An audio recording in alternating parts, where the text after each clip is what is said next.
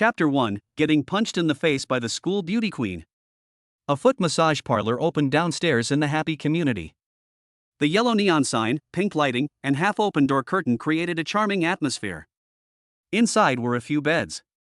Every day, 2 or 3 beautiful young girls waited for their destined lovers on them. Most of them dressed scantily, wearing black stockings, and either sitting, lying down, or lying on their stomachs on the massage bed, playing with their mobile phones and showing off their seductive figures. When a man walks in, they immediately stand up and smile warmly. Whether you are here for the first time or not, they will gently bring you foot bath water to wash away the mud of the world for you. They are shy and cute, asking after your well-being. Who can resist a number 8 technician who doesn't want a car, a house, or a dowry? Although the session is only 60 minutes long, she can take care of you at this young age, asking after your health, massaging your shoulders and back. Love starts with the ringing of the bell, and it's hard to let it go when it stops. When Xia Ting walked out of the shop, his face was despondent. He lit a cigarette and squatted in the doorway, silently smoking. His eyes were vacant, as if his body had been hollowed out. Adult love comes quickly and goes just as quickly. Today, Technician 8 was not at work. According to the other girls in the shop, she had gone back to her hometown to get married. Xia Ting silently shed tears. When he finally made up his mind and gathered the courage to soothe her wounded heart for the first time, she was gone. There is nothing in the world more painful than this. Technician number 8 is very pretty, and looks a bit like a girl he likes. The other day he asked about the price, and it was only $298. This made him feel excited. It's good to live for the moment. Earn money during the day and spend it at night, without taking any home. He doesn't plan to get married or buy a house now, so there's no need to push himself so hard. His father died young, and his mother remarried. With no one to restrain him, he can do whatever he wants. He was 26 when he realized this. He had been blinded by a bitch and wanted to make her happy, so he worked hard to earn money. He worked 2 jobs a day, as a security guard during the day to stop delivery men, and as a delivery man at night to break through the security blockade. He was making things difficult for himself. Until one night a few days ago, when he was delivering a meal and saw his beloved girl sitting in the car of a middle-aged bald uncle, making eyes at each other. He broke through the blockade. He messaged her on WeChat to ask her about it, but she didn't reply. He received a reply from her the next day, saying that she had been busy at work yesterday and hadn't seen the message. Xia Ting stayed up all night with red eyes, wanting to scold her, but he couldn't bring himself to do it. Because that woman was not his girlfriend. So it was her freedom to be with whoever she wanted. So Xia Ting wanted to give up and throw in the towel, and he wanted to go to a foot massage parlor and degenerate a bit, to experience what it felt like to be a bad man. But the technician number 8 also left him, leaving him in great pain. After finishing a cigarette, he looked around in confusion, not knowing what to do in the future. At that moment, there was the sound of an open door behind him. A girl who looked quite good walked out and squatted next to him. She waved the cigarette in her hand and said to Xia Ting, "Handsome guy, can I borrow a light?" Her smile was dazzling, her figure was hot, and the sight of her aroused desire in the man's heart. Xia Ting instantly stopped being confused, and his mind was full of inappropriate thoughts. He took out his lighter and leaned over to her to light it. The light from the flame illuminated her cleavage. Her snow-white shoulders were so attractive that he couldn't take his eyes off them. The girl lit her cigarette, saw that the flame was still burning, turned her head and glanced at Xia Ting, noticed his dumbfounded expression, and burst out laughing, teasing him. "What's wrong? Didn't you just want number 8? Xia Ting mumbled, "I just want to put an end to it." The girl saw that the delivery boy looked a bit naive, took a drag on her cigarette, and spat in his face, laughing. "What do you mean put an end to it? You men are so pretentious. You're already here, but you make all kinds of excuses. Most girls in this line of work are good talkers and have a lot of courage, so they can chat with anyone." Seeing that Xia Ting was a bit embarrassed, she continued to persuade him. "Every day when you deliver takeaways, you keep looking around. We've been betting on when you'll come over to play, and I never thought it would be tonight. Why don't you come in with me and I'll give you a full body massage? I'll give you a discount, okay? And don't even think about that number 8. Let me tell you, she had all kinds of gynecological problems, and customers came to complain. Our manager kicked her out, and we told everyone she got married, but she actually went to the hospital." Hearing the gossip about women, Xia Ting was shocked. He never expected that the number 8 he had been thinking about was actually a mess. At this time, the girl next to him came up and pressed her breasts against Qin Feng's hand. "Handsome, I've just started this job not long ago, it's very clean, do you want to try it?" Qin Feng was aroused and hesitated for a moment. He wanted to see if she was really clean. But at that moment, a ding sounded in his head, followed by a flash of code, and a few seconds later, a line of small text appeared. Auxiliary scanning function activated. Qin Feng was first taken aback. Then came ecstasy. Could this be the legendary system? From now on, I can also cheat, right? The thought that in the future, he could also become a cheater. Qin Feng wished he could kneel down and kowtow to the system right now. Please activate the system for the consumption of the opposite sex with a charm score of 90 points. Before Qin Feng could react, a blue scanning window appeared in his line of sight, which could be opened and closed at will. With a thought, he looked at the girl next to him. He saw several lines of information about her appear on her head. Name, Wan Suifen. Age, 31. Charm, 72. Number of relationships, 349. Note, the number of relationships can be considered the number of people you have fallen in love with. Qin Feng was dumbfounded when he read the information about the girl next to him. This woman has been dumped by 349 people, and she actually dares to say that she has only been in a relationship for a short time? One a day, you've been in a relationship for almost a year, honey. Without the system, he would have been kept in the dark as well. Qin Feng was suddenly scared off and said goodbye. With so many people, there must be some kind of virus. He didn't dare to take the risk. He immediately stood up and uprightly declined her invitation. He glanced into the store and saw that none of the girls scored over 80 points, so he decisively rode off on his bike. He ignored Suifen's desperate entreaties. Activating the system was the most important thing in life, so how could he waste time in such a sewer? He kept scanning the surroundings along the way, looking for a 90-point beauty. But it was late at night, and there weren't many people on the street. The occasional girls who passed by were just average. But after a while of fumbling, he discovered that as long as the scanning function could see the appearance and figure, it could get that person's information. He had a brainstorm, took out his phone, opened the album, and found a photo of a beautiful woman. He scanned it with the scanning function and was pleasantly surprised to find that the photo also displayed a charm value. He scanned through the photos one by one. He soon stopped at a particularly beautiful photo. The information showed. Name, Xia Ting. Age, 25. Charm, 93. Number of relationships, 1. This is his classmate from university, the universally acknowledged campus beauty queen, a stunning beauty, ravishing and enchanting, the goddess of all the boys' hearts. She really is good looking, so beautiful that people stop in their tracks.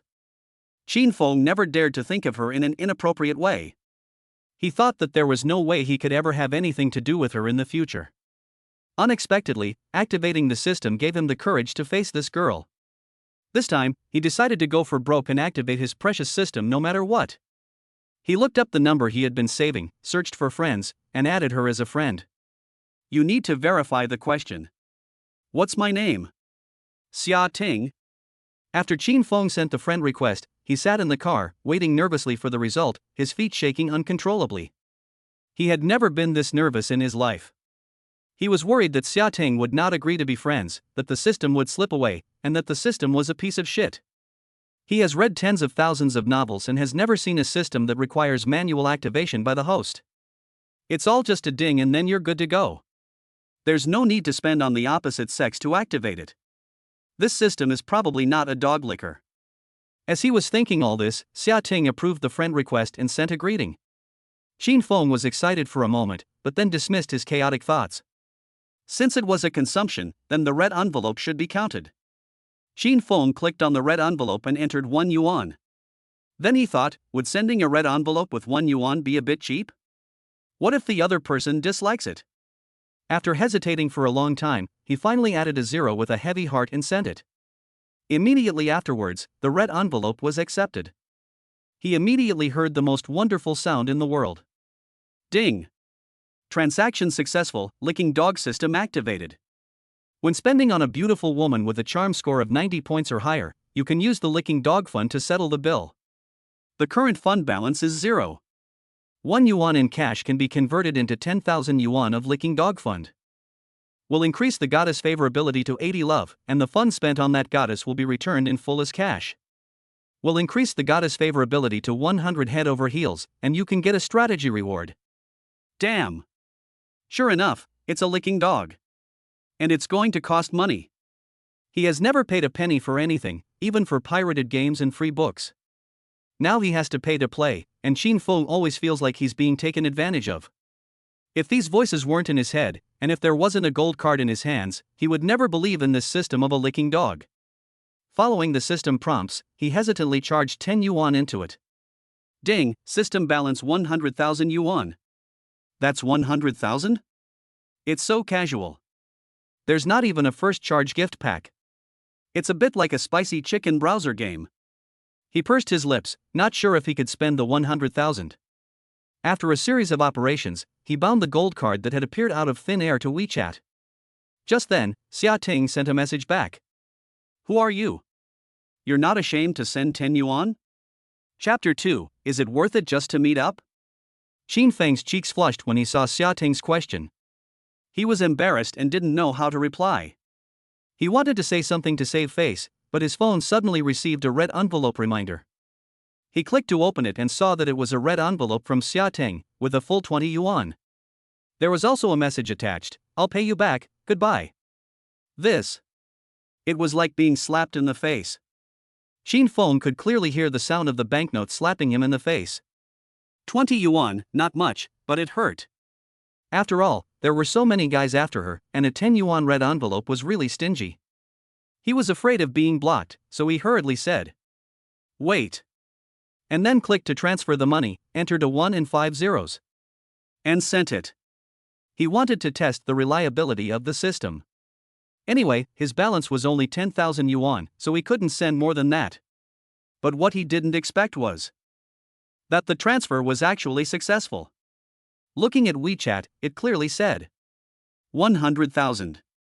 You have initiated a transfer. Xin Feng's eyes went wide. Can the system balance really be converted into money?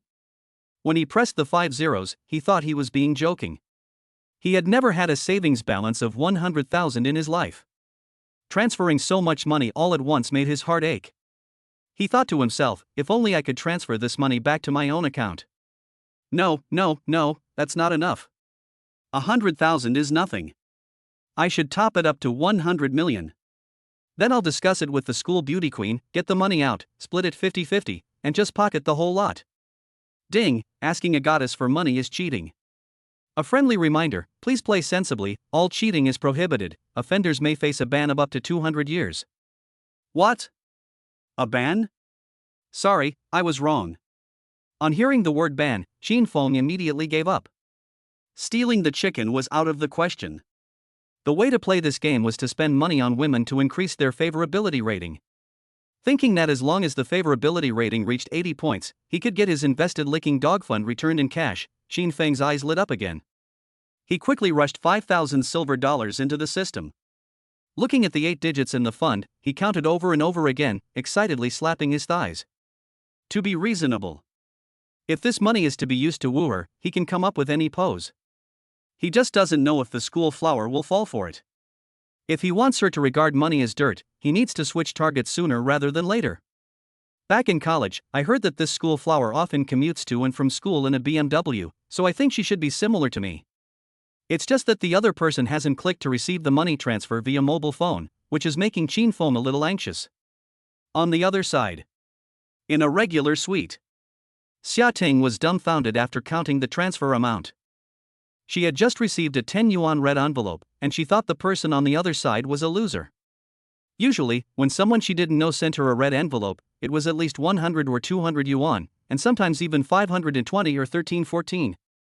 Who would send a measly 10 yuan? After she replied with 20 yuan, she was about to screenshot it and post it on her moments to mock the guy. But then the other person transferred 100,000 yuan, which left her dumbfounded. Was this some new scam? She asked calmly, what do you mean? Xin Feng replied, nothing in particular, just want to get to know each other again.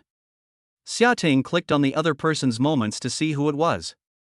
However, the other person's moments showed that it was visible for 3 days, and there were no photos of anyone, just photos of feeding stray cats. After thinking about it for a while, she had no idea, so she asked bluntly, "Who are you?" The other person quickly replied with 2 words, "Qin Feng." "Qin Feng?" Xia Ting thought about it carefully. Finally, from the nook of her memory, she remembered that he was a classmate from her university. An ordinary-looking guy from a poor family with no money. Could it be that he had become rich now? Looking at the tempting transfer information, she resisted again and again. She wanted to directly accept the transfer, but she was afraid that it would make her seem money-grubbing. Xia Ting thought about it for a while, and then hesitantly sent a voice message, "What do you want?" When Qin Feng heard the gentle voice of his goddess, he was instantly distracted, and he sent a message with a very bold heart. "I want." Xia Ting knew the term, and immediately a blush appeared on her cheeks. She was very annoyed by such blunt flirting. Normally, she would block such frivolous people. However, since this guy had transferred 100,000 yuan at the beginning, Xia Ting was willing to give him another chance and typed, "Why did you transfer money to me? This is a little token of my appreciation, consider it a gift." No strings attached? Absolutely not. Xia Ting became suspicious. Could someone really use 100,000 yuan as a gift? What kind of person would dare to be so generous? She had met many rich second-generation entrepreneurs. No one had ever thrown 100,000 yuan at her at the start. Facing this huge transfer, she was a little cautious. Because she had previously experienced someone asking for the money back, she asked again with great care, "Is this a gift?" She received a concise reply, "Yes." Xia Ting dragged the screen back and forth, repeatedly reading the chat history, and after she felt that there was nothing wrong, she excitedly clicked to receive it. Hearing the sound of the gold coin dropping into her bag, she excitedly clicked to open her WeChat balance, and saw that, as expected, there were an additional 100,000 yuan. She beamed with a smile. "Qin Feng is so generous, has he recently become rich?" Qin Feng didn't reply to the message. Because he was studying the extended information that appeared in his head. Goddess database updated. Name, Xia Ting. Age, 25. Height, 165 centimeters. Weight, 53 kilograms. Charm, 93. Occupation, beauty sales. Trait, tongue kiss. Favorability, 15 acquaintance. Number of relationships, 1. Reward for winning her heart, super physique. Amount spent, 100,000 yuan. After reading it, Qin Feng exclaimed, "That's great. The goddess is worthy of the name, and her traits are truly unique. The reward for winning her heart is also pretty good, and super physique sounds very domineering. I just don't know if I can get it done with a few $1,000s. Never mind, I'll try it with 10 million first and see how deep the water is." After all, 10 million is equivalent to 1,000 yuan. Qin Feng's eyes hardened and he replied, "I've made some money from my recent investments. Are you still in Zhangchang?" "Yes, I work in Zhangchang and earn a dead-end salary. I'm no match for you free entrepreneurs, the big bosses. As long as I'm still in Zhangcheng, that's good." Qin Feng took the initiative to attack. "Are you free tomorrow? Let's get together." Xia Ting was torn, "Just the two of us?" Qin Feng joked, "If you're afraid I'll eat you up, you can invite more people." Xia Ting hesitated for a moment, her gaze falling on the transfer record. It was as if she had made up her mind, and she replied, "Okay, where shall we meet?" "You call the shots." "How about Wanda Plaza? It happens that I work here." "Nice. I never thought it would be so easy to get the school beauty to go out with me." Qin Feng rubbed his hands together excitedly like a fly. It didn't seem like this was a very difficult game to win. He was secretly thrilled. In the past, even if he had managed to get her to go out with him, he wouldn't have dared to meet her. But now, looking at all those zeros in the system, he felt extra confident. As the saying goes, money gives a man courage. He wasn't a man, but he was now very courageous. When he got home, it was already past midnight. The rented house was a dilapidated bungalow of less than 40 square meters. It was not decorated, and it was all bare, with no flooring, and the floor was still cement. The broken walls could be seen through to the red bricks. There was not even a decent piece of furniture. However, the monthly rent was very cheap. Qin Feng was exhausted after a long day of work. Lying on the hard bed, he stared at the system in his mind and giggled foolishly. With this thing, what's the point of working as a security guard tomorrow? Isn't it better to hang out with the school beauty every day and eat and drink your fill? He fantasized about a good life and soon fell asleep. The next day, he woke up and confirmed that the system was still there. He then fired his boss in a hurry. He took off the security guard uniform, which symbolized the watchdog, and threw it in the trash. Then he rode an electric bicycle to Wanda to find Xia Ting. It was a weekday, but the mall was still full of people. Qin Feng parked the car and went to the agreed meeting place. From afar, he saw the goddess he had longed for since college, standing by the fountain in the square. Xia Ting was dressed in a particularly sexy manner. Her upper body was a V-neck white long-sleeved shirt, which was a little transparent in the afternoon sun. The white lace was faintly visible, and her full and upright figure made her clothes look slightly small, unable to cover her slender waist. A short black skirt, a pair of white, smooth and tender legs still wearing black stockings, stepping on high heels to accentuate a straight and slender figure. She had deliberately put on delicate light makeup on her face, making her absolutely beautiful facial features look a little more mature. The once smart and beautiful big eyes are now full of countless charms.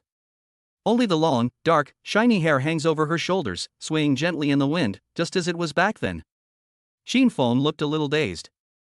This black-haired school beauty was a little too dazzling in the crowd. The men who passed by would more or less glance at her without meaning to. Some even had the courage to stand still and admire her like Qin Feng. Qin Feng. Xia Ting turned her head and recognized Qin Feng at a glance, who hadn't changed much from back then, and called out. Qin Feng was awakened and quickened his pace, coming up to her and smiling. Xia Ting, we meet again. You are still so charming. For some reason, after getting the system, although he was a little nervous, he didn't show any signs of weakness on his face and spoke very calmly. Thank you for the compliment. Xia Ting pulled the corners of her mouth up in a slight smile and quietly sized up the man. He was about 1.78 meters tall, with bushy eyebrows and big eyes, a little handsome, and a smile that made her feel like spring was in the air. It's just that his clothes are a bit cheap, and the more she looks at him, the more he looks like a t-shirt from Taobao that costs 9.9 yuan for two.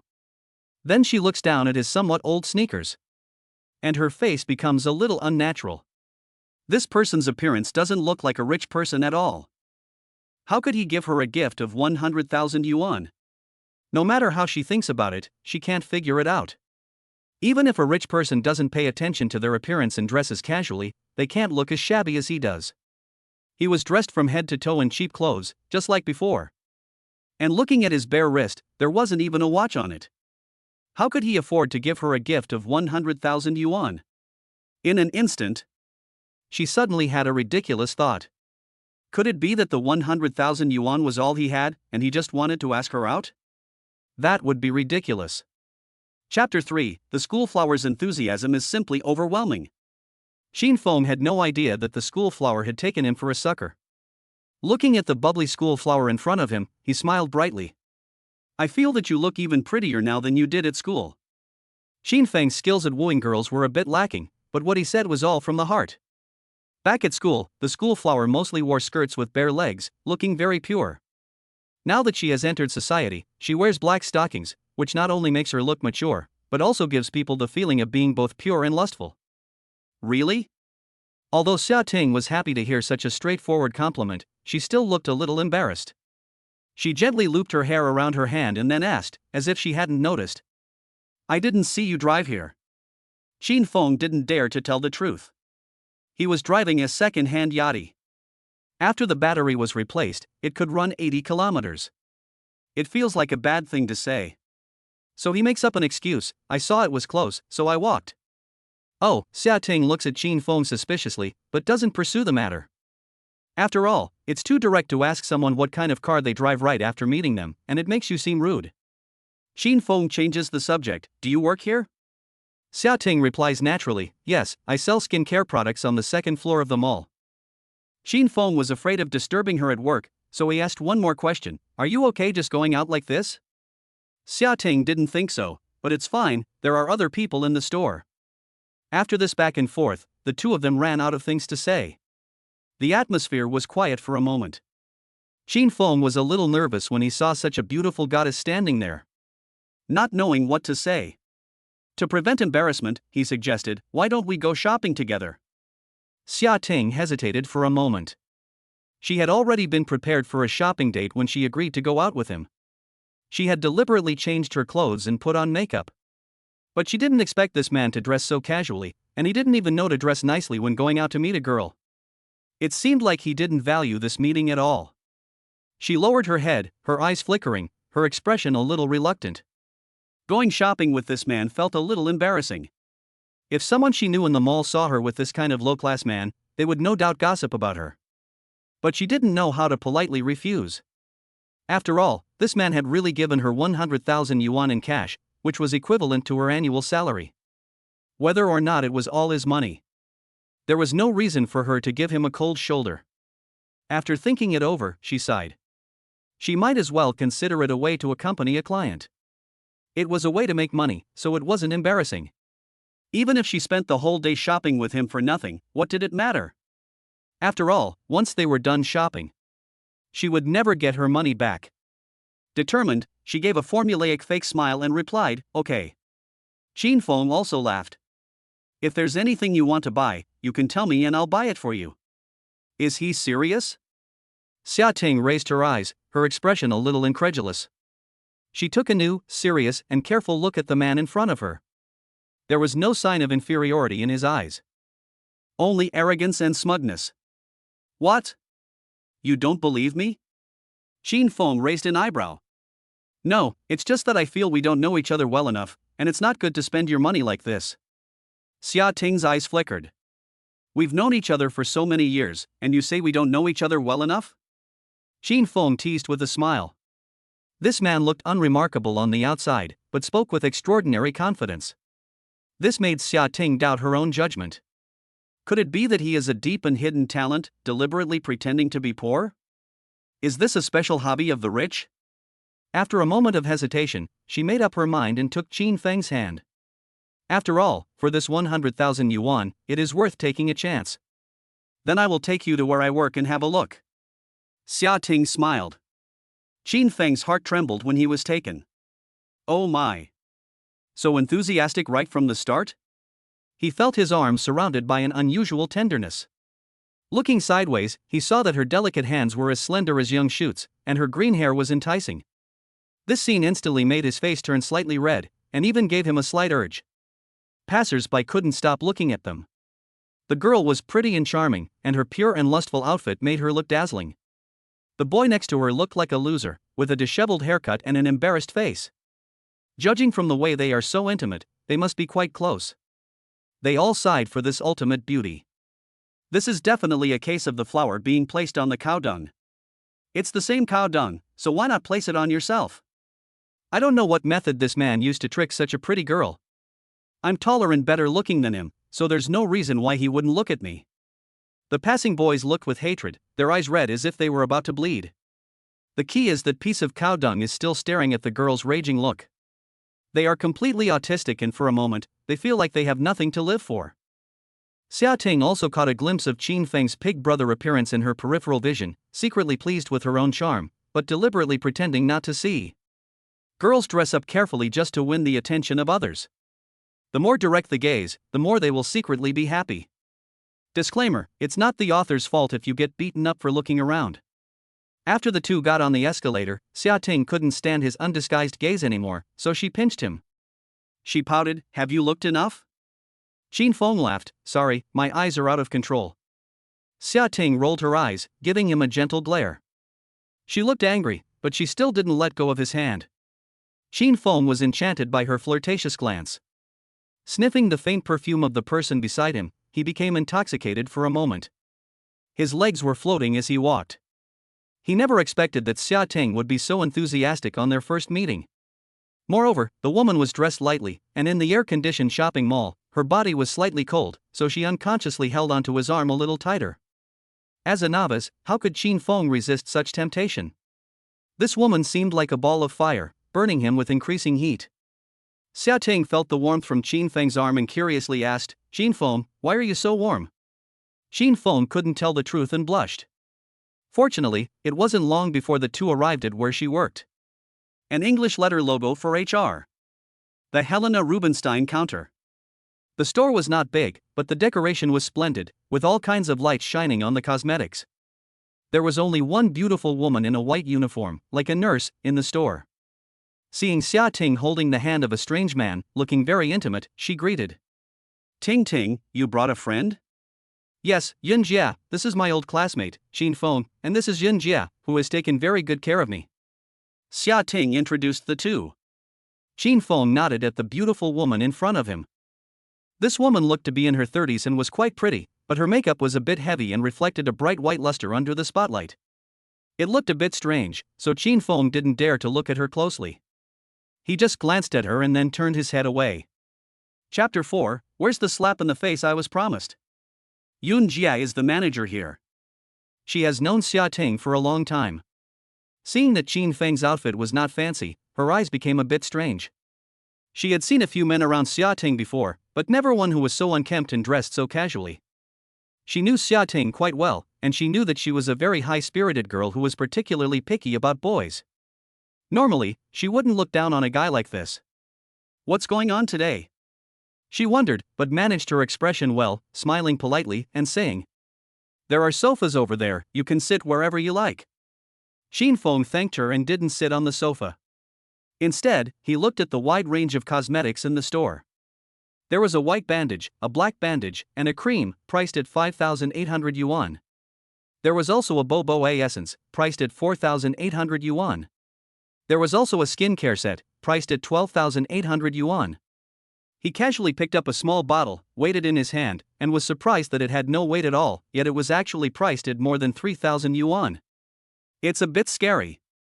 Yun, who was at the counter, saw Xin Feng messing with the store's treasures and wanted to warn him with her mouth open. But she held back on Xia Ting's behalf. Xia Ting's tender skin is her living advertisement, and many people only come to buy skincare products from her because they saw Xia Ting, and her sales rely solely on her. So she doesn't dare offend Xia Ting easily. She just saw Xin Feng's gaze become disgusted. You country bumpkin, you're so clueless.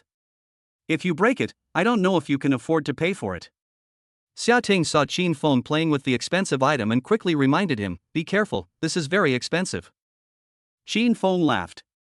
For him yesterday, this thing was indeed very expensive. But now the system has lowered the price. It's only 30 cents.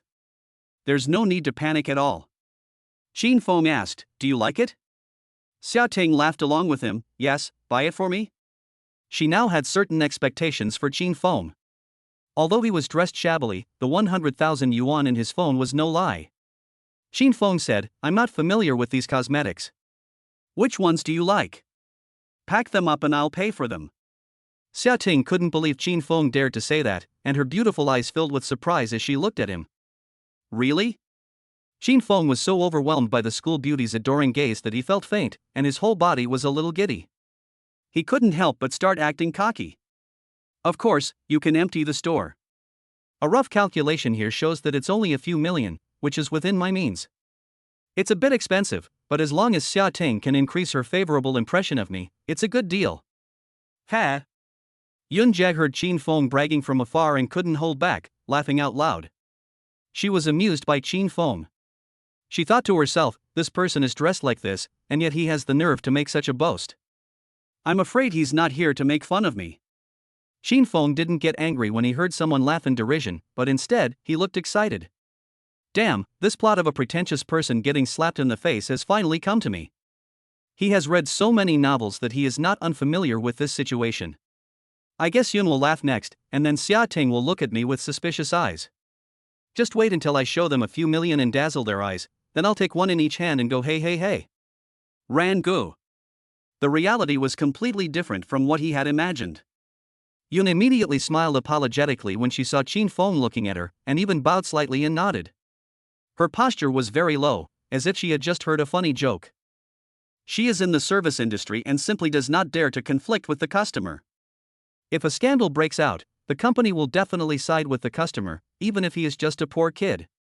Over the years, there have been very few news reports online about big brand store employees looking down on customers. Even if there are, they are extremely rare. Those that make the news are all isolated cases, and most normal store employees will just hide and whisper nasty things about them.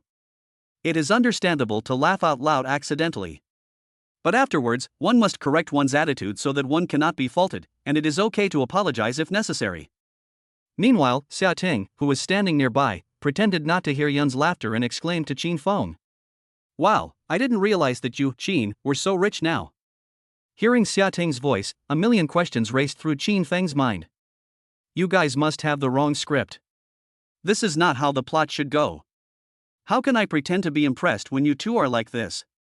Xia Ting walked skillfully over to the counter, bent down, and took out a larger box from inside. She said to Qin Feng, "Can I get a New Year's set? It's 38,000 yuan." She wanted to test Qin Feng's strength. So she deliberately got the most expensive set. Since he dared to say that he could empty the store, he must be somewhat capable. Xia Ting quietly observed Qin Feng's expression. If he showed the slightest bit of difficulty, she would immediately switch to a cheaper set of loose parts, so that the other person would save face. Qin Feng felt bad all over. Only 38,000 yuan? Are you kidding me? If the foreigner next door sees this, he'll think I can't afford it. Give me 10 sets. One for each person. Qin Feng was afraid that Xia Ting wouldn't give him the chance to show off, so he persuaded her. Is one box enough? Do you want to take 2 more boxes? Seeing that he didn't care about the money, Xia Ting jumped happily, looking as cute as a jade rabbit. That's enough, 1 box will last for more than half a year, thank you, brother Qin Feng. Qin Feng's eyes followed her body as it shook. It was so pleasing to the eye. And she called him brother. Her voice was soft and mellow, like summer ice cream, cool and full of sweetness.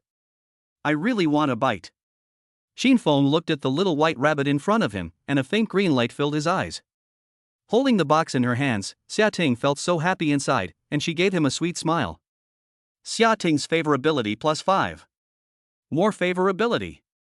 At the moment, Qin Feng was so happy that he was smiling foolishly, and the corners of his mouth could be used to hang mineral water. He really wanted to empty this store and give it to Xia Ting this time. Qin Feng said enthusiastically, "Are you sure you don't need anything else?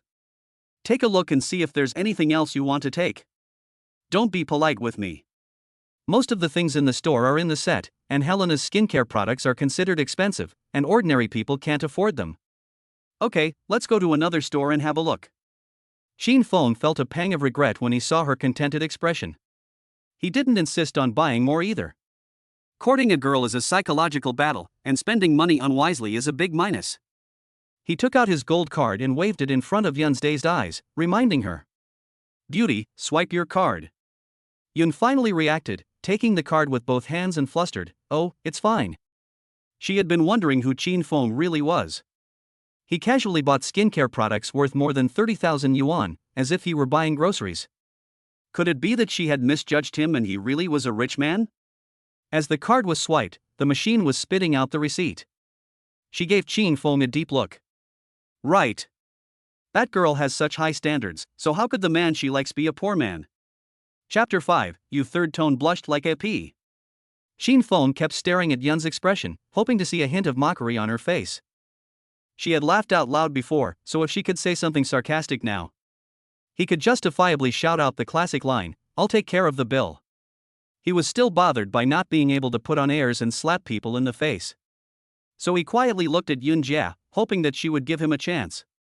But after a while, he saw Yun Jia's face, which had been wearing a faint smile, suddenly inexplicably turn red.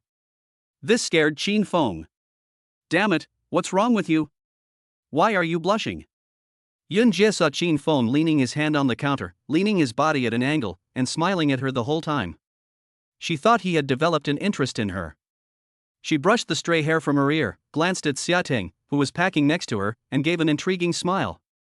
With a soft voice, she said meaningfully, "Mr. Qin is really full of drive, and he is a perfect match for our Xia Ting. Big sister, when you say this, can you not smile so frivolously?" Qin Feng twitched the corners of his mouth. Just now, this woman looked at him like she was looking at a bumpkin. Now that she's paying, she's smiling like a daisy. God knows what's going on in that woman's head. He gave a perfunctory smile. Reaching out to take the gold card she handed him, he suddenly noticed that the woman's hand had made a hook in the palm of his hand. Looking up, he saw a provocative expression in her beautiful eyes. What does this mean? Has he been flirted with by an auntie? Xin Feng was shocked. Looking at the auntie pretending to be coy, there was a word in his throat that he couldn't say. Auntie, you can't be serious. Xin Feng glanced at her figure, and it was no match for the proud Xia Ting. Then he looked at the powder on her face, which was as thick as putty. He shook his head firmly at her. Without saying a word. He was afraid she would misunderstand. He knew what was important.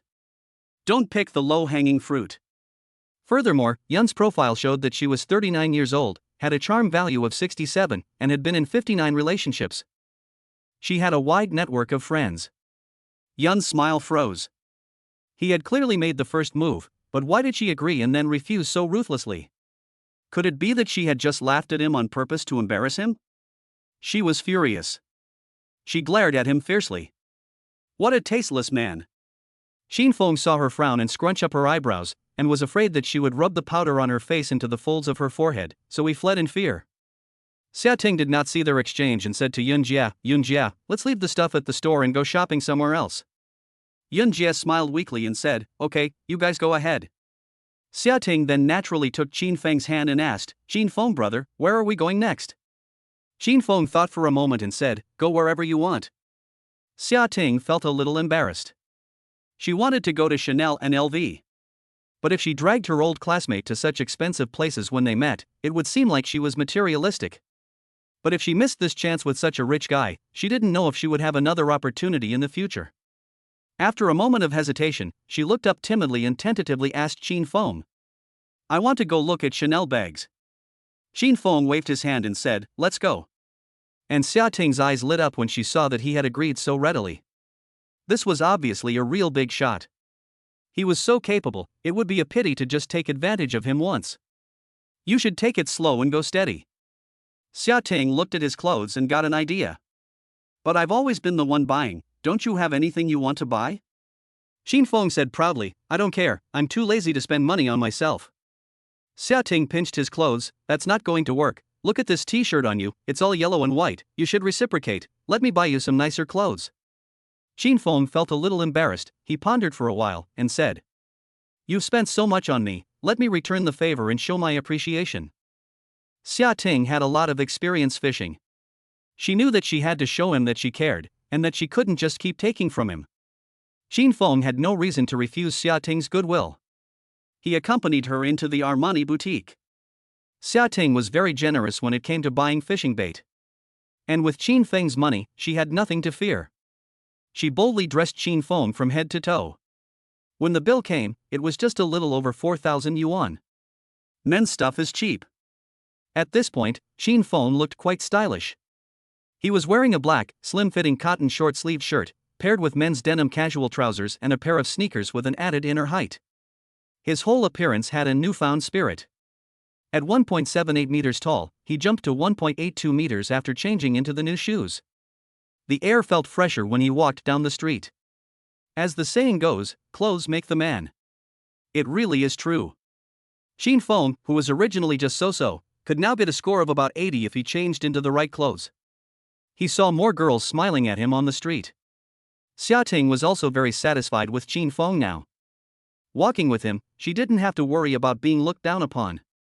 Her favorability rating went up 2 points. They reached 22 points acquaintance. Xia Ting adjusted Xin Feng's shoulders and casually asked. Xin Feng, do you not have a girlfriend to dress you up? Even if Xin Feng was stupid, he could tell that she was asking if he had a girlfriend. Without thinking, he said. Yes, I was busy with work before, and now that I've made some money, I'm thinking about it. Xia Ting believed him. In her impression, successful men are too busy with their careers to have time for anything else. Thinking that he would immediately come to her when he got rich, she flashed a confident smile on her face, poked his chest with her finger, and said in a questioning tone. So why did you think of looking for me? Xin Feng said sincerely, because I used to think you were very beautiful. Xia Ting was hit by a straight ball that wouldn't curve, and she laughed even more prettily, giggling, did you secretly have a crush on me back then? Xin Feng was a little outspoken. Xia Ting lightly punched him, but the force was so weak that it couldn't even kill an ant. You're so bad, I remember that you seemed to have a girlfriend at school. Xin Feng immediately explained, I didn't have a girlfriend in college, but I chased a girl for 3 years, but unfortunately I didn't get her in the end. This is a past he doesn't want to mention. Just as every good woman will be hurt by a scumbag, all good men have an unobtainable lover. When love disappears, it's as if it never came. He believed that if he saw that woman again, he would no longer feel any emotional turmoil. Seeing that Xia Ting was in a bad mood, she comforted him, saying, "It's because she has no taste. Don't take it to heart." Xin Feng gave a short, expressionless nod. Seeing this, Xia Ting simply took his hand and said, "Let's go shopping at the mall." "To be honest, I haven't really shopped much since I started working here." Xin Feng was surprised. "I remember you used to be quite popular, so why don't you have anyone to go shopping with?" Xia Ting was angry. "Forget it, they're all lookers. Some time ago I met a guy who rented a sports car to show off, and as soon as it was time to pay, he turned on the alarm on his phone and said someone was looking for him." Chapter 6. Oops, she's an old auntie. Xia Ting was complaining while leading Xin Feng to a Louis Vuitton store. SA approached and took a quick look at the two of them. The boy was dignified and imposing, while the girl was charming and radiant. Her smile became even more welcoming, and she asked cordially, "Welcome to Louis Vuitton. How may I help you?" Xia Ting replied, "We'll look around on our own." "Okay, please feel free to look. If you need anything, just call out to me." SA smiled and stood to one side. The luxury sales assistants are all called SA or SB, which are the English initials for sales consultant. These salespeople not only have to be good looking and have good temperament, but they also have to be undergraduates, and preferably speak English. They have high emotional intelligence and understand human nature, so it is hard for people to dislike them. Xia Ting walked into the display cabinet where the bags were kept, took out a black bag, hung it on her body, and smiled at Xin Feng. "Brother, do you think I look good in this bag?" Xin Feng is a straight man, so how would he know if the bag looks good or not? Without blinking, he said directly, "It looks good, buy it." His words surprised Xia Ting and the waiter. This man didn't even look at the price and just shouted, "Buy it?" You have to know that some bags are luxury items and extremely expensive. Xia Ting looked at Xin Feng with a different kind of look this time, and immediately went up to him and whispered, "Brother, this one costs more than 60,000 yuan. When it came to spending money, Xin Feng's expression was somewhat defiant. How could he be so shameless as to mention 6 yuan? He smiled tenderly at Xia Ting and said, "If you like it, I'll buy it for you." He had been thinking about this line for a long time, and finally had the chance to say it in front of everyone, watching their surprised expressions. Xin Feng just felt so good that he couldn't describe it in words. No wonder so many people would spend a fortune to win a beautiful woman's smile. It turned out that they just wanted to show off in front of everyone, and Xin Feng felt the same way. Xia Ting watched him from the side, and her eyes became misty as she saw his extravagant gesture. She admitted that for a moment, she saw Xin Feng glowing, a glow of masculine charm. Looking at his increasingly handsome profile, Xia Ting didn't know what came over her, and she, like a ghost, raised her feet and kissed him on the cheek, shyly shouting, "Brother is so nice." Xin Feng was caught off guard by her sneak attack. He felt a slight electric current pass across his face. He covered his face and stared with wide eyes, a little unable to believe it. This school flower was actually so proactive.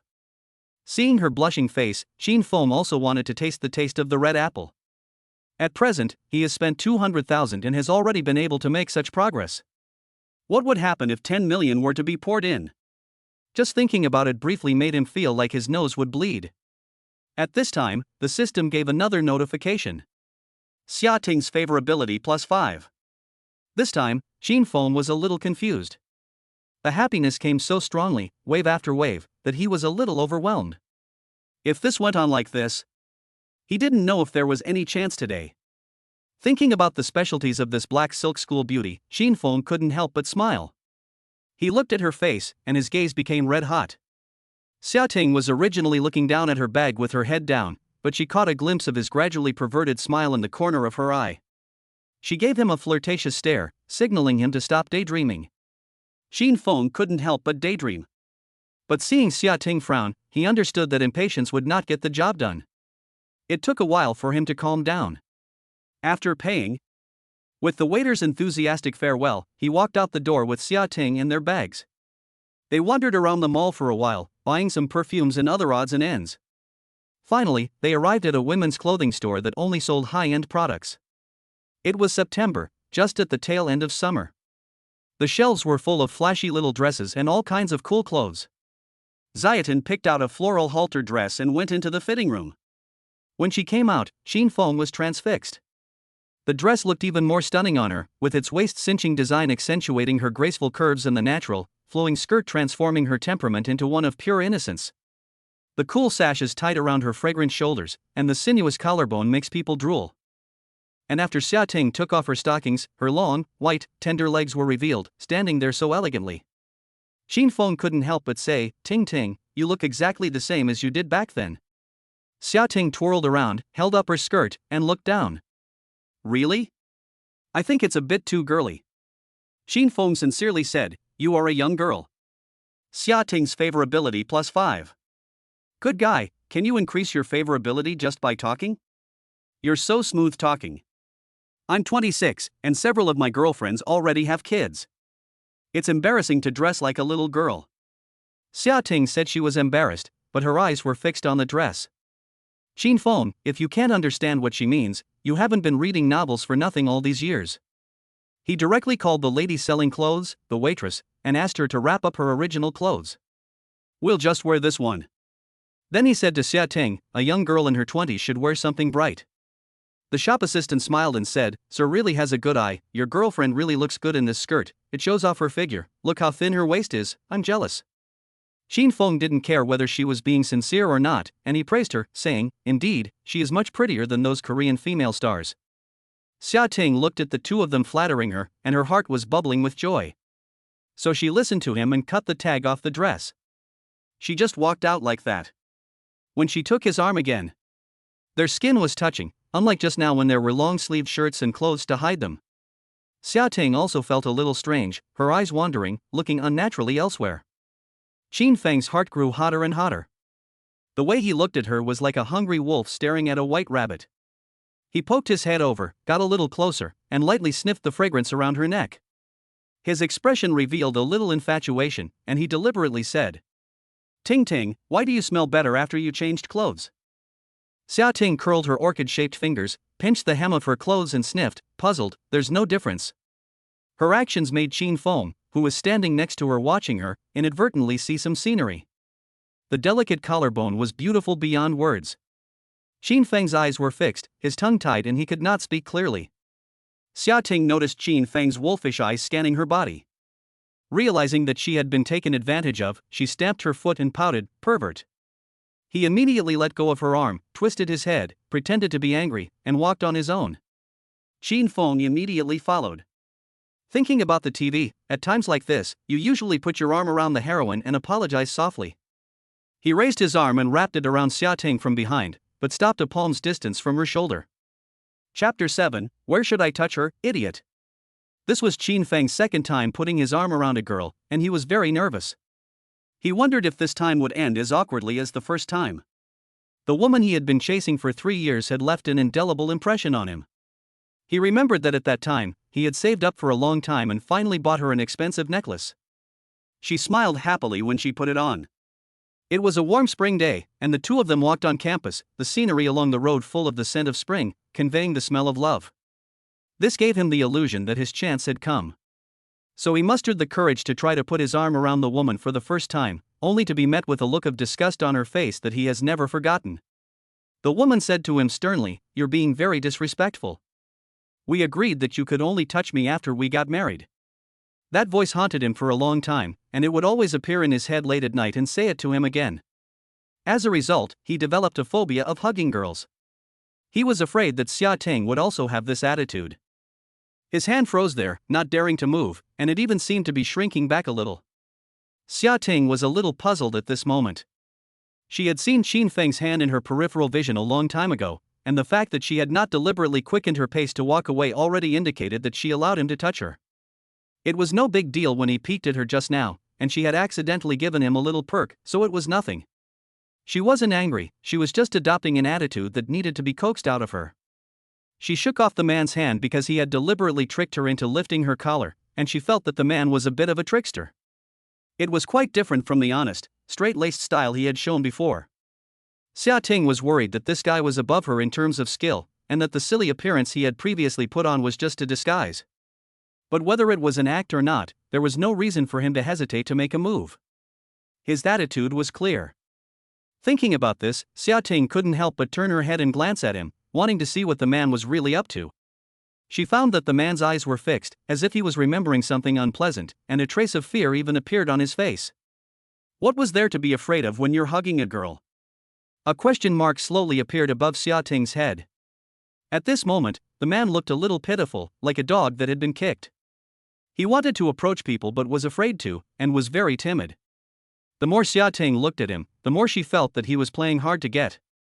He deliberately put on an attitude of having been rejected by a girl, making himself look heartbroken, and then took the initiative to move closer to him.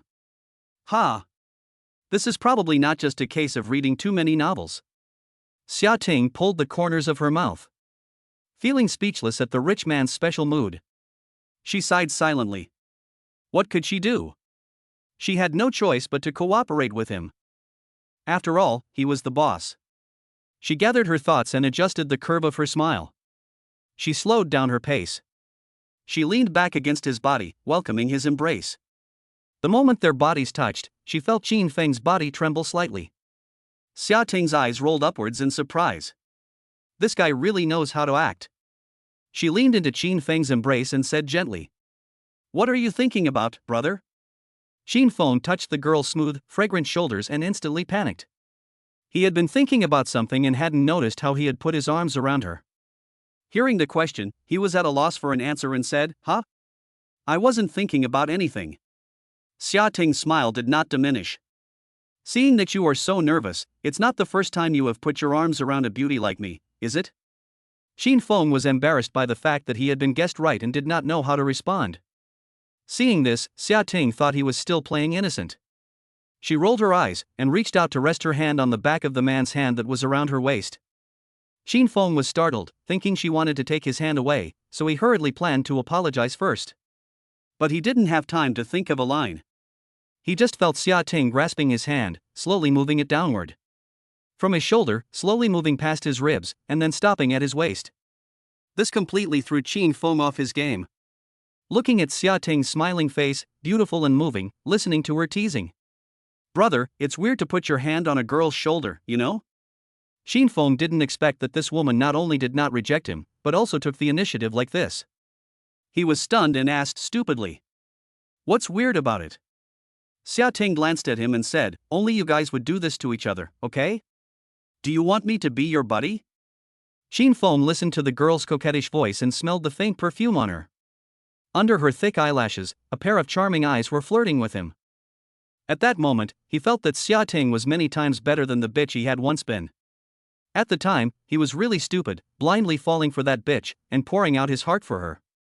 In the end, he realized that he was not even a spare tire, but at best a tool for fleecing people. A living, breathing victim of injustice.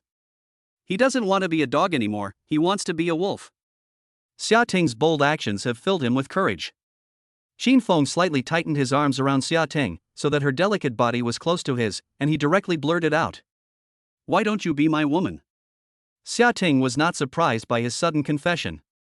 She shyly lowered her head and said slowly, "We didn't speak more than 5 sentences in total in college before. Is this too fast?" Qin Feng said seriously, "I think it's good to make a little progress." Xia Ting was at a loss, "But I don't even know you, I don't even know where you live." After she finished speaking, she quietly observed Qin Feng's expression to see his reaction. In fact, compared to the slow-boiled frog, she also preferred the drama of a domineering CEO falling in love with her. Moreover, Qin Feng was stupid but rich, and he was also better looking than those balding uncles, so she had now ranked him in the first sequence. As long as his house and car combined are worth more than 8 digits, she can consider being with him. Qin Feng instantly calmed down when he heard Xia Ting mention a house.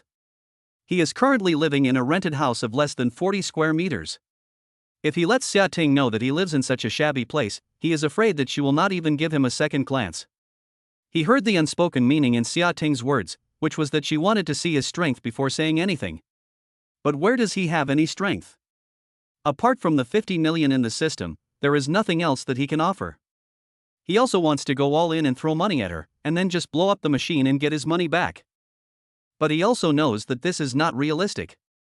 Maybe by the time he does that, the money will be gone, his favorability rating won't have increased much, and he will be secretly mocked. Relationships are something that comes slowly, and they require time and consideration. The two of them have only known each other for less than half a day, and it is indeed not good to rush things. Xia Ting changed the subject, you'll see. Where are we going next? Xia Ting saw that Xia Ting was avoiding the question and his eyes were darting around, as if he had something to hide. She couldn't help but feel a little strange. A generous man like him shouldn't have a bad house. But if he didn't want to say, she could only bury her doubts in her heart and not pursue it further. She took out her phone and glanced at it. It was a little after 5. Is my brother hungry? The two of them walked and stopped, shopping all afternoon. Xia Ting was very pretty, and he forgot his physical fatigue. Now that she reminded him, Xia Ting felt a rumbling in his stomach. Rubbing his stomach, he said, I'm hungry. I could eat a cow right now. Hearing Xia Feng's honest reply, Xia Ting felt a little embarrassed. She had been dragging him around buying things, and hadn't noticed that he was starving. To express her apologies, Xia Ting suggested treating Xia Feng to dinner. Xia Feng refused on the spot. Just kidding, he can be reimbursed for the meal. Of course it's more cost-effective to pay for yourself when you can eat until you throw up for just $1. Xia Feng took Xia Ting to an upscale seafood restaurant. He ordered the most expensive dishes, king crab, geoduck, an unknown giant sea snail, Australian lobster, and sea urchin scrambled eggs. He had long coveted a seafood feast, but had never dared to order it alone. He had eaten Australian lobster at someone else's wedding before, but he hadn't been able to taste it, and it was gone in no time with just one pair of chopsticks. This time, he got his wish. Including the WeChat transfer, he spent a total of 250,000 yuan that afternoon. Xia Ting's favorability rating was rising rapidly. It was currently 42 points familiar. Chapter 8, My Mother Called Me Home. This seafood restaurant is a bit pricey, with a minimum charge of 2,800 yuan for the couple's private room. But the food is really not bad. The main thing is the visual enjoyment. Their specialty is to display the kitchen's surveillance video in the private room so that everyone can watch the production process. All the ingredients are passed in front of the camera to ensure that they are all fresh seafood. The big conch was smashed directly with a hammer, and the meat was still moving, which was simply amazing. It was sliced and fried in a pan, and even if it was just served with green onions, it was so fragrant that it exploded when it was served. The meat of the conch is very tight, tough, and moist, and it is incredibly delicious, with a chewy texture in the mouth. The two of them were full of praise. Seafood is a thing, and there is a completely different taste between the living and the dead. When the king crab was served, it was red all over and huge. Xia Feng was dumbfounded. He had always heard people talk about king crabs, but when it was actually on the table, he realized that it was such a large portion. Each crab leg was very cleanly shaved, topped with crab roe, and the red and yellow color scheme made your appetite grow. A bite is full of tender meat, with a unique freshness, and it seems to have a little bit of salted egg yolk added, with a little bit of a grainy texture on the tongue. Not only is it delicious, but there is also a lot of it, and one person simply can't finish it. And Xia Ting only had a little more than a cat to eat, just tasting the flavor of each dish. She put down her chopsticks after a few bites. It was all up to Xia Feng to fight alone, and he said he felt bad. Either you can't afford it, or you eat until you're full. He ordered a bottle of Penfolds, 7,500. He originally wanted to drink Lafite Rothschild, which costs more than 20,000, but he was afraid that he would be too pretentious and it would turn Xia Ting off, so he ordered a cheaper one. The waiter brought the wine and showed the two of them the label and the bottle, then opened it in front of them. He poured a small glass of wine for Xia Feng first, indicating that he wanted to taste it. Xia Feng didn't think the taste was very good, not as good as Yongchuan. But the waiter slightly nodded in praise and pretended to say it was okay. Then the waiter brought 2 tall glasses and poured wine for the two of them. Xia Ting didn't want to drink, as girls who drink easily give guys opportunities. But seeing Xia Feng order such an expensive wine, she couldn't hold back and touched the 2 glasses. After dinner, Xia Ting's eyes were already a little hazy, her cheeks flushed, and she was beautiful beyond compare. Walking out of the restaurant, Xia Feng saw her feet faltering, so he wanted to put his arm around her. But instead, she wrapped her arms around his shoulders, and then he felt her head rest on his shoulder. Xia Feng's heart was racing, and he was suddenly unable to calm down. The neon lights swayed in the city night. They reflected on the cold white skin of the school beauty, making her even more charming and moving at this moment. The refreshing cool breeze blew past the girl's skirt, adding a touch of moving springtime to her. Xin Feng looked down and whispered, "Ting Ting, let's get a room and let you rest." This seemed to wake the sleeping beauty. Xia Ting regained some clarity, the confusion in her eyes gradually subsided, and a flash of vigilance appeared between her brows. She could actually hold her drink quite well. A small half bottle of red wine would just make her a little flushed, but it was not a problem at all. She knew very well that she had already finished buying the things she needed in the afternoon, and that the evening was the moment when the girl would pay. But before she found out the bottom line on this Xin Feng, she didn't want to give herself away so quickly. So she wanted to pretend to be drunk and run away. Xia Ting looked up and said reluctantly, "No, my mom said I have to go home at night." Xin Feng also knew that he had asked too urgently, so he smiled and explained. "What are you thinking? I mean, let's go somewhere to sit down and sober up first." Xia Ting laughed. Who could hide that little scheme? "Are you sure you just want to go for a sit?" Xin Feng said with a serious face, "I'm sure." "Like I'd believe you." Xia Ting gave him a flirtatious glance. Xin Feng was electrified, his head filled with unhealthy thoughts, and he couldn't speak for a while, with his head bowed. Seeing that he didn't say anything, Xia Ting thought that she had rejected his invitation and made him unhappy. It was still necessary to care for such a high-quality fish. She suggested, "Let's go for a walk in the park across the street and let off some steam." Xin Feng responded absently. The two walked along the winding stone path into the refreshing park. There were lush trees on both sides, and the leaves were gently swaying in the breeze. The air was filled with a light floral and grassy fragrance that was very relaxing. However, the more Xin Feng walked, the more hot and bothered he became. It's just that this dark and gloomy environment is really conducive to crime. Taking a few steps onto the grass by the road can avoid the faint light from the street lamps. And the school flower next to him is also smiling, her ready for the taking appearance constantly challenging his bottom line. Finally, he couldn't help it anymore. Without saying a word, he went around to Xia Ting's front, put his arms around her waist, and looked her straight in the eyes. Seeing that her eyes were full of provocation and there was no sign of resistance, Xin Feng gathered his courage, lowered his head, and kissed her. He was about to kiss her red lips when a slender finger was placed against her puckered mouth. At this critical moment, who could bear to have their mouth blocked? Xin Feng opened his mouth angrily and bit down on the annoying finger. Xia Ting was taken aback. She had never imagined that Xin Feng would be so shameless. This made her panic, and her previously composed posture instantly collapsed. "Oh, come on." Xia Ting tried to pull her finger out, but Xin Feng held her arms, so she couldn't move. She had no room to maneuver, and she blushed, saying, "Nasty, let go of my mouth." "I'll only let go if you lick me, a wolf of war will never let go." Xia Ting lowered her head, not daring to look at him. "If you keep this up, I'll scream molester." At this time of day, there are still quite a lot of people walking in the park, and there are also quite a few night runners. When they passed Xin Feng, they saw the two of them snuggling together and didn't take it seriously. The park is a place for romance, and it's only natural to hold each other and cuddle. It's just that seeing Xia Ting, who was so beautiful, being taken by another pig, they cursed in their hearts and offered their sincere curses to the couple. Xin Feng has a thick skin. Working in the food delivery business means going out in all kinds of weather, so a thick skin is essential. He lightly bit Xia Ting's finger with his teeth and said indistinctly, "So are you going to stop or not?" Seeing that he was not going to give up, Xia Ting first smiled at him apologetically. Then she suddenly stamped on Xin Feng's foot, and took the opportunity to pull her finger out while Xin Feng was screaming in pain. Then she pushed Xin Feng away and ran away, leaving behind a series of laughter like silver bells. Xin Feng hugged his foot and jumped twice on one leg. As soon as the pain eased, he immediately chased after him in big strides. "You demon, you offended the abbot and you still want to run." Chapter 9, My Wish is to Buy a Car. Xia Ting had long legs, but she was wearing platform sandals, and she simply couldn't outrun Xin Feng, who was wearing sneakers. She was caught up in no time. Then she was embraced in the arms of a man and ravished. After being taken advantage of in a way that wasn't exactly cheap, Xia Ting grabbed his hand out of her clothes. She turned her head and glared at him angrily. "If you keep this up, I'll ignore you." In the past, Xin Feng might have been scared off by these words and backed down. But nowadays, he has let himself go. With money on his person, he is not at all panicked. There are so many 90-point beauties in the world, if this one doesn't work out, there's always the next one.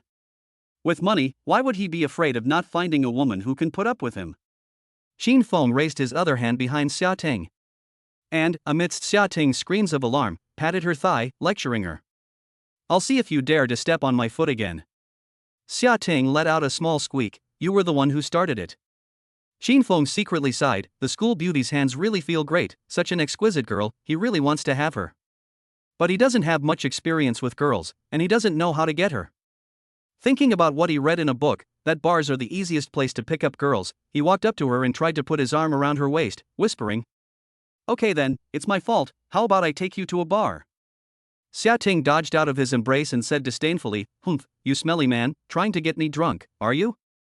Xinfeng saw that she had rejected him so decisively and did not dare to continue taking advantage of her. He said with a smile, "The main reason is that I've never been there before and I want you to show me the world."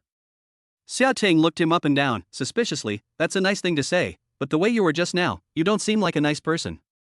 Xinfeng said seriously, "It's true, I was too busy before to go. Whether it's true or not, judging from your performance just now, there's no chance tonight." After Xia Ting finished speaking, she turned around and left. There was no way she was going to the bar. She had given him enough sweetness for tonight. You have to feed the fish a little at a time. If you pour all the food down at once, they won't come up for air after they've eaten. Xia Ting was very experienced in this area.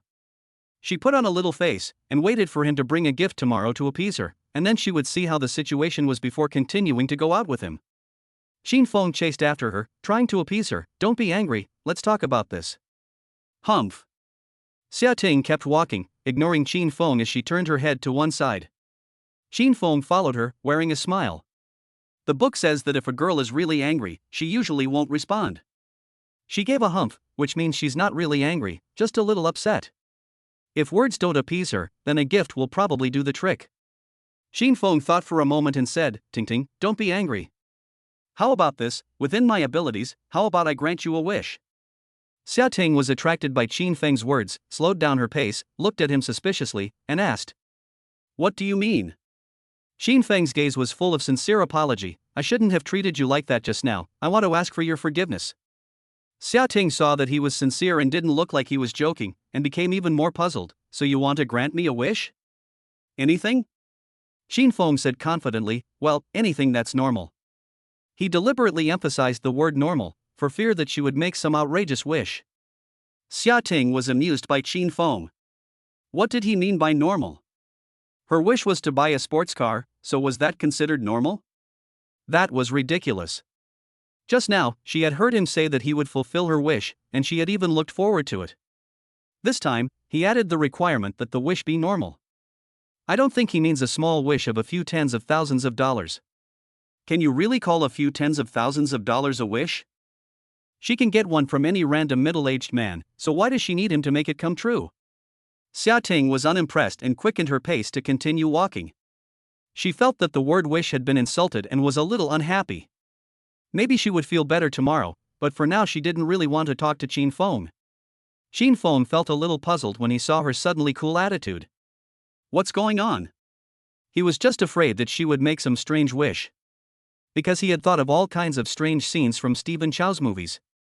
So he had deliberately added the word normal. Why did she turn her face away? Xinfeng was very puzzled and ran up to ask. Just tell me your wish first, as long as it's not particularly outrageous, I'll definitely fulfill it. Xia Ting came over in a temper and said in a pouty tone, I want a Porsche 911, can you afford it? This was her biggest wish so far. Although Xinfeng acted like he was rich, she didn't believe he could buy her a car worth millions. Xinfeng was relieved when he heard her wish. He had thought it was a strange wish. That's it? I can buy you 2 of them. If you think that's too much, you can give me one. But he didn't know if that would be considered cheating, so he didn't dare take the risk and gave up on the dangerous idea. He calmly took Xia Ting's hand, gave a confident smile, and agreed. Okay. Xia Ting widened her eyes and re-evaluated the man. The man smiled with a calm face, as if he was talking about a Mercedes-Benz worth hundreds of thousands of yuan. But this was a 911 worth millions of yuan. He agreed so easily, he couldn't be teasing her, could he? Xia Ting lightly covered her lips and said incredulously, Are you serious? Xinfeng smiled and affirmed, Xia Ting double-checked, no lie? Xinfeng said seriously, I'd lie to you if I were a dog. Xia Ting stared at his eyes, examining them carefully. She didn't see any signs of guilt, evasion, or stubbornness, only unadulterated confidence shining in his eyes. She had a certain ability to tell whether what a man said was true or not. Xin Feng gave her the impression of being very sincere and calm. It was just like the calmness he had shown her when buying her the bag that afternoon. At this moment, Xia Ting had a hunch. If she missed this man, she would miss 9/11. So does that mean you have to fulfill some condition before buying it for me? Xia Ting seemed to have thought of something, glanced at Qin Feng's new pants, and her face flushed slightly. In case this guy wants to negotiate with her, should she agree or not? If it's just that, it's something that can be considered. I'm just afraid that he'll say he'll buy it after having a child. She knows only too well that the conditions of these rich people are always very harsh. Qin Feng rubbed her slender hands and gave a dashing smile. I'll buy it for you tomorrow.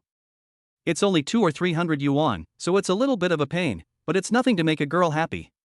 Xia Ting suddenly screamed, tomorrow? That's a bit exaggerated, it's just tomorrow? Qin Feng wondered, yes, didn't the forest shop close early today? Xia Ting was too excited to believe it. Is what my brother said true? Her trembling voice even changed the way she addressed him. Do I sound like I'm joking? No, you don't. Xia Ting was so excited that she couldn't put her thoughts into words. Coco, this is a Porsche 911. Qin Feng laughed lightly, what's the big deal? If you like it, I'll buy it for you. Brother, I love you so much. Xia Ting took the initiative to hug Qin Feng and kissed him all over his face. Xia Ting's favorability plus 20. Chapter 10, there sure are a lot of dogs in the bar. Qin Feng was covered in lipstick marks from the kiss and couldn't bear to wipe them off, just smiling happily. He didn't expect that the car hadn't even been bought yet, and his favorability rating had suddenly increased by 20. Women really are emotional creatures. No wonder some people can captivate women with lies. There are even some girls who get cheated out of money and sex, but in the end they still lend men money to spend recklessly. It's outrageous. Qin Feng was full of emotion. Xia Ting was looking forward to Qin Feng's performance. Judging from today's performance, Qin Feng's financial resources are bottomless. She put her arms around Qin Feng's neck, hung onto him, and said tenderly to him, Brother, you wanted to drink, so I'll drink a little with you. Qin Feng teased, didn't you say there was no chance?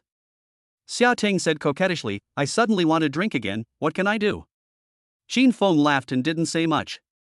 After a while of being smothered by each other, the two took a taxi to a bar that looked very fashionable. It was called Royal Dragon Bay.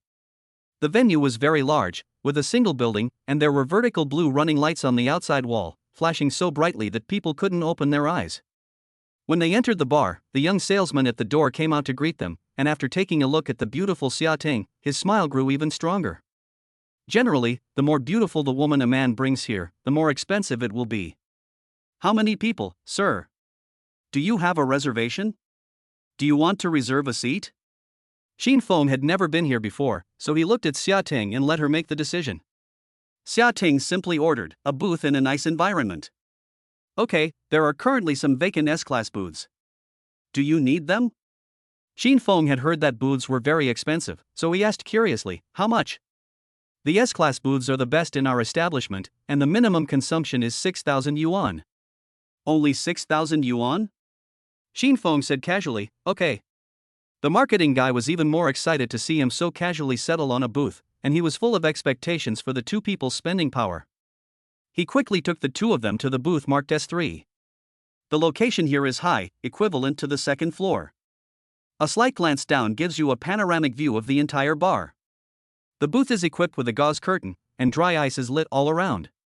The slowly rising fog partially blocks the view of the surroundings, making the scene inside appear hazy and indistinct, like a fairyland. The bar is very dark, but the lighting is very cool. It is illuminated by various stage lights, spotlights, and neon lights, creating a dreamlike and magical atmosphere. In the center of the stage, a band is playing popular songs. Perhaps it's early, but the music is relatively soothing and not loud. The marketing guy received the two and sat them down, brought the drink menu, and let them place their order. After looking at the menu for a while, Xia Ting was afraid that ordering something expensive would cause him to resent them, so she said, let's get the 6,800 small mixed set. That's just enough to cover the table charge. When the marketing guy heard this, his face changed slightly. This was the most expensive table, and according to the process, he would need to stand by the side the whole time to serve them until the end. If there was only a minimum charge, then his tips for the night would be pitifully low. Xin Feng glanced at the menu and saw that there was something called the Little Dragon 38,000 and the Supreme Dragon 88,000. He didn't know much about these, so he asked Xia Ting, "What is this Supreme Dragon?" Xia Ting patiently explained, "This is the Ace of Spades, the top-of-the-line champagne. The Little Dragon comes in 3 colors, and the Supreme Dragon comes in 5 colors, plus a bottle of black gold." Xin Feng let out a little gasp and asked, "Have you tried it? How does it taste?" Xia Ting heard Xin Feng's tone of inquiry and it sounded like he was a little interested in the Dragon Spirit set. She had only tried the Little Dragon Spirit a few times, and the taste was surprisingly good. It had a delicate texture and a rich fruity aroma, with a taste of peaches and vanilla, and it smelled very fresh. The key point was that every sip was a fragrance of money, which was very unforgettable. But Xia Ting didn't want to order such an expensive bottle right now. She wasn't worried that Xin Feng couldn't afford it, but she was afraid that spending too much money would leave them without enough money to buy a sports car tomorrow. She pretended to be disgusted and said, "It's just so-so, not much different from ordinary champagne." The marketing guy standing nearby heard the guy keep asking questions, and even the bar's most famous drink, the Little Dragon Spirit, was unknown to him.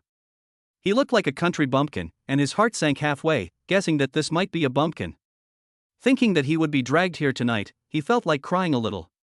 He looked at the well-dressed Xin Feng with contempt and felt sorry for Xia Ting. In general, women in places like bars, where there is so much glitz and glamour, will desperately try to impress their boyfriends. A beautiful girl like her, who will also save money for her boyfriend, is hard to find. He couldn't help but urge Xia Ting on behalf of her, "Sir, would you like the 6,800 mix set?" Xin Feng had never drunk champagne before, and at that moment he was a little curious about the Black Ace. He asked Xia Ting, "Is it really bad?" Xia Ting was torn. She could see that Xin Feng wanted to drink it, but she was afraid that if she said it was bad, he would be disappointed. After thinking for a moment, she replied, "It's not bad, but don't be wasteful. It's fine just the way it is." Xin Feng pondered for a moment. He asked the system in his head if he could be reimbursed for forcing the girl to drink if the goddess didn't want it. The system replied, "All expenses for a date between 2 people can be settled using the fund." Xin Feng's heart settled down, and he was just about to ask for a Dragon Spirit set to see what it was like. At this time, the marketing guy spoke up again, "Then how about the mixed set? It's quite suitable for you." He saw that the girl kept giving the guy face by letting him order cheap wine, giving him a way out. The guy was still hesitant, as if he wanted to act cool, but was worried that there wasn't enough money, looking like he was pinching every penny. This made the marketing guy inexplicably angry, and he couldn't help but speak up and argue back. Xia Ting heard that the marketing guy's tone was a bit off, as if he was playing with them. She was worried that Xin Feng would get angry, so she got up and asked, "What do you mean?" The guy tugged the corners of his mouth and thought to himself that she didn't know how to be nice. That she helped her recognize this man for what he was, and she was instead angry with him. The marketing guy was also angry and apologized firmly. "Sorry, beautiful, I'm a bit dumb and can't put my words together. Please don't be offended if I've offended you in any way." There was nothing wrong with this person's attitude, but she still felt irritated. He was smiling but not really smiling, giving the impression that he didn't want to serve her. Xia Ting didn't like the tone of this person's voice, but since he had apologized, she didn't want to lose her temper and act like a lady. So she sat down angrily. Xin Feng was used to being treated coldly when he worked as a security guard at a takeaway. He could hear the contempt in the man's tone and guessed that he might have ordered too little and that the man was unhappy about it. But even if he was unhappy, he couldn't let his woman get angry. If she got angry and didn't want to drink, then he would have to go to bed early that night. He felt the need to put on an air of superiority and teach this young man who looked down on others a lesson. He said to the marketing guy, "Go and get your manager." The guy sneered, but he was not afraid. He had not been impolite at any point. Even if the manager came over, he could do nothing to him. Moreover, Xin Feng was occupying the most luxurious booth, and he had only spent so little, so the manager would definitely adopt the same attitude as he did. He muttered something in a low voice, then shook his head and left. His arrogant attitude made him look somewhat proud, and I don't know what he was so smug about. Xin Feng smiled at Xia Ting and reassured her, "Don't be angry, I'll teach him a lesson for you." Xia Ting felt a little guilty instead. Her mind was full of thoughts about sports cars, and she had ordered cheaper drinks, causing Qin Feng to be looked down upon. "It's okay, brother, why don't we not drink anymore?" Xia Ting said weakly. "No way, I'm going to force this, and no one can stop me, I said so." Qin Feng said menacingly. He had been holding it in all day, and finally found a place where he could splurge. Sure enough, a place like a bar is the right place to show off in front of others. On the other side, the marketing guy went to the backstage of the bar and found the lobby manager. The manager was called Shifuya, a beautiful woman with a very domineering temperament. It is said that she has a very hard background. As soon as the marketing guy saw her, he immediately complained that he had a table of guests who were poor and picky, and they were dragging their feet for half a day without ordering wine. He suspected that the two were there to pose for pictures in the S area, and now they resented his bad attitude and told her to go and ask them. Shifuya gave him a cold look. She was a little disgusted with this kid who was lazy all day long, playing tricks and being clever. This was not the first time he had been complained about by a customer. If it weren't for the fact that this kid knew two rich playboys who often came here to spend 10,000 or 80,000, she would have asked him to get lost a long time ago. Shifuya sighed and helplessly followed him to Qin Feng's booth. Chapter 11. She looked really cool when she hit the dog. Shifuya had a standard melon-shaped face, with delicate and refined features, fair skin, and slightly upturned eyes that gave her a cold and enchanting look like a fox. Her long, maroon curls were sexy and spread behind her. She was wearing a simple but elegant white shirt with a slightly open collar that showed off her charming neckline. The shirt is light and thin, fitting the figure and highlighting her shape. The cuffs are slightly rolled up, revealing slender wrists, which look casual but not without attention to detail. A skirt that hugs the hips perfectly outlines her figure. The skirt is made of smooth, shiny fabric, and paired with a pair of black stockings, showing off slender legs and giving a feeling of sophistication. Qin Feng looked slightly distracted. This woman has a kind of aloof and elegant air about her, like she's come right out of a comic book. She has a confident bearing and a cold gaze, but when she smiles, it is warm and gentle, like the thawing of ice and the revival of all things. Qin Feng took a quick look using the scan function. Name, Shifuya. Age, 27. Charm, 90. Number of relationships, 2. Only 2? No way. Would there be such an innocent girl in a place like a bar or nightclub? Can she keep her body safe working in a place like this? Qin Feng was a little surprised. When he entered the bar, he gave the surrounding girls a quick scan. Most of the girls here were very pretty, and there were a few 90-point beauties. But they also had a lot of romantic partners, most of them in the double digits, and some in the triple digits. The most exaggerated was seeing a beauty with a charm value of 86 points, who had reached the level of 1,000 lovers. It was terrifying. It would take 3 years to get one a day. How did she manage to let 2 red lips be tasted by thousands of people at the age of less than 30? Qin Feng could not imagine it. And he dared not provoke these girls. The main reason was that he dared not flirt in front of Xia Ting, and it was a bit dangerous to test the waters. At the very least, he would have to get super strong before he dared to try. Shifuya saw Qin Feng staring at her so intently, and she wondered. She had seen men's lecherous eyes, or admiring and frank gazes. But this kind of gaze that seemed to be able to see through her was the first time she had seen it, and his eyes were full of surprise. It was as if he was looking at something incredible. She looked down quickly at her attire and saw that there was nothing wrong with it. She had also looked in the mirror before coming here, and her makeup was normal. She couldn't figure out what Qin Feng was looking at. Walking up to Qin Feng, she pushed aside her doubts and said with a smile, "Excuse me, gentlemen, I am the person in charge here, Xiaoya. I am very sorry that our service has not been satisfactory.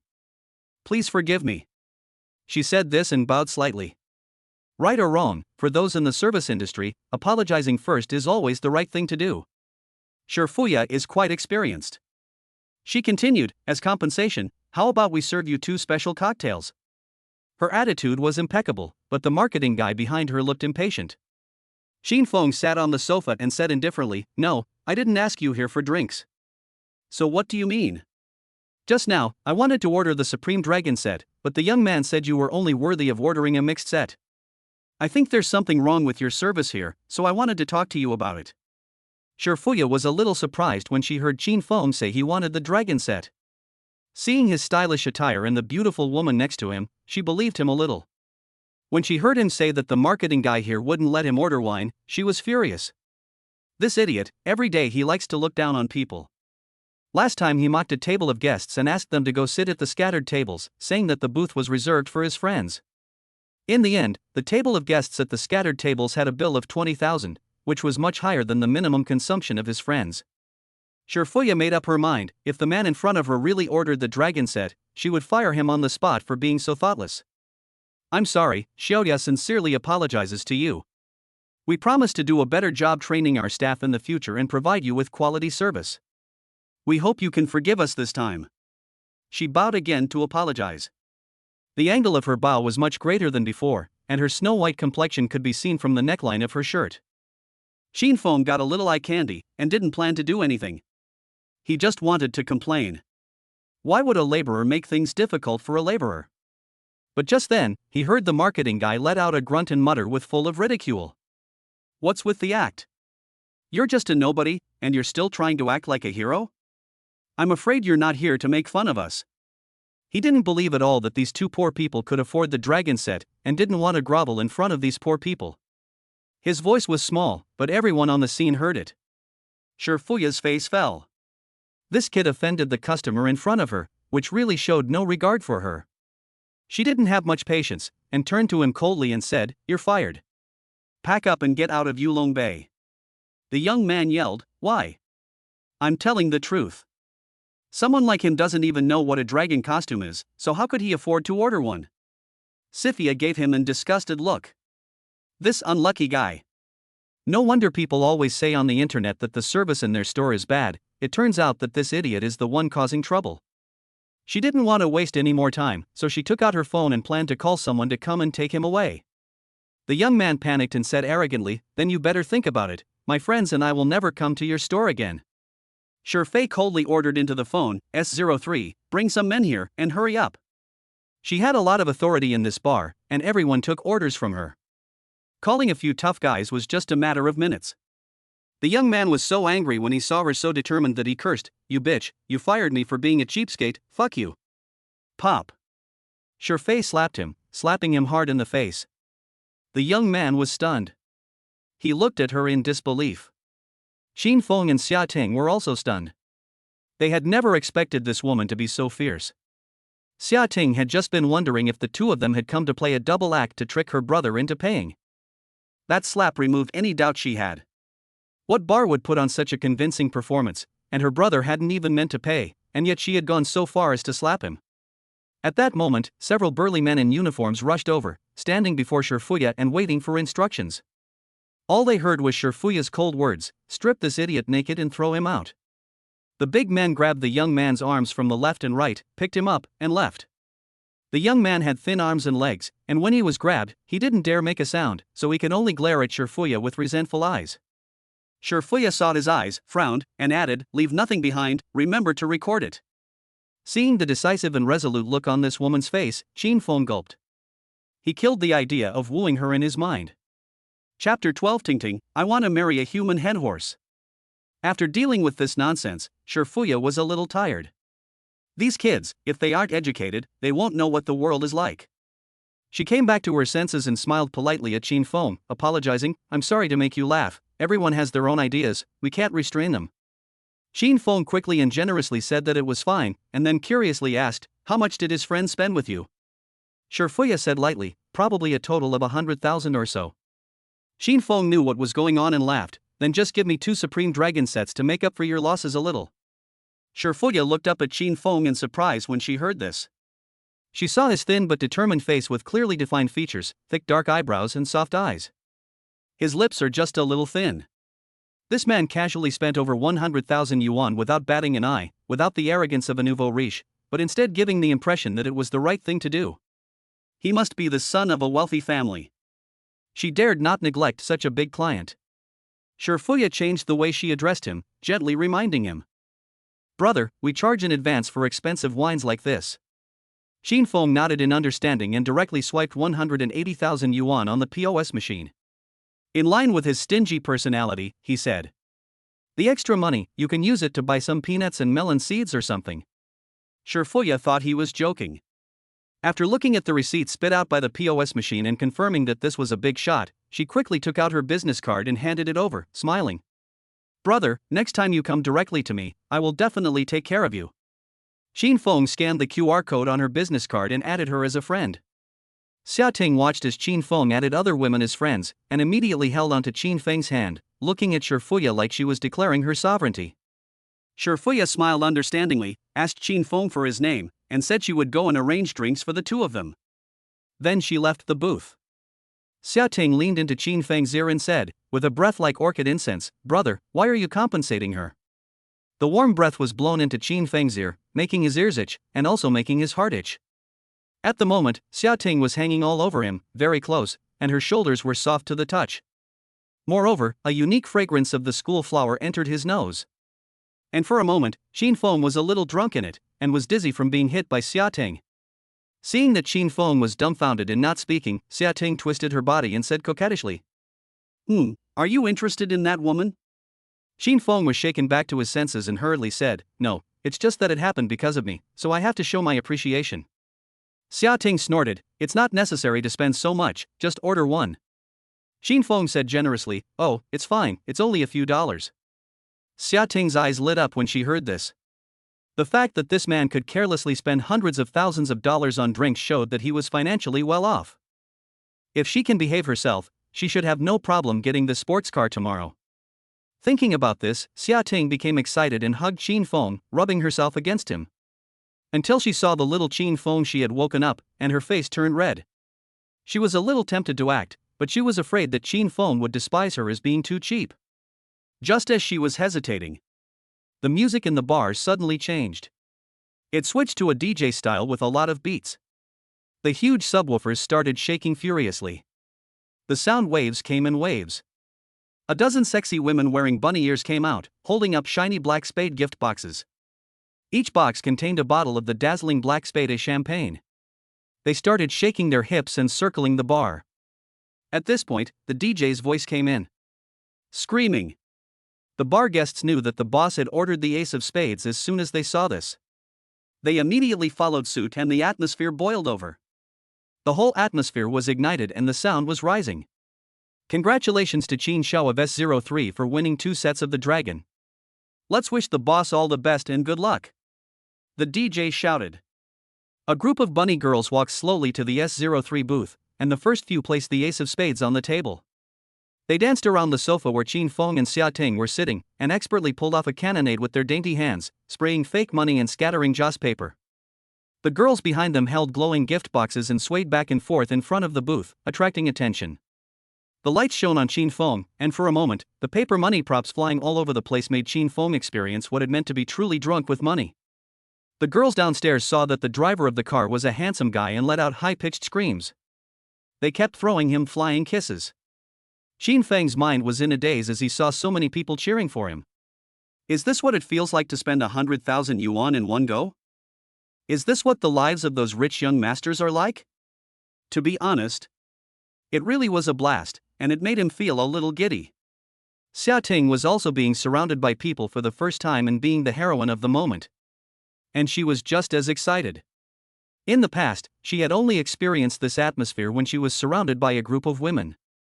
Occasionally, she had watched other couples open a bottle of wine together, and secretly envied them, fantasizing about it. She never imagined that she would experience this feeling of being the center of attention today, next to Qin Feng. She looked at Qin Feng, and tears of emotion welled up in her eyes. Xia Ting's favorability +5. Qin Feng received a system message and glanced at Xia Ting's information. Her current favorability is 57 familiar. Spending, 420,000. Qin Feng was overjoyed at the moment, but his face did not show it, and he continued to pretend to be carefree. Ting Ting, just now I looked at the bottom of the list and there is a bottle called Remy Martin Louis XIII. Do you want to try it? Xia Ting was taken aback. That kind of wine is priced at the same level as gold. A bottle costs 200,000 to 300,000 yuan. She had seen that kind of wine make an appearance. It was like a wedding procession, with a group of girls holding lanterns in front, and 8 strong men carrying the emperor's sedan chair behind. On the sedan chair leaned the bottle of Remy Martin Louis XIII, with such a sense of superiority and aura. It exploded the moment it came out. Xia Ting really felt that it wasn't worth ordering it just to show off. It was better to buy gold for herself than to drink it. "Brother, don't order it, we can't finish all this wine." Xia Ting felt heartbroken. All she wanted at the moment was to save Qin Feng some money, and then she hoped that he would give her all the money he saved.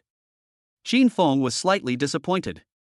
He really wanted to order more wine a few times to quickly increase his favorability. But Xia Ting said no, so forcing himself to act cool might backfire.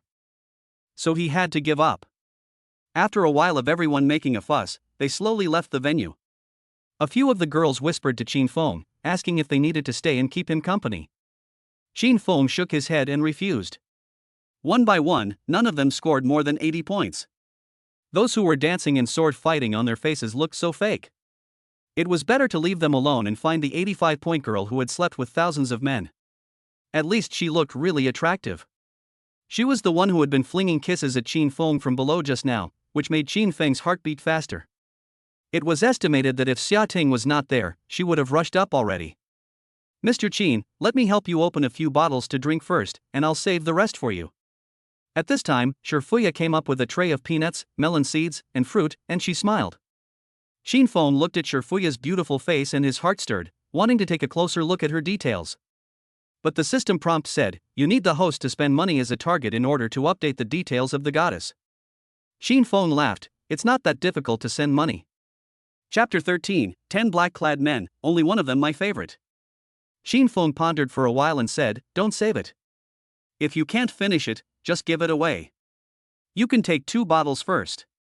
This was the first time that Shifuya had heard that the wine she ordered was to be given away directly.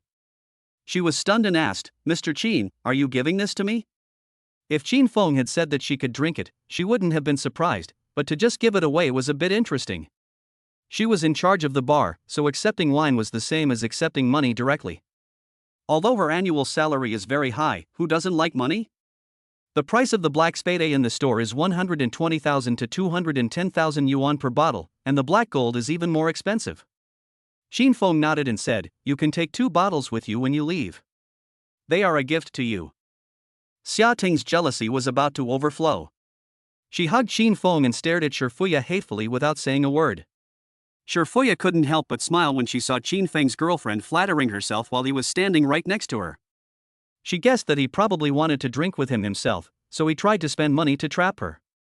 Shifuya had a good impression of Qin Feng's open and honest manner. She opened 2 bottles of wine, poured them for the 3 of them, and then raised her glass and said, "Then Xiaoya would like to thank Mr. Qin for his bounty, and wish the boss smooth sailing and good luck." After saying that, she drank it all in one generous gulp. Qin Feng heard the system's voice at this moment. Goddess database updated. Name, Shifuya. Age, 27. Height, 168 centimeters. Weight, 49 kilograms. Charisma, 90. Occupation, bar manager. Special features, judo. Favorability, 5 stranger. Number of relationships, 2. Reward for strategy, 10 cyborg bodyguards. Amount spent, 30,000 yuan. Qin Feng looked at the reward for the strategy and asked the system what a cyborg was. System explanation: black technology to clone humans, excellent intelligence, proficient in various skills, combat ability equivalent to the ace special forces of Xia, no emotions, no sense of pain, no gender, and has a legal Xia identity. Qin Feng's eyes instantly turned into hearts. This is fucking awesome. If you send them out to work, each person will earn at least 10,000 yuan a month. 10 people is 100,000 yuan. They'll just be lying around making money. Isn't this fucking great? If the previous emperor had gotten this, he would have died laughing. From then on, eunuchs had nothing to do. After Shifuya finished drinking, she saw Qin Feng's eyes gleaming like a wolf's at the sight of a little rabbit. She guessed that he probably thought that she was like those hostesses, a woman who could be taken away at will. Shifuya couldn't help but smile, and didn't explain that she was different from those women. After all, the man didn't ask explicitly, and it would seem silly to emphasize so eagerly that she was a decent girl. But in order to make him come often in the future, a bit of acting was necessary. She laughed and said, "Why aren't you drinking, Mr. Qin?" Qin Feng took a sip of wine and said, "You'd better not call me Mr. Qin. It sounds weird like an animal." Shifuya burst out laughing. Then can I call you Mr. Qin? Qin Feng felt that the title was slightly old-fashioned, but acceptable, so he nodded. Xia Ting looked at Shifuya bending over to open the wine, deliberately showing the view of her neckline, and she cursed her in her heart. However, she smiled and tried to get close to her. Sister Ya, it must be very hard for you to manage such a big bar alone.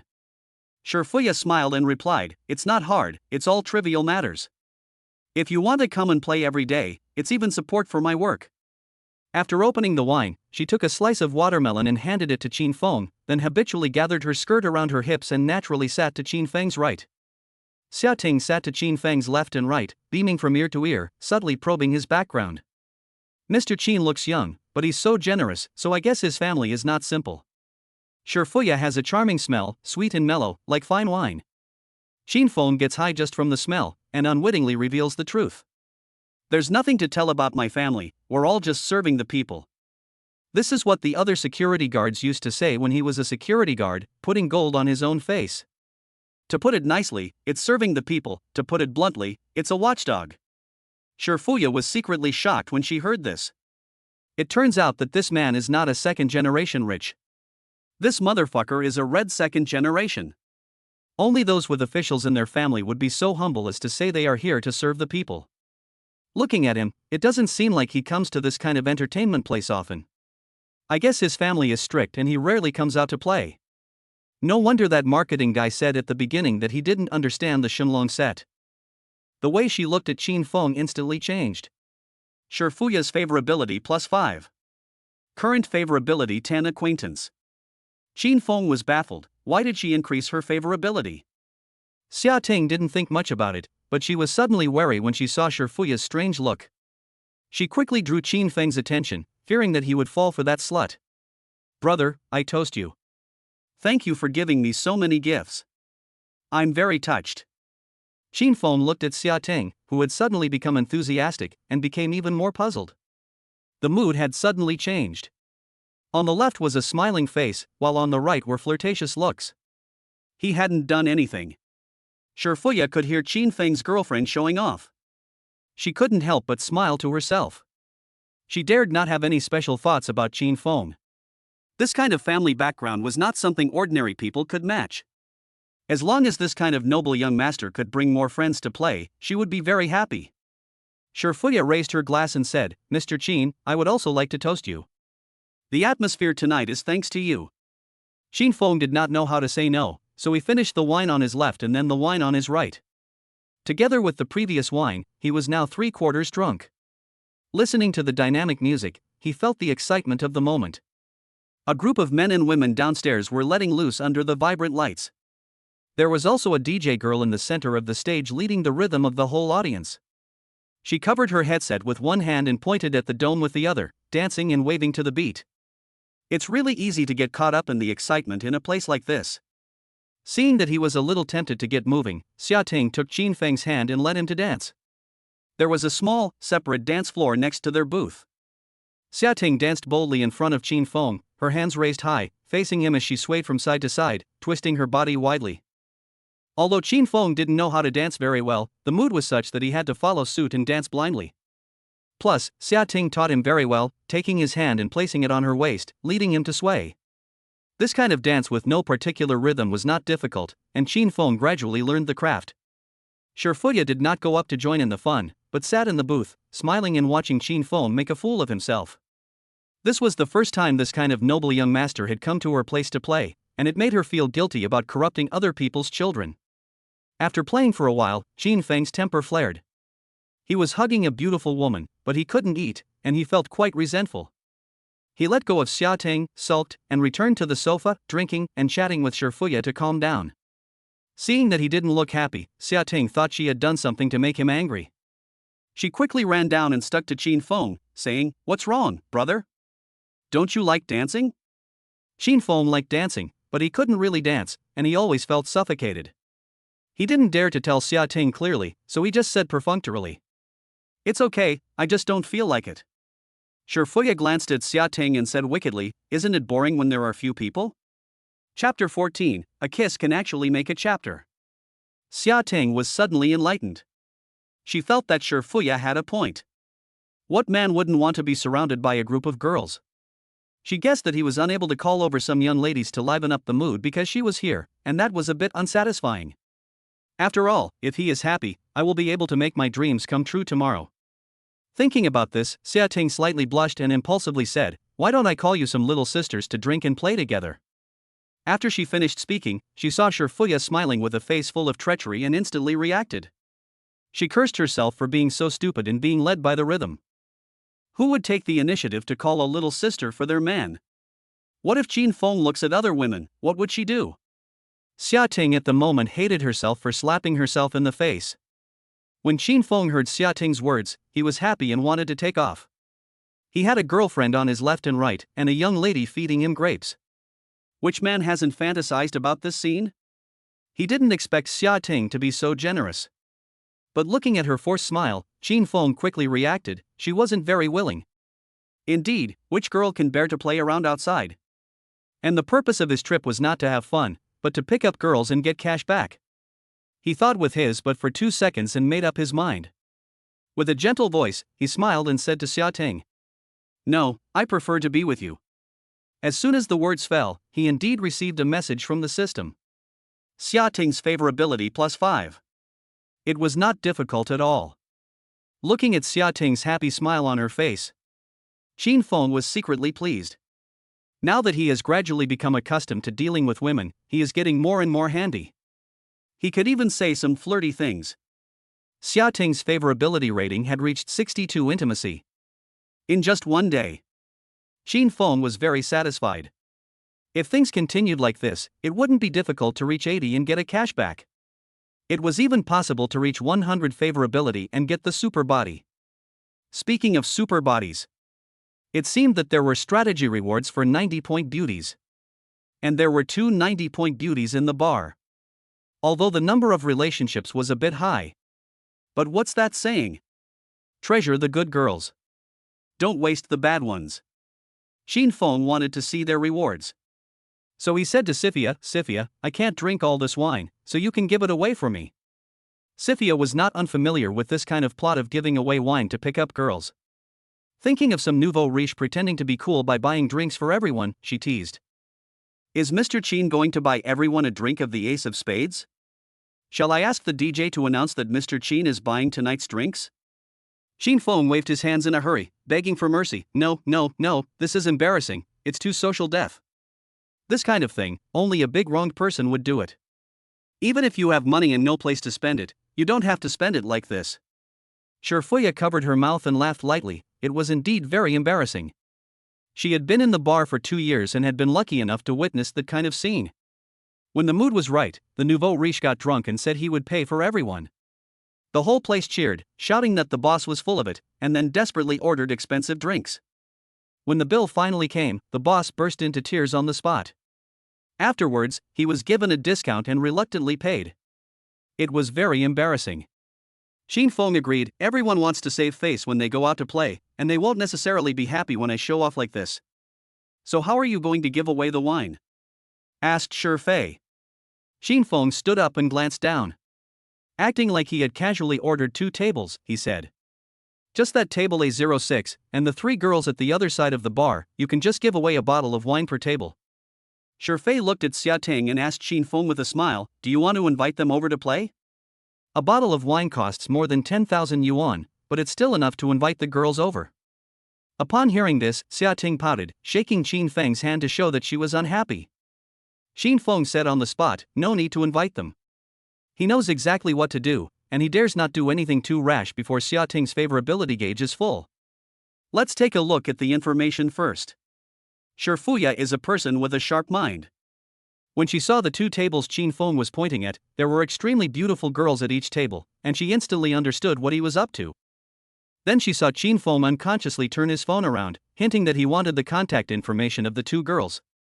Fuya gave him a meaningful look and said, I get it. Put 4 bottles of black spades in the ice chest and go down to take care of business. 2 of these are hers. After she left, Qin Feng saw that Xia Ting was still swaying, so he pulled her onto the sofa and coaxed her. Ting, what's wrong with you? Xia Ting gave him a glare. You were so happy delivering the wine, why do you care about me? Go drink with those girls. Xin Feng found her jealous look adorable. No girl had ever been jealous of him before. He laughed and said, "Don't be angry. It's just a little wine, and we can't drink it all. If you don't like it, I won't deliver it again." Humph, sweet talk. At first you pretended to be honest and lied to me. I didn't lie to you. I really haven't gone out much before. I promise that in the future, when we come to places like this, I'll listen to whatever you say. Is that okay? Xin Feng said earnestly. Xia Ting felt warm in her heart when she saw how determined he looked. Whether it was the truth or a lie, as long as he was coaxing you, he cares about you. She leaned against Xin Feng's chest and drew circles with her fingers, her tone a little haughty. Then you can't sneak to the bar by yourself in the future without me. Okay, I'll take you everywhere with me from now on. Trust me. Xin Feng couldn't wait to pin her on his belt. Until his favorability rating reached 100%, his money could only be spent with Xia Ting. Of course, he wanted to be with her all the time. Xia Ting didn't know if what he said was true or not. But the sweet words did make her heart flutter. She leaned over Xin Feng and looked at his handsome profile, slightly lost in thought. The live music was loud, so the two needed to speak into each other's ears to chat. Xin Feng listened for a long time with his ear, but didn't hear any sound. He turned his head to see what was going on.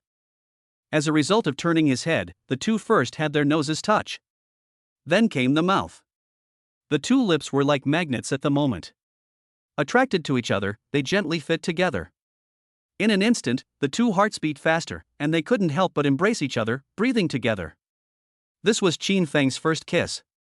Without the slightest bit of preparation, it was just taken away by Xia Ting. Xin Feng was very unhappy about this and tried hard to get it, tasting her honey like flower bud over and over again. This technique of collecting honey does not need to be taught, boys are born with it. Xia Ting was out of breath from the kiss. Her eyes were filled with confusion, her whole body was limp, and the electric shock-like feeling made her unable to help but respond to Xin Feng. After a long time, their lips parted. A crystal-clear thread connected their lips. Xin Feng knew that if he could say something nice at this time, they could have sex that night. He racked his brain, trying to remember what the male protagonist in his novel had said. But at the critical moment, he just couldn't think of anything. He looked at the rosy face in front of him, the watery eyes, the fragrant red lips. At such a close distance, he could feel the hot breath exhaled by Xia Ting. The two of them looked at each other for a long time. Xin Feng was at a loss for words. Just as he was about to blurt out a blunt question about whether they should have sex, Xia Ting spoke. "Brother, I've drunk too much and feel a bit dizzy." Chapter 15, A Sundress is Really Convenient. Xia Ting finished speaking and turned her head slightly. Her coy expression made it clear what she meant, even to a fool. I'll take you to rest." Xin Feng stuttered back. Xia Ting nibbled her lips, looking embarrassed, and weakly said, "To your place?" "To a hotel." Xin Feng didn't wait for her to agree, took her hand, and was ready to take her to a hotel room. He is not a saint who abstains from sex. Xia Ting has already taken the initiative, so if he steps back, there is no point in keeping the few pounds of flesh on him. Just chop it off. The system is also presented to all the audience members. It's not going to work anyway. Xia Ting gave him a slightly reproachful look when she heard him say they weren't going to his house. She was very angry. Is there really nothing about myself that is presentable? Even if his parents are at home, my appearance won't embarrass him. He even hides his family. Stupid man. But unhappy as she was, she also knew that something was definitely going to happen tonight. Xin Feng had spent 300,000 to 400,000 yuan in one day. That was enough for the down payment on an inexpensive house. Such a high-quality man, she definitely had to seize the opportunity. Xia Ting got up and followed Xin Feng out 2 steps, and then looked back at the table habitually.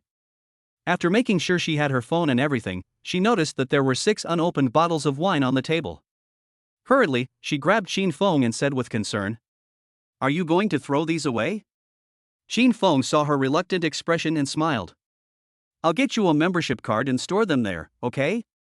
Xia Ting was finally beaming with joy, putting her arms around Xin Feng's neck and looking at him lovingly. Xin Feng read the longing in her eyes and reviewed his kissing technique with her.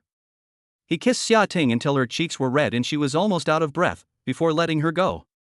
At this time, the phone vibrated. Xin Feng looked at it and saw that it was a message from Shifuya. First was a secretly taken photo. In the photo were the three girls from the scattered table, and one extremely beautiful girl was circled in red. A string of mobile phone numbers was labeled. Then there was a text message. It roughly said that the 2 men and 2 women in booth A06 did not accept Xin Feng's drink, so they did not ask for the girl's number. Xin Feng smiled and didn't care too much about people refusing his drink. If there were boys there, it would be a bit like slapping them in the face to offer them a drink. He really liked Shifei's careful way of doing things, where everything was clear at a glance. The 3 girls accepted Xin Feng's drink, and he also received a system prompt. Update to Goddess Database. Name, Tang Yao. Age, 29. Height, 158 centimeters. Weight, 41 kilograms. Charisma, 90. Occupation, voice actress. Characteristics, different voices. Favorability, 0 stranger. Number of romances, 49. Reward for romance, top-level fighting skills. Amount spent, 20,000 yuan. This girl's specialty is not bad, she should be able to impersonate various voices. For example, lowly voice, older sister voice, bubble voice, and so on. It must be a lot of fun to play with. It's just that the number of romances is a bit hard to take. And the rewards for the strategy aren't very good either. What's the point of top-level fighting skills in modern society? Fighting is useless. You need connections and power to get ahead. It's great to know how to fight, but it's okay if you don't. You can hire a bodyguard. Those 10 androids are much more attractive than these top-level fighters. Even Xia Ting's super physique feels better than knowing how to fight. As for the other girl from A06, Xin Feng got up and scanned her, charm 93, number of relationships 96. HM. The number of relationships is higher than the charm value. Forget it, don't look. He's not a germaphobe, he just feels weird about chasing after a girl who is highly likely to be cheated on. Even if it's just for a reward, it's not good to deceive someone's true feelings. Even a scumbag should act like a human being.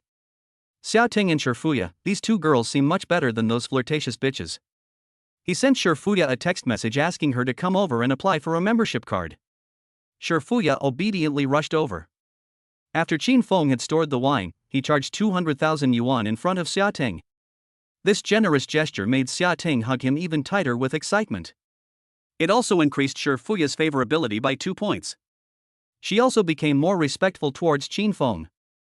It is hard for women not to like a man who is rich, powerful, and good-looking. Xin Feng took Xia Ting by the hand and left the bar in the admiring gaze of Shifei. Once they were out the door, they found a 4-star international hotel and took a taxi straight to their destination.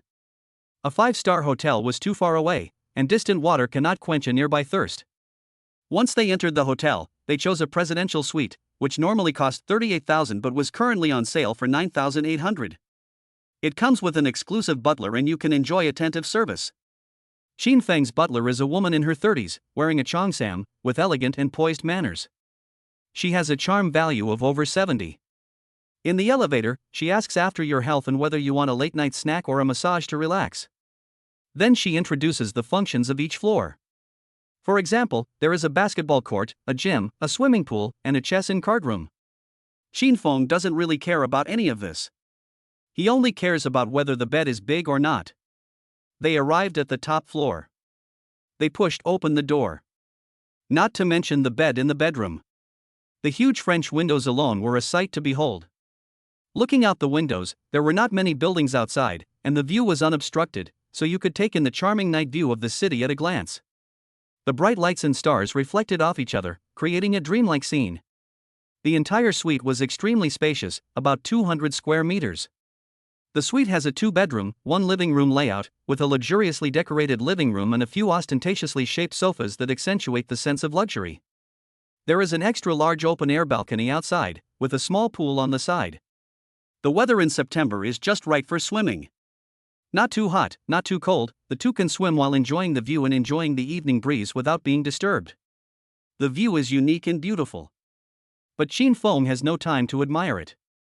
After locking the housekeeper out of the door, he couldn't wait to hug Xia Ting and nibble and fondle her. Xia Ting's sundress was easy to take off. She just pushed the suspenders to the sides, and the dress on her shoulders instantly slipped to the ground. Xin Feng's movements were a little green and awkward, but with Xia Ting's careful guidance, he overcame all the difficulties. Half an hour later, Xin Feng lit a cigarette. He wasn't very satisfied with his first performance. But he was so nervous that he couldn't control himself. At this time, Xia Ting was taking a bath in the bathroom. Her blurred figure could be seen through the glass window. Clattering. The water from the showerhead made a sound that urged her on. Xin Feng relaxed on the bed, extinguished his cigarette, and followed her in. "Oops, what are you doing in here?" "You tell me," Xia Ting exclaimed. She looked a little shy. After that, the two of them took a shower together in the luxurious bathtub, which took another hour.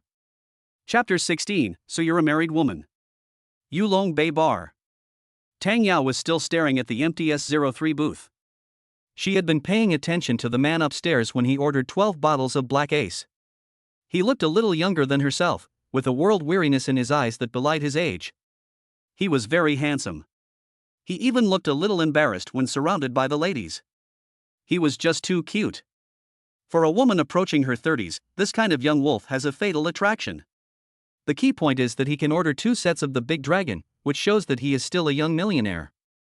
Tang Yao was overwhelmed with emotion and wanted to rush up and initiate a conversation. She was very confident in her appearance and rarely did a guy refuse her. But when she saw that the handsome guy was already accompanied by 2 women who were not inferior to her, Tang Yao flinched again. Sure enough, good men are always surrounded by girls. She has suffered enough and doesn't want to compete with those young and feisty girls. Just as she was feeling lost and thought she had no chance with that handsome guy, the handsome guy asked someone to bring him the ace of spades and asked for her number separately. She was very happy and felt that the man was captivated by her beauty and fell in love with her at first sight. In the envious eyes of her 2 companions, Tang Yao directly gave her number. She fantasized about how the man would start the conversation. She wondered whether she should play the good girl or the caring older sister who knows how to flirt. Tang Yao sat there, lost in her thoughts, waiting for the phone to ring with her phone in hand. From time to time, she opened WeChat to see if there were any new friend requests. The 2 young women had gone downstairs to dance and chat up men. She was still waiting, dumbfounded. During that time, several men of the opposite sex came over to chat her up, but Tang Yao ignored them all. She just wanted the handsome guy in seat S03 to see her reserved side. After waiting for a long time, she looked up. Oh no! The guy had already left. Tang Yao looked at the empty booth upstairs in disbelief. Whoever it was that asked for the girl's number just left without saying a word. She was very unhappy. Just as she thought she had been molested, the woman who had been sitting in seat S03 just returned. She was sitting alone, drinking, as if she was waiting for someone. Tang Yao thought that the man would come back, so she foolishly waited as well. For a long, long time, until her friends came over to urge her to eat the barbecue, but the handsome guy still hadn't returned. She gradually became desperate. After sending Xin Feng away, Fuya returned to the booth to help warm up the crowd. She saw the girl downstairs keep looking at her. She felt strange. I'm minding the store, what are you looking at? Meanwhile, in the presidential suite, Xin Feng was lying in bed with Xia Ting, naked, not even aware that someone was still pining for him. He smelled the fragrance of his girlfriend's hair and gently stroked her smooth skin. Their bodies were pressed together. Their eyes met. Xia Ting's eyes were full of longing, shy and affectionate. Xin Feng couldn't help getting excited. The 2 of them tossed and turned for a while. A wise moment. The 2 of them talked about their days on campus. They listened to Xia Ting talk about her life after graduation. She said her mother forced her to go on blind dates, and that all those men were weirdos, wanting to split the bill for a meal. Afraid of spending money on her. Not like her brother, who was so generous and good to her. Her brother was the best guy she'd ever met in her life. The aroma of tea overflowed from her words. It confused Xin Feng. Men just love to hear this. But she fell asleep while talking, probably because she was too tired today. Xin Feng didn't get his fill. He closed his eyes for a while, but didn't feel sleepy at all. So he gently pulled his arm out from under Xia Ting's neck. He went to the balcony alone and sat in a rocking chair. A fruit plate, snacks and drinks were on the coffee table nearby. It was late at night and quiet. The evening breeze was slightly cool. He took out his phone from the pocket of his bathrobe. He flipped through the photo album and looked at the glorious moments he had at the bar tonight. He was in a group photo with the bunnies, and the photoshopped girls in the photo were all gathered around Xin Feng, showing bright smiles.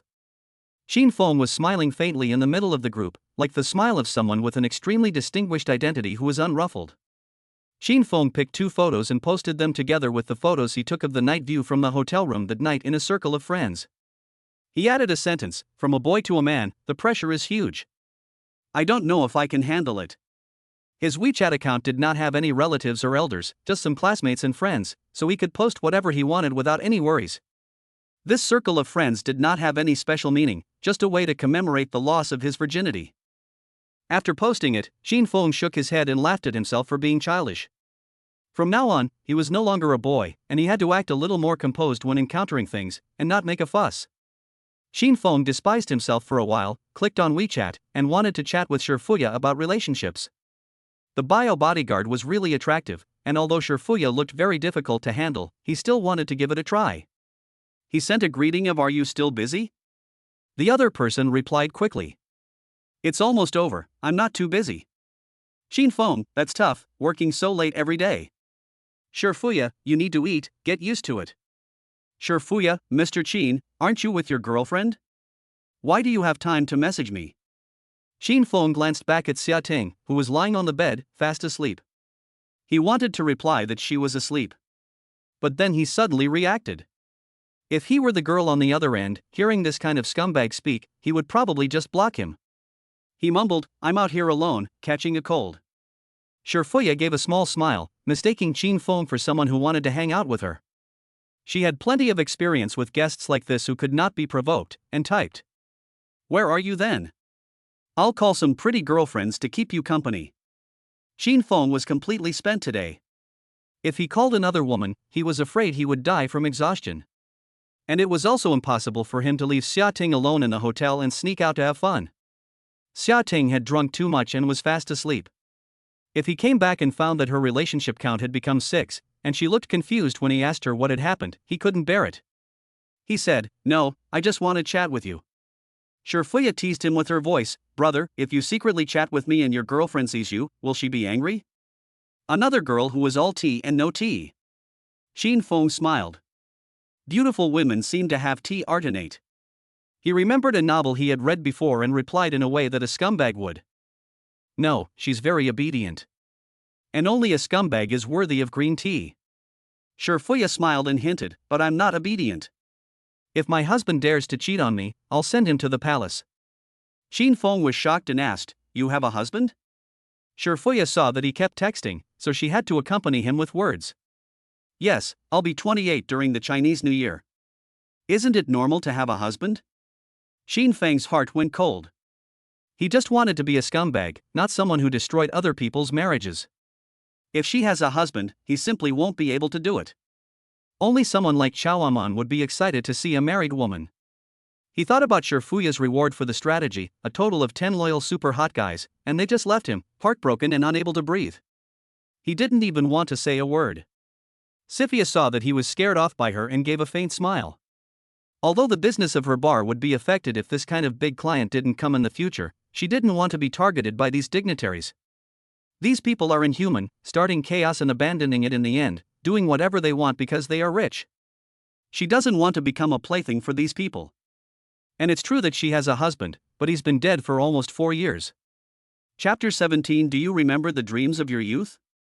Xin Feng looked up at the sky full of stars and stared. He didn't think much about it.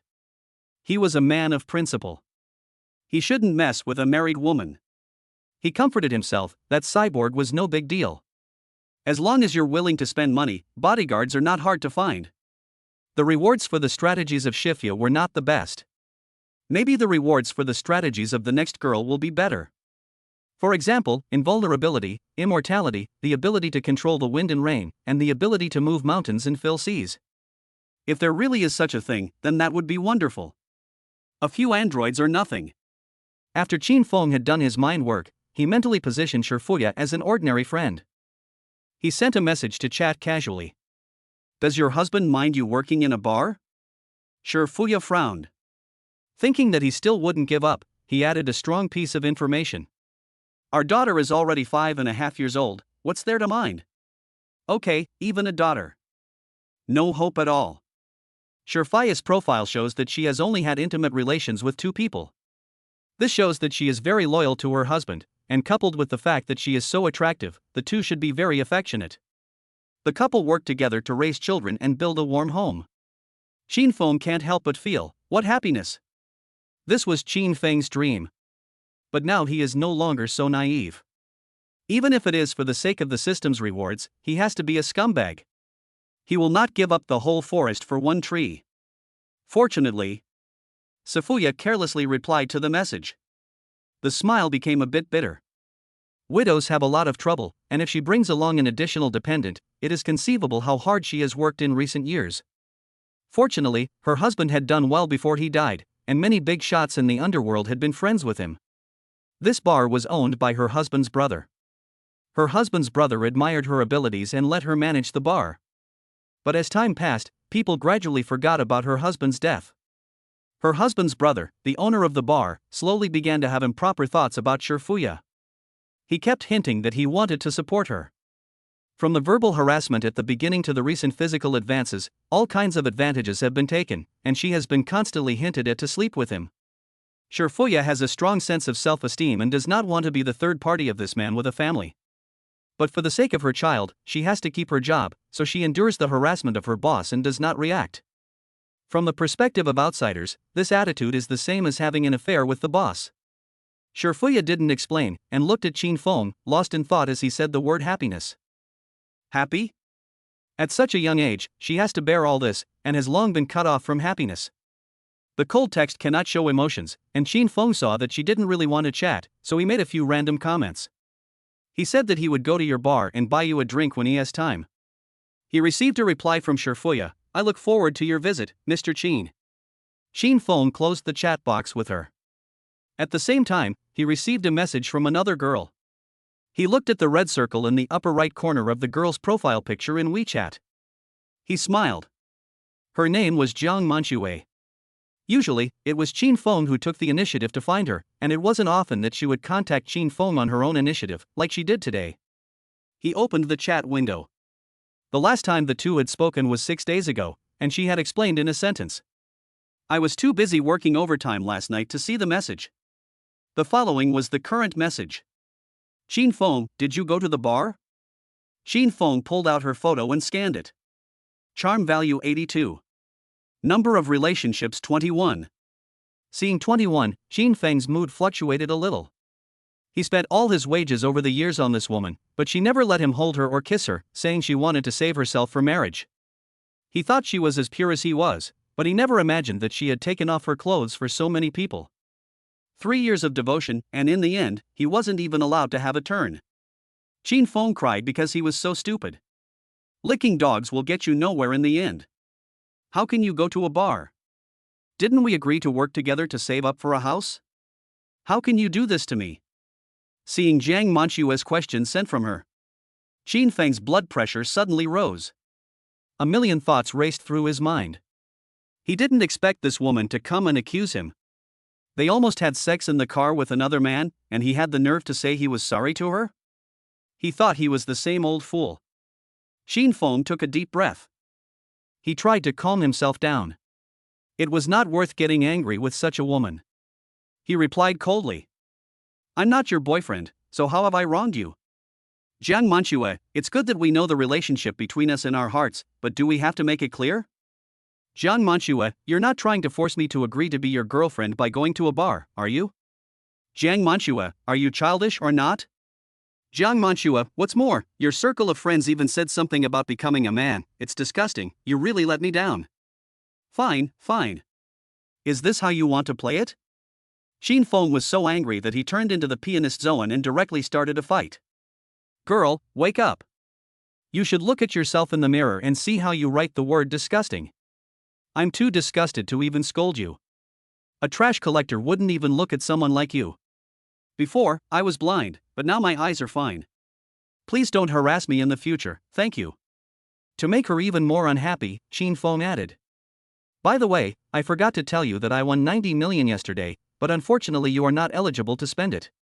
Jiang Manchue was dumbfounded by the scolding and didn't know how to reply with her phone in her hand. She absolutely didn't believe that a loser like Qin Feng would win the lottery. These days, lottery companies only know how to make money, so how could there be outsiders winning the lottery? Seeing him scold her like that, Jiang Manchue was so furious that she wanted to block him. She had so many fish in her pond, so it didn't really matter if she lost one. But then she thought it would be a shame to just throw it away. Out of all the fish, Qin Feng was the dumbest. He would send gifts worth at least 3,000 to 4,000 yuan every month. And judging from the way he looked in the bar, if he really got rich, who knows? Jiang Manchue typed with a strong sense of anger. What's wrong with you? Have you been under some kind of stress? Qin Feng's tone was strange. No, I'm just a little sad that I suddenly have money and can't share it with you. Jiang Manchue, can you please speak nicely? We were fine before. Qin Feng, you said before, and now you are you and I am me, we have nothing to do with each other. Jiang Manchue was shocked when she saw how resolute he was, and hurriedly asked. Have you fallen for another woman? Qin Feng, it's none of your business. I'm going to bed. Goodbye. Jiang Manchue, come back and explain yourself. Who is that woman? Apart from the third party interfering, Jiang Manchue couldn't think of any reason why Qin Feng would suddenly change his face. In recent years, she has been very satisfied with Qin Feng's performance. He does whatever she asks, obediently like a dog. Even if it's late at night in winter and she wants to eat some spicy food, Qin Feng will get up from under the covers and bring it to her. And whenever she lost her temper, Qin Feng would immediately give in, meekly coaxing her with a smile. If it weren't for the fact that he didn't earn much money, Jiang Manchue would have wanted to give him the status of boyfriend. But now that he suddenly said that the two of them had no relationship, Jiang Manchue felt extremely uncomfortable. It was like the fish she had worked hard to raise for 2 or 3 years had inexplicably slipped into another woman's pond. She wanted to win Qin Feng back and kept messaging him. Do you feel guilty? After all these years of talking to you, you're breaking up with me because of another woman? I wear the necklace you gave me every day. People laugh at the ugly 8,000 yuan necklace I wear, but I still wear it because you gave it to me. I can feel you by my side. But what have you become? Have you forgotten all your previous vows? Chapter 18, Thank you for letting me grow up. Qin Feng, I'm sorry. Jiang Manchue was a little less angry when she saw him apologize. She guessed that he might have gone to a bar tonight and spent a lot of money, so he wasn't in a good mood. She was going to forgive him for his earlier offense, but she didn't expect him to send another message. After letting you go, I realized how beautiful the world is. Thank you for letting me grow up. Jiang Manchue was confused and sent a message asking. But she saw an exasperating exclamation mark in front of her words. That licking dog had deleted her. Jiang Manchue's liver ached with anger. She also added Qin Feng to her blacklist and vowed that even if the man begged her on his knees, she would never release him. Jiang Manchue was convinced. A man without a car or a house like Qin Feng would probably be dumped by a woman soon, and he would definitely come back begging. By then, if he didn't buy her an iPhone, she, Jiang Manchue, would never forgive that licking dog. Qin Feng got up from the deck chair and glanced at the time.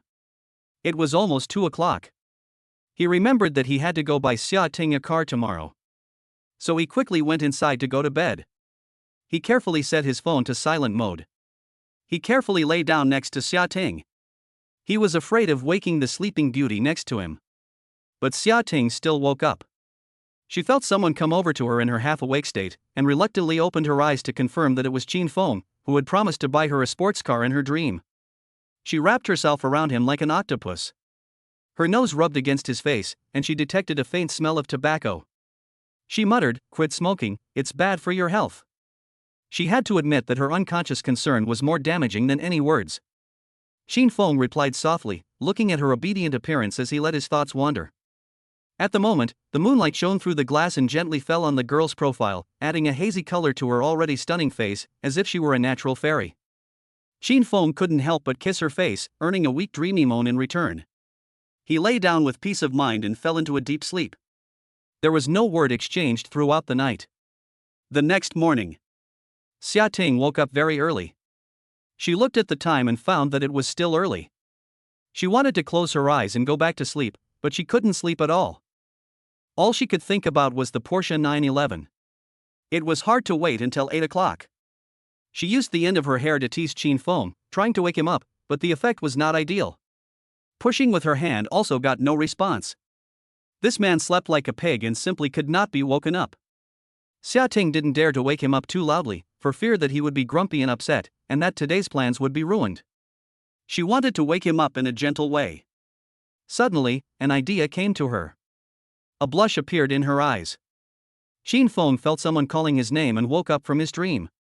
He had worked hard last night and didn't want to get up so early. But Xia Ting seemed a little anxious, insisting that he get up. After a few minutes, she went to wash her face and brush her teeth. Qin Feng lay in bed like an old monk in meditation, not moving a muscle. After feeling refreshed, the two got dressed. Xia Ting's dress today was a long black bandeau dress. The black base made her skin look pale, and the neckline was very open, revealing her charming collarbone. The dress is outlined with some lace, and the waist cinching style highlights her figure to the fullest. The side slit is very high, and her jade legs are faintly visible when she walks. Paired with cool high heels, she has a very royal style. This set was also bought yesterday. The more Qin Feng looked at it, the more beautiful he felt. This outfit is really beautiful, and it's similar to those famous TV heiresses. Today I'm going to the Porsche store, of course I have to dress a little presentably, Xia Ting said, twisting and turning in front of the full-length mirror. It's not that big a deal, it's just a car. Qin Feng walked up to her and put his arms around her waist. He appeared in the mirror in a smart shirt and trousers, looking very good standing next to Xia Ting. From the way he spoke, buying a car worth a few million seemed as casual as going grocery shopping, and she didn't think he was bragging at all. The 400,000 or 500,000 yuan from last night was very convincing. Naturally, Xia Ting helped him tidy his collar a little. I know, I'll just put on some makeup, it'll be done in a flash. Qin Feng saw that Xia Ting still needed to put on makeup, so he decisively took out his phone and opened the Game King off. When a girl says it'll be done in a flash, it means it'll take at least half an hour. Sure enough, he had lost 2 games up before Xia Ting was done. But I'll be honest, after Xia Ting finished putting on her makeup, she looked radiant. The light bangs were slightly curled, faintly revealing her pretty eyebrows and eyes. She exuded a fresh and sweet feeling like the girl next door, but also had a sexy and charming charm. Her pink lips were slightly pursed, which made people's hearts flutter. Looking at the glamorous Xia Ting, Qin Feng had nothing to complain about. Everything was ready, and the two of them went out and got off the elevator. As soon as they arrived on the first floor, a housekeeper came up to them and, after checking out, asked if they needed a car. Qin Feng nodded. She immediately called a Mercedes-Benz commercial vehicle. When she heard that Qin Feng's address was the Porsche 4S store, the housekeeper's eyes lit up. She had wondered before why the two of them hadn't driven here. It turned out that the car was at the 4S store, presumably for maintenance or repair. It is still necessary to cultivate good relationships with these wealthy people. The housekeeper hurried to the counter and took out her business card and handed it over. She told Qin Feng that she was at his service for anything he might need in the future. Qin Feng was quite satisfied with her service, so he added her to WeChat. The two of them took a car to the entrance of the Porsche 4S store. As soon as they got out of the car, a beautiful salesperson came to greet them. The service was very enthusiastic, and she smiled as if she had come to see her father. Sir and madam, may I ask if you are here to look at a car or to test drive it? Qin Feng took a look at her. She was quite pretty, with a good figure, wearing delicate makeup, and standing tall, almost the same height as him in high heels. He glanced at the 40 million in the system and said with a lot of confidence, "Let's take a look at the car." The beautiful salesperson smiled and said, "Okay, do you have an appointment?" Qin Feng asked suspiciously, "If I don't have an appointment, will I not be allowed to look?" The saleswoman waved her hands repeatedly and said, No, what I mean is if you don't have an appointment for a sale, can I introduce it to you? So that's how it is. Qin Feng had thought that this kind of luxury car store liked to play the big shot and wouldn't let you buy a car without an appointment. He scanned the saleswoman's information in the system. Name, Peng Jinyan. Age, 26. Charisma, 81. Number of relationships, 7. Not bad, pretty standard. The fact that a Porsche salesperson can be so self-aware shows that she is not the kind of girl who messes around. Okay, you can do it. Show us the 911, Qin Feng said lightly. Okay, please follow me. Peng Jinyan smiled and held out her finger to guide the way. You can tell whether someone is confident or not from the way they speak. This handsome guy in front of her speaks with a steady and confident tone, and coupled with the beautiful and generous woman next to him, the possibility of them buying a car together is still very high.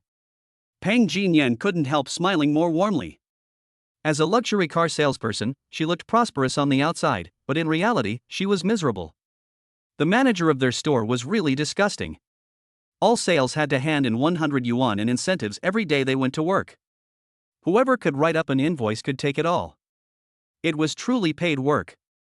She hadn't written up an invoice this week yet. So she was especially dedicated to treating Qin Feng well. Chapter 19, This car must be really fun to drive. Qin Feng and Xia Ting followed the salesperson into the Porsche 4S store. As soon as they entered, they saw three attractively looking female salespersons bowing and smiling at them. Qin Feng also politely nodded at them. It is said that for every Porsche sold, there will be one less female salesperson. Xia Ting saw Qin Feng staring lustily at the salespersons and snorted, indicating that she was still there. Qin Feng quickly smiled and coaxed a few words. He explained that he was just curious as to why there were only women. Xia Ting glared at him and didn't say much. This was a critical moment, and she didn't want to argue with Qin Feng over such a trivial matter.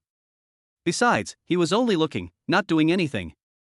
She shouldn't be so petty. The three of them went to the lobby, where three cars were parked on the exhibition stand. One was the famous Cayenne, one was the Panamera, and the last was a Porsche 911 Carrera. When Xia Ting saw her beloved sports car so close, she couldn't take her eyes off it. This was the car she had always dreamed of buying. She was so excited that she grabbed Qin Feng's arm tightly, her hand so forceful that her fingernails started to turn white, and her fingernails even poked into Qin Feng's flesh. Sigh.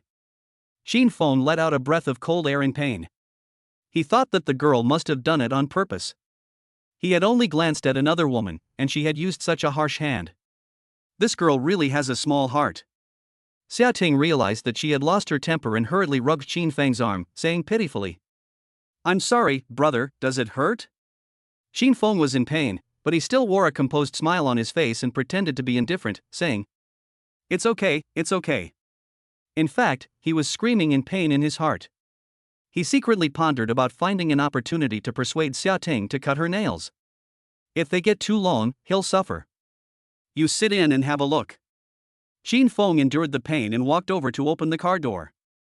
As soon as the door opened, Xia Ting was captivated by the interior of the car and immediately ignored the pain in Qin Feng's hand. She sat down directly. She felt around and looked around. She felt the smell of money. Seeing her so excited, Qin Feng asked with a smile, "Do you like it?" Xia Ting closed her drooling mouth and nodded like a little chicken pecking for rice, saying, "Mm." Qin Feng walked to the other side, leaned against the car window, and raised an eyebrow, saying, "So you're sure this is the car? You're not considering any others?" Xia Ting said happily, "This is the car." Peng Jinyan, as a professional salesperson, saw that they were so eager to buy a car, and immediately went up to them and introduced the car with all her heart and soul. This 911 is the world's most classic sports car. It has a sleek and elegant appearance and a simple yet grand interior. It is equipped with a 3.0T engine with a maximum horsepower of 385. The interior is fitted with luxurious leather seats. Qin Feng opened the passenger seat and got in while the salesperson was giving a detailed explanation. The first thing that caught his eye was the maroon interior, which looked a little flashy. It had the sense of luxury of a $1 million luxury car. There was a faint aroma of fragrance in the fresh air, which smelled very stylish. There is a huge Porsche logo on the steering wheel, which can make people feel happy all the time, whether they are taking photos to impress others or just admiring it themselves. The leather wrapping around the car is very soft, and the texture is impeccable. The front seat is very spacious, and a person of 1.78 m can stretch their legs out without any problem. After all, this is a car with 2 doors, and it probably wasn't designed to seat 4 people. It is worth mentioning that the center gear knob of this car is very small and forward, which is very convenient for 2 people to move around. Qin Feng sat in the passenger seat, effortlessly put his head in Xia Ting's arms, winked meaningfully at her, and then nudged her thigh. Xia Ting understood the signal and pushed Qin Feng's head away, cooing, "Naughty." Qin Feng laughed, teasing, "I didn't say anything, what are you naughty about?" Xia Ting's ears flushed slightly, and she stared at Qin Feng, too embarrassed to speak. Qin Feng pretended to lecture her, "Little girl, don't think about unhealthy things all day long. Xia Ting couldn't stand it anymore and lightly slapped him, then held his hand and cooed. "Stop it, honey, are you really going to buy me this car?" This honey was even more flirtatious than last night when she was swaying. Hearing this, Qin Feng's bones were tingling. He smiled adoringly and said, "If you like it, I'll buy it for you." Xia Ting screamed in excitement, "Hubby, I love you." Xia Ting's favorability +5. Qin Feng gave a faint smile. Modern girls really have no resistance when they hear the word buy. The school flower is no exception. Plus the 5 points earned from last night's hard work. Xia Ting's favorability has currently reached 72 intimacy. Only 8 points away from 80 points admiration. When she thought about how hard she had worked last night, diligently and tirelessly, without complaint, Qin Feng couldn't help but rub his waist, secretly sighing that he couldn't take it anymore. While others could do it 7 times in one night, he could only do it 5 times. It seems that this super physique has to be obtained quickly. Pang Jinyan, who was standing nearby, heard the tiresome conversation in the car and her mouth twitched. You have to know that this is a car that costs at least over 1,000,000 yuan, and this man is actually talking about buying it for a girl. This woman doesn't seem to have anything special about her, except that she is a bit prettier, and she looks like she hasn't seen much of the world, like a dumb, white, sweet girl. Spending so much money on a vase, this man must be under some kind of spell. Pang Jinyan felt like someone had force-fed her 10 pounds of lemons, and she wanted to cry from the sourness. She couldn't help but let out a growl in her heart. Why does this kind of domineering president falling in love with me drama always happen to other people? Beauty, is this car available? Qin Feng saw the salesperson daydreaming and waved his hand to indicate. Yes, sir. Pang Jinyan snapped back to reality and hurriedly said. How much does this car cost? Qin Feng asked nonchalantly. Seeing that he seemed to be interested in buying the car, Pang Jinyan quickly discarded the messy thoughts in her head and concentrated on explaining. The car you like, the Carrera, is 1.37 million yuan in the car price, and including the purchase tax, insurance, license plate fees, etc., the total price is about 1.6 million yuan. She paused and continued, What is your surname, sir? If you are satisfied, we can go to the meeting room inside to talk about the price again. My name is Qin Feng. Qin Feng turned his head and looked at Xia Ting, asking symbolically, Are you sure it's it? Then I'll pay for it? Xia Ting nodded without hesitation. Looking at the 911 that would soon belong to her, her eyes twinkled with stars. At this time, even if Qin Feng asked her for strange requests, she would do it without fail. However, Qin Feng did not have any evil thoughts at the moment. He handed the card to the salesperson and said indifferently. Then swipe the card, I won't cut the price, and within your authority, give me all the gifts you can arrange for the fuel card or maintenance. Pang Jinyan took the bank card with both hands and looked stunned. She had never seen a customer who came in for just 3 minutes and paid directly without even drinking tea. Looking at Qin Feng's composed posture, there was a hint of hope in her eyes. No problem, Mr. Qin, may I ask if you would like to add some additional features, such as an electric sunroof or surround sound? Chapter 20, Honey, I Want It. Qin Feng lowered his head and thought for a while. He had spent a bit less on Xia Ting so far. He had only spent 430,000 yuan so far. The system's rule was to return cash when the favorability reached 80. At the current rate of development, he should be able to reach the goal in no time. He confirmed with the system whether he could only get a cashback once. The system replied, when the goddess develops feelings of love for the host, all expenses incurred on her can be returned in one go. After the favorability rating exceeds 80, the invested funds cannot be returned. In other words, once the favorability rating exceeds 80, there is no more money to be returned. He didn't quite understand how the system worked before, and coupled with the fact that his capital was not strong enough, he was a little stingy. Now that victory is in sight, if he doesn't raise the stakes now, when will he? Qin Feng waved his hand directly, domineeringly saying. Upgrade everything, give it all to me, I want the top of the line. Luxury car options. The difference between the options is huge. If I really want to get the full package, it'll cost me a few 100,000 more. Pang Jinyan is powerless against this kind of man who doesn't blink an eye when it comes to spending money and who especially spoils his girlfriend. Her heart is racing, her cheeks flushed with peach blossoms. If she didn't have to worry about Xia Ting being there, she would really want to go up to him. If such a handsome rich guy was her boyfriend, she would smile in her sleep. No need, I think it's fine just like this. At this time, Xia Ting interrupted Pang Jinyan's reverie and said hesitantly, "No one else will be able to tell if you add it, just put a Porsche logo on it, you don't need to waste money." She actually did not want to add a matching set, but if she chose a custom set, she would have to wait for months. Xia Ting didn't want to wait any longer and wanted to have a car to drive around in first. Qin Feng thought she was trying to save money for him and said generously, "As long as it's money spent on you, it's not wasted." Xia Ting put her arms around Qin Feng's neck and said coquettishly, "It's fine, I'm just trying to save you some money. Plus, choosing a matching set is a lot of trouble, and I have trouble making decisions." Pang Jinyan saw Xia Ting looking worried about her brother, and a flash of contempt crossed her eyes. She cursed under her breath, calling her a green tea bitch for putting on airs. But she smiled and persuaded. "Miss, many of our customers who buy the 911 have it customized, from the body color to the choice of wheels, to the interior components and comfort configuration. The inside and outside can all be assembled according to your preferences. You can have a unique, exclusive sports car." Qin Feng also agreed, saying, "That's right. Adding some optional extras will make it stand out from the crowd. You're a girl, and a black car like this is so dark. It'll look better with some highlights." Xia Ting's hands were twined together, and her expression was a little embarrassed. Qin Feng was right, black was indeed a bit dark. And she had obviously had the opportunity to add optional extras, but she had foolishly refused, which made her seem petty. But she really didn't want to wait that long, so she looked up and asked the salesperson, "Do you have a top-of-the-line car in stock?" Pang Jinyan thought for a moment and said, "I remember a female customer who ordered a convertible turbos with a very luxurious configuration.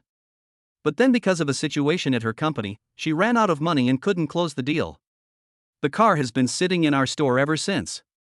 I can show you, but I can't open the door without the key, and you won't be able to see the interior. The car has been sitting in their store for months and they haven't been able to sell it. It's a loud red female model with luxurious upgrades and a slightly higher price." Qin Feng doesn't really know much about cars, but since there's no harm in taking a look, he says, "Let's go take a look." Pang Jinyan excitedly leads the way, wiggling her sexy buttocks, and while holding the information on the car, she introduces it to Qin Feng. This car has gray carbon fiber rims with matching tires, adaptive sports leather seats with ventilation and heating, the doors have been fitted with welcome atmosphere lights, the front of the car has matrix headlights, a Racetex fabric GT Sport steering wheel with heating function, the chassis has been fitted with a Sport Chrono package, a full image parking aid system, and a high-end Berlin surround sound system. Qin Feng couldn't understand it, but he thought it was amazing. A few people went to the indoor parking lot, where a car covered by a car cover was quietly parked. It looked like a rose that hadn't yet bloomed, inconspicuous. The staff member waited until the car cover was lifted with gloves on. Suddenly, a shiny red sports car appeared in front of everyone. Its body lines were smooth and dynamic, and every detail reflected superb craftsmanship and outstanding quality. The red exterior and black interior color scheme gives it a gorgeous and passionate appearance, while the car's inner qualities are reserved and dignified. In particular, the car's brilliant red luster looks incredibly delicate. Paired with the black soft-top convertible fabric, it looks like a princess wearing a black hat. At first glance, Xia Ting was deeply attracted to this car. Instantly, she felt that the previous car no longer smelled good. She carefully reached out her hand to touch the car. Pang Jinyan quickly spoke up to stop her. "Sorry, miss, according to regulations, this car is not to be touched casually." She said sorry, but her expression didn't show much remorse, and there was even a hint of disdain in her smile. She knew that Qin Feng was the one who paid the money. This woman didn't have the final say. If Qin Feng reached out to touch it, she would definitely not say a word to stop him, and if necessary, she would even apply for the keys so that he could get in and experience it for himself. The seats inside are covered with protective film, so it's fine to sit in them. But obviously Xia Ting doesn't have that kind of status. In Pang Jinyan's eyes, Xia Ting is just someone who has taken advantage of her looks and good fortune to hook up with such a rich guy, and she's not worth licking. "I'm only going to touch it, what's the big deal?" Xia Ting snapped. "I'm really sorry, this is a new car, you can only look at it from a distance, you don't want someone else's fingerprints on the car you bought, do you?" Pang Jinyan smiled. The words sounded fine, but she still felt uncomfortable. Xia Ting frowned, didn't say anything, reluctantly withdrew her hand, and then looked at Qin Feng with longing eyes. "Just by looking at the shape of this convertible, you can tell that it is much more expensive than the previous one that cost 1.3 million. She was a little embarrassed to say that she wanted to buy this one, and she just hoped that Qin Feng could understand her feelings through his eyes. How much is this one? Qin Feng asked tactfully. The previously agreed price for this car with the customer was 3.2 million pang. Jin Yan looked at the list and smiled. Xia Ting was secretly shocked when she heard the salesperson quote 3.2 million. She secretly glanced at Qin Feng's face and saw that his eyes were hesitant, as if he was in a difficult situation. Xia Ting guessed that the car might be beyond his budget. Indeed, compared to the previous one, this car was twice as expensive. It was normal for anyone to be in a difficult situation. But she really liked this car. The moment it was lifted, it gave her the illusion that she was this car. Like the car, it too was covered in the dirt of the world, unable to find someone who appreciates it, and it could only stand alone in the corner, admiring itself. She was really tempted to go up and drive it away. But Qin Feng's silence made her feel uneasy and unsure. Qin Feng gave a little smack of his chin. He also thought the car was very beautiful, but he wasn't too happy with the price. Only 3 million. Who is he looking down on? You have to know that in the world of tomato godly heroes, everyone has a Lamborghini. If you drive this 3 million car out, you won't even be able to hold your head up in front of them. At present, shouting stock price is doing so well, and it feels like a waste not to raise the stakes and buy a luxury car worth tens of millions of yuan. Spicy chicken Porsche, don't you have any cars worth tens of millions of yuan that I can spend money on? Brother, can I buy this one? Shouting gritted her teeth and pleaded, I still have more than 300,000 yuan saved up. Just tell me how much is missing, and I'll take out a loan for the rest. Chapter 21, There are no shortcuts in life. Qin Feng laughed when he heard Xia Ting say she wanted to take out a loan. This showed how little confidence she had in him. He was just worried that he wouldn't spend the money wisely and that they would get less cash back. It wasn't like they couldn't afford it. He smiled and lightly nudged Xia Ting's clever nose. He was about to agree to let her buy the car. But when he saw her eager eyes, his heart stirred. From the fact that she was willing to use all her savings to buy this convertible car, it can be seen that she really likes this car. She is even willing to take out a loan to buy it. In that case, he can simply act as the bank and lend her the money. If he also hires her to take care of his daily life, at 20,000 yuan a month, it will only be 2.4 million yuan a year. In that case, he can enjoy her company for free for 10 years. Qin Feng's smile grew wider as he thought about their future life together. However, there were two minor problems.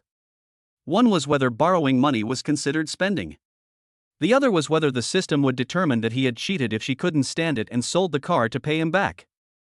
Qin Feng was very timid, and after some thought, he decided not to take the risk.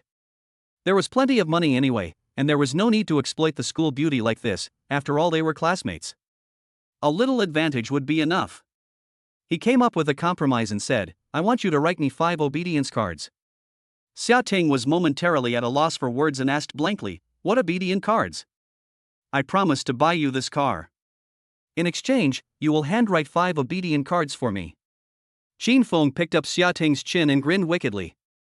Every time I use an obedient card, you must obey my every command. Do you understand what I mean? Xia Ting was taken aback, and her mind was instantly filled with obscenities. She guessed that this smelly man must have watched too many dirty movies and wanted to play some special tricks. Her cheeks turned red, and she shyly glared at Qin Feng and huffed. That's too much, I don't like that. Qin Feng looked innocent and said, Baby, what are you thinking about? I mean things related to life, like doing the laundry and cooking for a week and other chores. After saying that, Qin Feng deliberately widened his eyes and said, You're not thinking about that, are you? Xia Ting was suddenly infuriated, raised her little fist and hammered it on Qin Feng's shoulder, and found that the injury was not high and the opposite side did not hurt.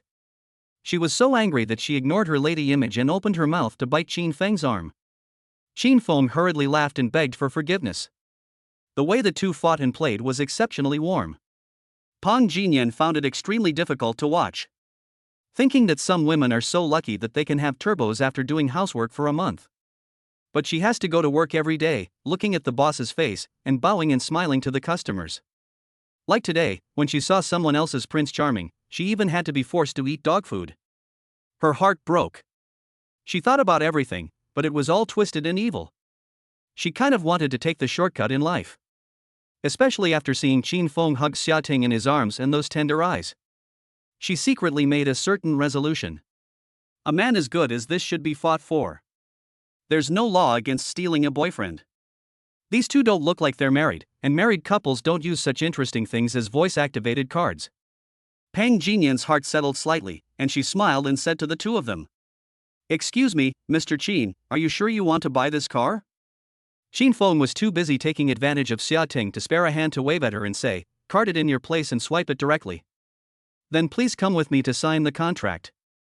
I can give you some special discounts," Pang Jinyan hinted. She wanted to take Qin Feng to the office alone to have a good chat and see if Qin Feng was interested in her.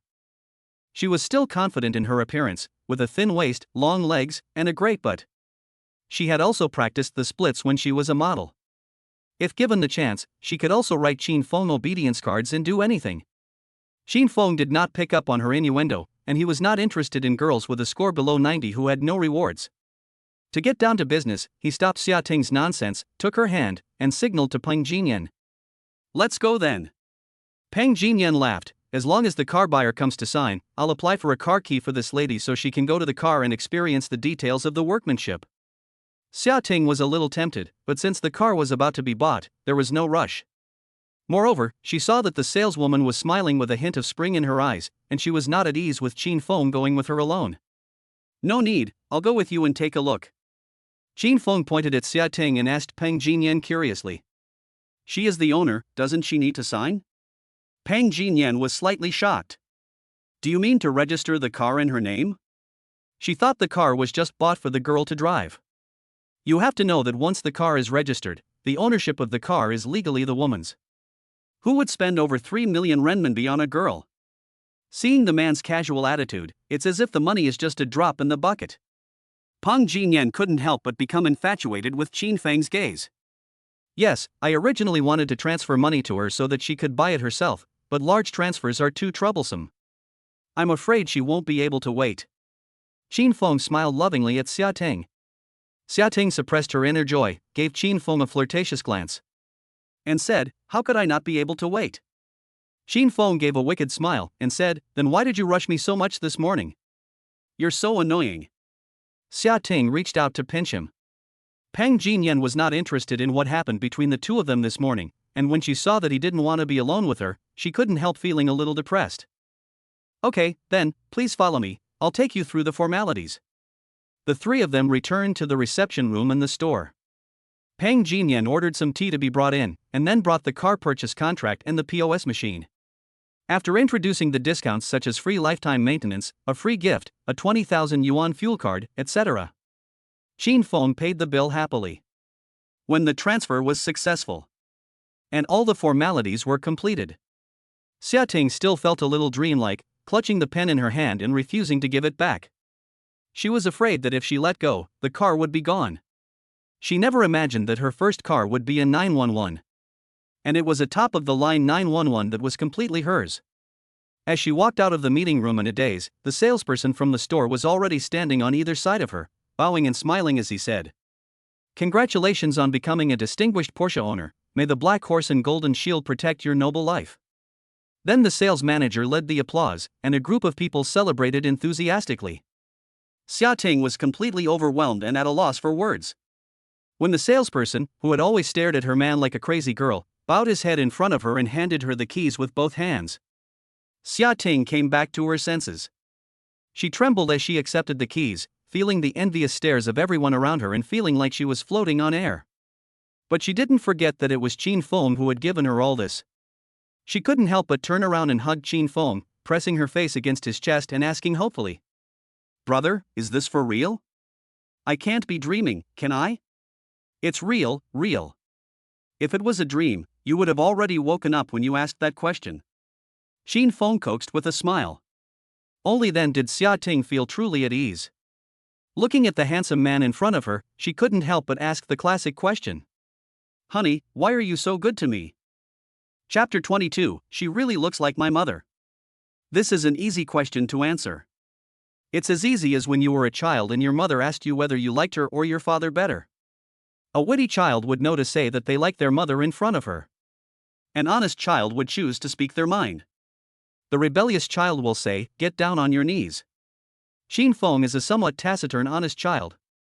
But he has read the 4 books and the 5 classics and knows the correct answer in his heart. You are so beautiful, you deserve my best behavior. Xia Ting's favorability +5. As soon as the words left his mouth, Xin Feng received a system notification. He lightly curved his mouth, feeling very happy. This is almost the same as answering correctly. But now there are only 3 points left to 80 favorability points. Seeing Xia Ting's happy face, he guessed that she would return the favor soon. He had to find a way to spend more money. But where could he take her to spend money? Xin Feng hugged Xia Ting, deep in thought. And Xia Ting felt sweet and excited when she heard Xin Feng praise her for being beautiful. She gave his neck a friendly nudge with her nose. Smelling the man's scent was like a cat confirming its owner with its nose. Looking up at his handsome and confident face, she was a little worried that he would be taken away by other women, and she couldn't help but worry. My dear, you won't leave me, will you? She didn't realize that in just 2 days, she had already deeply imprinted this man in her heart. Although she knew that Xin Feng would never say no, she just wanted to hear his reassurance. Don't worry, I won't leave you even if the sky falls, Xin Feng reassured her with a smile. Xia Ting was very satisfied, and in public, boldly put her feet on tiptoe and gave Xin Feng a kiss. The people in the store turned their heads away one after the other, not wanting to watch others show their affection. When the supervisor saw that they were done, he told everyone to go back to work. Several female sales gathered together and whispered. Swallow said, this car was bought by that man for that woman, and he paid the full price. Wow, this man is really rich, isn't he the son of some noble family? It's really depressing to compare ourselves to others. That woman doesn't have an extra eye compared to us, so how did she get so lucky and find such a tall, rich and handsome guy? If you don't believe it, go for it. They don't seem to be married yet, so you still have a chance. If you get lucky, go for it. I'll ask Swallow for his phone number later. I really envy you single people, you can do whatever you want. I'm married and have no freedom at all, and if I'm even a minute late, we'll fight. Your husband is really petty, I would have left him a long time ago. Zhao's husband is actually quite nice, he asks after my health every day, and is always there for me. I can tell that he really cares about me. What's the use of true feelings? If he could buy me a turbo, even if he was fooling around, I wouldn't care. Pang Jinyan did not participate in their conversation. At this time, she was standing next to the two of them, eating dog food while holding various lists and materials. It took a long time before they parted, and she took the opportunity to interrupt. Excuse me, it will take a little longer to register the car. It can be picked up the day after tomorrow at the earliest. Do you need a temporary license plate? Xin Feng let go of the passionate Xia Ting, bowed his body, and hid his weapon, saying, Don't bother. Just let me know when it's ready the day after tomorrow, and we'll come pick it up then. Okay, I'll contact you in the afternoon when we choose the license plate. And I just informed the original buyer of the car, and she asked me for your number. Can I give it to her? Peng Jinyan asked. It's fine. Xin Feng said nonchalantly. Xia Ting opened her mouth, wanting to say something, but she didn't. She just gave Xin Feng a resentful look. Xin Feng didn't see her eyes, as he was confirming some notes with Peng Jinyan about the new car. After finishing, Peng Jinyan went to submit the pile of information. He then looked back and saw Xia Ting pouting, her face full of unhappiness. He was a little puzzled and asked, What's wrong? Humph. Well, I didn't do anything wrong, did I? Xin Feng scratched his head, a little puzzled. Xia Ting said sullenly, You can't give your number to other girls in the future, okay? Are you going to eat that jealousy? Xin Feng laughed. Just eat it, you can't give other women a chance anyway, Xia Ting said seriously. Okay, I'll listen to you, I won't give it to anyone. Xin Feng calmed her down a bit, and Xia Ting took advantage of the situation and didn't dare to act too much. It would be stupid to play up and anger such a golden-haired man. After buying the car, the two walked out of the 4S shop and discussed where to go for lunch. Pang Jinyan chased after them to see them off. When she saw Xin Feng getting ready to hail a taxi, she immediately said, Sir, didn't you drive here? Why don't I drive you guys there? Xia Ting quickly refused, saying, No, we like taking taxis. She didn't like the way this woman looked at her man. There was a kind of blatant charm. As a woman herself, Xia Ting could easily tell the longing in her heart. It's fine, you can use the company car, Peng Jinyan smiled. It was broad daylight, and Qin Feng didn't really want to wait by the roadside. Just as he was about to agree, he caught Xia Ting's look of reluctance. So he immediately changed his mind and said, "No need, you go ahead." Pang Jinyan wasn't angry at being rejected, and she laughed.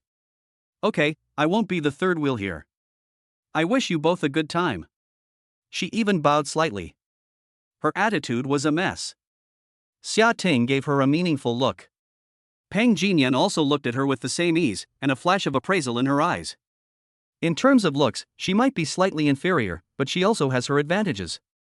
For example, her tricks or poses are definitely more interesting than those of these uptight young girls. Some charm is more pleasing to men than looks. She didn't believe there was a man in the world who wouldn't cheat on his wife. If she could just find the opportunity, she was sure she could sleep with Mr. Qin. Pang Jinyan turned around and cheered herself on. Qin Feng looked at the beautiful saleswoman who had left with her hips swaying, and secretly felt a sense of regret. This girl had a very good body proportion, with a protruding butt and a curvy backside. She was a super beauty. But if the charm wasn't at least 90 points, there would be no system reward. It would cost real money to woo her. It was a very bad deal. But she seems to be interested in herself, so I wonder if I can have sex with her for free. I'd better wait until I get my cash back. After all, even if I have sex with her for free, she can't pay for the room. Stop looking at her, Xia Ting said angrily, shaking off Qin Feng's hand. Qin Feng then remembered that there was a bowl next to him. He hurriedly apologized. "Sorry, I was looking at her back." Qin Feng was thinking of an excuse when he suddenly slapped his head and said, "She looks a bit like my mom, yes, like my mom." Xia Ting was stunned by his lame excuse and forgot to be angry for a moment. She had never seen such a shameless man. He even used his mother as a shield. She couldn't help but ask, "Does your mother walk like that too?" Chapter 23, Why Don't I Get You a Cell Phone? Seeing Xia Ting's shocked expression, Qin Feng was afraid that she wouldn't believe him, so he forced an explanation. "The last time I saw my mom, she walked away like that, and she was dressed similarly." Xia Ting didn't believe him, but she sensed the key point in his words. "Where did your aunt go?" "I don't know, it was when I was little, I can't remember." Xia Ting looked at Qin Feng carefully and saw that he didn't seem to be lying, so she asked hesitantly, "So you come from a single-parent family?" "No," Qin Feng laughed. Xia Ting was relieved and guessed that his father might have found him a stepmother again, and that it was a reorganized family. She didn't pursue the matter, for fear that Qin Feng would think she was nosy. If their relationship became stable, they would naturally find out in the future. There was no need to rush things. Qin Feng also didn't want to go around telling everyone that he was an orphan, so he didn't say anything when Xia Ting didn't ask. For a moment, the two of them were both a little quiet. Qin Feng took out his phone and wanted to see where the ride-hailing car was. But the phone had frozen, not moving at all. He muttered, "Damn, what kind of crappy phone is this?" Xia Tian asked curiously, "Why do you use this kind of phone?" She had wanted to ask this question for a long time. When they first met, she noticed that Qin Feng was using the cheapest 1,000 yuan phone, which looked a bit old and like it had been used for a long time. At the time, she almost thought Qin Feng was penniless. But then he started buying things for her, and she gradually came to believe that he was rich. Afterwards, she was so intoxicated by Qin Feng's money that she forgot to ask. Now, after hearing him complain, Xia Ting finally asked. Qin Feng replied awkwardly, "I don't mind losing a cheap phone." Xia Ting stared at him suspiciously. She suspected that it might have been a phone given to him by his ex-girlfriend, and that he had been reluctant to replace it. For a man like him, who casually spends more than 3 million yuan on a car, how could he care about a phone that costs only 10,000 to 20,000 yuan? If he loses one a day, he will lose it in a year. "Since you don't care about it, just throw it away," Xia Ting said tentatively. "What's the point of throwing it away if it still works?" Qin Feng was reluctant to throw it away. "The SIM card is useless, but as long as it still works. It costs more than 1,000 yuan to buy a new one, and now my balance can multiply by 10,000 times. I have to be careful before I get my cash back. It's not too late to buy a new one after the system has credited my account." Seeing his distressed look, Xia Ting was even more certain of her guess. She was a little angry that this man dared to be so nostalgic about his ex. But she didn't dare to take Qin Feng's phone and throw it away. She could only hold her arms in anger and turn her face to the side, ignoring him. Seeing this, Xin Feng was a little puzzled. He had a problem looking at beautiful women before, but didn't he bring his mother out to appease her? Why was she angry again? He put his arm around Xia Ting's shoulders, twisted her body in front of him, and asked, Ting Ting, what's wrong? I don't want to talk to you. Xia Ting still pouted her lips and turned her head away. Why don't you want to talk to me? Give me a hint, Xin Feng asked with a smile. A pretty girl even looks cute when she's angry, and it makes people lose their temper. Xia Ting glared at his phone and said angrily, What's wrong with the phone? Xin Feng thought she was impatient and pulled out his phone to check the screen. The phone said the driver was still 1 kilometer away and would be there soon. Xia Ting shook her shoulders, broke free of his hand, and said coldly, you know what I mean, don't change the subject. Xin Feng's eyes widened, and he looked confused. Stop pretending. Xia Ting frowned slightly, her tone full of conviction. Can you give me a little more hint? Xin Feng asked cautiously. Xia Ting didn't say anything. She felt that Xin Feng was making a fool of himself and trying to muddle through the situation. Seeing that he cared so much about his ex-girlfriend's phone made her feel a little sour. Thinking that if she really made things clear, it might make him unhappy. If that happened, he would refuse to get rid of it, and there would be nothing she could do. Xia Ting sighed, but decided not to expose him, and just let it go. At the same time, she comforted herself mentally, thinking that it was good for a man to be devoted to one person, at least he wouldn't go out and play around in the future. Drip, drip, drip. At that moment, the car arrived. Xin Feng took Xia Ting's hand, noticing that she had symbolically struggled a little, and then let go. Xin Feng thought that she wasn't particularly angry, and said apologetically, Let's talk about it in the car, it's hot outside. Xia Ting looked coldly indifferent and got into the car with him without saying a word. The chauffeur was very professional, wearing white gloves to close the door for them, reminding them to fasten their seatbelts and informing them that there was mineral water to drink. The air conditioning in the car was strong, making people feel refreshed.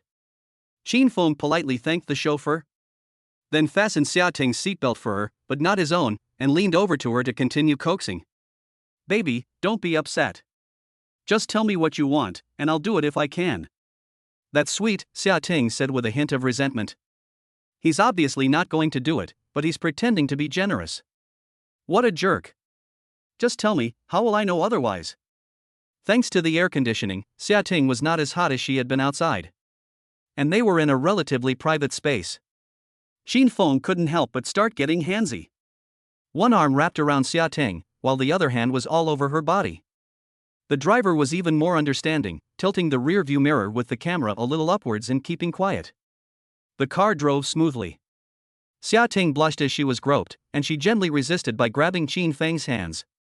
You asked me to say it. You said. Xia Ting stared at Xin Feng's phone, thought for a moment, and said, I'll give you a brand new phone that's way ahead of the rest.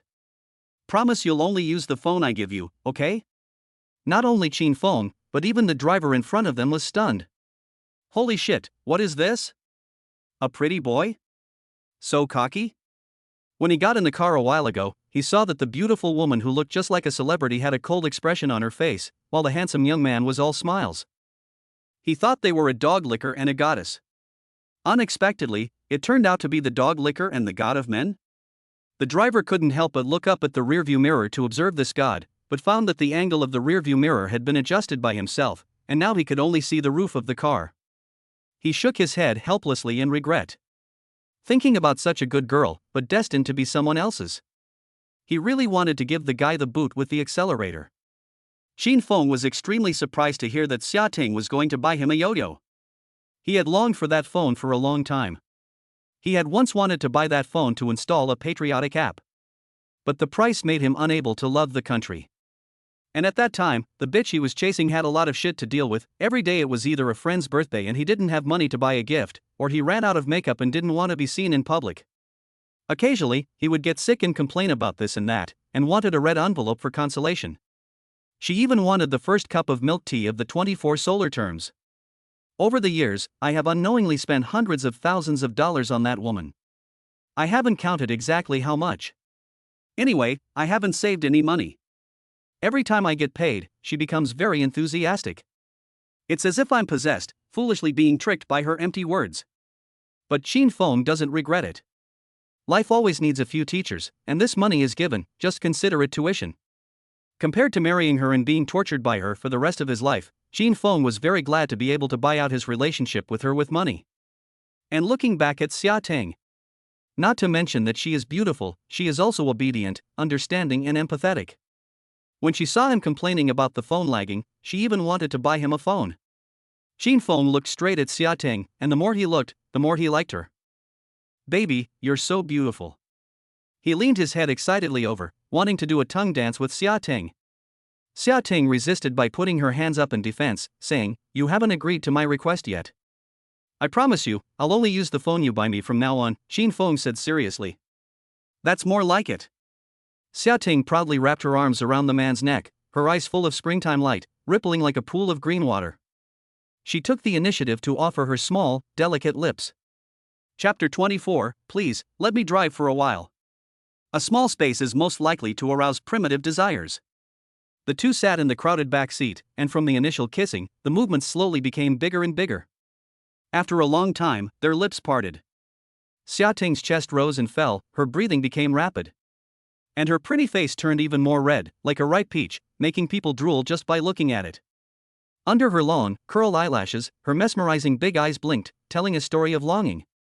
She was simply a vision, a pool of spring water. Jin Feng couldn't help but act. But she put up a fierce resistance. "Be good, relax," Jin Feng whispered in her ear. He heard her say in a tiny voice, "No." Jin Feng was overcome with lust. Seeing that he could not break through her defenses, he was forced to give up on her lower body and concentrate on her upper body. He soon had her clothes in disarray. It was not until Xia Ting looked at Jin Feng with pleading eyes and signaled for him to stop. Jin Feng stopped his big movements, but kept making small movements, and from time to time, she could be heard softly exclaiming in disarray. The seductive sounds were inviting. The driver in front of them began to regret bringing his ears along. Most of the people he drives around are rich. And rich people usually don't lack women. Those bosses have also done many outrageous things in the back of his car. But a beautiful and shy woman like today is still very rare. And the sound of screaming kind of arouses people's desire to commit crimes.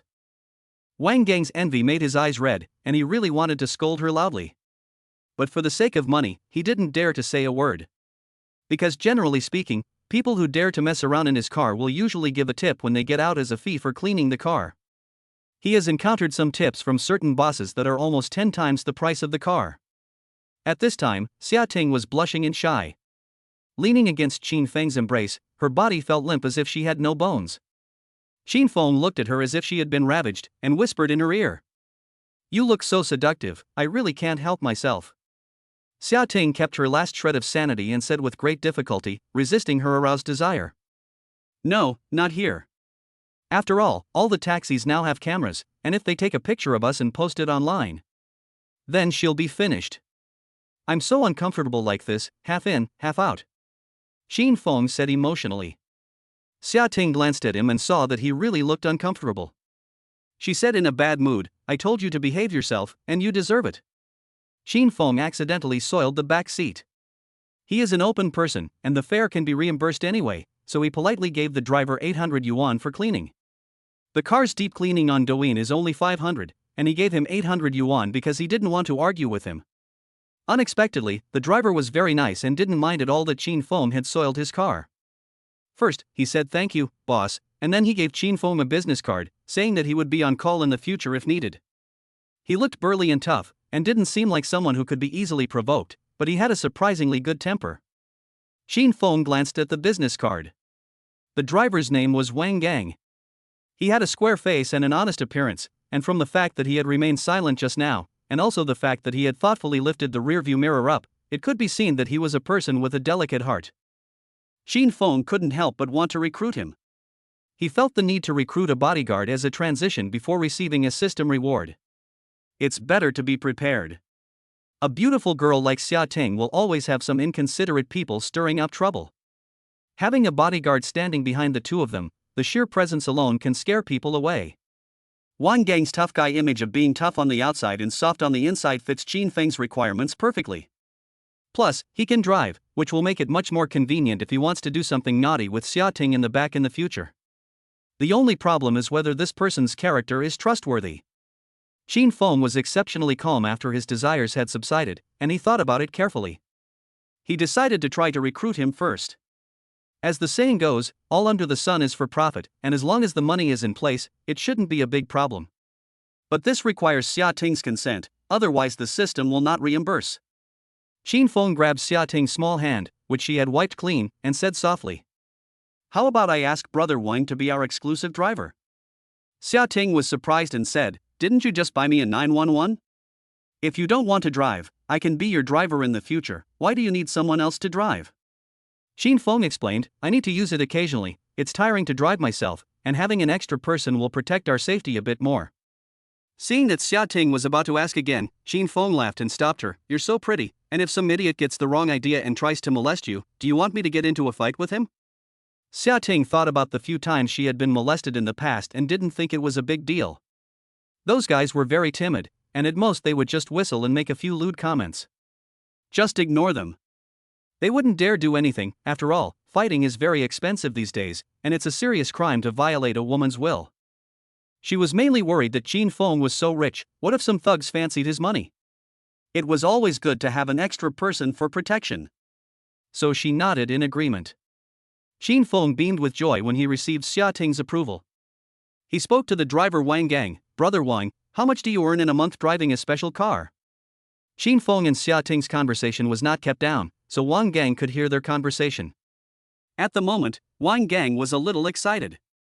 From what the woman said, it sounded like the man gave her a Porsche. Regardless of whether it was true or not, someone throwing him a bone was a recognition of him. Wang Gang quickly said modestly, "Boss, you can just call me Wang. I don't deserve it." After being polite, he continued to answer Xin Feng's question. "My job also depends on luck. Sometimes the platform gives me a few orders to take guests to the airport, and I can make more than 10,000 yuan a month. Then if I work overtime in the evenings and work hard, I can occasionally make 20,000 yuan." Wang Gang didn't tell the truth. This type of car hailing business is not like delivery, where you only need 2 wheels. They have high investment costs, and after deducting maintenance, insurance, fuel costs, platform commissions and other expenses, it's considered good luck if they can make 10,000 yuan a month. And the car also costs money. You need at least a 200,000 yuan car to drive a car for hire. Plus, you have to rely on the platform for a living, so you have to put up with some disgusting rules and disgusting customers. The last time that woman peed on the car, she only gave 500 yuan. He still bought the car new, so how can anyone put up with it? So every industry has its difficulties. On the surface, 10,000 to 20,000 yuan a month doesn't sound too bad, but in reality, it's really not as good as carrying bricks. Chapter 25. Although he can cook, he is not a gourmet. Have you considered changing jobs? Xin Feng asked casually. I would like to change, but every day I drive, my lumbar disc is a bit protruding. It's just that I'm a bit dumb, I can't talk well, and I'm not good at dealing with people. Wang Gang laughed foolishly. He was actually very willing when he heard that Xin Feng intended to hire him. A big shot like Xin Feng, who was willing to pay 800 yuan for a car wash, shouldn't be stingy with wages. As you heard just now, we think you're very good and would like to hire you as a driver and bodyguard. The working hours may be relatively late, and you will need to accompany us at all times. What do you think is a suitable salary? Xin Feng said. Wang Gang didn't expect Xin Feng to let him discuss the salary, and for a moment he was a bit at a loss. He first drove the car smoothly to the destination, and then thought quietly. Xin Feng did not disturb him either. After all, this was a big deal, and it was always a good idea to think more. He and Xia Ting chatted softly, enjoying each other's company. Wang Gang, on the other hand, looked torn, not knowing how much was appropriate. He was afraid that if he asked for too much, he would be considered greedy, but if he asked for too little, he would not want to do the job. Although he had only known Xin Feng for less than half an hour, he was not afraid that this was a scam. Because he was a stubborn person, he would work for other people if they paid him, but if he had to pay for the job himself, he would just leave. No matter what the joining fee or registration fee is, he won't pay it, and he doesn't care what those people say about what they will do after joining. He's not jealous at all. The only thing he's worried about is someone trying to take his car. He just bought the car not long ago, and it has less than 10,000 kilometers on the clock. It's a pure electric SUV that costs 280,000 yuan. He treasures it very much. After thinking for a long time, he hesitantly asked, "Does the boss usually need to use my car for transportation?" Xin Feng simply refused. "No, I'll get you a car with a license plate to drive around in." Xin Feng plans to buy a car with two wings on the logo. I heard that rich people all ride in cars like that. It's very face-saving. Wang Gang saw that he only wanted a person, and he was slightly relieved. Thinking about the modern harmonious society, he would never tie up a live person like himself and sell him to northern Myanmar. After much thought, Wang Gang decided that Qin Feng did not seem to be someone who was short of money, so he plucked up the courage to name an ideal price in his mind. "What does the boss think of 20,000? He paused, and hastily added, "I used to be a soldier, and I still run and practice military boxing every day. I can take down 2 or 3 ordinary people in no time. And I can't just drive, I used to be a cook for a while, and I've been to a lot of places." Qin Feng was very satisfied with him, but not with his salary. 20,000 a month is not enough. Human nature cannot stand the test. Especially for a bodyguard or chauffeur, if someone else's money is involved, and the car is driven to an abandoned building. The consequences would be unimaginable. Someone like this who is close to the body must be bribed with a lot of money. Xin Feng said indifferently, "Okay, we'll pay you the 20,000 you asked for a trial period of 1 month. Wang Gang was instantly overjoyed and said excitedly, "Thank you, boss. I will try my best to make you happy." 20,000 a month is a whole lot more than he was making every month. There was no reason for him not to choose to be a bodyguard. Even if it was more difficult, more dangerous, and less dignified, he would do it. "My name is Qin Feng, and her name is Xia Ting. We will be relying on you in the future, Brother Wang." Qin Feng was very polite to the people around him. Wang Gang quickly smiled and said, "Boss Qin, you can just call me Wang." Qin Feng smiled. This kind of bodyguard with thoughts seemed much more interesting than the emotionless cyborg. However, he did not say, "Okay, then I'll call you Wang." He still insisted, "You look older, so you can still call me Brother Wang. There's no need to be fussy about the title, as long as you do a good job." He continued, "There's no need to sign a contract. I'll give you this month's salary first, 20,000 yuan for the trial period." Qin Feng said, transferred the money, and saw Wang Gang's surprised smile.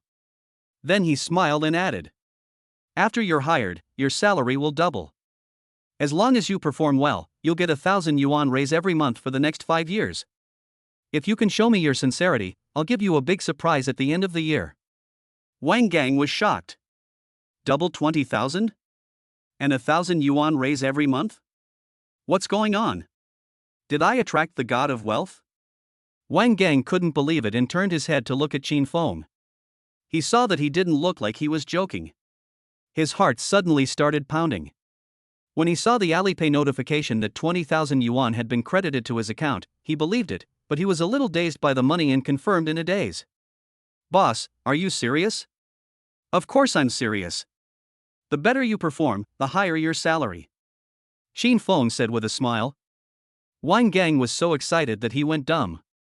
He didn't know how to express his gratitude, and all he could think about was kneeling down and kowtowing to the god of wealth. This is the god of wealth, damn it. As long as you do a good job, you get 1,000 yuan raise every month? He had never heard of anything like this in his life. If the salary increases continue at this rate, how much will he earn in a year? He quickly calculated in his mind, but it took a while before he understood that after the salary doubled, it would be close to 600,000 yuan a year. What would it be after 2 years? No, after punching for a long time, his brain was a bit slow, and his CPU was about to burn out. But it would definitely be over 1.2 million. 2 years of over 1 million sounds simple, but for someone like him, whose brain is not active, it would be difficult to achieve even if he tried his best. Now the opportunity was right in front of him.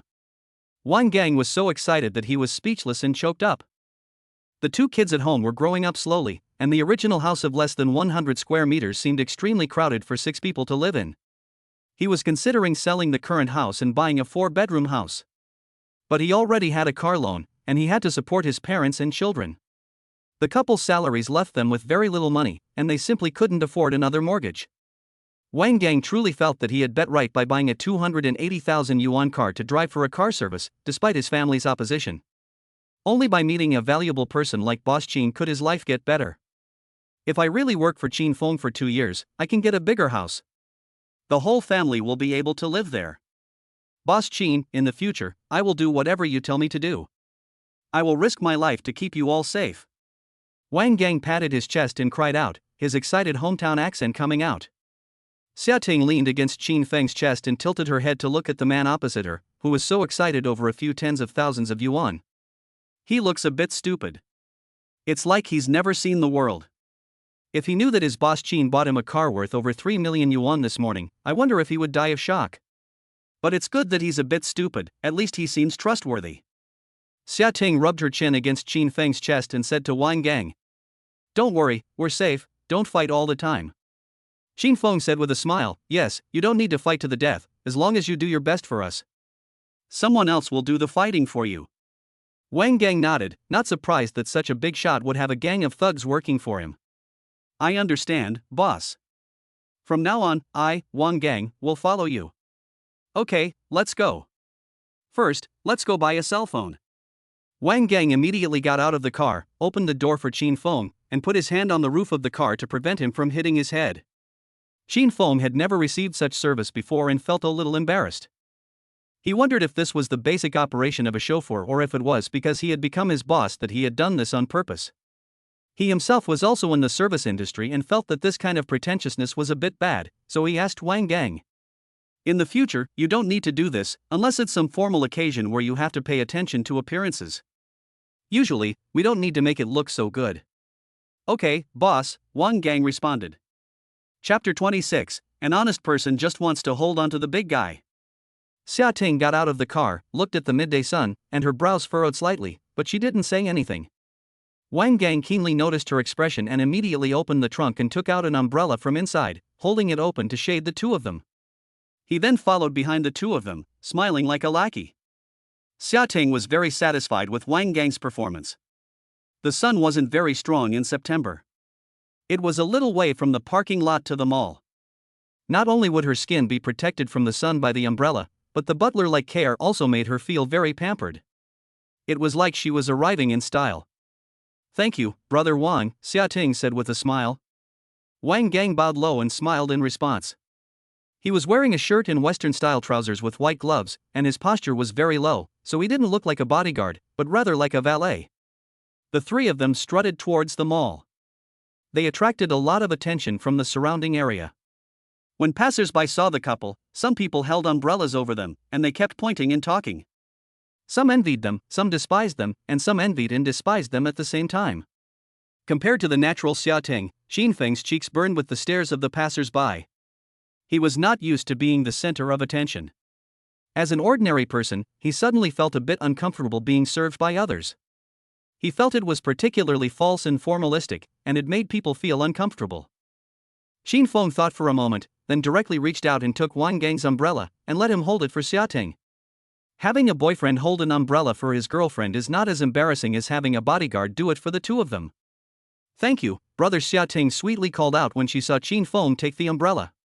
She thought Qin Feng was jealous, and her voice was even more strained. "It's only right, it's only right." Qin Feng smiled. "Brother, you're not angry, are you?" Xia Ting secretly surveyed Qin Feng's expression. She knew that some rich people were particularly petty, and that they would think the worst if she talked to other boys. She had just smiled happily at Wang Gang, and he must have been very concerned about it before he grabbed Wang's umbrella. "What's there to be angry about?" Qin Feng was taken aback. Xia Ting weakly explained, "I was just thanking Wang Go out of politeness." Qin Feng wondered, and then? Xia Ting, after confirming that Qin Feng was not pretending, relaxed and said, "Seeing you take Brother Wang's umbrella without saying a word, she thought you were jealous." Qin Feng was speechless.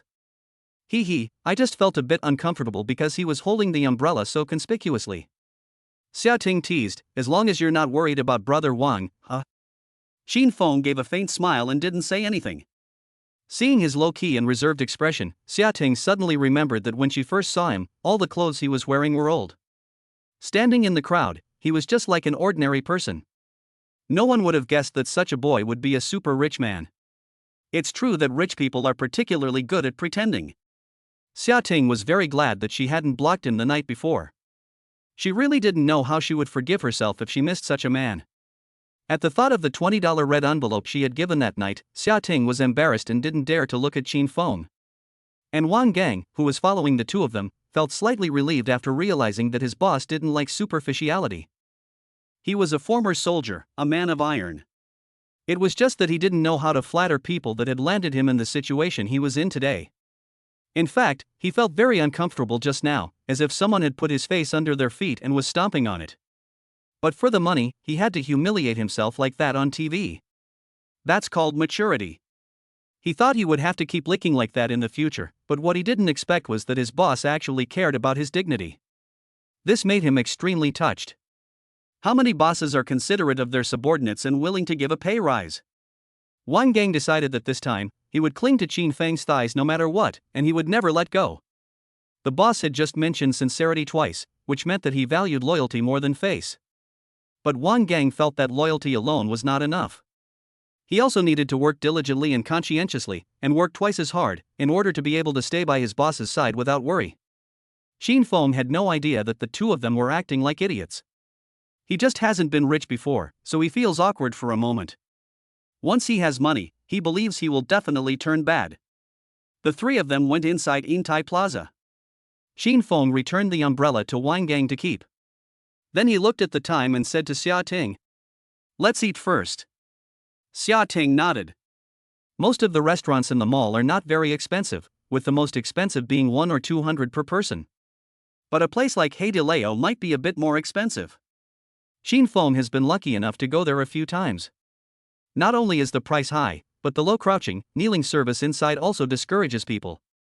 The fake smiles make people's scalps tingle, as if the braids on their heads hadn't been cut. Qin Feng can enjoy it. The two of them wandered around a bit and casually chose a restaurant with nice decor called Feng Manting. Qin Feng and Xia Ting found a table for four in the hall and sat down. They discovered that Wang Gang was still standing next to them. It was now time to serve the guests. Wang Gang was a little taller than Qin Feng, almost 1.9 meters, broad-shouldered and broad-chested.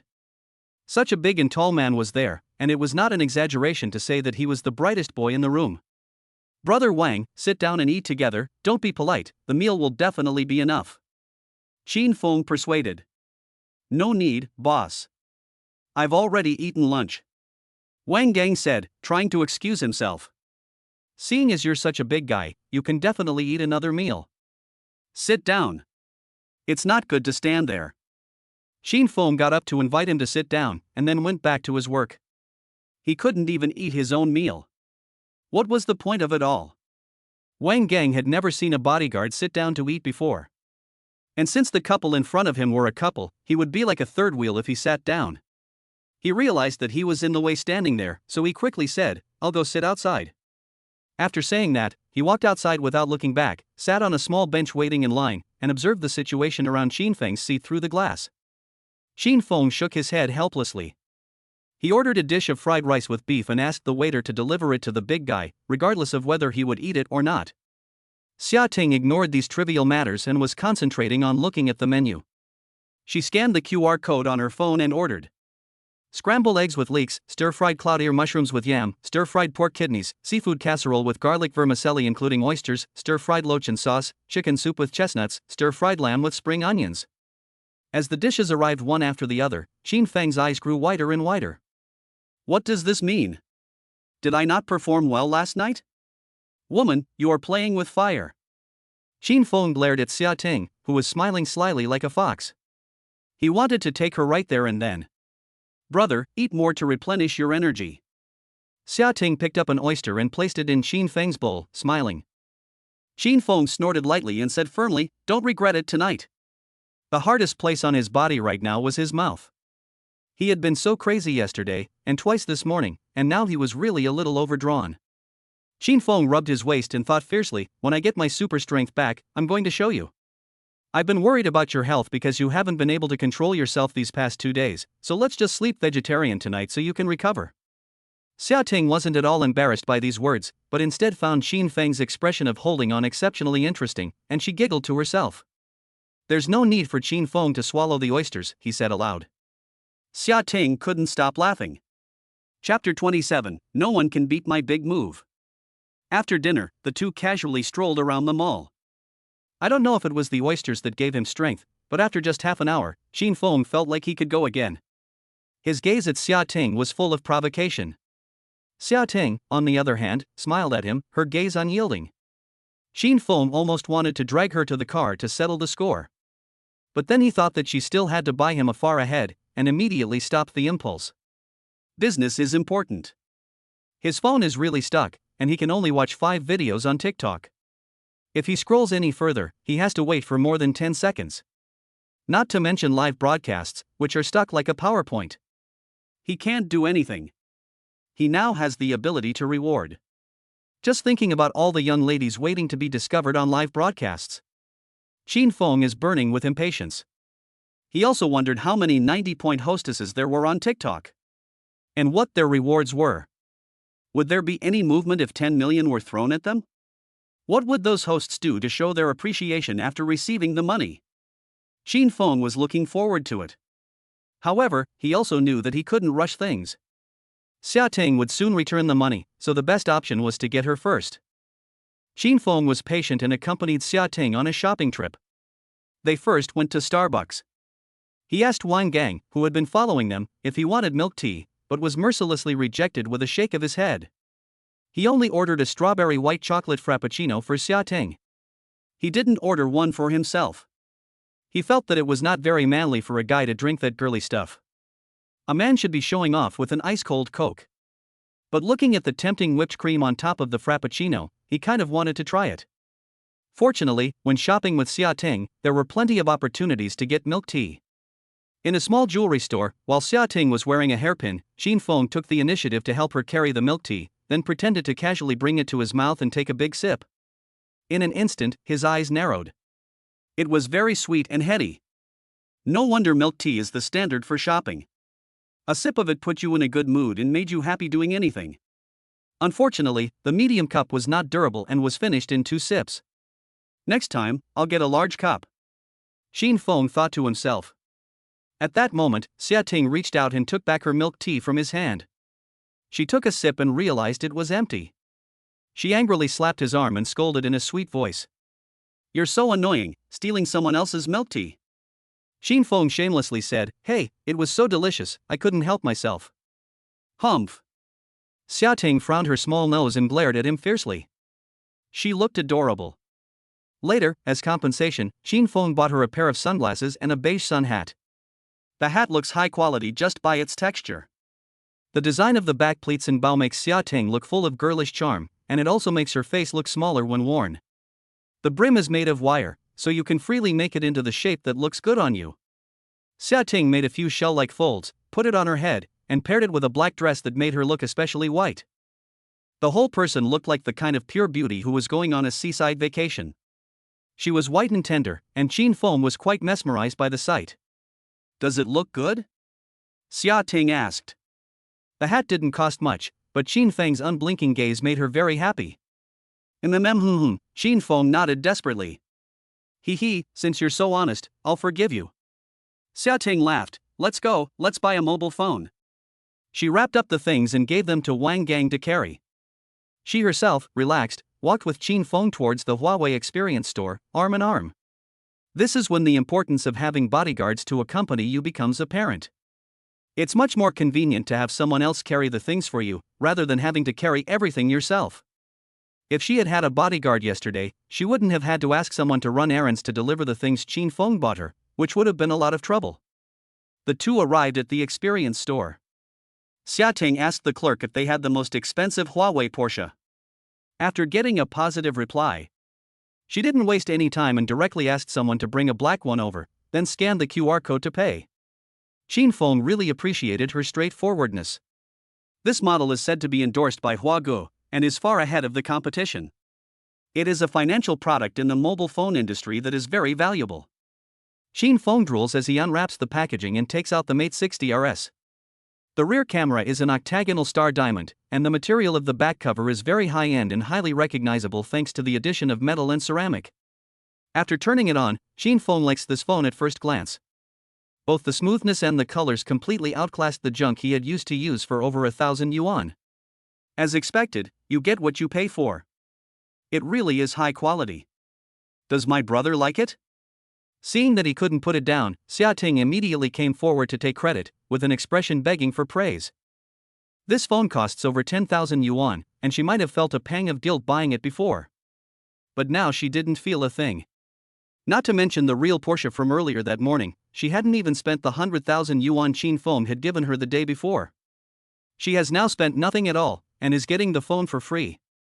As long as Qin Feng remembers that she bought it every time he plays with his phone, then it's a bargain. I really like it, thank you for the gift, baby. Qin Feng pinched Xia Ting's little face and said with joy. If you like it, then you can't use your old phone anymore. Xia Ting gently held his hand to stop him from messing around. With this phone, how could I still use the old broken one? Qin Feng said nonchalantly. Who knows what you men are thinking in your hearts? Xia Ting laughed contemptuously, implying something.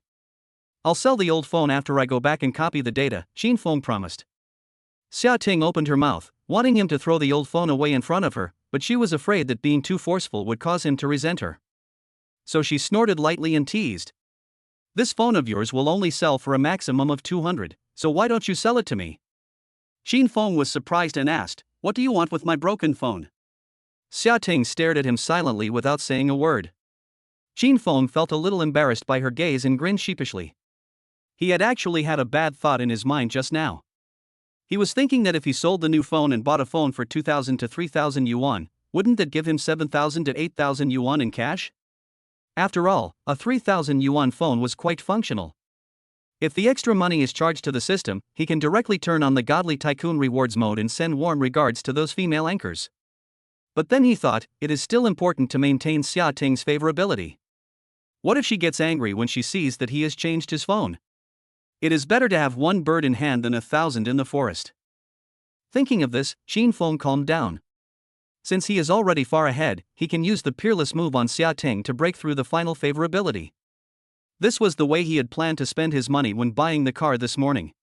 He was very confident that if he used this technique, the majority of women would definitely like him more. Even if he was talking to a man, the man would obediently lie on his back and stick out his butt for a beating. He asked with deep affection, Ting Ting, do you live with your parents now? Chapter 28, even if you have money, you can't do whatever you want. Xia Ting didn't understand, and when she saw that he was once again avoiding the issue of the old phone and changing the subject, a worried look flashed in her eyes, and she replied carelessly. Yes, my mom doesn't agree with me renting a place on my own, saying that girls need to be careful about their appearances. After that, she glanced at Qin Feng and complained, I'm not living with another man, I just want to live with my best friend, but they won't let me. I have to report when I'm not coming home at night, it's annoying. Auntie, it's fine like this. Nowadays, many girls live on their own, and they eat and sleep all hours of the day and night, and their whole appearance is like a ghost. Qin Feng said reassuringly. When I used to deliver food at night, I was really scared when I met those women living alone. Not only did they look pale and as if they were about to die at any moment, but the inside of the house looked like a crime scene. It was dirty and messy, with instant noodle boxes piled high everywhere, and it was even worse than my own place. He felt that a good girl like Xia Ting was better, at least someone to take care of and keep in line. How could I be that kind of girl? Xia Ting snapped, you think my mom is right, then do you agree with her requirement that I be home by 10 tonight? Qin Feng was stuck. He didn't know how others suffered and couldn't advise others on how to be good. Her mother didn't have to worry about herself, so of course it was easy for her to speak. He still wanted to experience the 5-star presidential suite today and had no intention of letting Xia Ting go back. Seeing that the rhythm was off, he hastily corrected himself. I didn't mean that. I meant, do you want to have a house that's completely your own? When Xia Ting heard the word house, her eyes changed instantly. He wants to buy a house for himself. This is too fast. I'm not mentally prepared at all. The two of them have only been together for 2 days, and they don't even feel familiar with each other, and they're already talking about a wedding house? Xia Ting was shocked by her own thoughts, her whole body twisting and turning, her heart pounding. Are you serious? Well, do you have a favorite house? Qin Feng asked casually. Xia Ting opened her mouth wide, staring at Qin Feng with vacant eyes. The way this man asked made her hear voices in her head, do you have any favorite clothes? I'll get you 2 sets. At this moment, Xia Ting couldn't help but feel a good impression towards him. It was the feeling of finding love. There was only one last thing left to do, and once that was done, she would fall in love with this man without any reservations. Xia Ting's favorability rating +2. Qin Feng clenched his fists and secretly gloated. Very good, very good. He was worried that saying this would directly increase Xia Ting's favorability rating to 80. Leaving just that last thing was perfect. If he waits until after he buys a house and then increases her favorability, he will get a big cashback. Since we have the afternoon free, let's go buy it. Qin Feng couldn't wait to say this, seeing Xia Ting's dazed expression. Xia Ting's current favorability of 79 was very dangerous. If he said the right thing again, it would be over, as he would directly increase her favorability a little. It would be a loss of a house. He wanted to make a big push and pay for the house directly. Xia Ting was confused by this sudden move and said with a trembling voice, "Are we going directly today?" She did not doubt Qin Feng's strength, but she just couldn't accept the speed of progress. Which girl could bear to buy a car in the morning and buy a house in the afternoon? There are only a few major events in life, and they are all squeezed into one day to make you happy. The days after that will be too exciting. And the car is still a Porsche, and the house will at least be a villa. Right? Xiaodong's eyes shone with anticipation. Well, come on, is there a house you like? Qin Feng said with a smile. Yes, I saw a villa before that was super beautiful. Xiaodong quickly took out her phone and looked for a single-family villa she had seen on Xiaoshutatu before. It was a single-family garden villa in the same city, priced at 8 million and urgently for sale. It is said that the owner spent 10 million yuan when he first bought it, and spent more than 2 million yuan on renovations. It has 3 floors, the villa is 420 square meters, Chinese-style architecture, with a 180 square meter garden. What she can't forget most is the 60 square meter master bedroom on the 3rd floor, which has a huge 8 by 2.4 meter floor-to-ceiling window. You can overlook the beautiful view of the flowers and trees just by opening your eyes. The terrace is also super large, with many green plants and flowers planted in it. If you put 2 deck chairs there, you can feel its laid-back and relaxing atmosphere. What do you think of this one? Xia Ting took out her phone and played the video inside, showing it to Qin Feng like a treasure. It's okay, it's surrounded by a group of villas, it looks deserted, and living there may be a bit less of a taste of the world. Qin Feng commented objectively.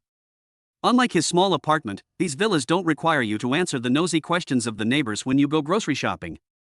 When he was broke, Qin Feng really disliked people asking him questions. But now that he's rich, he's embarrassed to admit that he wants to tell the world that today he not only bought broccoli and potatoes, but also a Porsche. People like it, it's my dream house, Xia Ting said coquettishly. When she saw this villa, she imagined living here with the person she loved. She would be willing to live 5 years less. If she could also not have to work, not worry about anything, just do yoga every day, plant flowers, and raise a dog. Keep a happy mood and wait for her man to come home. If she gets bored, she can chat with her sisters about daily gossip at the villa. The children have a nanny to take care of them, and she can live a relaxed and carefree life. Then she would be satisfied just living to 70 years old. But now there is a man who actually said he wants to give her this villa? Oh my god. Is he not going to let her live to 70? Xia Ting started to daydream again. Seeing that she liked the villa so much, Qin Feng's eyes were fixed on it, and he wanted to quickly go and secure the house. 8 million plus the previous 3 million, if he could successfully get a cash refund, then it would be enough for him to splurge for a while. He used Xia Ting's phone to contact the agent, asked about the house, and hoped to go and see it now. Coincidentally, the agent was free right now, and he had the keys, so they could just go directly. After confirming the address with the agent, Qin Feng said to Xia Ting with a smile, let's go see your future home. Xia Ting jumped up excitedly and hung onto Qin Feng. She wanted to wrap her legs around his waist, but it was a bit indecent in public, so she had to stand on the ground. She expressed her excitement by hugging his face and pecking him wildly. Brother, I love you to death. Not so fast, wait until I buy a house before you love me. Qin Feng quickly pushed back. Brother, how much money do you have? What company are you investing in? Xia Ting asked curiously. Although she knew she shouldn't be asking these things so eagerly, she looked at Qin Feng, who looked calm and collected. Her heart was like 50 cats scratching, and she really wanted to know how much strength he had. You don't need to ask. I can buy you anything you like, as long as it's not too outrageous. Qin Feng was very confident. 1000 W 10,000 is equal to how many billions? He may not be as rich as a country, but he can still buy a woman things she likes. Those little sparkling diamonds and pearls are not that expensive. Xin Feng waved his hand to tell Wang Gang, who was standing in the distance, to go back to the parking lot. The confidence exuding from him at that moment made Xia Ting's heart flutter once again. She admitted that she was charmed by Xin Feng's generous appearance. Xia Ting looked at this man obsessively. She nibbled her red lower lip lightly, her eyes full of naked love. Suppressing her excitement, she got into the car with him and obediently sat in the back seat. At this point, even if Xin Feng did something too much to her, she would not be angry. She even wanted to take the initiative. She refused the seatbelt Xin Feng handed her, leaned against him, wrapped her arms around his neck, and gazed at him with watery eyes. There was an endless spring in her eyes. It seemed that as long as Xin Feng gave a slight sign, she would lower her noble head and do something she hadn't done before. Chapter 29, The love of an honest man is unattainable. But Xia Ting was disappointed. Xin Feng did not respond to her, but instead rolled down the window and shouted to Wang Gang, who was standing outside and avoiding her. Wang Gu, what are you doing? Come up and drive. Wang Gang hesitated for a moment. He had just seen Miss Xia in such a passionate attitude, and he thought they were going to have sex in the car. He was afraid of disturbing their mood, and he didn't want his ears to be polluted, so he didn't get in the car. Hearing Xin Feng's voice, he gritted his teeth and opened the front seat and got in. He kept telling himself mentally, there won't be many scenes like this in the future, so I need to stay calm and get used to it. I'll use your car for a couple of days, and I'll get you a new one in a few days. Xin Feng ignored Xia Tian's affectionate gaze and pretended to chat with Wang Gang. Do you think it's better to drive a BMW or a Benz? Xin Feng calmed down this time and felt that his body still needed to rest. No matter how young you are, you can't do it so often. Before, it was wilting like it had been hit by a dog's head with the W skill, and he thought it was going to break. But he didn't dare to show off in front of Xia Ting again. Calling Wang Gang was also an excuse to fend off Xia Ting. Wang Gang didn't know why, so he answered honestly. When I was in the army, I thought driving a red car was the coolest. After I got out, I liked the kind of big, spacious RVs that can go anywhere. Xin Feng's eyes lit up when he heard this. He thought RVs were pretty cool too. Who among young people doesn't have a dream of traveling? RVs can be used to spend the night anywhere. You can also take your girlfriend to look at the stars. How much is a good RV? A good one is probably 700,000 to 800,000 yuan, but I can't say for sure about the better ones. They can range from a few 100,000 to tens of millions of yuan, mainly because the modifications inside are more expensive. Xia Ting already had a car, and didn't want to talk about cars with Xin Feng and other people. Seeing that Xin Feng ignored her, she wriggled in his arms like a beautiful snake, to attract his attention. At the same time, she interrupted and led the conversation back to the house. Brother, is this house written with both our names? Xin Feng was silent for a while, and after getting a response from the system, he sighed helplessly and said, Only your name is written. Xia Ting noticed that Xin Feng's expression was a bit strange, but she didn't think much of it. As soon as she heard that the house was bought for her alone, her heart started to beat fast. At that moment, Xin Feng looked like a glittering treasure to her, shining with dazzling gold light and making it impossible to take one's eyes off him. Xia Ting wasn't worried at all that he couldn't afford the 8 million yuan house. Just from the words he had said in the shopping mall earlier, she felt that Xin Feng's savings were likely to exceed 9 digits. It's better to put both our names on it, after all, the house is for the two of us, Xia Ting said politely. This house is different from a car, it means a lot. It's their home. Writing one person's name makes it seem like you're just after his house. Just write your name. I want to give you enough security so that you can rest assured and take care of me at home. Xin Feng made up insincere reasons and lies for Xia Ting. The house is worth 8 million, and he really wants to add his name as well, but what can he do if the system won't let him? He said that the goddess must have absolute autonomy. Damn it! The licking dog system is really good at licking. Xia Ting didn't insist anymore. He had already said that, so it would be ungrateful of her to argue. But the thought of living with this man in the future made her worry that she wouldn't be good enough and would be resented. So she said weakly, I'm kind of lazy, and I don't want to do the cleaning alone in such a big house. Can we hire a nanny to help? This man pays his bodyguard 50,000 to 60,000 yuan a month, so he should have no problem hiring a nanny for 10,000 yuan. It's just that she felt a little embarrassed to say this from a woman's perspective. If she let the nanny do all the work, it would make her seem like she only knows how to eat, drink, and play at home, like a salted fish with no dreams, just lying around every day and enjoying being waited on. She was worried that Chin Feng would look down on her. So when she made this request, her cheeks were a little flushed and her ears were red. Well, of course you should. I'll arrange for you a cook, a gardener, a personal doctor, a personal trainer, and so on. As long as you're happy in the future. Chin Feng painted a rosy future for her. He longed for all these things too. But only if he succeeded in cashing in. Xia Ting was in a daze after Chin Feng's big promise. Over the years since graduation, she had met many people.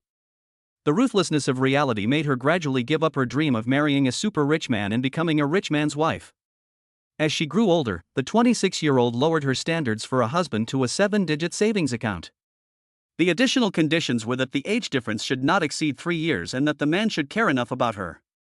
Xia Ting felt that she was not in a bad situation and was not asking for too much, so she could not possibly not find a husband. But reality slapped her hard.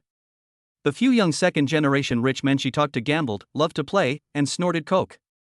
The older men were also extremely stingy. He said that money is for showing off to women, not for spending on them. This kind of goddamned remark is a no-no in their circle. There was also a potential stock, young, good-looking, not much money but stable, a public employee.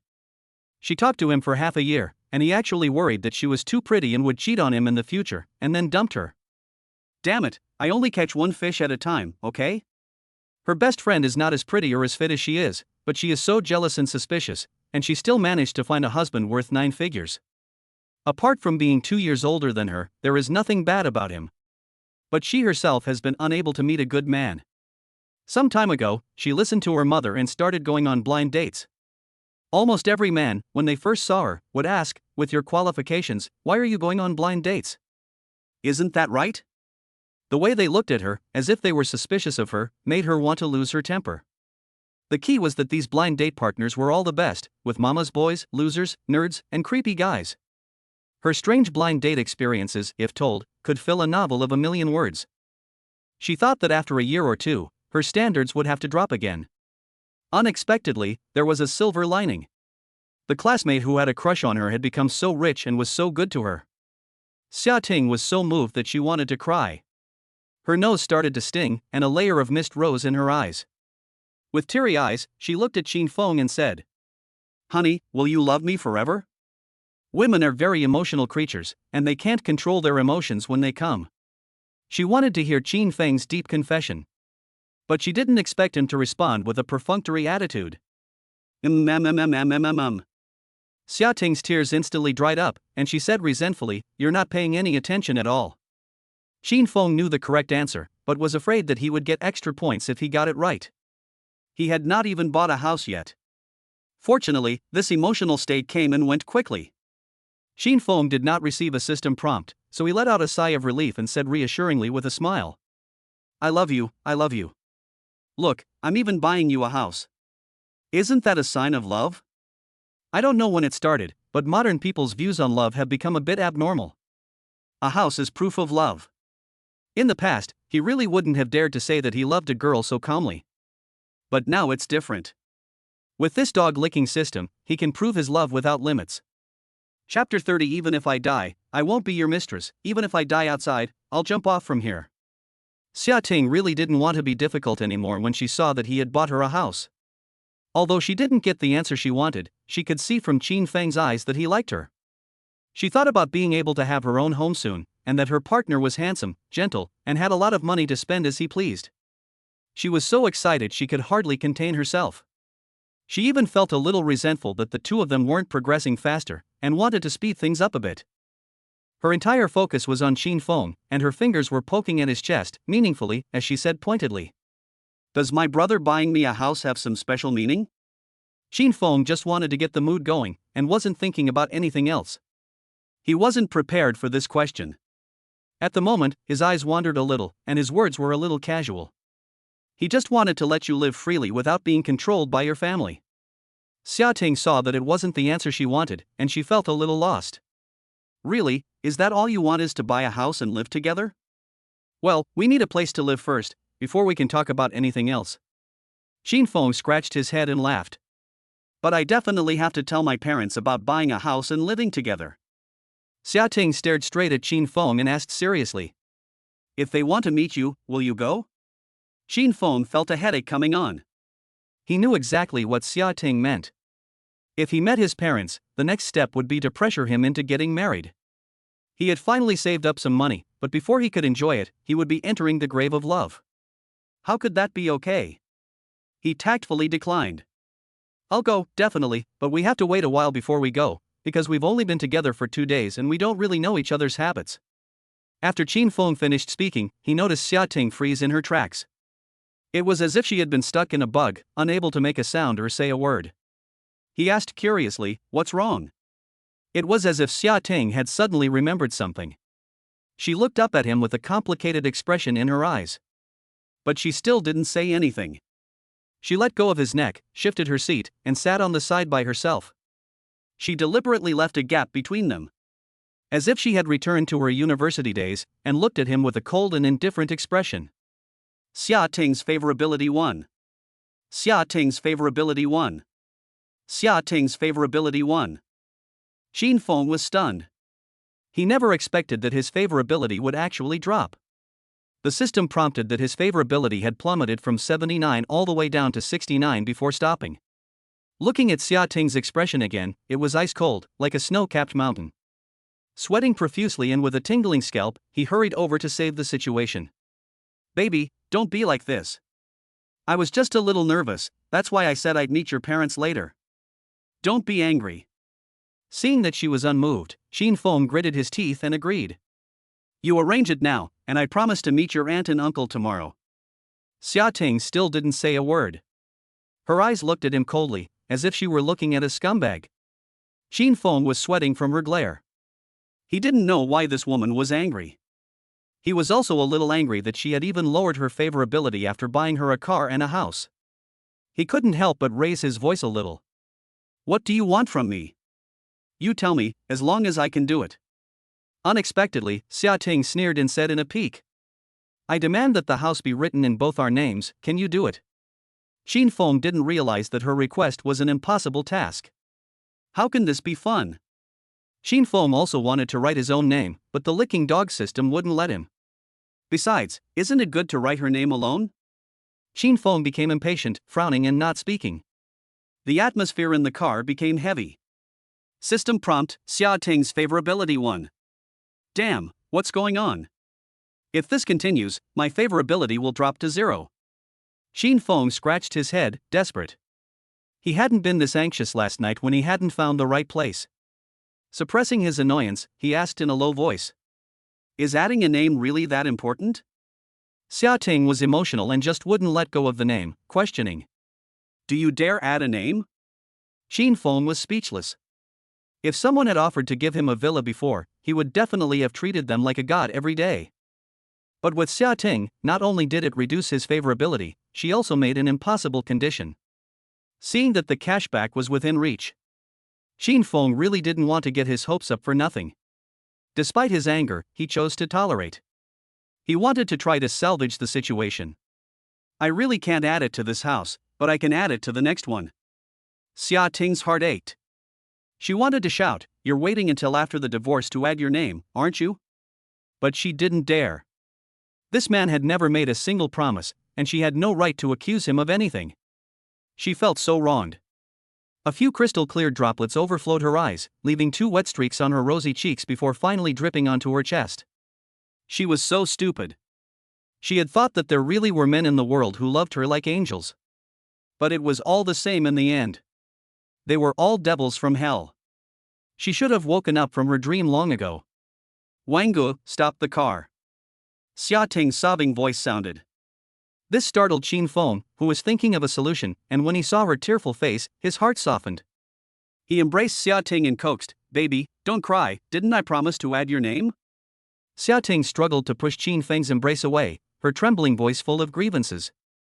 Get out of my way, you scumbag. She wanted to tell Qin Feng loudly that even if she was unwanted, she would never be his mistress. Wang Gang listened to the commotion in the back row and slowly pulled the car over to the far right. But he didn't stop the car, just in case Xia Ting got angry and opened the door suddenly, causing a car accident. Xin Feng was infuriated. First she cries, then she makes a scene, and then she threatens to hang herself. This woman really can't be reasoned with. After spending so much money, she actually called him a scumbag. He angrily said, "Will you be reasonable? What have I done to deserve this?" His words fell. Xia Ting stopped talking, lowered her head, her expression pained, tears the size of beans falling down her cheeks and onto her clothes. There was silence in the car, the atmosphere becoming silent. The air seemed to have solidified, an invisible pressure that made it hard to breathe.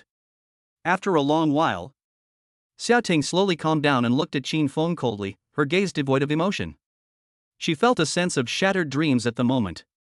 She should have expected it. When she said she wanted to go to his place before, he hesitated. When she asked him what company he was investing in, he hid it. When she asked him to meet her parents, he was reluctant.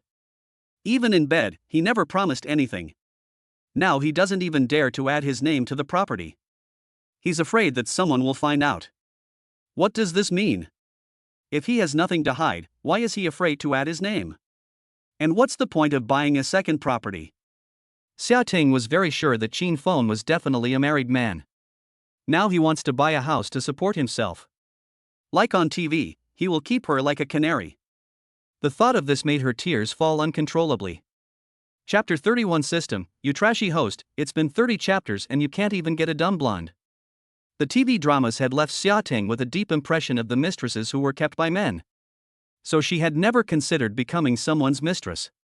She felt that being a mistress was no better than working honestly. You have no name and no status, and you don't even have the protection of the law. The children you have are illegitimate and can't be seen in public. You can't control your man at all. The most important thing is that if she is caught cheating, she will be stripped naked and thrown out, or worse, doused in acid. Doused in acid. At the mere thought of that, Xia Ting became agitated and shouted. Xin Feng, let me tell you, forget it, even if I die poor, I will never be your mistress. She wiped away a tear and shouted at Wang Gang again. Wang Gu, stop the car. Wang Gang was in a dilemma. He had never encountered such a scene of a boss and his mistress arguing, and he didn't know whether to stop or not. Seeing Xia Ting so intense, and the boss not stopping her, he slowly and tentatively slowed down, driving at a speed of 10 miles an hour for a while. And seeing that no one objected, he simply stopped by the roadside. Then he sat in the cab and ate melons in silence. Xin Feng finally knew what she was thinking. Suddenly, he said inexplicably, "Who asked you to be a third party?" Seeing that he was still trying to argue, Xia Ting immediately questioned him, "Then why didn't you tell me where you live? Why do you care so much about your broken phone, and why didn't you write both of our names?" Seeing that he was speechless in the face of her questions, Xia Ting, with red eyes, accused him in a desolate and bitter tone. "You obviously have a wife, so why are you bothering me?" Xin Feng couldn't explain these questions, and after thinking for a while, he took out his ID card to prove it. "You can check my ID card to see if I'm married." Xia Ting was a little stunned by his open attitude. Her despair suddenly turned into hope, and she stammered. "You really don't have a wife?" Xin Feng spread his hands, "Really don't." Xia Ting thought she had wrongly accused him, and her face turned a little red. But in order to feel at ease, she continued weakly. "You promise I'm the only girlfriend? There are no other women who are your fiancés?" In order to improve his popularity, Xin Feng immediately promised. "Well, I swear, there are absolutely no other girlfriends." Xia Ting was overjoyed to see his honest attitude, and couldn't help but push her luck. "Then you promise there won't be any in the future?" Xin Feng got stuck. Looking at Xia Ting's poor, doe-like eyes, her nose quivering with sobs, and 2 tears still hanging on her pretty face. What a sight, I feel sorry for her. It was devastating. Xin Feng had the urge to go up and hug her and comfort her. But he was an honest person. He would not make a promise lightly if there was no way to keep it. You can give money. And love, too. But a lifelong commitment to loving only you is something that cannot be given. He didn't want to give up the whole forest for Xia Ting. And he didn't want to be a scumbag and cheat on people. If Xia Ting couldn't accept the fact that he had other women, then they would have to call it quits. Although he didn't get his cash back, he got to sleep with her. A sports car would be the equivalent of a hotel room.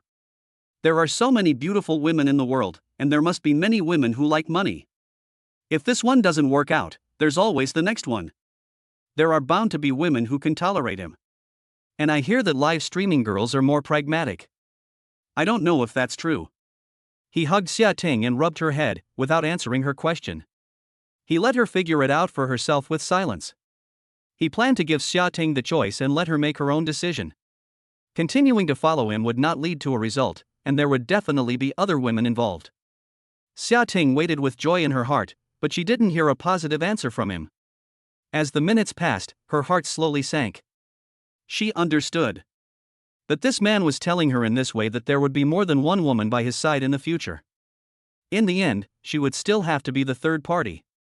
She thought to herself, I am the school beauty recognized by Jiangda University, but I have to end up in this situation. She felt a little sorry for herself. Tears welled up.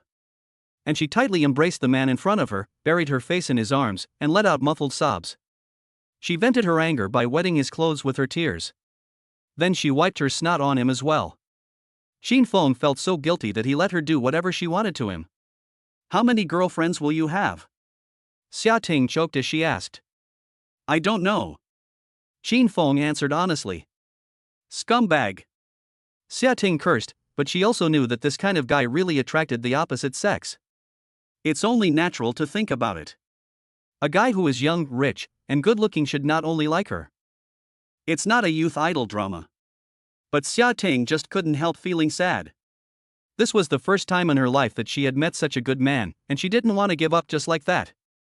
She cried for a long time before she finally calmed down.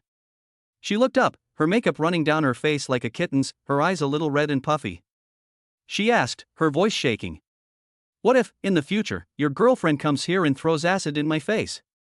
Xia Ting was preparing for the worst. No, I will arrange for an absolutely reliable bodyguard for you, Xin Feng said seriously. What's the point? No one can stop someone from sneaking up and spraying acid. Xia Ting was worried. On the one hand was the temptation of the villa, and on the other was the threat of acid. She didn't know what to choose. She wanted to bite this scumbag's shoulder to let him know how torn she was. You tell me to calm down and think about it. After saying this, she pushed him away forcefully, wiped her face roughly, opened the car door and got out. Xin Feng held her back and asked, Where are you going? Xia Ting broke free from his grasp and coldly retorted, Home, where else? Xin Feng smiled apologetically and said, I'll give you a ride. I don't want to see you right now, scumbag. Xia Ting got out of the car and slammed the door shut. The loud bang made Wang Gang in the front feel half dead with worry. Xin Feng saw that she was so resolute, sighed helplessly, and said to Wang Gang, You go and see her home, I'll get a taxi. Okay, boss, Wang Gang replied. Xin Feng got out of the car. He watched as Wang Gang, very determined, turned the car around and drove in the opposite direction to catch up with Xia Ting, honked the horn, and said a few words to her. Then he saw Xia Ting turn around and glare at him, before obediently getting into the car. When they passed in front of him, Xia Ting didn't roll down the window. Xin Feng smiled and waved at her. Then stood on the curb until the car disappeared. Only then did he shake his head with a bitter smile. Men who can't lie really lose face. I should have been thick-skinned and cheated her to get 80 points, then cashed in and played my hand. He swore inwardly. In the future, I must be a heartless scumbag. Xin Feng walked silently along the road, constantly reflecting on himself in his heart. He walked under the afternoon sun at 2 or 3 o'clock, not afraid of being sunburnt. After walking for a while, he finally recovered. He looked up blankly, not knowing where to go. He turned his head and looked around, a little impressed by the scenery on the street. He remembered coming to this street when he delivered takeaways. It was quite lively, with many shops. Not far away were a cafe, a hair salon, an internet cafe, and a boutique foot massage parlor. His attention was drawn to the foot massage parlor, and he stared at the provocative sign. Unable to stop his feet from walking, and resolutely walked into the internet cafe. It wasn't that he couldn't afford the foot massage parlor, but the internet cafe was more cost-effective. It was obvious who to choose between an hour of happiness for 3 yuan and an hour of happiness for 298 yuan. Xin Feng, who only had 5 or 6,000 yuan in cash left, kept reassuring himself. Chapter 32, ADC, not even a dog would play with it. Once inside the internet cafe, Xin Feng took a bottle of cola and charged 10 yuan for internet access. After receiving a sweet smile from the cashier, who scored 69 points, he sat in the 3-yuan lobby area. While waiting for the computer to boot up, he took out his new phone and had a look. There were 3 new contacts on WeChat. They were all women. Xin Feng clicked into the first girl's circle of friends. Her circle of friends had selfies, which looked a bit familiar, and the system gave a high score of 81. When he clicked to view it, in addition to people, the Porsche logo on the steering wheel often appeared in the photos, accompanied by some inspirational copy. Xin Feng saw the Porsche and remembered that it was the sexy saleswoman he had met this morning, Peng Jinyan. Xin Feng clicked to agree. Soon, the other party sent a greeting of hello. Xin Feng was not interested in the salesperson for the time being, so he left her hanging there. The second girl's WeChat name was Betsy. There were not many posts in her circle of friends, just a few landscape photos with a few words of life wisdom. The note stated that she was the buyer of a Porsche. Xin Feng remembered that she was the female owner who had previously ordered the turbos he bought. He became a little interested in this girl. And after clicking to approve, he sent a message straight to the point. Beauty, take a selfie. After Xia Ting's baptism, he is now getting more and more bold, and he dares to say anything. Taking a selfie is actually to save everyone's time. Scan it. If it's a girl below 90 points, there's no need to chat. Just send her away with a simple goodbye. He doesn't have any extra energy to spare for other girls. The third one is Zhang Manxue. The application remarks read, "What were you doing at the Porsche 4S store?" Xin Feng had posted 2 photos of a Porsche in the morning, and in half a day, there were already more than 20 likes. And the comments were also teasing about buying things. It was estimated that this woman knew about his visit to the 4S store from one of his classmates. Xin Feng smiled slightly, and his mood improved. He wanted to add her back and taunt her with a comment like, "None of your business." But he felt a bit low. After all, he was a man with an ID card, and there was no need to show off his superiority in front of this kind of bitch. It's as if he still cares about her. He directly clicked reject and blocked her. Indifference is the most hurtful thing to say. Just like when she ignored him at first. Only those who have suffered this kind of violence can understand the horror of this kind of thing. The feeling of having boiling lava in your chest, but it's covered in layers of ice and snow. Xin Feng wanted her to experience it too. After dealing with all this, he casually placed his phone on the table, exposing the octagonal star-shaped camera. In the envious eyes of his friends, he opened the game. Of course, when you come to an internet cafe, you have to get a few kicks first. Then you can go live streaming to find a girl. He had played this game on and off for 7 or 8 years. His skills weren't very good. He only knew how to play some tricky tricks. The new version had frequent new tricks, which were perfect for a player like Xin Feng. At the start of the game, he chose a wheel mother, the first item being a Hydra, and the second item, Heart Steel. Directly knocked the opponent's poodle to his knees. In the current version, the damage is explosive, and even the support can chase the ADC in fight. The AD has no need for AC at all. Just use your meat to attract firepower and cling to the thighs of the mid and top lane dads. This is the correct way to play this terrifying game. Xin Feng, an ADC, stood alone in the enemy's mid lane pushing the line after a whole bunch of top laner equipment. He successfully used his seemingly weak body to seduce the enemy's mid laner Yasuo.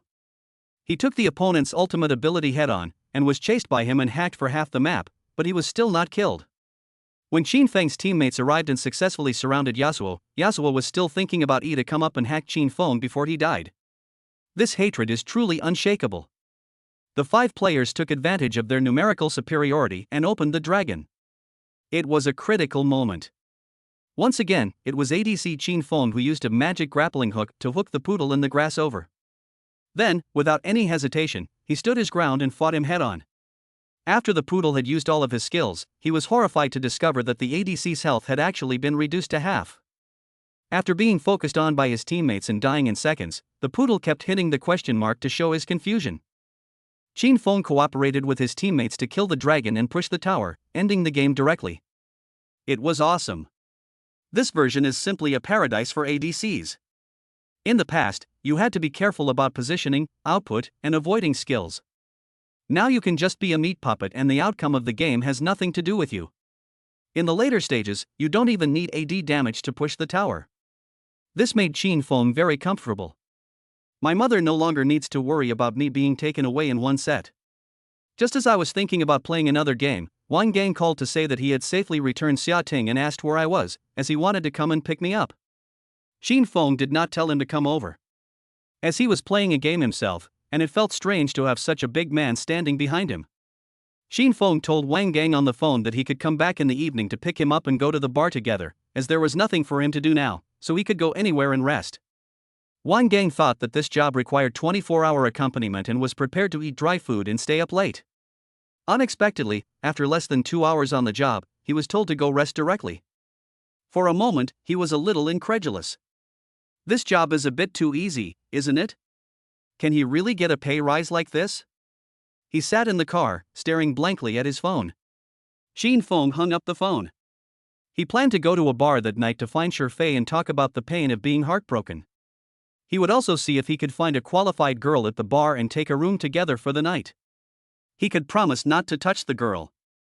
He just didn't want to go back to his 40 square meter shitty apartment after sleeping on a 4-star king-size bed. At this time, the phone vibrated. And the female car owner who had just passed sent him a message. "Betsy, Mr. Qin, it's a pleasure to meet you."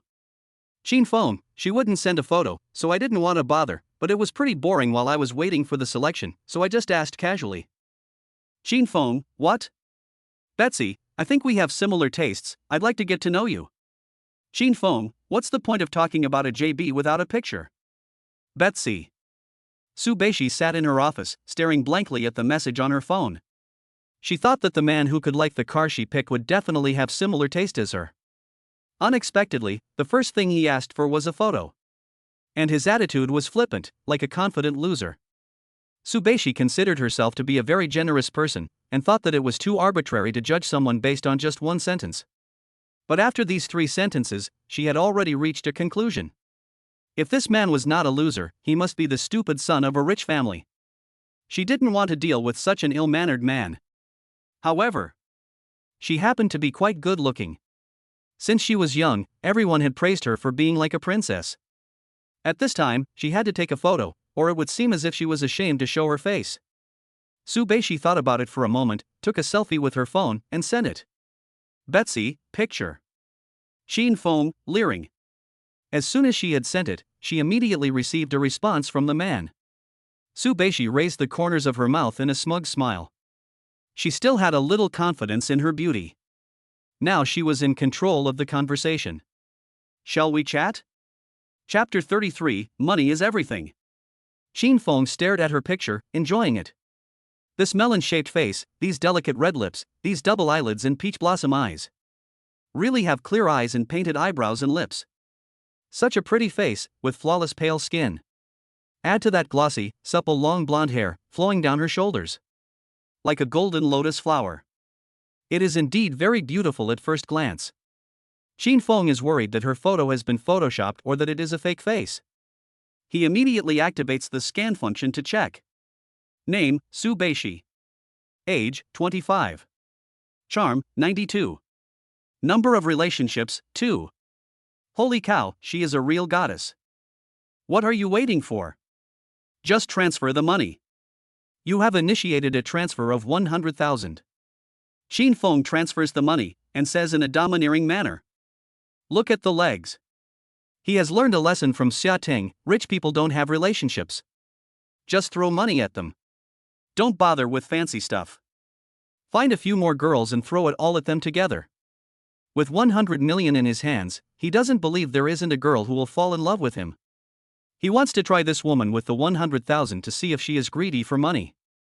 A girl who can afford a Porsche is most likely a rich woman. If she doesn't like spending money on herself, then she should say goodbye as soon as possible.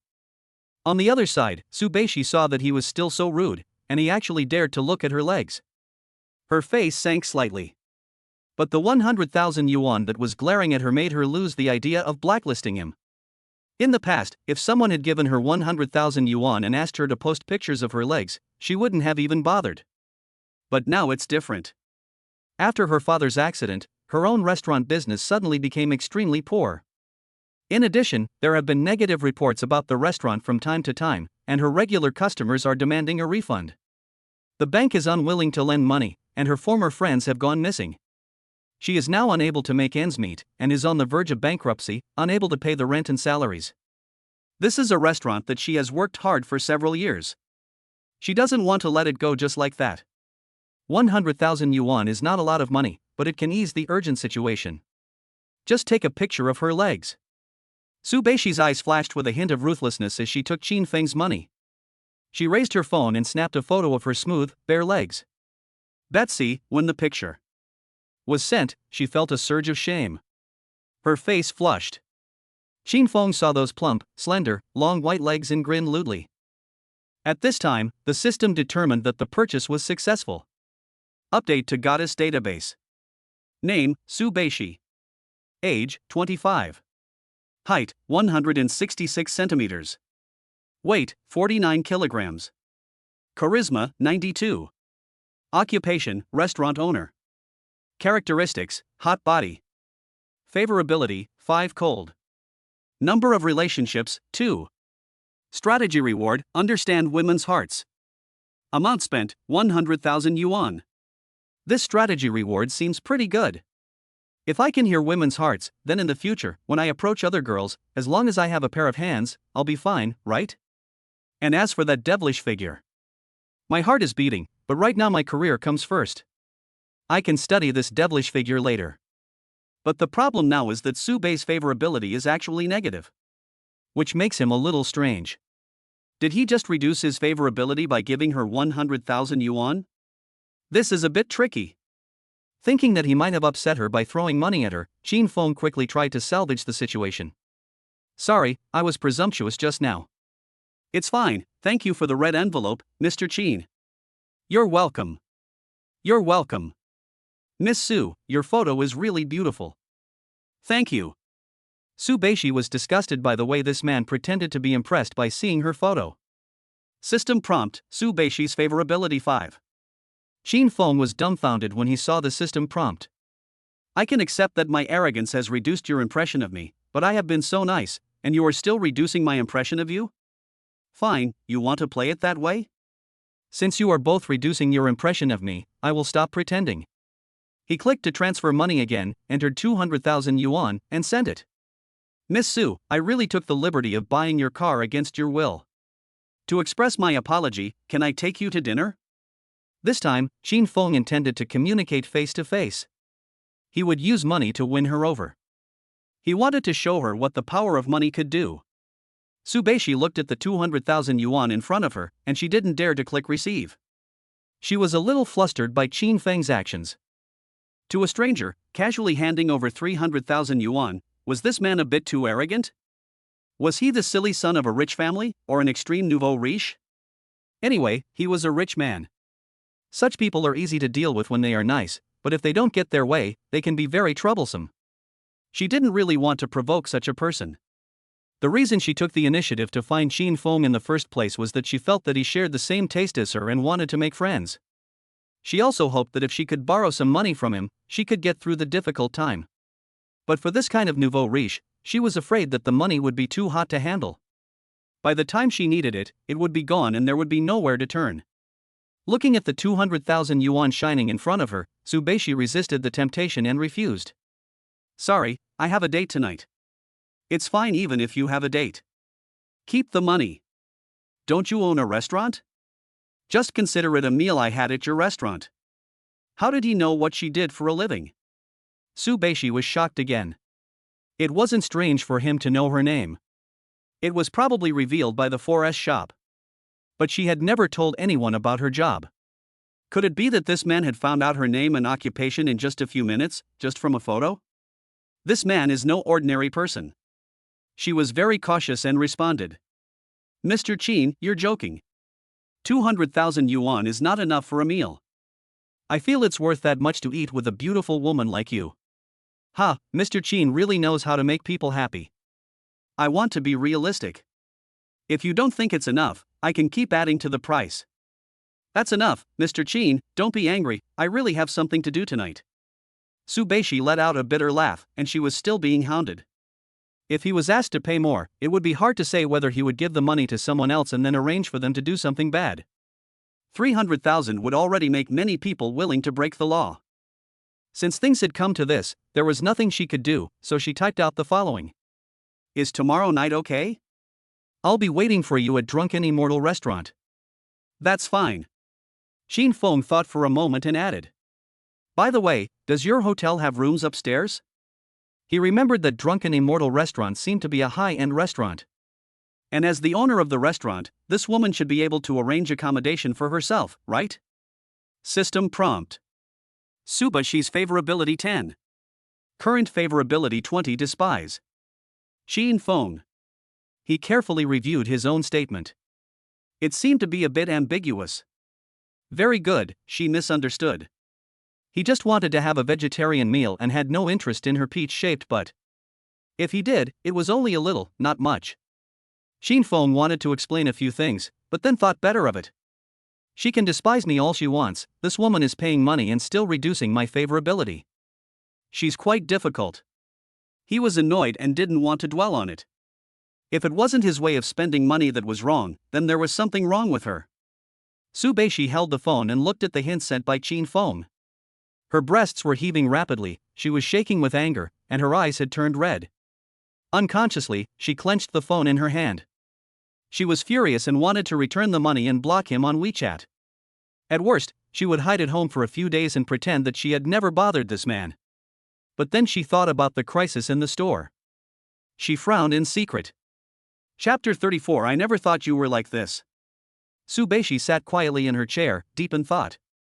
After about 10 minutes, she let out a small sigh. She finally chose to tolerate it. She would just pretend not to understand his hints. If he came to dinner tomorrow, she would find a way to get him drunk and see if she could get him to settle for 2 girls. She would not return the money if she could avoid it. Su Beishi thought to herself. She had been running the store for a few years. She has more or less learned a few tricks for dealing with men. After making up her mind, she turned off the screen of her phone, adjusted her emotions, and tidied up her clothes and makeup. She was ready to go out for the appointment. Her date for the evening was her boyfriend of 2 years. He had just returned to China recently and said he wanted to talk to her about something. His tone on the phone was a bit heavy, which made Su Beishi vaguely guess what they were going to talk about tonight. When things go wrong for a person, bad things will always come at you in a pile. She was used to it. Xin Feng was in an internet cafe, wearing the free Bluetooth headset, and had turned on Douyin live streaming, looking for a 90-point young lady. He wanted to see how much favorability he could add to a woman by giving her 300,000 in the live streaming room. It couldn't be a negative number, could it?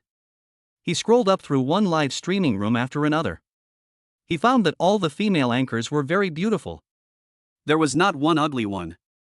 Every face was breathtakingly beautiful. And they were wearing extremely sexy clothes. Either they were wearing cheapao dresses with slits up to the waist, or they were wearing particularly tight yoga pants, or they were wearing mini skirts and stockings in various colors, or they were wearing a red garter belt tied around their bare, beautiful legs. They were flirtatiously posing, showing off the beauty of women to the fullest. This was especially the case in the live broadcast room for group dancing. 5 thin and 5 plump girls took turns dancing, each one dressed up to the nines, charming and graceful. You send gifts, and they keep dancing in a loop. The backdrop of the stage was an oversized moon. And the little ladies looked like fairies descended from heaven, bringing a pleasing experience of song and dance to the mortals. Xin Feng's heart surged, and he couldn't take his eyes off the screen. No wonder there are no good-looking women on the street, they've all gone into the live broadcast room. He thought there would be so many beautiful women here that he would be able to find a few goddesses with a score of 90. But after using the scan function, it was like having a demon-detecting mirror, and one by one they began to reveal their true selves. A live broadcast room for a multiplayer dance in the top 10 of the popularity rankings. The first dancing girl on the left has a charm score of 68. I don't know if it's the makeup or the high beauty filter. Anyway, she is not even as attractive as the receptionist at the internet cafe, but in the live broadcast room, she looks like a stunning beauty. She is wearing a turquoise cheongsam, and her posture is graceful and elegant. Her waist, which is so slender that it looks like it can't support the weight of her breasts, twists back and forth. One can't help but want to go up and give her a hand. But Xin Feng looks at the rating of less than 70 and is a little daunted, unable to stop watching. The second one scored 79 points. Although it was the same cheongsam, she wore it in a more sexy way. From time to time, she showed the side of her thigh, and she touched the hem of the cheongsam with her hand to deliberately or unintentionally highlight her graceful curves. The third girl stood in the center position, and the system score was very high, close to 100 points. It was the number of times she had been in love. Her actual charm score was only 82. Her appearance was not bad, and she was photogenic. But after looking at it for a long time, you feel that the face is a bit fake.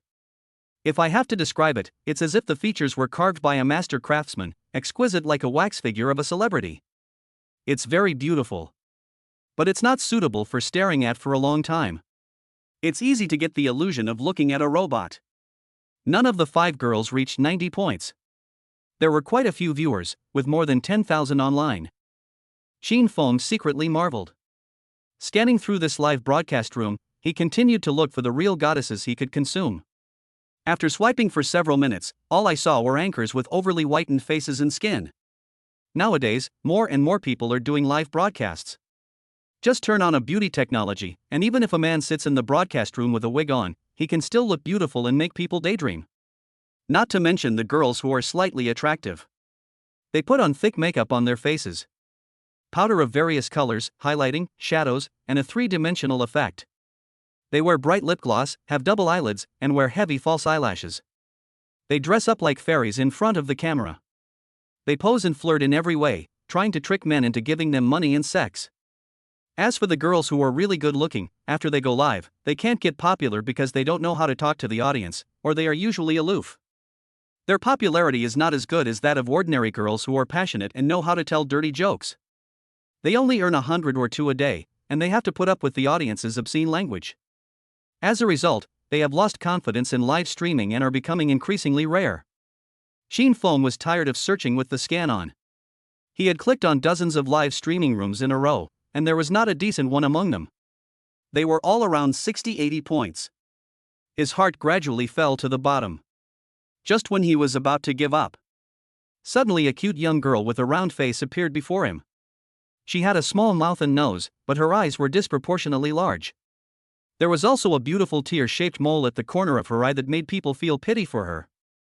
Her black, shiny hair fell casually over her shoulders, with long bangs covering her eyebrows. She looked obedient and cute, but also a little dull. She was wearing an ordinary white t-shirt with a round neckline, which was neither revealing nor inconspicuous, and it was hard to tell the shade. The bottom is also a blue skirt that covers her knees, revealing only a small, white leg. This conservative attire is completely different from the other flirtatious anchors. Name, Zhong Wanwan. Age, 21. Charm, 95. Number of relationships, 0. It's 0. A miracle. Holy shit. Xin Feng was beside himself with excitement. Not only had he found his goddess, but the number of times was still 0. It was worth all the hard work. It was truly hard work that paid off. Zhong Zhuanzhuan was in a daze at the time and, seeing that someone new had entered the broadcast room, casually said, "Welcome to the broadcast room, White-Whoring Monkey King, and please click to follow and support." Xin Feng. He never imagined that his little level 1 account could be named by the host, and immediately obediently clicked to follow. He had played less in the past broadcasts. He had never been named by the host before. And had never paid any money. His main goal was to provide company, and he was determined to see the whole thing through. So he came up with the name White Prostitution Great Sage. Brother, do you want to join the fan group? It only costs a dime. Zhong Wanwan saw that someone had paid attention to her, and a flash of joy appeared in her eyes. Following the live streaming skills she had learned yesterday, she reluctantly gave a subtle smile. Xin Feng didn't have time to reply to her. At the moment, he was busy recharging his account. It's a bit troublesome to recharge Douyin for 50,000 times. For such a rare beauty, 1 cent is not enough. He has to give her a serious gift. Zhong Zhuanzhuan saw that the new viewer didn't say anything or send any gifts, and his name still started with free, so her smile faded a little. Many viewers are more rational and won't spend money recklessly, even if they have it. It's already very good to be able to click to follow.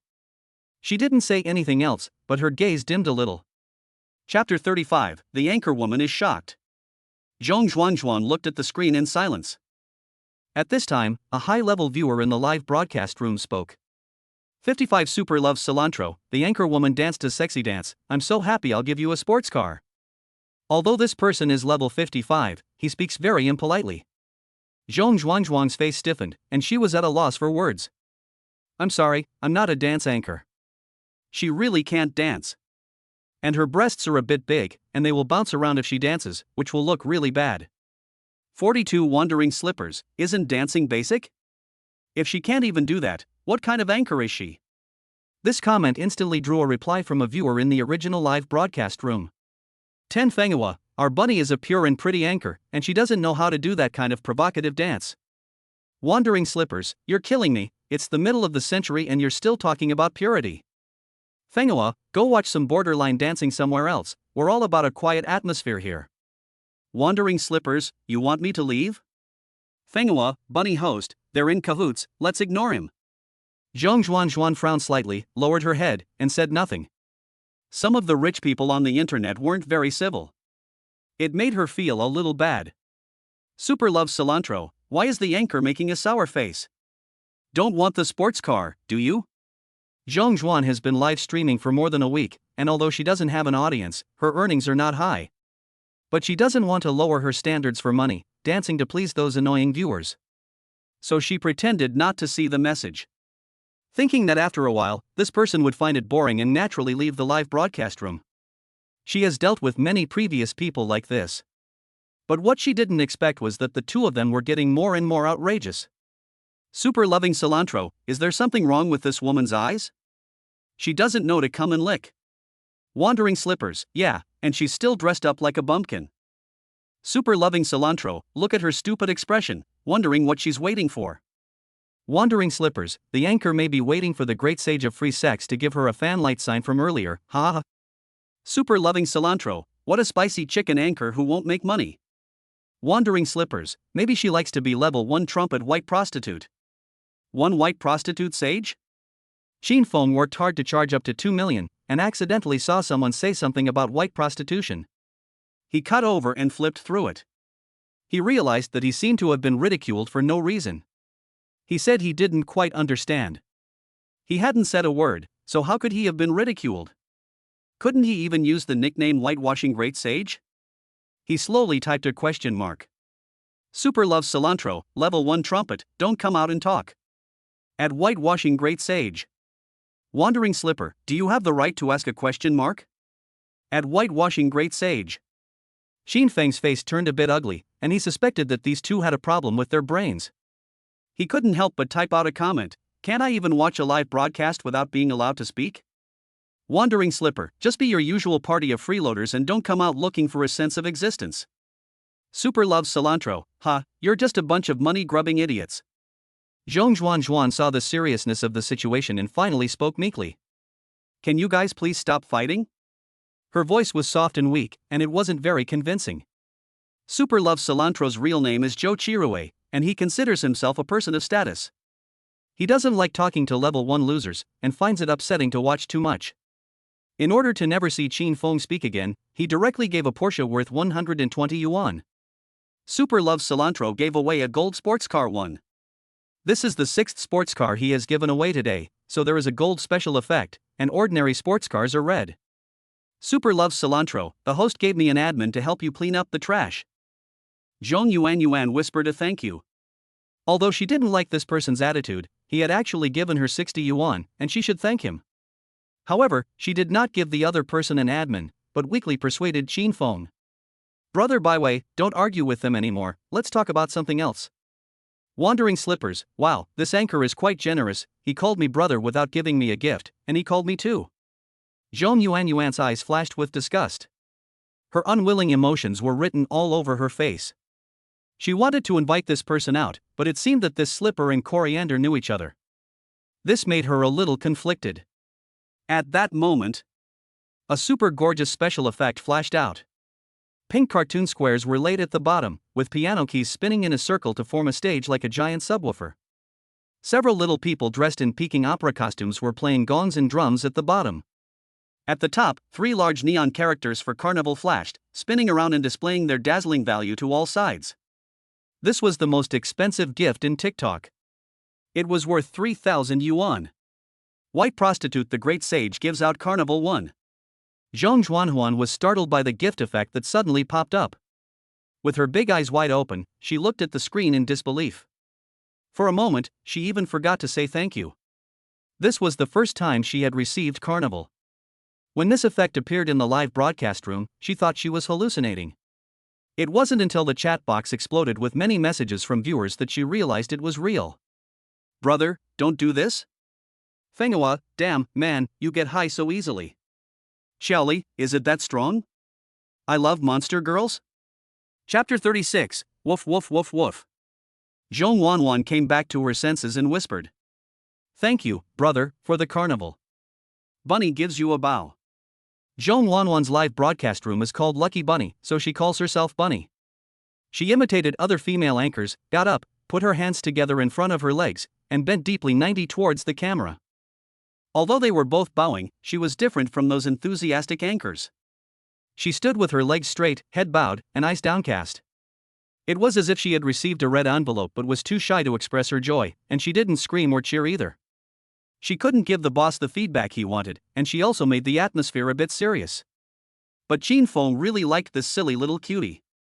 The reward was successful, and the system expanded the profile. Qin Feng glanced at it briefly. Goddess database updated. Name, Zhong Wanwan. Age, 21. Height, 160 centimeters. Weight, 45 kilograms. Charisma, 95. Occupation, university student. Characteristics, soft voice and gentle body. Favorability, 10 acquaintance. Number of relationships, 0. Reward for strategy, resurrection once. Amount spent, 3,000 yuan.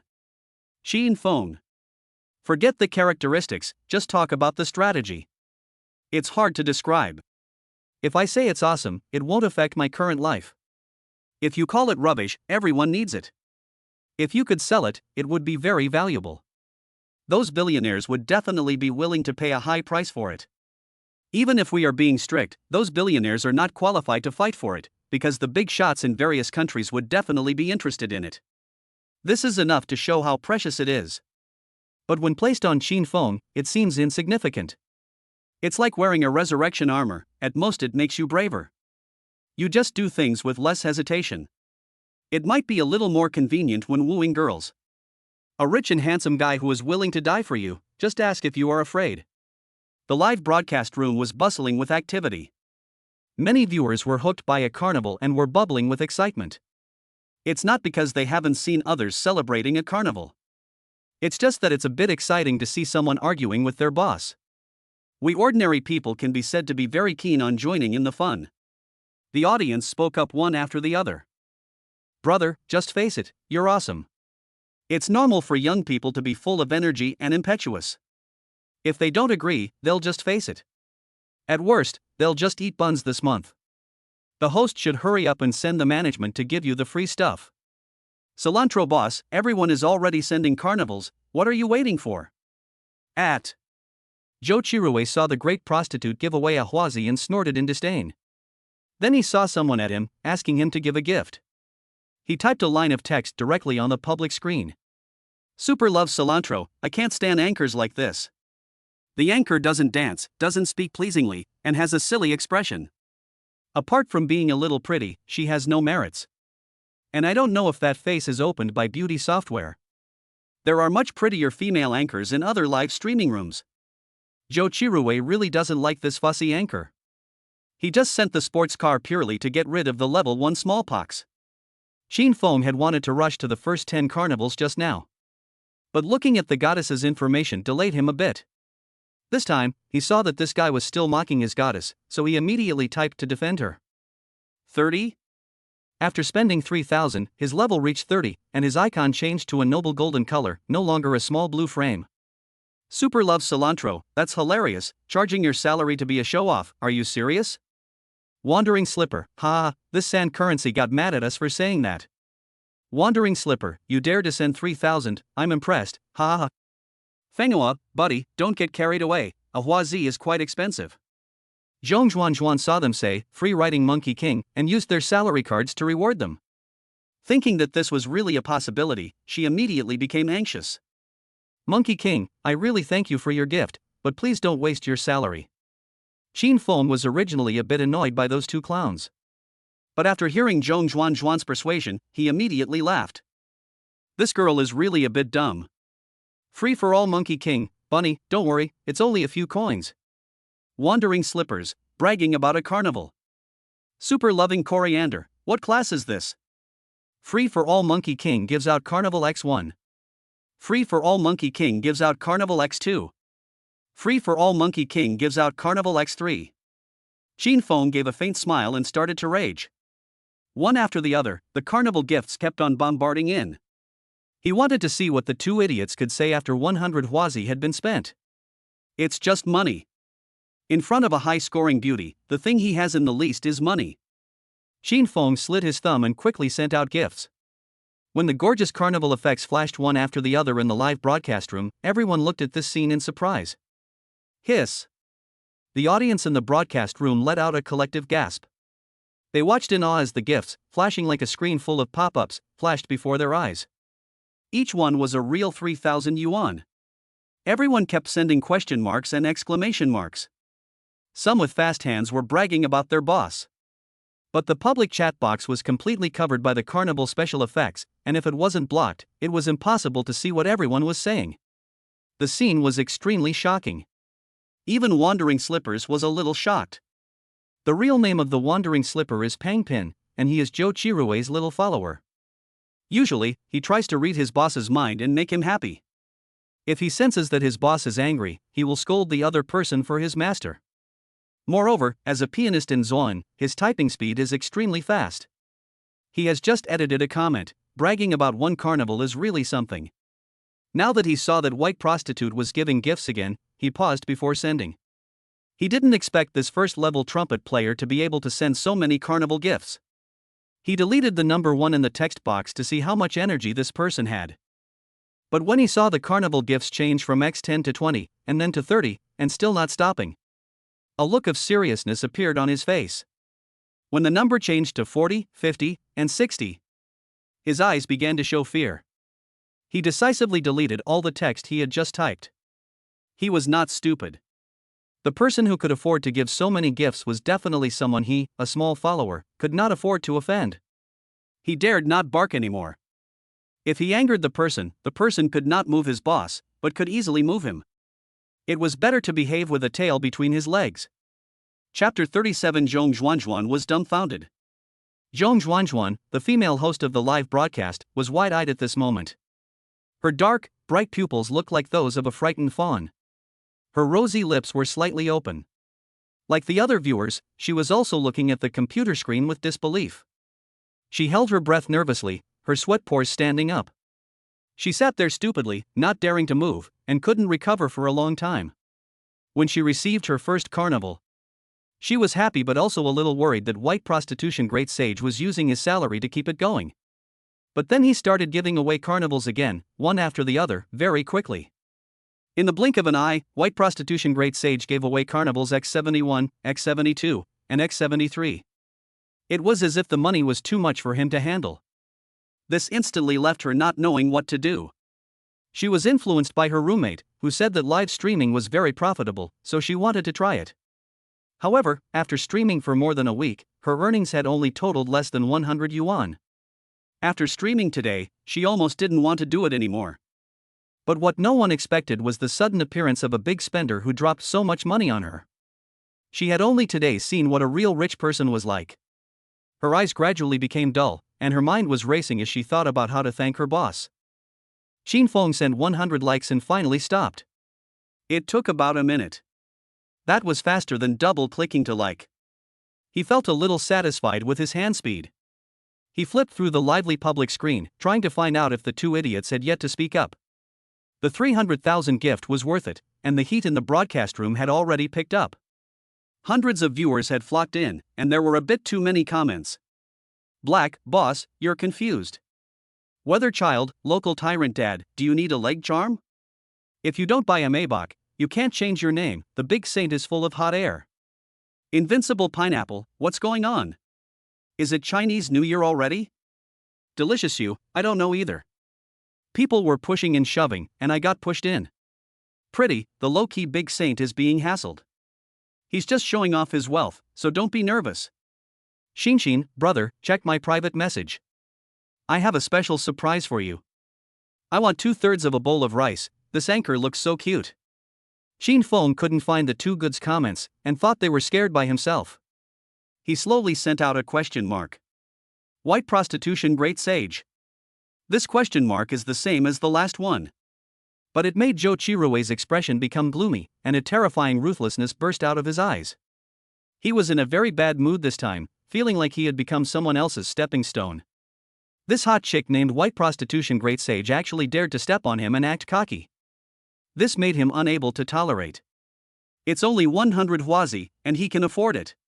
Even 200 or 300 is no problem for him. Super love coriander, ha, you like to pretend, right? Super love coriander, you just wait. After Zhou Qirui finished typing, he left the live broadcast room directly. Pang Pin saw his boss leave and immediately followed suit. Shin Feng couldn't help but laugh when he saw them leave a threat like Grey Wolf. He didn't care what these two wanted. He had to get back to work.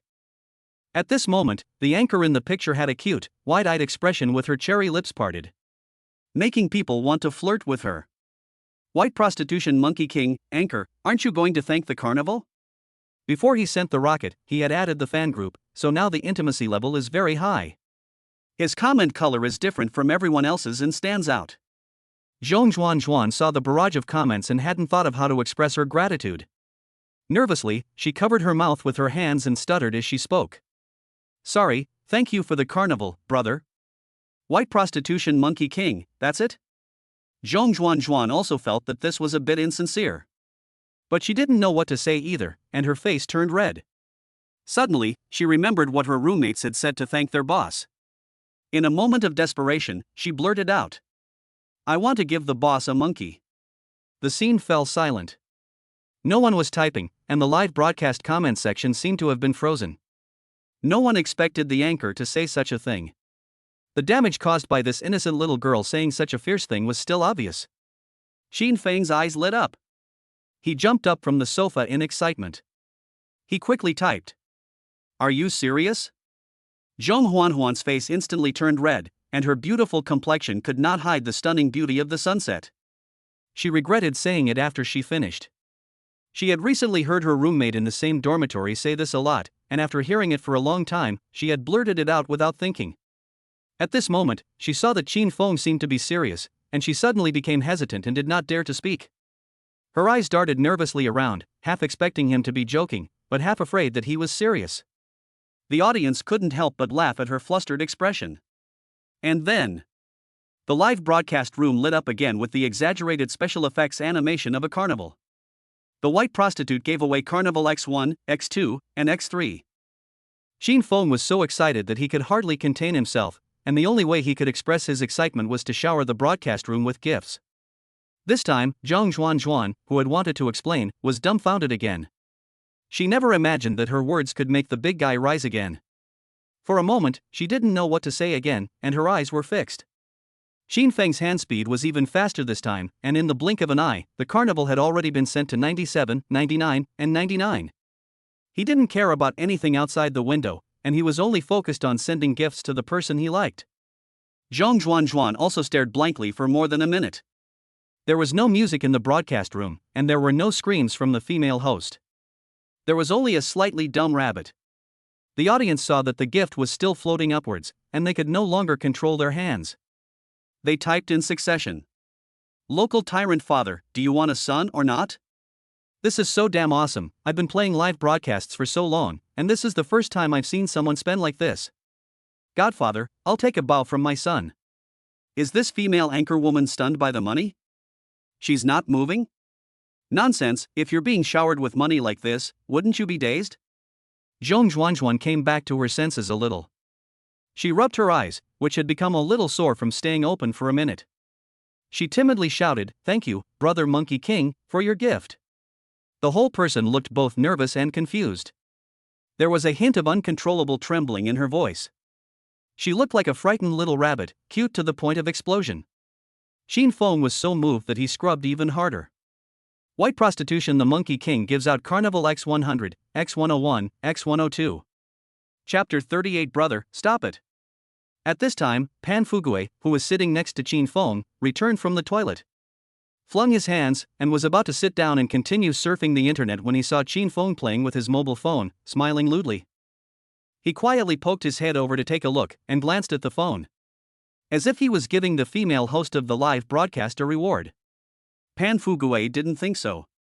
What kind of money could someone sitting in an internet cafe give to the female host as a gift? At most, he would send some flowers and hearts. But when he looked closely at the gift that Qin Feng had sent, he was shocked. He saw that someone had been sending carnival gifts in a row. And he had already sent 178, 179, and 180. And was still sending. This was impossible. Pan Fugui didn't react for a moment and couldn't help but look up at Qin Feng.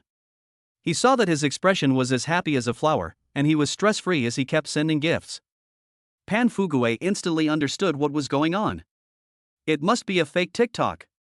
It must be one of those live streaming platforms that can't be seen in the light of day, which has imitated TikTok and made something similar.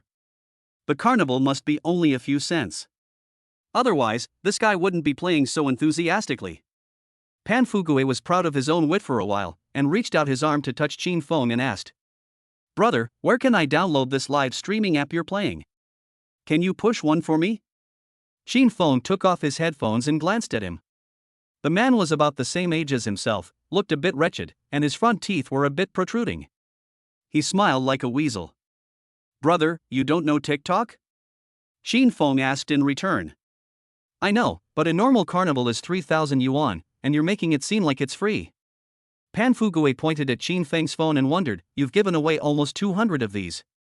If this were a real carnival, how much would it cost? Even if you're using a Porsche phone, you can't really spend this much on gifts." Pan Fugui thought to himself. He had never seen any rich people sitting in an internet cafe playing live broadcasts and rewarding others with hundreds of thousands of dollars. This must be fake. "It's not much, just pocket change," Qin Feng laughed and dealt with it. Seeing that Qin Feng refused to share and pretended to be dumb, Pan Fugui didn't say anything. He then laughed and sat back down. He secretly guessed that the app might not be promoted to the public. And it was probably all membership-based, and you could only join with the introduction of an acquaintance. And those female anchors should also be the kind you find in foot massage parlors, more open-minded and can fool around. I heard that the more capable girls can even perform opening a beer with their mouths. But in this kind of circle, you have to go to the massage parlor often to have a chance to get in touch. Pan Fugui shook his head and shook off the thought of envy. He was a decent person and would never go to that kind of place. It was more important to move bricks, so he opened the game and prepared to continue his career of slaying monsters. However, the images from Qin Feng's phone kept flashing through his mind. The live broadcast room looked incredibly real, and even the name of the female host was clear. It seemed to be called Lucky Rabbit. She looked pure and beautiful. In Lucky Rabbit's live broadcast room, the carnival was constantly jumping. In the blink of an eye, it reached 201, 202, and 203. It still didn't seem to be stopping. The audience members each turned on the screen recording function, planning to record this famous scene and post it online with a cool name. They wanted to tell all the girls still chasing their dreams in the live broadcast. This is how other people's brothers give gifts. "Big brother, stop, there are already so many." Zhong Xuanzuan watched as Qin Feng kept on gifting after he had already reached 200. She hurriedly called out. She was very nervous at the moment. If you convert it into money, in these few minutes, this person has spent 300 carnival points. That's a total of 900,000 yuan. Who wouldn't be scared when they see that? In her village, that's enough to marry 5 wives. If this continues, does she really have to bear him a monkey? The thought of 2 people with no feelings for each other, who are frank with each other for the sake of money. Zhong Xuanzuan is a little overwhelmed. Qin Feng is a person who listens to advice. If she says no, then she means no. If she says stop, then she means stop. If she says don't stop, then let's take a break first. We'll talk about this later. His back is a little sore now, and although he wants to kill the thief, he is powerless.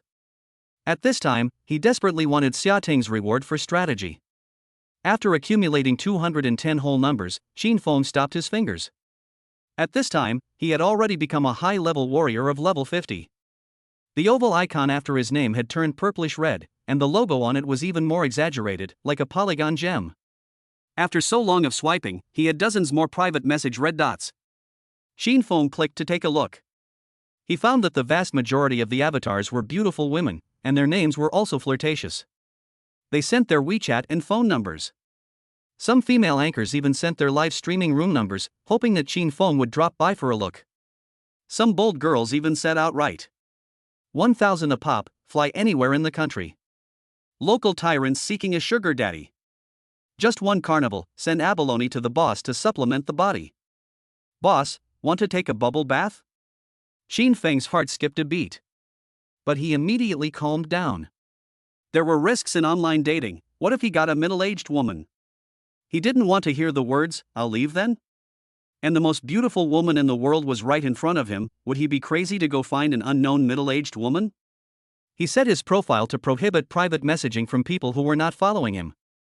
Then he sent a private message to Zhong Zhuanzhuan. Then he said on the public screen, "Anchor, look at the private message." Zhong Wanwen opened the private message and saw that he wanted her contact information. She guessed that this freeloading guy might want to meet her offline.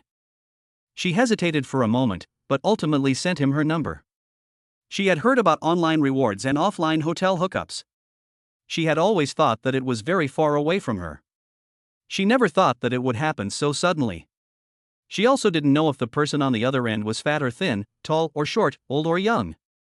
What if he's a balding, greasy old man? Zhong Huanhuan shuddered and didn't dare to continue thinking about it. In a cautious tone, she tentatively said, "Brother, I was actually joking just now. You don't really want me to give birth, do you?" Chapter 39, The Anchorwoman Who Can't Dance. Heard the anchorwoman back out of her promise. The audience in the broadcast room was amused and teased. The anchorwoman is so heartless that she refused to pay after the boss had spent so much money on her. The boss spent 300 yuan on her in just 5 minutes, which is really impressive and will go down in history. I didn't realize that you were such an anchorwoman. When someone rewards you kindly, you actually want to have a child to get back at them. If the boss had spent more than 900,000 yuan on me, it wouldn't matter if I gave birth to a monkey, I could just be locked up and act like a monkey. Boss, if you want a child, just tell me. Even though I'm a boy, I can be your child. Get out of here, you're not worthy to speak to my father. Zhong Wanwen read the comments from the audience and suddenly her eyes were brimming with tears. She didn't know what to do. Xin Feng wasn't surprised by Zhong Wanwen's bad behavior. After all, she is an inexperienced girl, and it is understandable that she is shy about giving birth. She needs to be properly relaxed before there is a chance. White prostitute Monkey King, I was just joking, just casually swiping the gifts, don't be nervous. Zhong Huanhuan was dumbfounded. This is called casually swiping? But judging from the meaning, it seems that she doesn't have to give birth herself. She let out a long sigh, a little secretly happy inside, while at the same time there was a little bit of an inexplicable subtle emotion. Does Brother Dishang not have any interest in her? She's not ugly. Zhong Wanwan shook her head, not wanting to think about these questions. Regardless, he has truly given her a gift worth nearly 1 million, and she should really thank him. Zhong Wanwan sincerely wished. Brother Dishang is so nice. I wish you an early birth of a precious son and all the best in everything. System prompt, Zhong Wanwan's favorability plus 10. This girl is really simple, and she gets a 10 every time. Xin Feng felt a little embarrassed teasing her. White prostitute big brother, I spent 900,000 and this is what you tell me? What else should I say? Zhong Zhuanzhuan saw Xin Feng say this and immediately felt discouraged again. Even now, she still couldn't believe that she had really received more than 300 carnival rewards. As for the super local tyrant who rewarded her, Zhong Zhuanzhuan really didn't know how to thank him now. But no matter what, as long as it is something she can do, she should try her best to do it. The audience was very enthusiastic and volunteered to give her ideas. Say, I love you, husband, you idiot. Ha! Shouldn't the host wish herself and the boss a son soon? You guys are so dirty, the host still looks so innocent. The gay guy upstairs has an unhealthy mind, I suggest arresting him for investigation. Zhong Wanwan was a little embarrassed by the harassment from the netizens, and she lowered her head, staring straight at her own white legs, afraid to look at the public screen. Seeing her shy appearance, Qin Feng couldn't help but tease her. "Let's hear you call me master."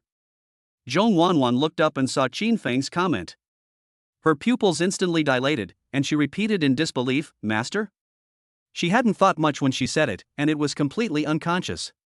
But it was this soft master that made Qin Feng very satisfied. He became more and more bold and made a new request.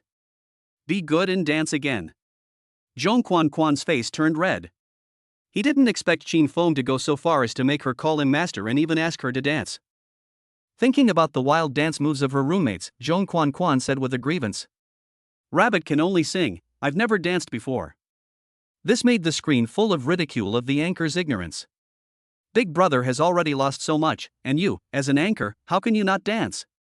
All the viewers felt sorry for the boss and at the same time criticized Zhong Zhuanhuan. Zhong Zhuanhuan was also a little guilty of what the audience said. Putting oneself in another's shoes, the other person paid 900,000 yuan, and she lightly said the word master, as if she really didn't mean it. She hesitated for a while and said with a wiggle of her shoulders, "If you want to watch Bunny dance, Bunny can learn while dancing, but he's not very good at it." "Brother, don't laugh at me." Qin Feng took a look at her figure. Although the girl was wearing a loose t-shirt that covered everything that should be covered, a closer look revealed her impressive curves. Without sufficient assets, she simply couldn't support that kind of curvature. From time to time, she also revealed her slender waist and playful belly button. Qin Feng imagined the anchorwoman prancing around. He swallowed, unable to wait, and impatiently tapped the keyboard of his phone. "White prostitute Dishang, just do a simple big pendulum swing.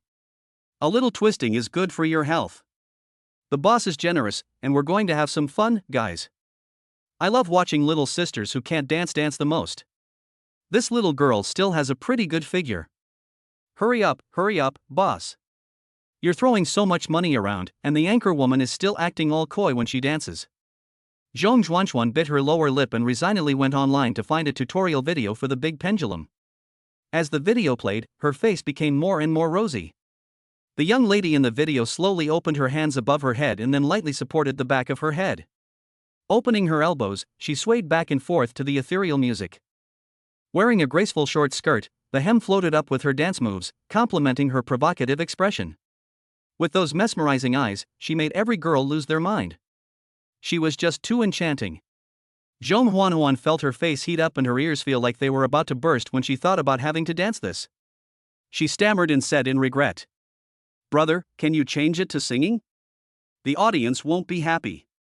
Singing has no point, and dancing the pole dance is the correct way to start the live broadcast. And wouldn't it be more interesting if her classmates came back?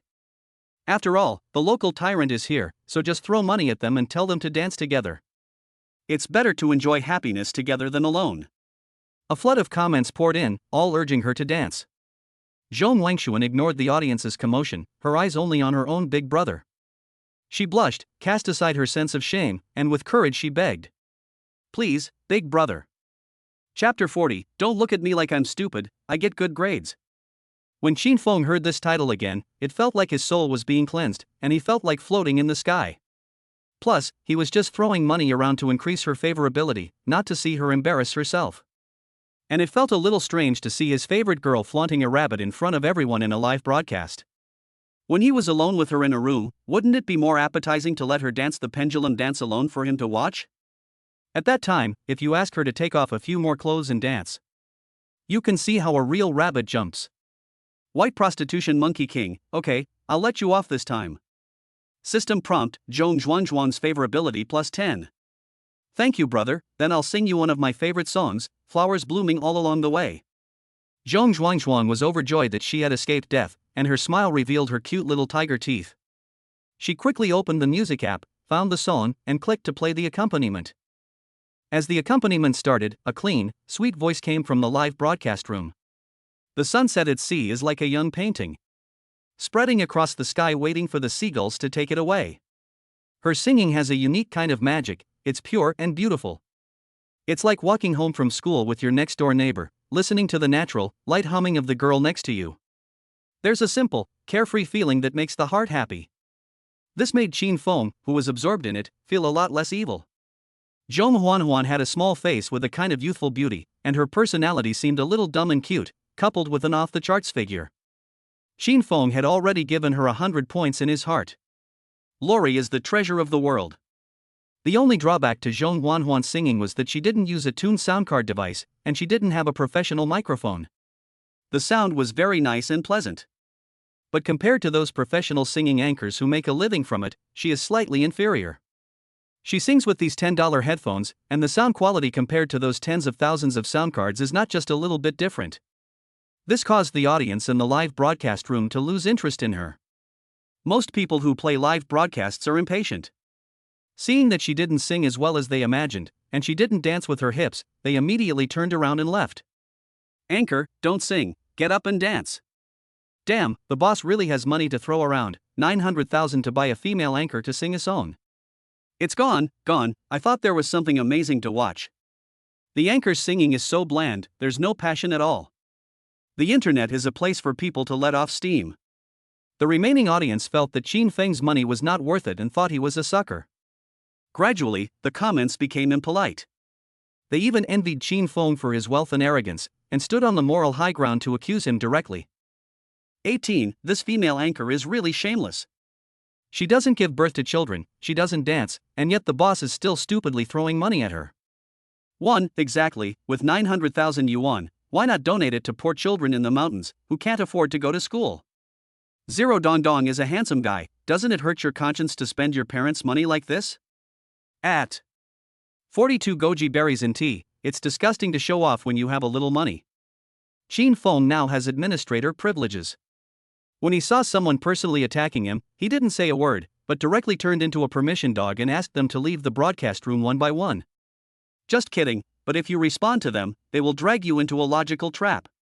Why should I report to you when I'm spending my own money? Jesus doesn't care about me, but you do?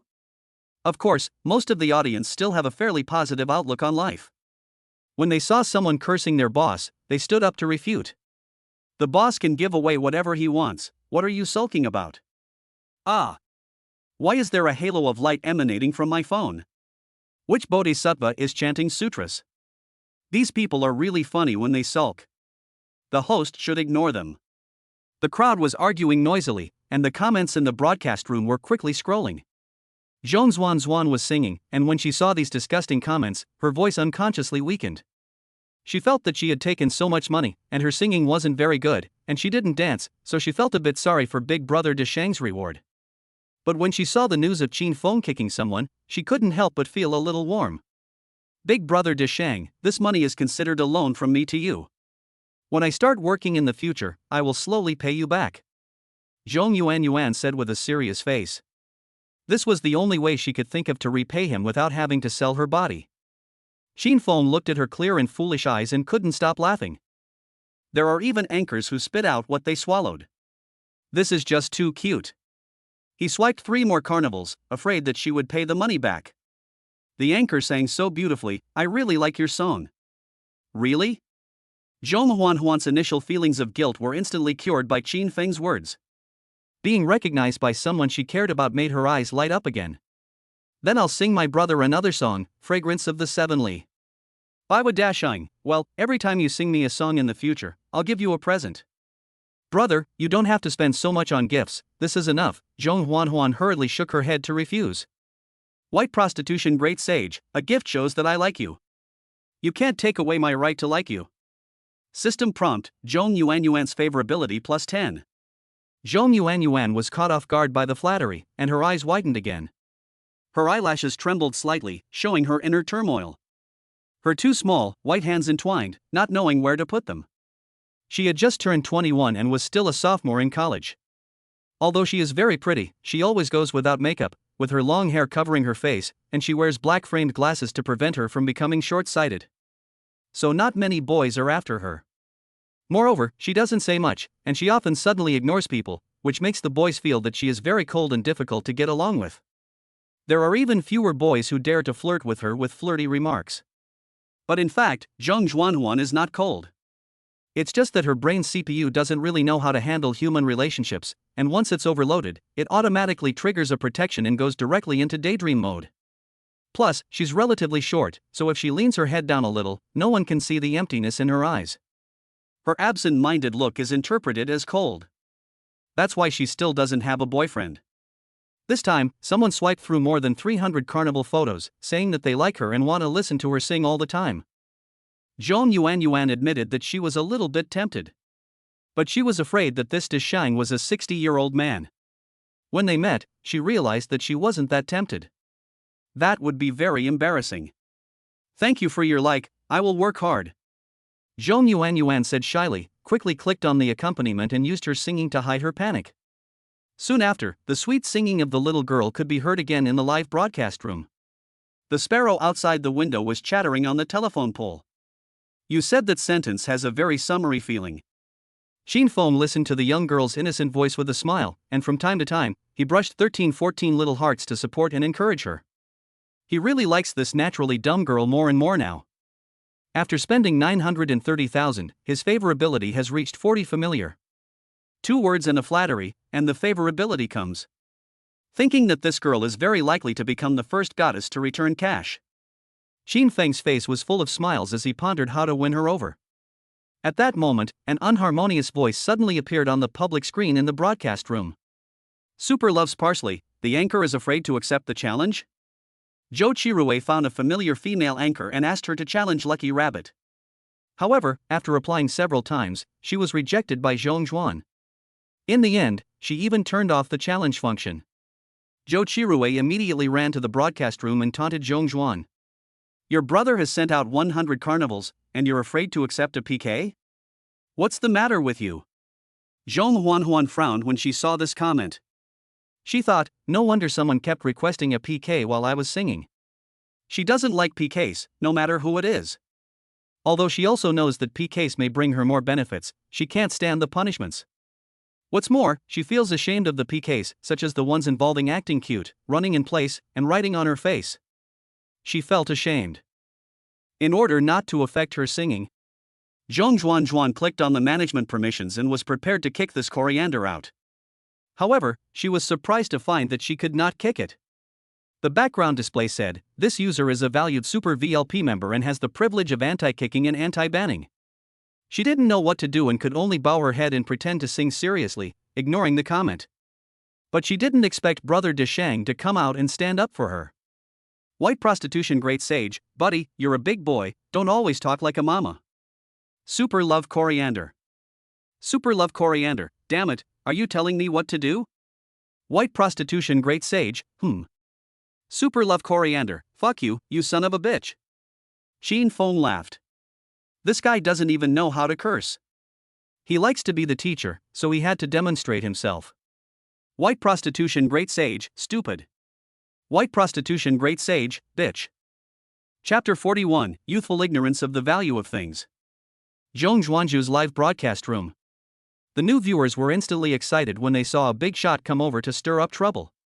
They kept fanning the flames and watching the fun, not caring if it was a big deal or not.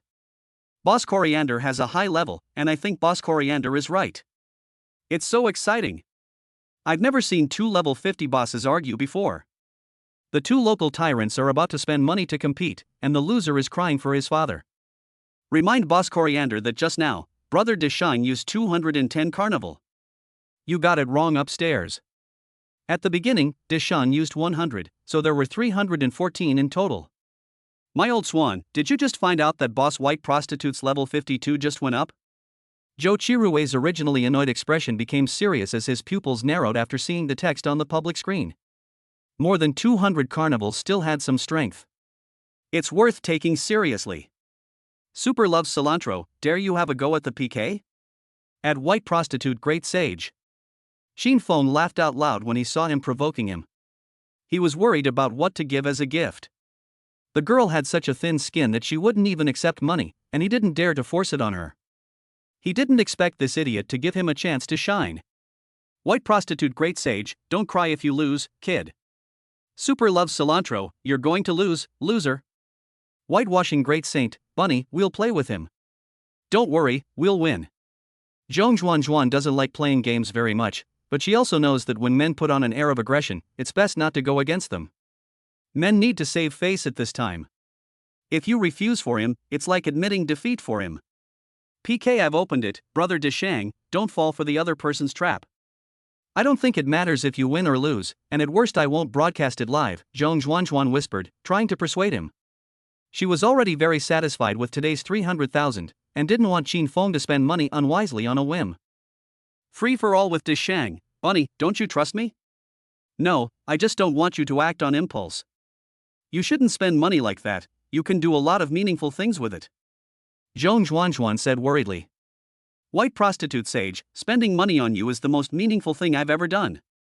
After these words were sent, Qin Feng saw Zhong Zhuan flinch and suddenly stop talking. She rested her chin in her hands and stared blankly at the screen, her eyes gradually going vacant. It looked as if she was about to go on a space journey at any moment. No way, was she confused by a single sentence of flirtatious words? Qin Feng laughed to himself. This little girl is just too cute, she has no ability to bear anything, and I'm afraid she'll pass out in bed in the future. System prompt, Zhong Yuan's favorability plus 10. Qin Feng completely lost his resistance to this cute girl who was gaining favorability every time they met. Even if she doesn't give him resurrection armor, he's determined to go all the way. Zhou Chirue was furious when he saw someone daring to fall in love in front of him. Super lover of coriander, damn, playing with the female host and licking like that, you really have balls. His comments set the tone in the live broadcast room. Someone gloated and mocked, saying, this prostitute for free may be new to live streaming and doesn't know how deep the water is. I suggest that the two bosses let the anchor turn off her beauty filter as punishment for the competition, so that we can all see for ourselves. You called the chicken, so you have to eat it with tears in your eyes, you can't waste it. Now everyone, ghost or not, is scrambling to get on the live stream. Qin Feng is in a good mood and doesn't bother with these people. White prostitution Sage, are you still playing? Accepting the competition, Rui Nini. Zhong Zhuan found the Rui Nini PK invitation in a daze and clicked to agree. The screen in the broadcast room was split in two. A standard internet celebrity face appeared on the right. With big eyes, a pointed chin, and pink blush painted all over her face. She was wearing a red bandeau one-piece dress with a short skirt, a waist-cinching style that showed off her long, white legs and looked very feminine. But at the moment, her expression was extremely fierce, and she was pointing her finger at the camera. She was scolding her very rudely. I said, who is so bold as to not give my boss coriander face? It turns out that it is you, such an insolent little imp who doesn't know your place. What are you hiding from? Dare to be unruly but not dare to accept the challenge, right? Shameless thing, pretending to be innocent. Hurry up and apologize to my boss, or I'll make sure you can't survive in the live streaming industry. Zhong Huan was shocked by her fierce appearance. Qin Feng could not stand such a fierce woman either. He quickly reminded Zhong Huan, Bunny, turn off the sound from the other side. Zhong Huan had no experience in PK and was scolded for a minute before she found the mute button. Most of the audience in the broadcast room had been driven away. Qin Feng did not know where she got the courage to speak so arrogantly. He turned on the scan to see the other person's rating, but was shocked by the information presented. Name, Shi Hongyan. Age, 42. Charm, 50. Number of relationships, 6. Damn.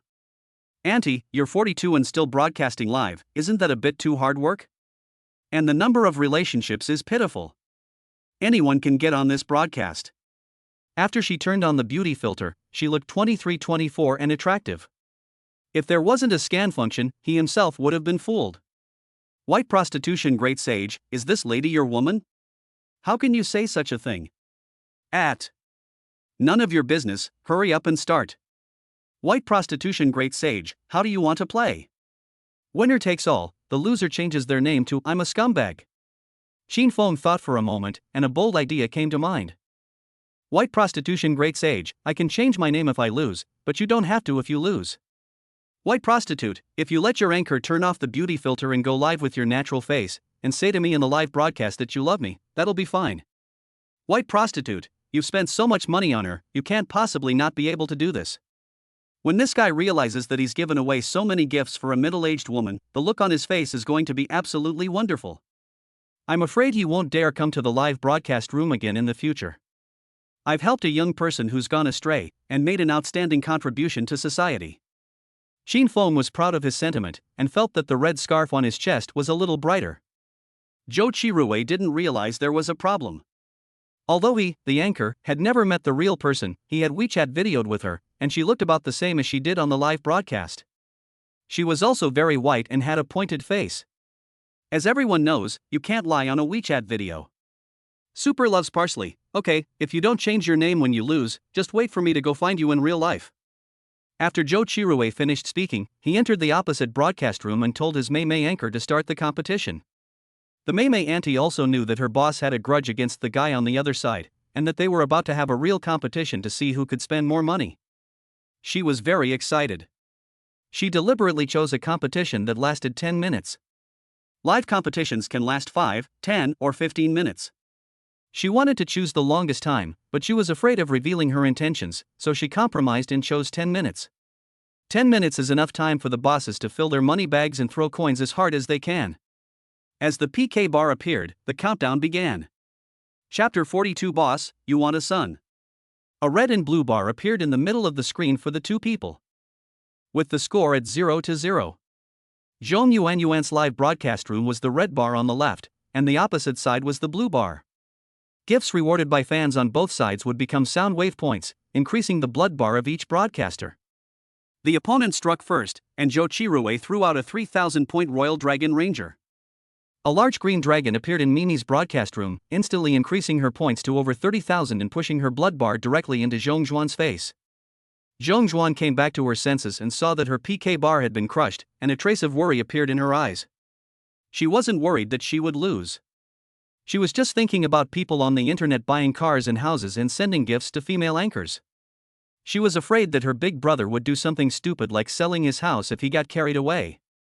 She didn't know what to do. If he really gave her all the money, and then he ran out of money and couldn't afford to eat, would she have to give it back to him? No. She couldn't give it back to him. With his impulsive personality, he would just waste the money again. She just needed to take care of his food and accommodation, and give him a sense of security. But in that case, wouldn't she be supporting him? Zhong Zhuan thought about it, her eyes became unfocused again, and she stared blankly at one spot. A trace of unnoticeable shyness flashed in her eyes. Xin Feng didn't notice Zhong Zhuan's expression. He had finished moving his fingers and was ready to start raging. Bai Mao Shang gave out Carnival X1, X2, and X3 points. The points were 33,333, and they were super fast. The health bar quickly caught up to the opponent and successfully overtook it. A few minutes later, Lu Fugui in the seat next door exploded a weapon worth 200 yuan, and he called the network administrator to make himself a pack of instant noodles. When he got up and turned his head to stretch his muscles, he saw Xin Feng still swiping the carnival on TikTok. He leaned over again and glanced at the phone. He suddenly felt funny, still in this Lucky Rabbit's live broadcast room after so long. It can be seen that there are very few female anchors in their app. He suddenly didn't envy Xin Feng anymore. The 200 yuan he had just earned made him in a great mood. Humming a song, he walked over to watch the female host. Are you tired, brother? Are you doing a task by constantly sending gifts? Oh, it's a battle, Xin Feng casually answered. It's quite fierce. It looks like the opponent's hand speed is similar to yours. Pan Fugui saw the score of the battle. 360W sound waves for your side, 340W sound waves for the other side. It's close. If we're talking about real money, 360W sound waves is equivalent to 360,000 yuan. Yes, the other side insisted on pitting us against each other, and my thumb is getting sore from all the swiping, Xin Feng complained. Seeing that Xin Feng's thumb was indeed a little stiff, and that he was giving away gifts more and more slowly, as if he was about to be surpassed by the other side. So he said with a smile, why don't I help you swipe? When my right hand makes circular motions, my hand speed can break the speed of light. Xin Feng's eyes lit up. He was indeed a bit tired of swiping, and dragging the gifts up the screen was also very physically demanding. Plus, he had just been busy flirting and chatting with Zhong Yuanyuan, and had been holding his urine until now. Seeing that there was a helpful young man, he simply handed the phone to the other person and said, Then I'll leave it to you. I need to go to the bathroom. Xin Feng wasn't worried at all that this guy would run off with his phone. Internet cafes were becoming more and more formal these days. Not only did you need an ID card, you also had to scan your face to get online. And there were so many cameras here that if someone dared to steal a phone worth tens of thousands of yuan, the police would catch them tomorrow if they reported it today. You could still trust the institutions of the Chinese nation. Pan Fuguei took the metal-textured phone in his hands, feeling it up and down. And then slid the screen to click on Gift Carnival. He was instantly won over by the silky feel. This phone is awesome. When I have money in the future, I'll buy one too, he thought enviously. The white prostitute sent out Carnival X169, X170, and X171. His right hand was indeed fast, and the score quickly increased by a small margin. Even then, he still had time to admire the two girls in the live broadcast room. The host on his side was a bit dull and uninspiring. The one opposite is passionate, and although you can't hear the sound, just by looking at her hysterical shouting, you know she's about to climax. Looking at the interface, it's exactly the same as the real TikTok. Pan Fuguei smiled, it really looks the part. But after he read the comments from the audience, he felt that something was a bit wrong. Boss, you're full of shit, broken voice. Why didn't the anchor say a word? Do you know that you're about to be on the TikTok popularity list? Damn, the boss is pouting and has sent more than 200 huazi, and he's not stopping. It's definitely going to be the headline tomorrow. Everyone, go over there and listen to the anchor call out to his father. It's so exciting, the way he calls out is even more affectionate than a real father would. Dad, when will you recognize me as your son? There are more than 5,000 viewers online in the live broadcast room. New messages keep appearing on the public screen, some licking the boss's boots, some begging the boss to support them, and some even saying they want to bear the boss's children. Flattering comments, constantly reminding him that this live broadcast room is very likely real. The guy next to him may also be a real big shot. A cold drop of sweat appeared on Pan Fuguei's forehead. If the carnival he ordered was real, then that meant that the 2 million sound waves he had ordered in such a short time were actually 200,000 yuan? When has my finger been so precious? Pan Fuguei was secretly shocked. He wanted to know if this was a TikTok live broadcast room, and it was also easy to verify. He just needed to search for this live broadcast room on his own phone. He took out his phone, typed in the name of the live broadcast room with 2 fingers, clicked search, and found the live broadcast room of Lucky Rabbit. This live broadcast room was already the most popular in the area, and it was in the top 20 of all TikTok live broadcast rooms. Pan Fuguei clicked in with trembling hands to take a look. Inside, a gorgeous carnival special effect suddenly popped up, almost blinding his dog's eyes. The host at the top was the same girl who looked a little dumb. Then he looked again at the names of the bigwigs that kept popping up. The white prostitution great sage had sent Carnival X302, X303, and X304. And the one in his right hand was the white prostitution great sage's phone, which was constantly clicking to send gifts for the carnival. Holy shit! This is fucking real. Pan Fuguei was so shocked that he immediately stood up, afraid of soiling Qin Feng's seat. The thought that he had really sat next to a godly wealthy man left him dumbfounded. 3 philosophical questions popped into his head. Who was he? What did he want? Did he need a son? Qin Feng finished using the toilet and leisurely returned to his seat. He saw that the brother next to him had already helped him reach 6 million sound waves, while the person across from him had stopped at 5 million sound waves. He smiled and thanked him. Thanks, brother. Pan Fuguei stammered, you're welcome, thanks, brother. Qin Feng was puzzled. Who was thanking whom? Without thinking, he said a few polite words, took his phone, and continued to send gifts. Brother, there's no more swiping on the other side, so there's no need to waste money anymore, right? Pan Fuguei hurriedly persuaded, seeing Qin Feng's smooth movements. He had been oblivious just now, and his fingers had never stopped. And after seeing the other person stop, he had stopped too. If he wanted to continue swiping, with his hand speed, he would have already swiped 9 million waves by now. Oh, I'll just defend a tower, Qin Feng said indifferently. Chapter 43, Don't be a wimp, spend money on me. As the big man's words fell, Pan Fuguei almost choked. What kind of immortal big brother is this, leading by a million and still guarding the tower, giving or taking life? He looked down at his phone and saw that the white prostitute had started from 1 and was re-gifting. He was so shocked that his jaw dropped to the ground. His eyes glanced at Qin Feng from time to time.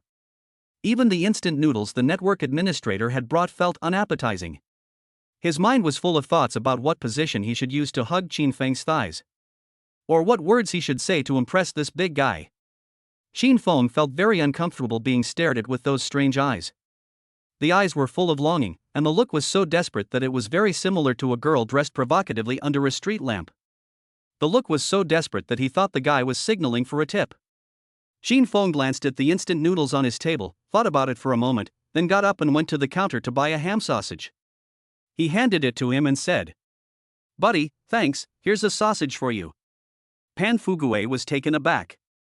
What did he mean? What did he want? Could it be that? In an instant, Pan Fugue had a revelation and felt that he understood the boss's hint. He shouted, "Wha?" Then he suddenly took the ham sausage in his mouth, squatted down and looked at him with a cute face. Qin Feng. Qin Feng was shocked. This guy is a psychopath. Qin Feng felt a chill down his spine as he was stared at by his burning eyes. He quickly got up and changed to a seat further away. Pan Fugue watched him leave in a daze, feeling more heartbroken than if his girlfriend had dumped him. At this time, there were still more than 4 minutes left in the competition. He didn't expect the opponent to give up so quickly, and it made Qin Feng feel strange to be the only one sending gifts. Zhong Wanwen had been in a daze since the beginning, and it had been almost 5 or 6 minutes. The screen seemed to have been frozen, and the broadcast room was so quiet that you could hear a pin drop. Only the public screen below was bustling with activity, with many people posting comments. "No way, Monkey King, please stop using your supernatural powers. You're going to make millions from this live broadcast? Brother Monkey King, she just turned 18, so send her a private message. They've voted for each other, why are you still voting? Are you afraid you're not here to launder money? It's crazy over there." That female host is really going all out for gifts, shouting that she wants to feed her boss mouth to mouth. Really? Let's go over there and have a look. Qin Feng saw the comments and was also intrigued. I wonder if Xiang Tsai will still be able to eat when he sees the real face of the female anchor. He stopped giving gifts and clicked into the live broadcast room on the other side, only to hear the cheering voice of the host Mei Mei like a shot of adrenaline. "Xiang Tsai, hurry up and drink up, we can't let them look down on us. We live to fight for this breath of life. If I were you, I would really sell my iron to earn it back. If you give up this time, you'll never be able to regain face." Other big brothers in the live broadcast room helped to send gifts to show our big brother what a man should be like. "Welcome the 58th level freeloading big brother, come and help, this is an important PK, we can't lose." The background music in this live broadcast room is loud and passionate. The female host's expression is fierce and full of momentum. Her voice is a bit hoarse, giving a sense of hysteria. "White prostitution great sage, I'm Bunny's older brother, here to see what's wrong with your older brother." Anchor Mei Mei, seeing that it was the older brother from the other side, immediately put on a flattering smile and shouted in a shrill voice. "Ouch, you hit him really hard, you made him all bruised and battered, don't you feel bad about not giving him some medical expenses?" Qin Feng sent a 1-cent beer. This money was the red envelope for the PK that the weasel had just won for himself, so he didn't have to pay for it himself. He guessed that the anchor would be in trouble later, so he gave a gift as a token of his appreciation.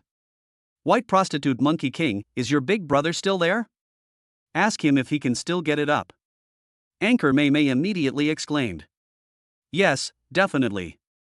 My brother is rich and generous, so this little money is nothing. Boss Coriander, your brother is here, what are you dawdling about? Hurry up and show them what you're made of." Zhou Chirue was racing against time, calling his friends to come and help, and had no time to pay attention to the female host. When the host saw that her boss was silent, she thought he had conceded. She cried out angrily.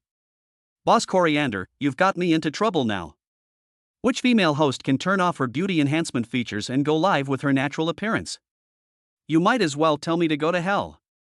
She knows her own business. Once she appears without makeup, her live streaming career will be over.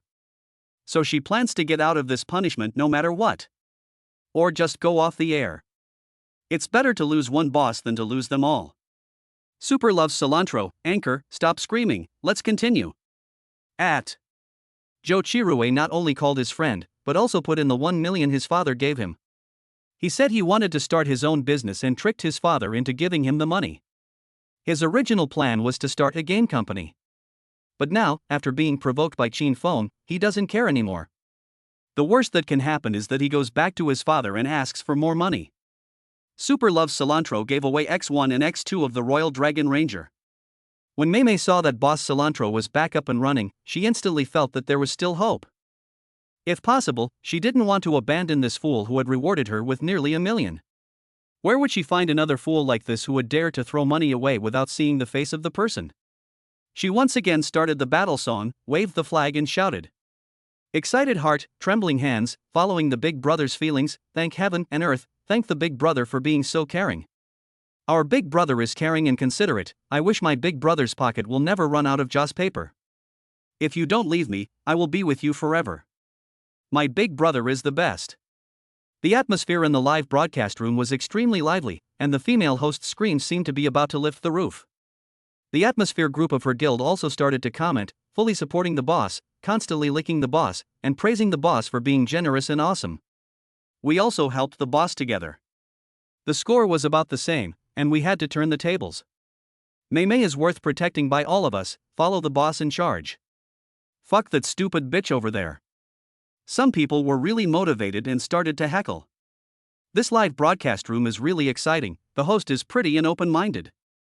I'll send the host to marry you to cheer you up. Mei Mei, I love you, but I've already swiped 10 sports cars, and I'm running out of money for this month. Qin Feng shook his head with a smile, feeling that they were not worth it. Back in the live broadcast room, the atmosphere was much cleaner. Although the audience numbered nearly 100,000, everyone spoke sensibly and calmly.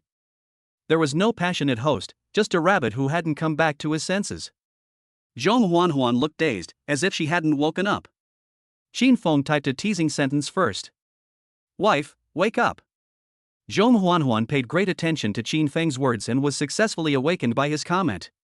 She didn't realize anything was wrong with Qin Feng's words, and she answered dazedly, Qin Feng was secretly happy to see that she didn't reject his way of addressing her. Then he saw that the other side was starting to make progress, so he hurriedly opened the gift list and clicked on Carnival. He continued with the final sprint. Chapter 44, Here comes Xia Ting, as you all wanted, please give me some small gifts.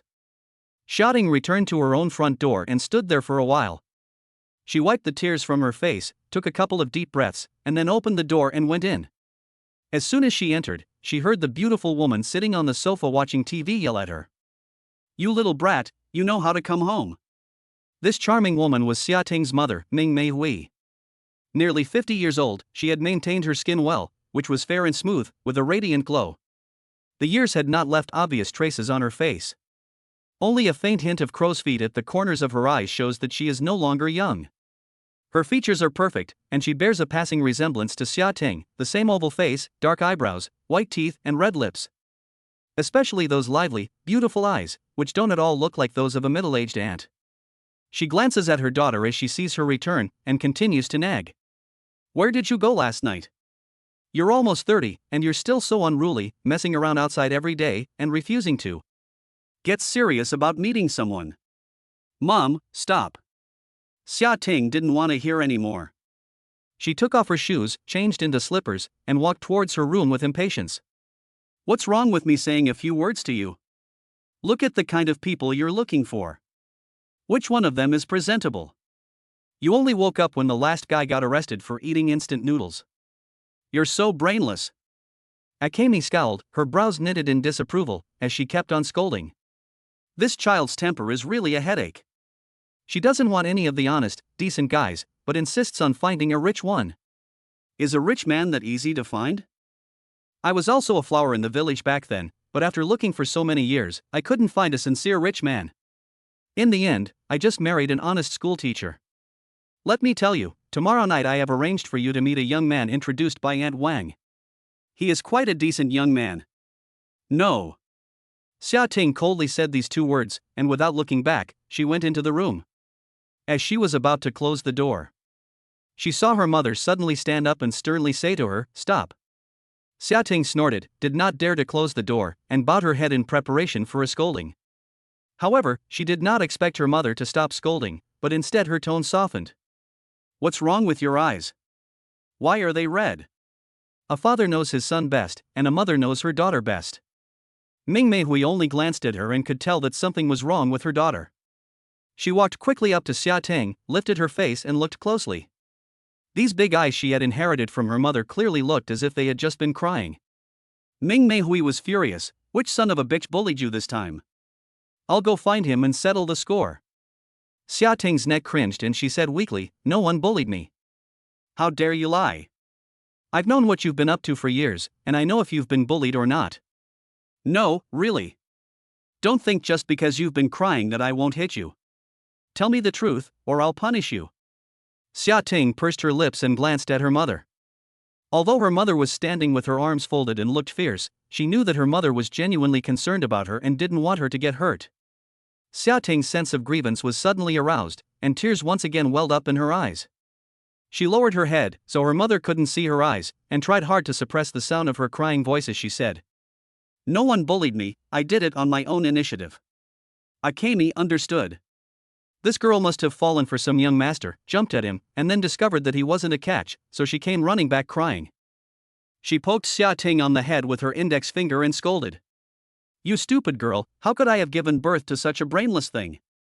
You've wasted your face, and you're always like this, you have no sense at all. Ming Meihui scolded her for a while, but when she saw her daughter's shoulders shaking, she couldn't bear to see her like this. So she quickly hugged her into her arms and stroked her head to comfort her, saying, it's over. Those rich people are all bad. In the future, keep your eyes open and find an honest man like your mother did, a man who loves you. Life is short. You're still young. Xia Ting could no longer hold back her tears and cried out. But I don't want to give up. Why? What's wrong with me? Silly girl, luck is unpredictable. Sometimes it's on your side, sometimes it's not. It's normal. But I really like him a little, I don't want to just give up. If you don't want to give up, you'll only hurt more. You're already 26, how many years do you have to waste?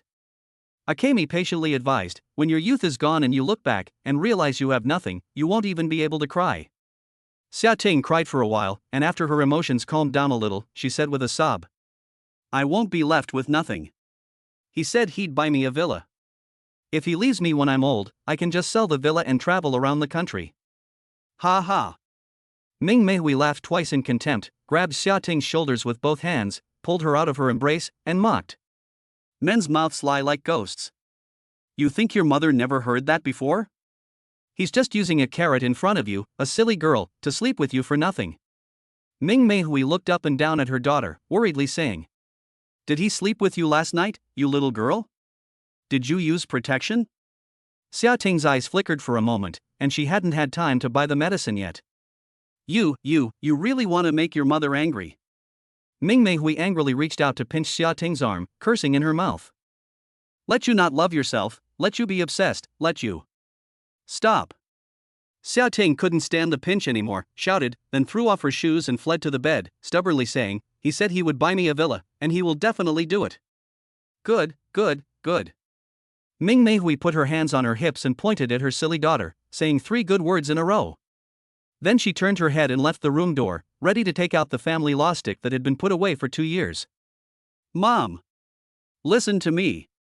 Xia Ting saw the situation was not good, so she quickly jumped down and hugged her mother's willowy waist, explaining. He is an honest man who keeps his word. Yesterday he promised to buy me a Porsche, and this morning he bought it for me. Really, the list and contract are in my bag. Ming Meihui's footsteps paused, and she turned around with a face full of doubt. Are you sure you went to a real Porsche store to buy it? Could it be a play staged by someone else paying someone to do it? Oh dear, your daughter seems like the kind of idiot. Xia Ting snuggled into her mother's arms again, wriggling around and cooing. Let me see the contract. If he really dares to forge a car purchase contract, I'll go to the police and report him for fraud. Ming Meihui shouted. She still didn't believe it was real. This Porsche is not cheap, and she has only seen people wooing girls at such a great cost on TV. Chapter 45, She can do magic, right? Xia Ting quickly rummaged through her bag and pulled out the car purchase contract, transfer voucher, and various other insurance documents. She handed them all to her mother. Ming Meihui took the contract and first looked at the official Porsche seal, then asked, how much is the car? 3.2 million. Xia Ting held up 3 slender fingers. How much? Ming Meihui was shocked. 3.2 million. Xia Ting pointed to the total amount of 3.2 million in capital letters on the contract and said seriously. Ming Mei Hui flipped through the contract, looked up, and asked incredulously, "You are the owner?" "Well. When do you pick up the car?" "The day after tomorrow." Ming Mei Hui fell into deep thought.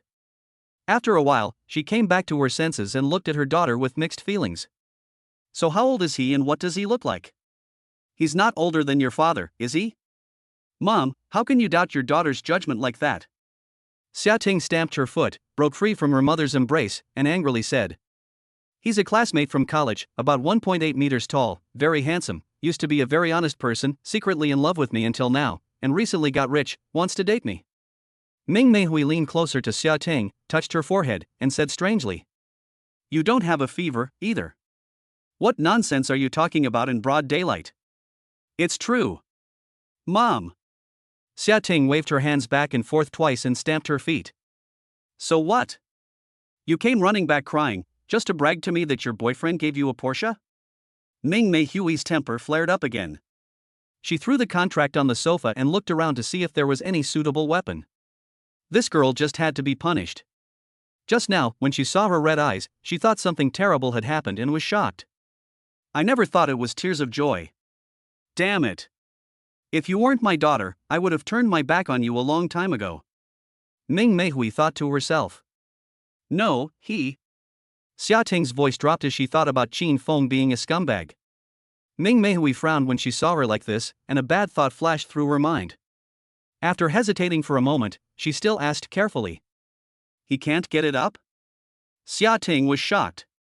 "What kind of horrible words are these?" No, don't curse him," Xia Ting said with a blush, in a low voice. "He is a little better than my previous boyfriend." Ming Mei Hui glanced at the clothes rack on the balcony. "It's plastic, so it shouldn't hurt the bones if you hit it."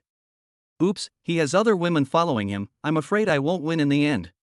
Xia Ting felt the murderous intent and quickly used her body to block her mother's gaze, explaining with a face full of difficulty. "He's not married, is he?" asked Ming Mei Hui. "No," Xia Ting replied. "If you really like him, just go with the flow and get together," Ming Mei Hui advised her. "If you get pregnant, and he dares not marry you, just punch him in the face." Xia Ting was dumbfounded. "If he still won't marry you, I'll go up there and rip him apart," Ming Mei Hui said imperiously. "But what if the other woman gets pregnant first?" Ming Mei Hui advised. "How will you know if you don't try? Forget about everything else for now, just let him buy you a villa first." Ming Mei Hui reasoned. "Remember, it's best if the house is even registered in your name alone." Xia Ting hesitated. "But won't that be a bit bad?" Ming Mei Hui was exasperated. "Why is that bad? Otherwise, just like me, find someone to live a simple life with, it's up to you." Ming Mei Hui saw her daughter's head bowed and not speaking, sighed, and said helplessly, "You say you like someone, and that person likes you too. Instead of worrying about other people getting involved, you should just fight for it." Xia Ting's expression was a little moved. Ming Mei Hui saw that she had taken her advice, and she gave a relieved smile, saying, "After you buy the villa, I'm going to move in too, to experience the life of a rich person." Xia Ting rolled her eyes and said boldly, "Then you have to pay rent." After saying this, she ran back to her room as fast as she could and slammed the door. Ming Mei Hui was stunned for a moment, rolled up her sleeves, and yelled. At this time, in the girls' dormitory of Shanghai Normal University, Zhong Wanwan was disturbed by Qin Feng's words and gradually came to her senses. She glanced at the PK score. 11.25 million sound waves, 7.95 million sound waves. She thought she was seeing things and miscounted the zeros. She quickly rubbed her eyes and looked carefully again. Instantly, her brain crashed again. What the hell is this 8-digit PK sound wave? Could it be that she was hallucinating? Zhong Zhuan was a little suspicious that she was dreaming, so she patted her face and counted again. She was completely confused. Before, she had planned to help him when he ran out of money. But a man who can casually give away more than 1 million yuan doesn't need someone like her to take care of his food and drink. Zhong Zhuan was made laugh by her own childish thoughts. At this time, Zhong Zhuan's live broadcast room had already gathered a large group of female anchors who had come to learn. They had been studying Zhong Zhuan since the beginning of the competition. They studied her clothing style, the angle of the background lighting, etc. and actively took out paper and pen to copy down the words of Zhong Zhuanhuan, the anchorwoman, who was trying to trick her brother into spending money. Until her brother spent more than 300 huazi on her. This anchorwoman called Lucky Rabbit only said one sentence the whole time. HM. Then she stared blankly, not knowing what had come to her mind, and she amused herself. She looked so stupid. The other female anchors were dumbfounded. This Lucky Rabbit hadn't done anything special. She was indeed pretty, but they were all pretty. They couldn't understand why someone else could make money just by staring blankly, while they had twisted their bodies to the hilt, but their bosses wouldn't pay them a single cent. There must be some special live streaming skills that they hadn't discovered yet. They were not giving up. Persistently sending private messages to Lucky Rabbit, hoping that she would teach a class and they would pay the tuition. Zhong Zhuanzhuan didn't open the private message after she finished daydreaming this time. She saw on the live broadcast screen on the other side, the hostess who looked like a snake spirit, Rui Mimi, jumping and dancing excitedly, waving her hands and feet. She was a little curious for a moment. She wanted to hear how other people thanked their bosses and try to learn from them. So she clicked on the other person's voice. Thanking Coriander Baba for the 200th big green dragon, and saying, "I love you, Boss Coriander, and I will marry you even if I die this lifetime." The loud background music and high-pitched screams startled Zhong Wanhuan, and she quickly turned off the sound. But the other person's words had deeply impressed her. So did men like to be called like that? Should I shout it then? Or should I just call the owner? The feeling of Papa is really strange. Zhong Wanhuan made up her mind and opened her mouth to call the Shang brother owner. But because her face was too thin, it got stuck in her throat and she was embarrassed to say it. She blushed, opened her mouth a little, and looked like she was about to say something, which was exceptionally cute. After seeing this, Qin Feng swiped even harder. Chapter 46, the system is still very tolerant. Time passed by minute by minute. The two were in the final minute of the competition. Zhou Chirue, against the background of the loud music in the live broadcast room, kept on clicking the gift button, sending more than 500 large blue dragons. It wasn't until he clicked gift again that a white prompt box appeared on the platform, asking him to recharge. Zhou Chirue finally stopped. His eyes were bloodshot, and he stared at the score above the live broadcast room with a grimace.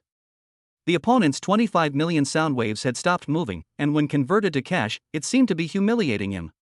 On his side, plus the friends he had called to help, there were only 19 million sound waves.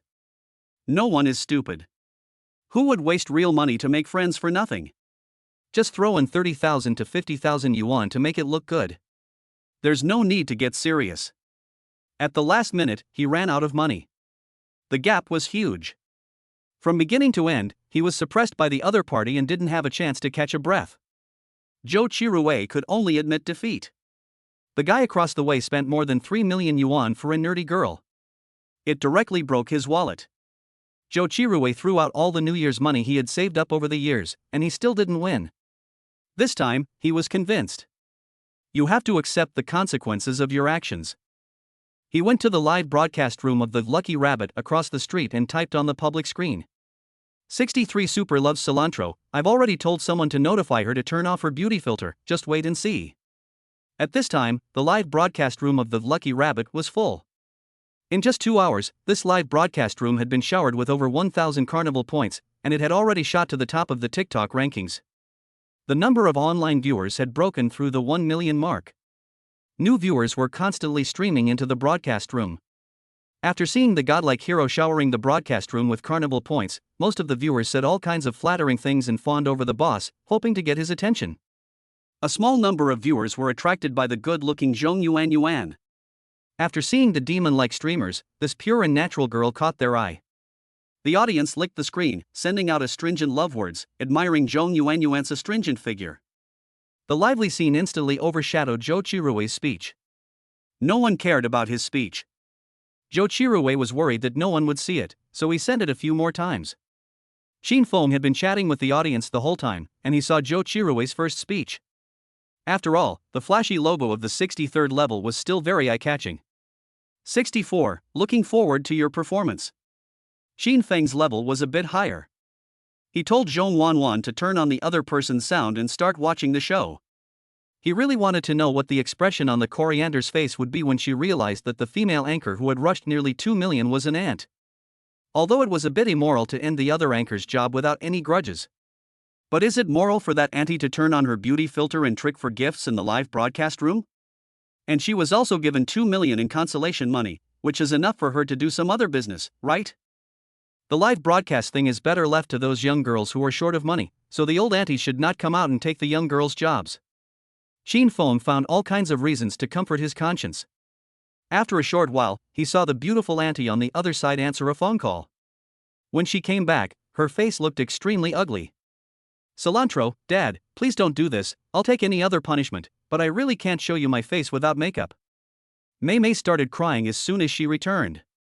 She had just received a call from her guild, saying that she must accept the punishment of PK. Because the boss contacted them through very hard connections, if she didn't do as she was told, her guild might get into trouble. Boss, how about this, I'll risk getting banned and give you a striptease, okay? Don't make things difficult for me, the little anchor, please. We anchors really don't have it easy.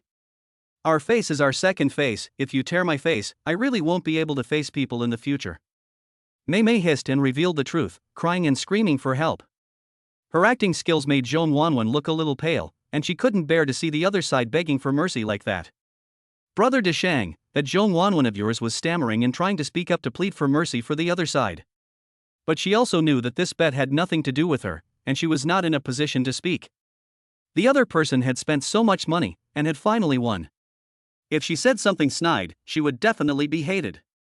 She was soft-hearted, but also very sensible. Xin Feng heard what Zhong Zongzong meant, and sighed that there were still such pure girls.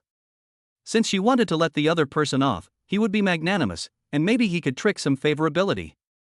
Free riding Monkey King, for the sake of my wife, I'll let it slide this time. You two can get out of here. Zhong Yuan unknowingly got used to Xin Feng calling her his wife. After seeing him agree, she quickly reminded the anchor on the other side. Sister Mimi, you don't need to show your face without makeup. Don't cry. Unfortunately, the other person blocked her voice and didn't hear it. She was still wiping her tears away. Super loves cilantro, no way, you lose, you lose. I can afford to lose. Zhou Chirue didn't feel any shame in revealing his face after the anchor Mei Mei had revealed hers. The two of them had also chatted on video, but they had not met in person because the other person had said that they would not be able to adapt to the water and soil in another city and that they would have to wait for him to go to her place. At first, when Deshang mentioned this bet, he was very puzzled. Now that he saw Mei Mei keep on refusing, he was even more surprised. So he insisted on seeing her without makeup. Zhou Chirue took out his phone and gave her Union another nudge. At this time, nearly 1 million people had gathered to watch in the two live broadcast rooms. The comments were constantly being refreshed.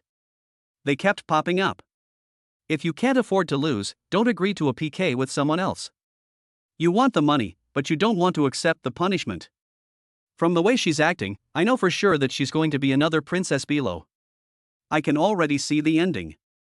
I feel bad for the boss's 400 rounds of Qinglong. You people are really vicious. Anchor Mei Mei, don't be afraid, I'm with you. If you want to go au naturel, just go au naturel. I've already closed my eyes. 23,333. Now is the moment to witness a miracle. Two men dressed in black suddenly appeared in Mei Mei's live broadcast room. Without saying a word, the two men walked straight to the camera, one reaching out to turn off the beauty filter, while the other stopped Mei Mei from escaping. The division of labor was clear, and they had obviously done this kind of thing many times before. After the filters for face slimming, skin polishing, breast enhancement and long legs were turned off, the monster in the live broadcast room appeared. Her head was a full size larger, and the makeup on her face was so thick it looked like she had painted it on. It couldn't cover the large pores and wrinkles on her face. Her small, swollen meaty eyes, nose that was flat like a pancake, and obvious horizontal flesh on the sides of her cheeks. For ugly people, a close look is cruel. This kind of woman can get 50 points, and Xin Feng really wants to ask what the system's scoring criteria are. Zhou Chirue looked at his phone even more and just vomited. Chapter 47 Lao Mo, I want to eat rabbit. Mei Mei in the live broadcast room opened her blood-red mouth wide and rolled around, begging Zhou Chirue for mercy. Papa Coriander, you can't do this to someone like me. You've asked me for anything you want. The other day when you were watching my body on video, didn't you say you wouldn't force me anymore? Oh, God, you're killing me. You turned off my beauty filter. How can I ever show my face in public again? The scene of her wailing like a banshee was like a car crash. Joe Chirue felt sick, dizzy, and disoriented. He thought about how this woman had once shouted at him that she wanted to marry him. And he was so scared that he threw his phone straight out the window. But what he didn't expect was that the stupid dog they kept in the courtyard of their villa ran out with the phone in its mouth, all excited. And the phone wasn't even broken. Inside it came a deafening cry. You heartless bastard, you can't beat someone in a game, so why take it out on me? I'm a decent girl, who's bothered you? Joe Chirue was so angry that he almost had a heart attack. He kicked the silly dog that was wagging its tail. Then he took the phone and pressed the power button. The screen went dark. The world was quiet. But his heart was not.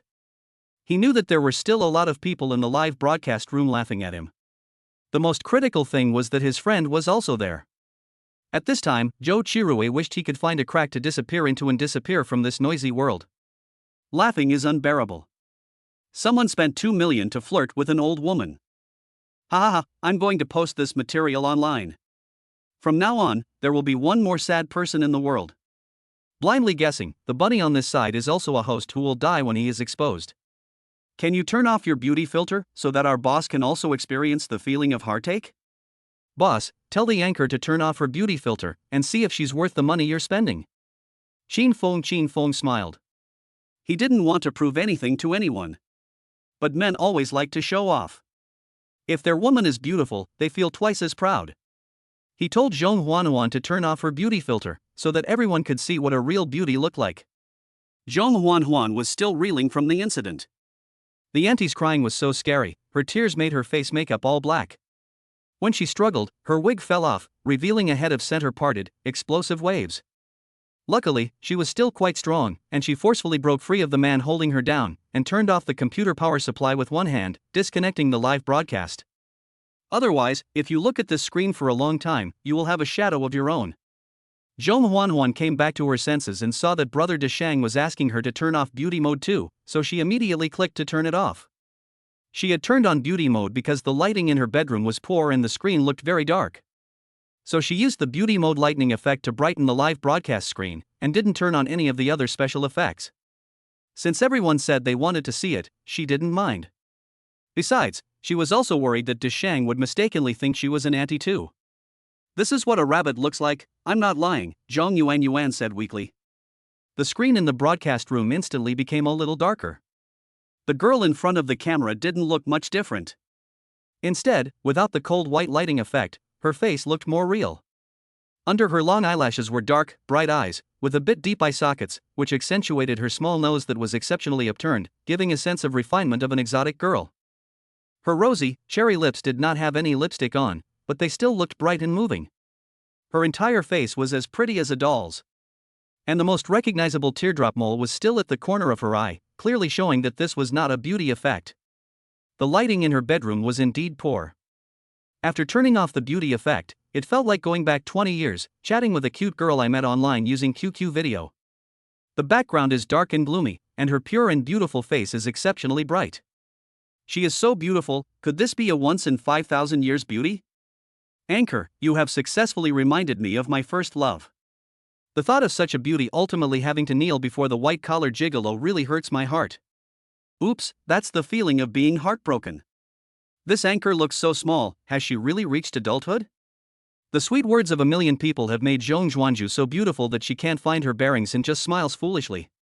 However, with modern beauty technology, you can still have a beauty effect even with the lights off. Many sophisticated viewers don't believe that there is really such a Barbie doll in the world, and they have questioned her appearance in the comments section.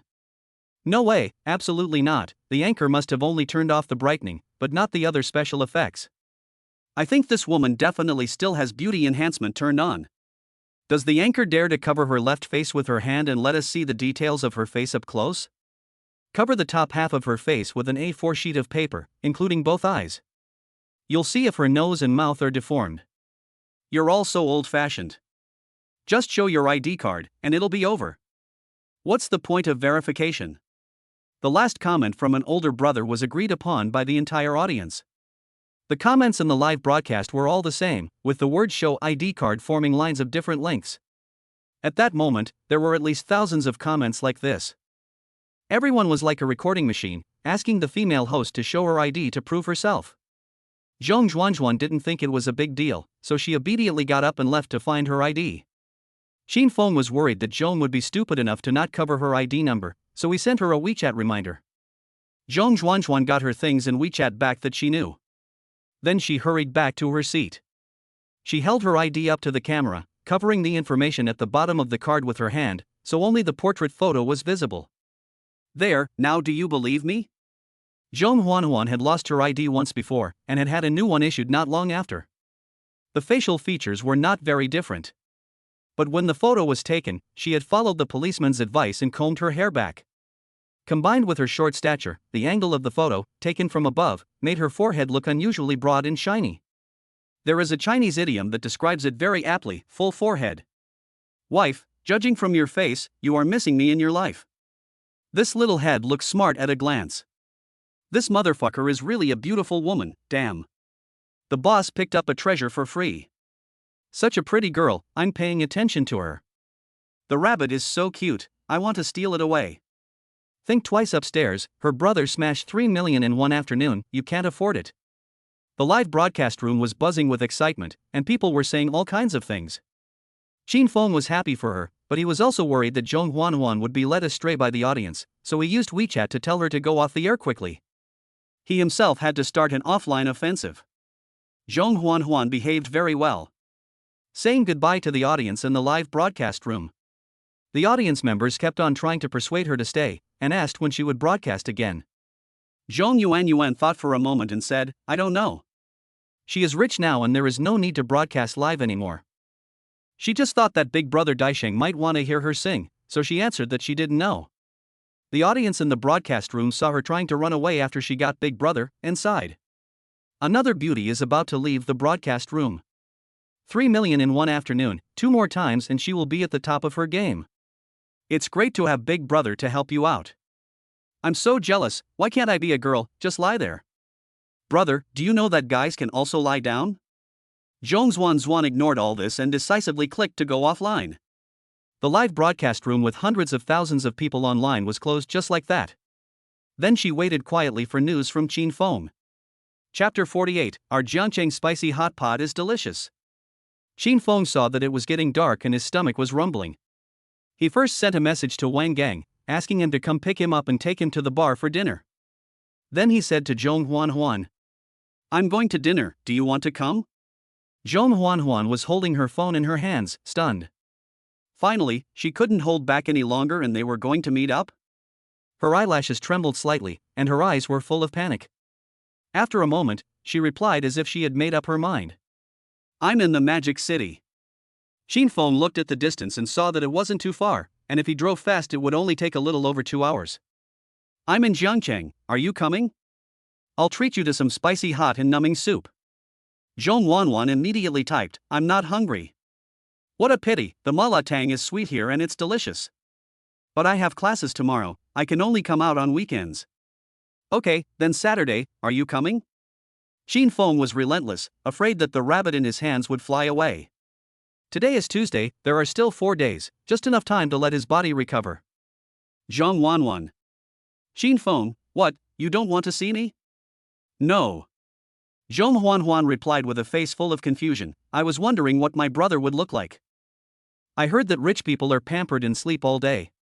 She was worried that the person on the other side was a 300-pound fat pig. Without saying a word, Xin Feng took a selfie and sent it over, saying, I can't help it if I'm not handsome, it's the way my parents made me. Zhong Huanhuan looked at it closely and saw that the person in the photo had handsome eyebrows and eyes, a high nose bridge, and an imposing appearance. He is very handsome, but his lips are a bit thin. People say that men with thin lips are usually unfaithful, I don't know if that's true. But this is 10,000 times better than her imagined fat and ugly uncle. Zhong Huanhuan was relieved and replied, Brother is very handsome, I like it very much. Xin Feng was happy and said directly, Well, I like you very much too. Zhong Huanhuan also smiled stupidly and didn't reply. The system prompts, Zhong Zhuanzhuan's favorability plus 10. Good guy, it's not a waste of over 3 million. Xin Feng followed up, shall I book your flight for you? Let me think. Zhong Zhuan was a little afraid that Xin Feng would eat her. Although she wasn't disgusted, it was a little hard to accept that she would be delivered to him just a few hours after meeting him online. Why don't I go find you? Xin Feng typed with a strange grin. With a 60-point favorability rating and so many gifts to boot, Xin Feng couldn't think of any reason for her to refuse. She couldn't possibly say she had her period. Zhong Huan hadn't had time to make up her mind when her roommate returned. Huan, who was chatting with someone, was smiling so lewdly. Xiaoli returned to find the nerdy goddess of their dorm room giggling at her phone. She was experienced and knew that was definitely the kind of giggling you get when chatting with a guy. Xiaoli ran over excitedly, wanting to see who had the ability to flirt with this little nerd. No, Zhong Huan didn't want her roommate to know that she was chatting with a rich guy she met online, and hurriedly tried to hide her phone. Hey, let me help you, I'll give you some advice. Xiaoli took advantage of her height and snatched her phone away. She opened her chat history, ran over to the side, and quickly flipped through it with Jun, who had just entered the room behind them. Give it back to me.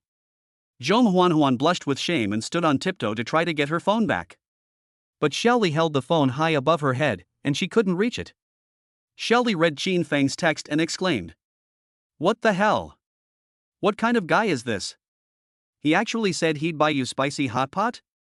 Jun ran her fingers along her chin and commented. I think he's quite sincere. At the very least, he can pay for the plane ticket. Wan, don't let yourself be taken in. You can't stand a guy who's only interested in a bowl of spicy soup and 13 dates. Hey, there's a photo? He looks okay, wearing Armani. He seems like a rich guy. What a load of crap. Can't you see the internet cafe in the background? How could a rich guy go to an internet cafe? Do you think there's a possibility that he's the owner of the internet cafe? What a loser. Zong, do you want me to reply for you and ask him to come over?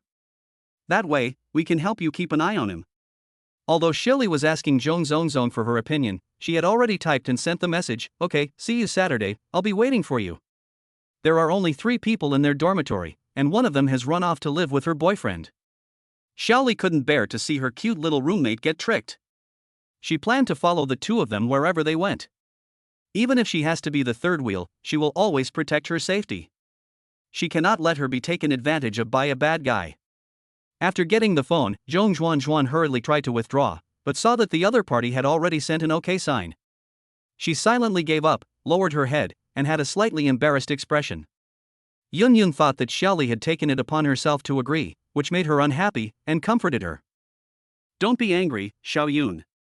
If you don't want to see him now and regret it, just say that you suddenly remembered that you have your period this weekend. I guarantee that this guy won't continue to ask you out. Xiaoli called out discontentedly, we are just trying to help you. You can only know the truth after meeting someone. No matter how good it sounds online, it's all empty talk. Zhong Yun whispered, I'm not blaming you guys, it's just that. Zhong Huan is now very confused. What if they meet and Deshang asks for something too much? She really isn't mentally prepared for that. She's suddenly at that point and she's a little nervous.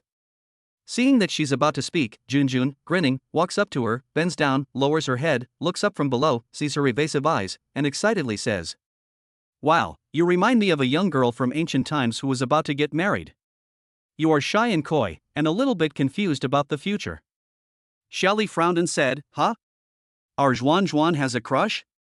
Tell the truth, how did you meet? Is he from our school? Zhong Zhuan answered honestly, I met him online.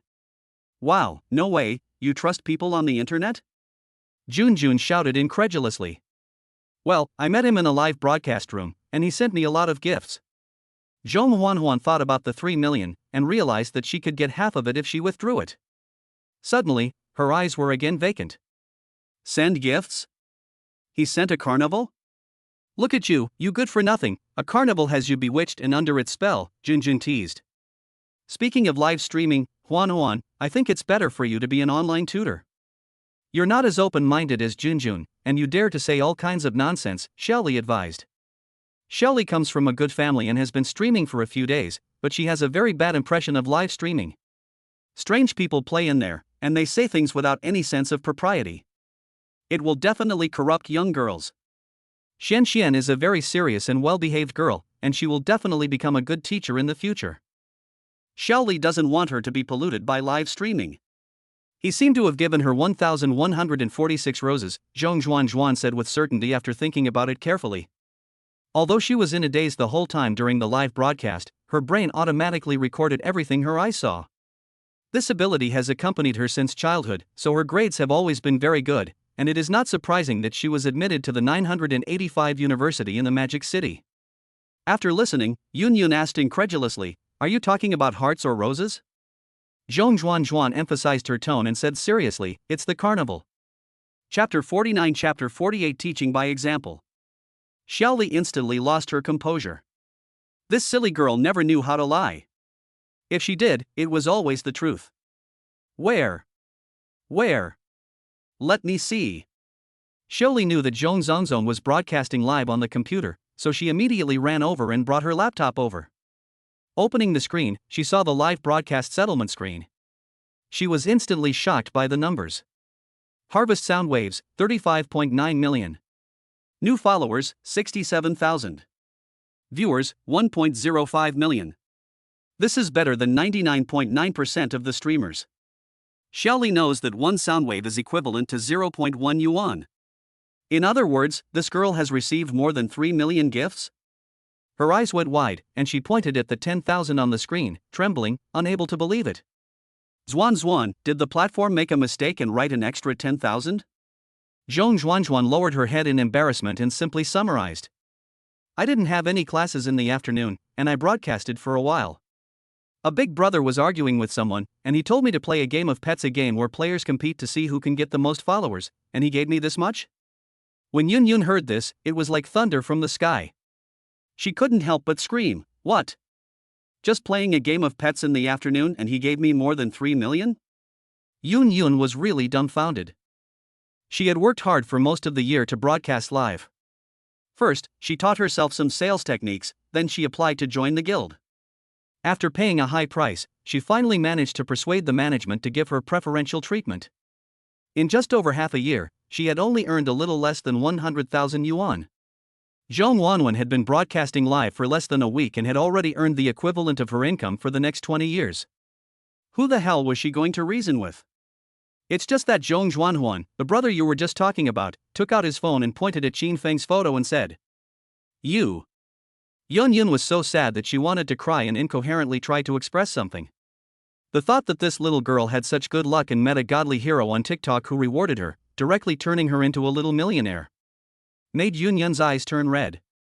There is nothing more disarming than someone suddenly becoming rich. However, Yun also knew.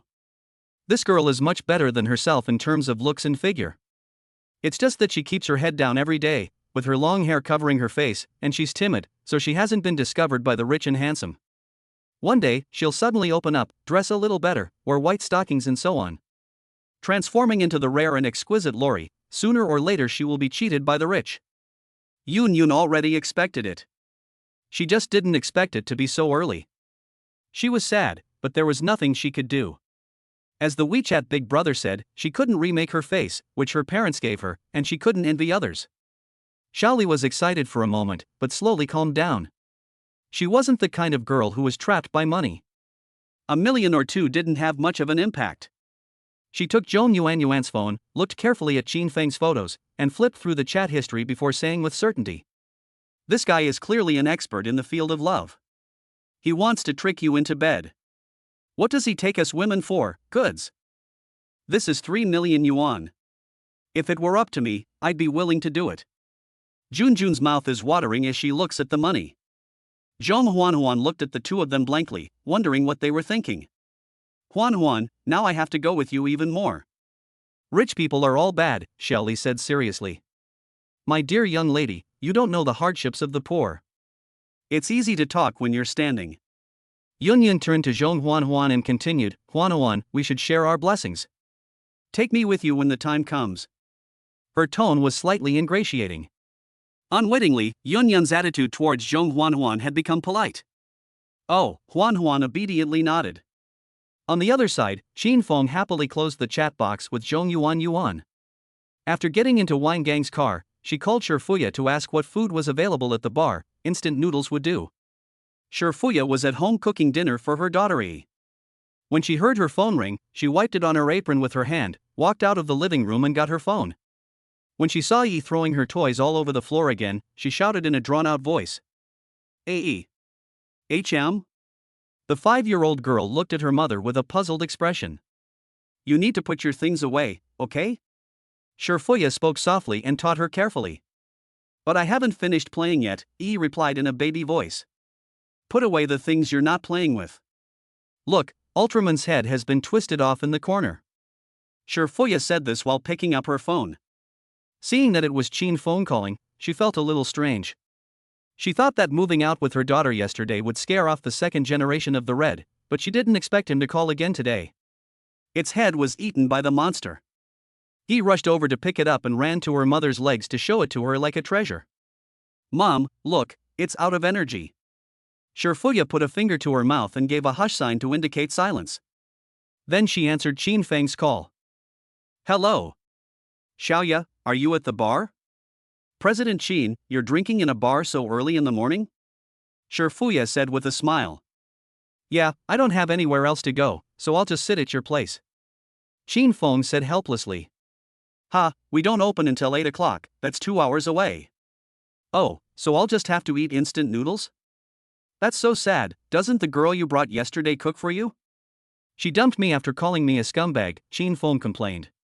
"Poor thing, do you want me to introduce a sweet and obedient little beauty to comfort our injured General Qin?"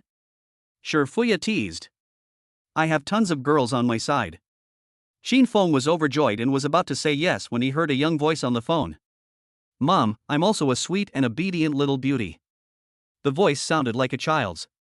When he thought of Shurfei, who was married with children, Qin Feng hurriedly apologized.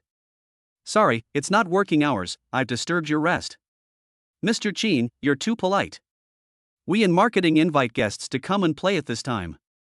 After dealing with Qin Feng, Shurfei covered the phone and said to her daughter. Be good, you can't interrupt when mommy is working."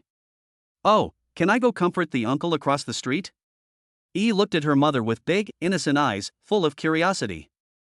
The little girl was 5 or 6 years old, just the age when one is full of curiosity about the world. She had seen in the cartoons that even the beautiful sheep would go comfort the happy sheep, so when she heard her mother say the word comfort, she volunteered to help her mother. Shurfuya was shocked by her daughter's words. Her face suddenly turned extremely ugly. She let go of her hand covering the phone, grabbed Yi's arm, and her voice rose a few notes. "Who taught you these words?" Chapter 50 Chapter 49 Is spiritual infidelity considered cheating? "Mom said it. Yi wants to help you with the housework," she said pitifully. Shurfuya reacted, realizing that she had indeed said something like that a moment ago, and froze in place. After a while, she heard Yi cry out in pain. "Mom, it hurts." It turned out that she had unconsciously squeezed a little too hard. Shurfuya quickly let go of her hand and apologized. I'm sorry, mommy didn't mean it." Although Yi's arm was hurting from being pinched, she nodded understandingly and forgave her mother. She just looked so sad, it made people feel sorry for her. Shurfuya felt extremely uncomfortable when she thought about how her work was affecting her child so much. But on the surface, she still spoke gently and admonished her. Be good, don't say that in the future, understand?" "Why?" "Yi is also a good girl. Anyway, it's not allowed. You're not allowed to say things like comforting uncle, do you hear me?" Shurfuya was in a bad mood, so her tone was a little stern. Yi felt even more aggrieved. A film of moisture appeared in her eyes, and she looked at her mother with teary eyes. She clearly had learned what her mother said, so why could her mother say it but she couldn't? Yi was a little resentful. But she didn't want to upset her mother, so she didn't say anything. She just stubbornly turned her face away. Shurfuya was a little anxious when she saw this, her brows furrowed, and she shouted, "Did you hear that?" Yi was shocked by her mother's out-of-control appearance, and her little mouth opened wide, and she cried out in a loud voice. Mommy is a bad person." The sound of crying made Shurfuya come to her senses a little. Thinking that she was clearly in the wrong, but blaming her daughter, she felt full of guilt. With a heart full of pain, she picked up her daughter and kept apologizing. I'm sorry, it's mommy's fault, mommy will never say this in front of you again." Yi cried even louder. I want daddy I want daddy. After a while of comforting her, Shurfuya saw that she was still crying and felt really worn out. She thought about playing with her phone for a while to calm her down. But when she picked up the phone, she realized that it was still ringing. She suddenly felt even more exhausted. Mr. Chin, I'm sorry to have made you laugh. My child is quite naughty. I'll send her to her grandmother's house first, and I'll hang up now. Without waiting for Qin Feng's consent, she hung up the phone. Qin Feng was slightly distracted as he listened to the busy signal coming from the phone. Every family has its own difficulties. It sounded like Shurfuya was too busy at work to pay attention to her child's education and communication.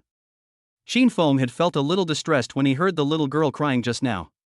She wanted to transfer a few 100,000 yuan to Shurfuya so that she could spend more time with her child.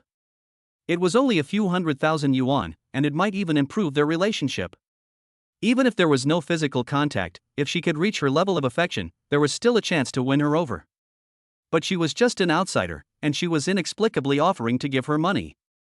Regardless of whether she would accept it or not, her husband would definitely be angry if he found out. She also wondered what the little girl's father did, and why he wasn't home to help take care of his child at this hour. Qin Feng sighed. One of the couple must focus on the child. Letting the elderly take care of the child will make the child become less confident. Ask Shurfuya tonight. Qin Feng was worried about the world. He sent a message, let me know when you get to work. Then he laid back and closed his eyes to rest. Unconsciously, he fell into a dream. Time slowly crept up to 8 o'clock. Night fell, and the dim streets were once again illuminated with lights and neon signs. The Royal Bay Bar was located in the city center, surrounded by a lively area with jewelry stores, luxury goods shops, beauty parlors and hotels, all glittering with lights and attracting customers. There were many people here, and there were also many cars. The roads were crowded with cars, and if you weren't careful, you could get stuck in traffic. In this place where every inch of land is precious, there is actually a spacious parking lot in front of the bar at Royal Bay. It can accommodate about 40 to 50 cars. However, the parking fee is extremely expensive. The sign says 30 yuan per hour. Wang Gang has been parking his domestic SUV here for nearly 2 hours.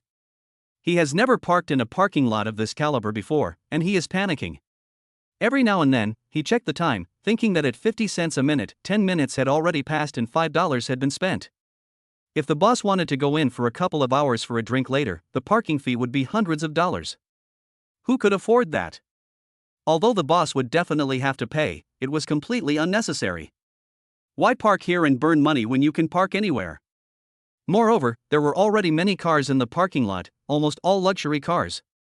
As far as the eye can see, the worst of them is a BMW 5 Series.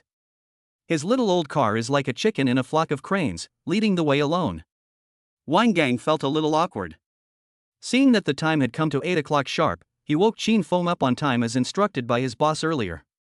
Qin Feng was dreaming, and the dream was full of roast chickens. He was starving, and when he saw someone interrupting him from eating, he woke up angrily, wanting to see which fool was not afraid of death.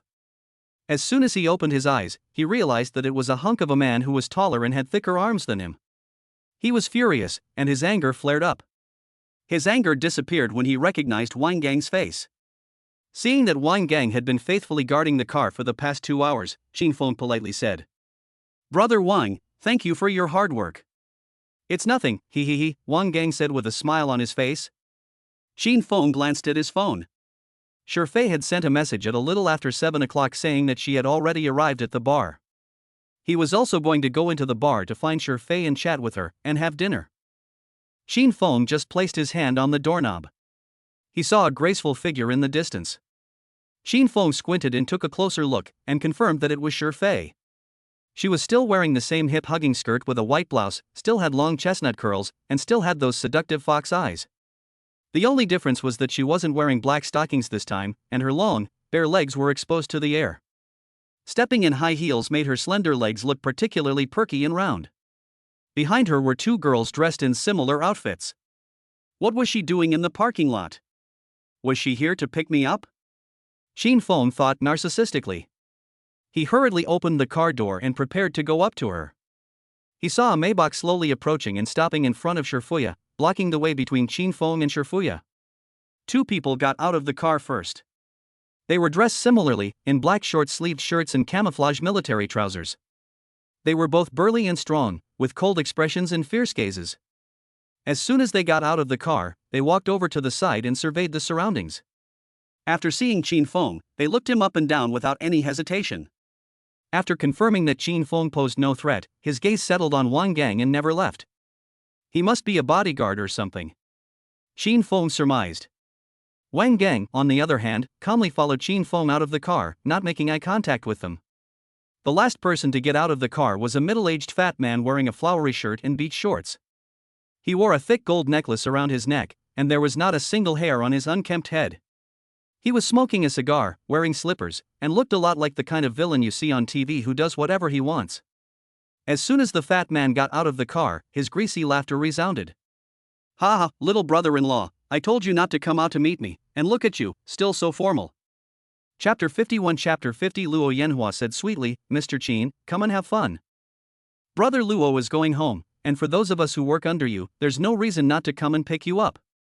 Shifuya smiled warmly, but a flash of helplessness passed through her eyes. She had wanted to take the day off and stay home with Yi. But her boss said he wanted to come to the bar, so she had no choice but to reluctantly leave Yi with her mother. Then she came to the bar herself to greet her boss on his inspection tour. Her boss was Luo Yanhua, her husband's sworn brother. He usually doesn't come here, but occasionally he comes to check up on the place and see how things are going. And he takes advantage of the situation. "You like to make yourself work so hard, when you could be relaxing in bed." Luo Yanhua laughed knowingly. He walked over to her, opened his arms, and put his hands around her waist. "There's no way around it, the fortune teller said I'm destined to be a hard worker," Shifuya said with a smile. She did not avoid Luo Yanhua's hand, but just held her hands apart to keep her distance. At the same time, a flash of disgust flashed in her eyes, but she hid it well, and no one noticed. "Little sister-in-law, I mean it, I plan to divorce my wife this month, so don't care what others say, as long as you agree to be my woman, I will give you this bar for free." Luo Yanhua's hands were very naughty, starting from Shifuya's waist and sliding downwards. Seeing that he had such a big nerve this time, Shifuya hurriedly pushed him away, took 2 steps back, and got away from his lewd hands. "Brother Luo, if you're in the mood, shall I call the girls out to serve you?" Shifuya smiled embarrassedly and said, "You know that I'm relatively uninteresting and only like to get down to business. I really can't satisfy you in that regard. Sister-in-law, listen to me. After all these years, you should let go. You can't let Yi grow up without a father." Luo Yanhua ignored her and continued to walk up to her, put his arms around her again, and said seriously, "If you just follow me, I can't give you a title, but I promise that Yi will have everything that other children have." Shifuya was in a particularly bad mood today and didn't have much patience. At the moment, she had the urge to quit as a mother. She endured, and after the man in front of her once again put his hand on her butt, her face turned cold, and the chill in her eyes was chilling. Shifuya mentally prepared herself, planning to say something tactful and part ways with this man amicably. After all, he had taken care of her for these past few years, and she could not let him down. The two of them were not far from Qin Feng, and they were not deliberately speaking in a low voice. Qin Feng was stunned as he listened next to the car. So Shifuya's husband was gone, no wonder he was crying for a father. If it weren't for this incident, I wouldn't have known that she was raising her child alone. Qin Feng was very impressed with Shifuya. This woman has a decisive personality. She looks gentle and refined, but in reality she is resolute and decisive. She treats people with a moderate amount of politeness, but when it comes to action, she never hesitates. And she is also very quick-witted. She can manage such a bar so well. Qin Feng really admires her. And this man, Luo Go, is so shameless as to dare to molest a widow with a child? How could he bear to do it? At this moment, Qin Feng's sense of justice was bursting. He felt the need to do something within his power for this beautiful widow. Qin Feng walked quickly towards the two of them. But before he had taken 2 steps, the 2 bodyguards on the opposite side hurriedly rushed to Qin Feng's front, reached out to stop him, and signaled for him to stop walking any further. They looked down on him with contempt, and their arrogant attitude made it clear that they would not let Qin Feng get anywhere near their boss. Wang Gang followed Qin Feng, his expression serious and his gaze cold. Taking advantage of his height, he looked down at the 2 bodyguards' eyes. He was not afraid of a fight. In the army, he had won 3rd place in a mixed martial arts competition. The two bodyguards looked tough. But from the way their feet were unsteady and the way they kept inhaling and pushing their beer bellies out, it was clear that they hadn't exercised properly in recent years. Now they were just intimidating with their physical appearance, and if they really got into a fight, their hands and feet would definitely not be as agile. It would only take him a minute at most to take them down. It was just that the consequences of fighting were troublesome. Whether it was the public security officials on the surface or the big boss like this one who looked like he was not to be messed with. He could protect Qin Feng from harm, but if he had to fight and hit people himself, Wang Gang felt a bit embarrassed. He would have to pay more. "Excuse me, brother, I'm going to talk business with your boss," Qin Feng said with a calm smile to the bodyguard. "No way," the bodyguard said firmly. "You can make decisions for your boss?" Qin Feng asked coldly, his voice a little louder. He looked composed, as if he really had something to discuss with his boss. The bodyguard was taken aback by his confident attitude. The commotion here quickly attracted the attention of Shifuya and Luo Yanhua. Shifuya saw Qin Feng and a flash of surprise crossed her beautiful eyes. "President Qin, why are you here?" Luo Yanhua frowned, displeased that someone had interrupted him. He whispered, "Who is he?" Shifuya introduced in a low voice, "The guest who came to our restaurant yesterday ordered 2 big god dragons and gave me 2 bottles." After Shifuya finished, he thought for a moment and added, "It seems that his family serves the people." Luo Yanhua's brows furrowed even tighter. "The surname Qin? As in Qin Shi Huangdi?" Shifuya replied, "Well, there's no big shot in Jiangcheng with the surname Qin. Could it be someone from outside?" Luo Yanhua muttered to himself. He had just seen this person get out of a domestically produced car. He thought it was a passerby and didn't pay much attention. But now, upon hearing Shifuya say that this person had ordered 2 sets of the Divine Dragon, he was suddenly a little surprised. A rich man who can casually order the Divine Dragon to send a girl would be riding in this kind of car? Could it be the son of a big shot who likes to keep a low profile? Then there was the tall and powerful bodyguard behind him. The look of disdain on his face was as if he didn't care at all about his 2 bodyguards. Only someone with a certain level of confidence would have such an expression. Luo Yanhua instantly thought of something and immediately revealed a flattering smile, bowing quickly towards Qin Feng. His laughter preceded him. "Ha ha ha ha." Luo Yanhua laughed as he pushed away the bodyguard blocking his way, took Qin Feng's hand and shook it vigorously. "Hello, Mr. Qin, I'm the owner here, Luo Yanhua, thank you for coming. That young man just now didn't have eyes, please don't mind." "Hello, Mr. Luo, I'm Qin Feng." Qin Feng looked at the greasy fat man, who was much shorter than himself, and gave a faint smile. Just now, the fat man said he wanted to give Shifuya a bar, which woke Qin Feng up. Since Shifuya no longer had a husband, then he could give her whatever he wanted, right? He was currently penniless and powerless, and urgently needed a solid source of income. So why not find a smart and sensible goddess and give her a bar? A smart girl would definitely not need him to give her hints. She might even transfer the profits to her own account every month. As long as she is the nominal owner, I can just transfer her a few tens of millions and let her buy the bar. I can do whatever I want without anyone being able to say a word, right?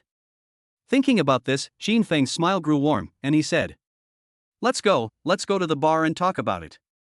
He acted as if the bar was already his. "You, please, please." Luo Yanhua humbly reached out to greet him. Chapter 52 Chapter 51 Give me the 12 golden hairpins. Mr. Qin, lift it up. Luo Yanhua is a man of the underworld and is naturally fearful of the authorities. He has known one truth since childhood: whoever has the biggest fist calls the shots. In this land, he dares to yell at everyone, except for this kind of young master who serves the people. Although he seems to be doing well, he is now being watched more closely by the authorities. Many of his businesses have either been restructured or moved elsewhere. He gradually feels restricted. The only way out now is to get to know more important people. Otherwise, sooner or later, he will be arrested. Although he is not sure of Qin Feng's identity at the moment. He knows that the Qin family is the head of the 4 famous families in the capital. Looking at Qin Feng's calm smile, Luo Yanhua felt that his smile carried the momentum of a man who wanted to buy up the entire Shanghai Bund. It was very arrogant, cool, and awesome. That's why he was being unusually polite to Qin Feng at the moment. "Mr. Qin, what do you want to do tonight? I promised to arrange it properly for you." Luo Yanhua turned to the young man behind him and instructed, Go make a call for me and get our Jiangqing 12 gold hairpins here to drink with our Mr. Qin. Xin Feng declined, no. I'm a decent person, and I can't handle those girls. Just like yesterday, it was nice to have Xiaoya here with me. Decent person? That's right. Luo Yanhua believed him 3 parts. But then he became suspicious. Could it be that this person is after his own Shifuya? In fact, Luo Yanhua quite likes Shifuya. This girl is smart and has drive. Not only is she pretty, she also gets things done. Since she came, his bar's turnover has doubled. Who wouldn't want a capable and capable woman by their side? But this girl has a fierce temper, and he's afraid that if he uses force, she'll retaliate recklessly. So he kept his temper in check and waited patiently for her to give up, before taking the initiative to sit on top of her. Unexpectedly, after waiting so long, he was actually noticed by the boss. Luo Yanhua didn't want to give away such an excellent woman. But if the boss really liked her, there was nothing he could do. After all, you can't fight City Hall. And in Luo Yanhua's heart, women were like clothes, there were plenty of them. If you have money and power, those women will come crawling to you, and you won't even have to pay. Only a few women with problems in their heads would be as foolish as Shifuya and cling to something useless. Xiaoya, you have to take care of Mr. Qin for me tonight, Luo Yanhua said to Shifuya with a smile. Okay, boss. After saying that, Shifuya forced a smile at Qin Feng, with a hint of apology in her eyes. She planned to privately resign from her job later, then leave Qin Feng with the boss and go home alone. The parking lot was dimly lit, and Qin Feng did not see Shifuya's eyes. He walked calmly and composedly towards the bar with the 2 of them. The 3 of them entered the bar, followed by 5 or 6 followers. The lively group arrived at the upstairs booth. It was still the same S03 seat. At the moment, the music in the bar was soothing, and there were not many people, which was very suitable for talking about things. The 3 sat on the sofa, while the others found places to stand outside the booth. Luo Yanhua said, "What would President Qin like to drink tonight? Our store has a limited edition bottle of Louis XIII, which is not usually sold. Would you like to try it?" The wine he was talking about was Louis XIII Tang, which was only released in a limited edition of 786 bottles worldwide. Each bottle would be numbered, and a bottle would cost 800,000 yuan at auction. It was very impressive. Luo Yanhua's intention in treating Qin Feng with such an expensive bottle of wine was to establish a good relationship with him and to hint that he could send him money. If Qin Feng gave his approval, he would have established this relationship. Qin Feng didn't care. He didn't know much about wine and didn't like drinking it. There was nothing special about drinking expensive wine. He shook his head and asked Shifei, "What do you like to drink, Xiaoya? I'll buy you a drink." Shifuya froze for a moment, not expecting to be asked about her own preferences. She thought for a moment and said, "I think the black ace is very good. How about I bring you the black ace you had last time?" Qin Feng didn't dare to touch Xia Ting's drink. Regardless of whether the system would allow it or not, if she found out in the future that he had secretly come to the bar, she would definitely be angry. "Don't use the last one. If you like the black ace, I'll buy a new one." "I don't care, it's fine with me." "It's fine with me, you just go ahead." Qin Feng chatted with Shifuya as if there were no one else around. Luo Yanhua's smile froze, and he didn't expect the other party to be so disrespectful. But this also made him believe even more that the other party was an important person. After all, in Jiangchang, not many people dared to ignore Luo Yanhua's words and flatter his girlfriend in front of him. Luo Yanhua interjected, "Mr. Qin, just do as you see fit, and don't be embarrassed to order whatever you like." Shifuya understood the hint from Boss Luo and got up to prepare to bring out his bottle of Louis XIII. "Sister Ya, ask them to bring some snacks like beef, pickled pepper chicken feet, pig's head meat, and so on, to go with the wine," Qin Feng instructed. Shifuya paused for a moment before replying, "Okay, Mr. Qin." Mr. Qin is indeed a man of character, just like me. Luo Yanhua got up and clapped his hands in laughter. "I don't care if it's red or white, I just love these specialty braised dishes, like duck intestines, beef tongue, pig's tail, etc. They're 100 times better than those goose liver and snails." Qin Feng ordered these because he was hungry, but what he really wanted to order was fried rice. But it doesn't look very good to eat fried rice in a bar. Especially when you have to talk business. Judging from Boss Luo's figure, he doesn't eat these things sparingly, Qin Feng laughed lightly. "Life is about eating and drinking." Luo Yanhua smiled and asked tentatively, Seeing that Mr. Qin is so young and accomplished, I wonder where you work? Unemployed Qin Feng grinned, and there was a hint of pride in his tone. Nonsense. If you don't have to go to work and still have money to spend, wouldn't your mouth be smiling crookedly? Luo Yanhua couldn't figure out the depth of Qin Feng, so he subtly steered the conversation towards the capital. However, Qin Feng did not know much about the capital, so he chose to remain silent. This gesture made Luo Yanhua believe even more that Qin Feng was definitely connected to the Qin family in the capital. If a local landlord and magnate like him could enter the Qin family's field of vision, then in the future, he would not be afraid of anyone in Jiangcheng.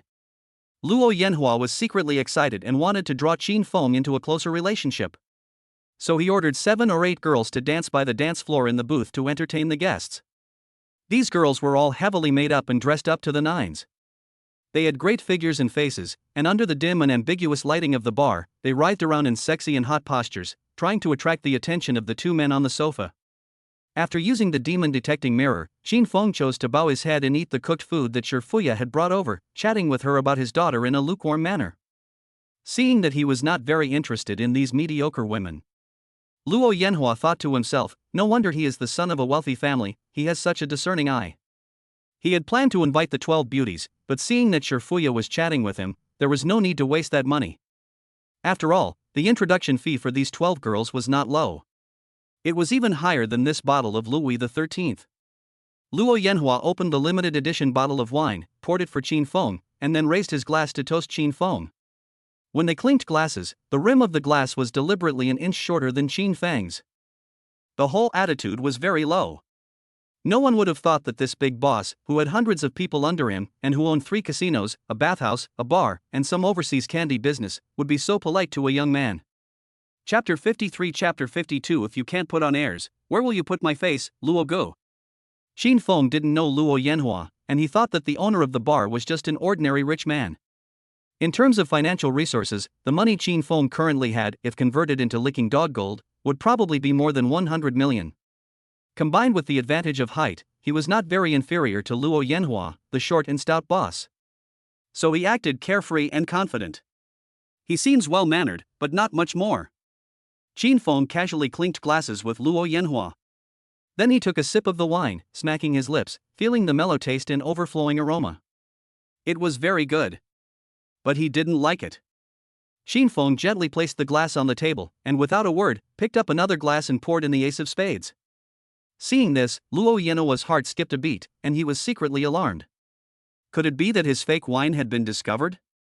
Was this family's young master really that discerning? This limited edition Louis XIII was indeed a bottle that he had bought from an auction house for 800,000 renminbi. He had just drunk it a bit too much. Whenever he met someone with clout who needed to be treated with respect, Luo Yanhua would pull out this bottle of wine to impress. Nowadays, he had probably drunk it 7 or 8 times. The bottle was real, but the wine inside had been reconstituted by a professional wine taster. Luo Yanhua could not taste the difference, and the flavor was more or less the same. Today, it seemed that someone had tasted the difference. Luo Yanhua was embarrassed to death.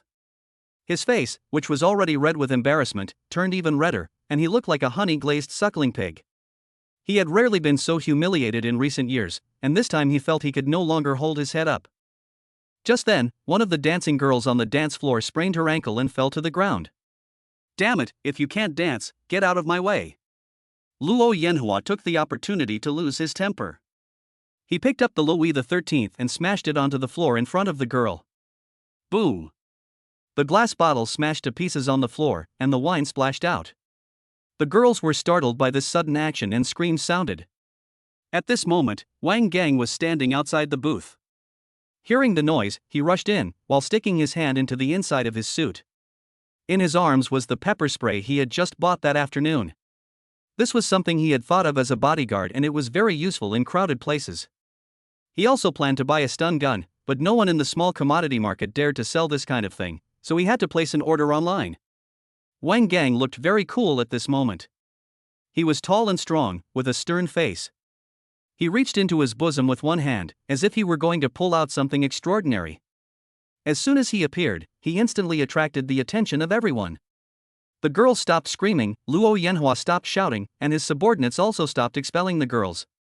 They thought that the opposite side had dropped the cup as a signal, and were preparing to start a big fight. The scene was horribly quiet for a moment. Qin Feng was the first to react, and he laughed.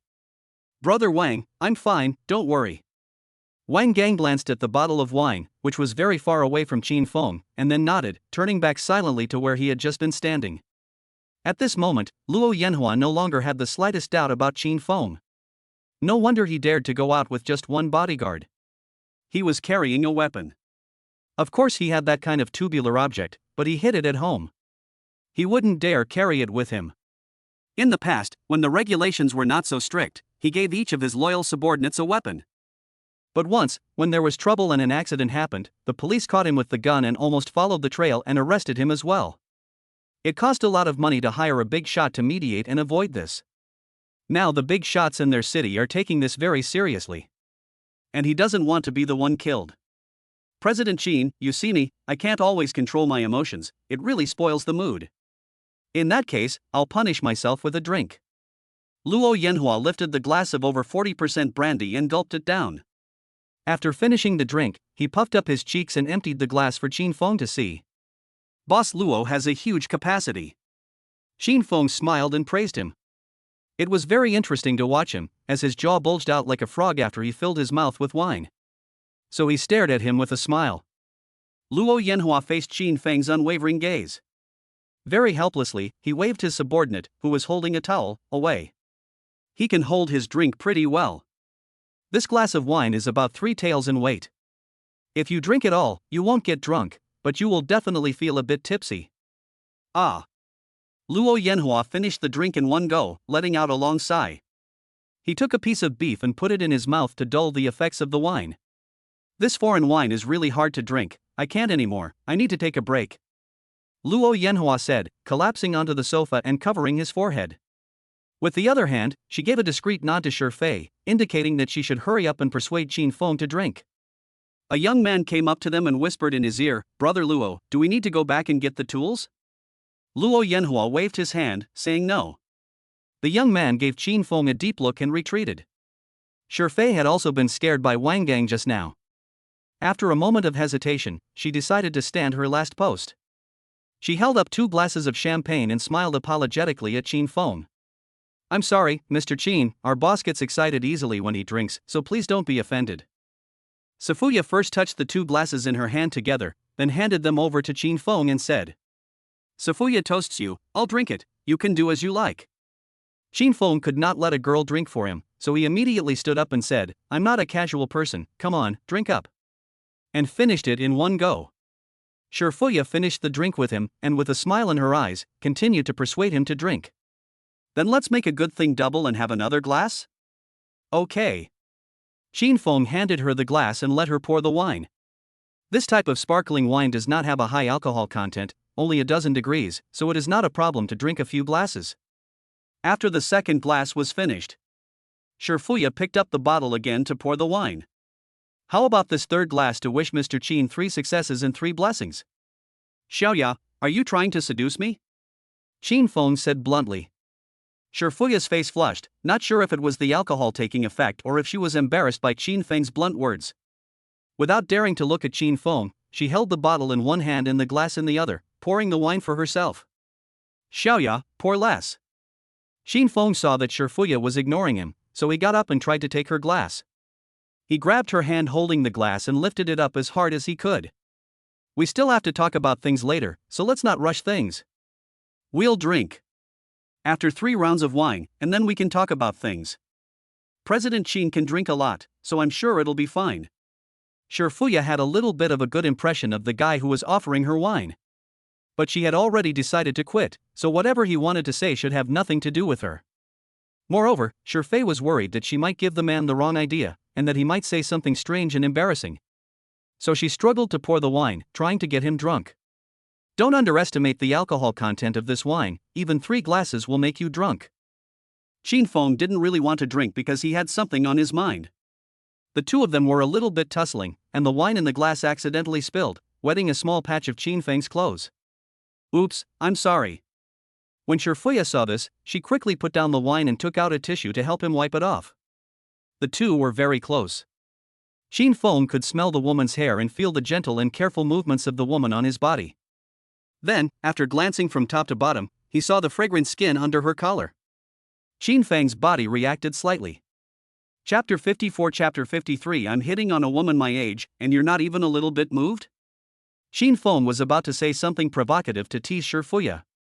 But after seeing a little bit of apology and sadness in her eyes, he slowly calmed down. This woman obviously has the means to live a carefree life, but stubbornly chose the hardest path. She endures the harassment of customers and the boss, works hard to make money, and struggles to take care of her child. Xin Feng sighed, feeling sorry for her delicate body. Sister Xiaoya, how many years have you been here? Xin Feng asked softly. This is my 3rd year. Why?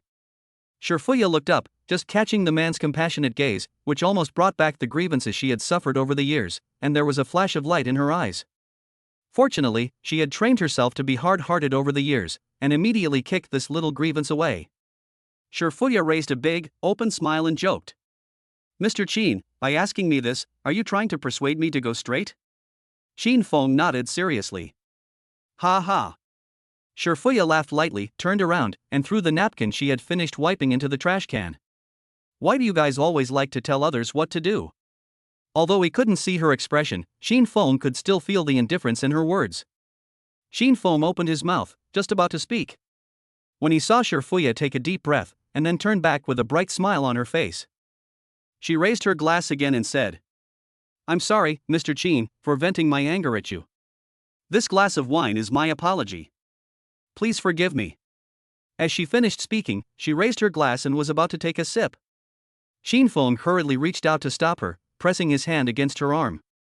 The wine in the glass spilled once again, this time onto Shifei. Her collar was wet. The white shirt was soaked in wine and clung to her silky skin. The crystal-clear watermarks gave the clothes a seductive sheen. Xin Feng was transfixed. Shifei looked down at herself and saw that she was a bit exposed, so she hurriedly turned her back to fix it.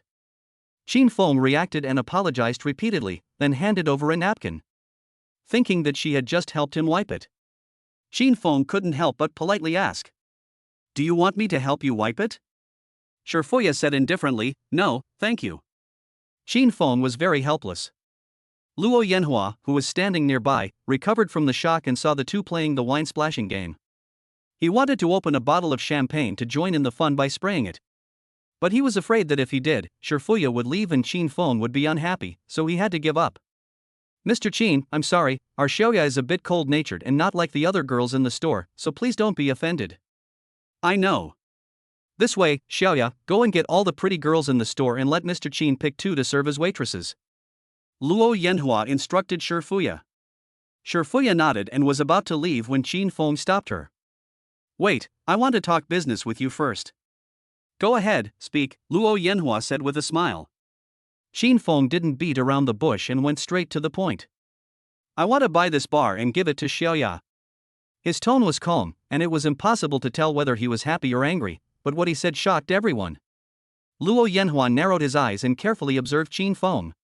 Seeing that he didn't seem to be joking, a huge wave of emotion suddenly arose in his heart. What does this mean? He himself had invested 20 million in this bar, and if he were to sell it, it would start at least 50 million. Regardless of whether this person could come up with that much cash.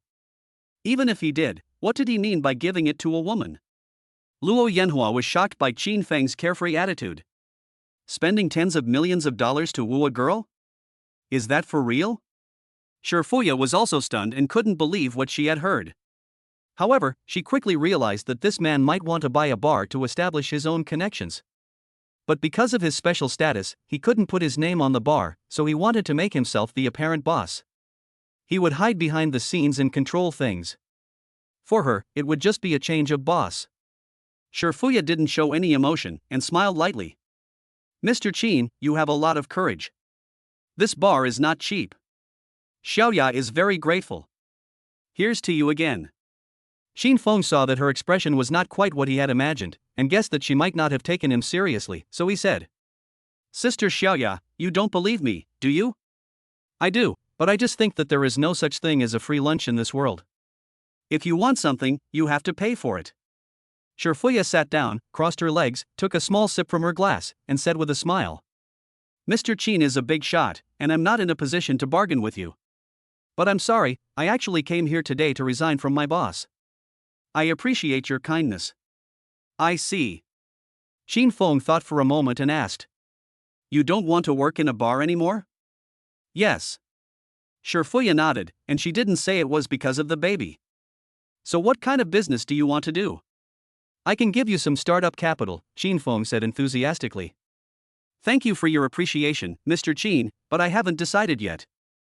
I plan to go back and rest for a while, Sherfuya said, tactfully declining. Seeing that things were about to cool down, Qin Feng was not anxious, but the other person was. Xiaoya, don't be willful. It's rare for our Mr. Qin to appreciate you so much, Luo Yanhua ran over and persuaded him, shaking his head. He did intend to sell the bar. He had bought the bar 3 years ago when he was bored and casually ran it for his own fun. Not many people knew about it. Because he had recently been arguing with his wife and was getting a divorce, the woman was asking people to investigate his background. That was why he had said at the beginning that he would give the bar to Sherfuya. If the woman followed him, wouldn't her money still be his money? He would just replace all the names that could be found on the surface with her name. It would be equivalent to getting both people and money without spending a dime. The bar could operate so well, and it was all thanks to this woman. But now that this woman has been targeted by the playboy, it is estimated that it will not be long before she is abducted. Instead of leaving the bar unattended and gathering dust, it would be better to just sell it. This will save the trouble of being investigated. After Luo Yanhua persuaded Sherfuya for a while and made her stop arguing. Then recommended to Qin Feng. Mr. Qin, my bar has a good reputation in Jiangcheng, with an average daily turnover of 1 or 200,000 yuan, and even more during holiday events. In addition, all the connections have already been made, so it's very convenient no matter what you want to do here. Really, don't you want to consider it? Qin Feng casually asked, so how much do you want for the bar? Just this amount. Luo Yanhua held up 6 fingers and waved them in Qin Feng's face. Qin Feng guessed it was 60 million. If it really is like he said, with a daily turnover of 200,000, this kind of entertainment venue with such high profits will almost pay for itself in a year. Qin Feng was also very tempted, but there was nothing he could do if Sherfuya didn't want it. He sighed with regret. If President Qin thinks it's too expensive, the price can be negotiated, Luo Yanhua said carefully. The price doesn't matter, it's just that if you don't want it, then there's no point buying the bar, Qin Feng said indifferently. Chapter 55 Chapter 54 Grant us peace for all eternity. Luo Yanhua understood what he meant and went to persuade Sherfuya. Xiaoya, you tell me yourself, how have I treated you over the years? I've given you money when you wanted it, I've given you people when you wanted them, I've given you anything you've ever wanted, I've never treated you unfairly. Why are you resigning? Think about it, you've spent so much effort, and finally got this place up and running, and now you're just going to throw it away for nothing and let someone else have it? If you quit, what else can you do? Is the salary here high? I actually give you 5 points of profit every year, and your salary is close to 1 million. E is about to go to school, don't you want to send her to an aristocratic school? And your father's health is not good, the future is. Enough. Luo Yanhua's earnest persuasion was interrupted by a cold shout from Sherfuya. And he was shocked. Has this stupid woman become brazen now that she has someone backing her up? A murderous gleam flashed in Luo Yanhua's eyes, but he quickly suppressed it. There was really nothing he could do about the situation. But he secretly resolved to get her back one day when she fell from favor. Sherfuya keenly captured Luo Yanhua's fleeting flash of tyranny. She knew exactly the temper of the short, stocky man in front of her. He is petty and can be very patient at the same time. He doesn't say anything and acts as if nothing has happened. But once he gets the chance, he will turn into a raging beast. His cruel methods of dealing with his enemies are creepy every time. Now he was obviously dissatisfied with his performance, and if he insisted on leaving, he would most likely be targeted. Sherfuya herself didn't care, and at worst, she would hide a knife in her hair and trade her life for his in bed. But she couldn't bear the thought of her daughter being alone in the world. She thought about it a lot, and finally chose to compromise. Okay, I'll take the bar, Sherfuya said decisively. That's right. Luo Yanhua beamed. President Qin gave you the bar, that really is a stroke of incredible good fortune. You must drink a toast with him. Thank you, President Qin. Shifuya gave a sad smile, filled Qin Feng's glass and brought it to him. System prompt, Shifuya's favorability 1. Qin Feng was dumbfounded. What kind of attitude is that? Damn it, I gave you a bar, not poison. What are you complaining about? I didn't mean to do anything to you. Qin Feng couldn't help but ask Shifuya. Sister Xiaoya, you don't like the gift I gave you? No, thank you for your appreciation, Mr. Qin. Shifuya forced a forced smile. Qin Feng fell into deep thought. The 60 million was not a small sum for him. He didn't have much cash at the moment. The reason he planned to vote for Shifuya, who had met twice, was not only because she was smart and capable, but also because she guarded the bottom line of being a woman. A woman with conviction and perseverance is worthy of trust. Plus, she is a single mother, which makes people want to help her.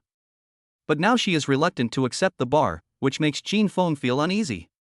Something must be wrong.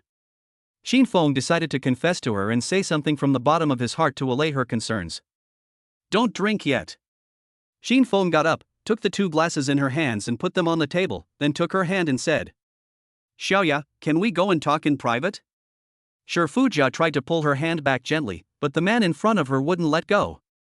She looked at Qin Feng helplessly, her eyes rather resentful. President Qin, I'm not the kind of woman you think I am, you're afraid you're wasting your time. Luo Yanhua immediately shouted, what kind of language is that? Mr. Qin is lucky to have you, so don't be ungrateful. Qin Feng frowned and looked at Luo Yanhua, wondering why he was being so servile. Making it seem like he was bullying a man and woman and engaging in an improper relationship. Luo Yanhua was suddenly silenced by Qin Feng's gaze and awkwardly laughed nervously. Shifuya sighed, okay, let's go sit in the private room. It's quiet there.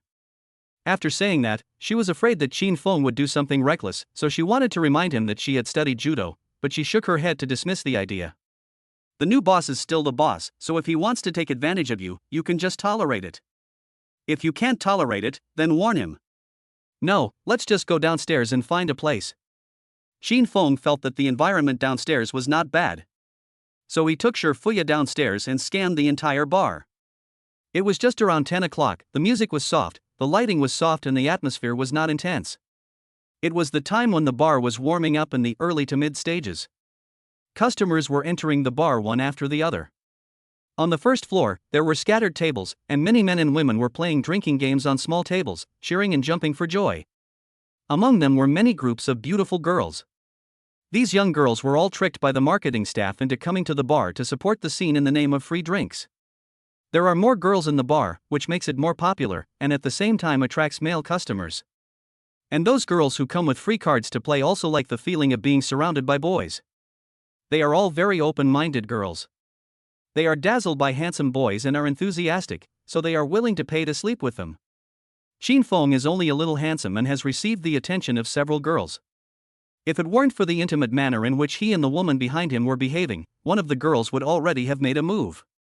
Facing the naked stares of many girls, Qin Feng remained calm and composed. With no woman on his mind, he was naturally at ease. He had just been scanning, and these girls, who scored 60 or 70 points, he didn't really look at them now. He casually found a table with a few seats and sat down with Shifuya. Qin Feng still hadn't let go of her hand. Sister Fuya, don't be afraid, I'm not a good person. Qin Feng spoke very bluntly, and Shifuya was a little taken aback and looked at him with a puzzled expression. She saw that the man had a gentle smile on his face and continued to speak eloquently. You are very beautiful, and your eyes curve up when you smile, like a crescent moon. I really like to see you smile. I admit that at first I had impure thoughts about you.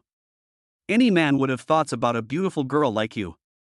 But do you know why I suddenly said I wanted to give you this bar? We've only met twice, what do you think I see in you? Shifuya gradually became attracted to Qin Feng's words, pondering what he meant, and letting him play with her hands. Because I have the ability to manage this place well? Qin Feng shook his head and smiled. Shifuya's face darkened, and she said self-deprecatingly. Because I'm a widow with no backing, so it's a little easier to control? No, Qin Feng said seriously. I never wanted to control you from the beginning, and with your looks, I think there will be a lot of people willing to be your backer if you are willing. Shifuya was a little embarrassed by Qin Feng's blunt praise. She raised her sparkling eyes and surveyed the man in front of her, smiling. So it can't be that President Qin fell in love with me at first sight and wants to give me wealth and glory and grant me peace for a lifetime, can it? Chapter 56. Chapter 55. The overbearing CEO falls in love with me, a divorced woman with a child. Qin Feng was taken aback. He wanted to promise her peace and contentment for the rest of her life, but he didn't want to do it in such a crude way. These days, it's more popular to fall in love with someone over time, and love at first sight is no longer popular. He laughed out loud. How could that be? You girls just love to dream about overbearing CEOs falling in love with me. Shifuya gave a faint smile, her eyes full of desolation. In the past, she fantasized about the overbearing CEO falling in love with me. But now she doesn't dream like that anymore. Her current dream is the overbearing CEO falling in love with me, a divorced woman with a child. Maybe in the future she will still dream the overbearing CEO falling in love with me, a 58-year-old woman with a charming presence. Shifuya laughed to herself, thinking she was naive. Hearing Qin Feng's teasing remarks so openly, she also felt relieved, at least he was being sincere. She had worked in bars for so long that she had seen a lot of one-night stands, but never love at first sight. So what did Mr. Qin always see in her? Shifuya couldn't help but be curious. Qin Feng stopped laughing and said slowly, "You are very good at taking care of people, and you are very similar to a woman in my dreams." "Who?" "My sister." Shifuya's tone softened a little when she heard that he looked like his sister, and she asked, "Do you have a sister?" "No, but I've always wished I had a sister since I was little." Qin Feng looked up at the spotlight on the ceiling at a 45 angle, his tone low.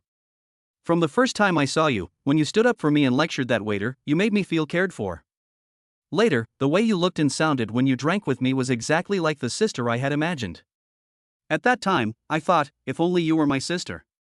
But then you sent me a message at night saying that you had a happy family and that I shouldn't disturb your life, so I wanted to bury this feeling in my heart.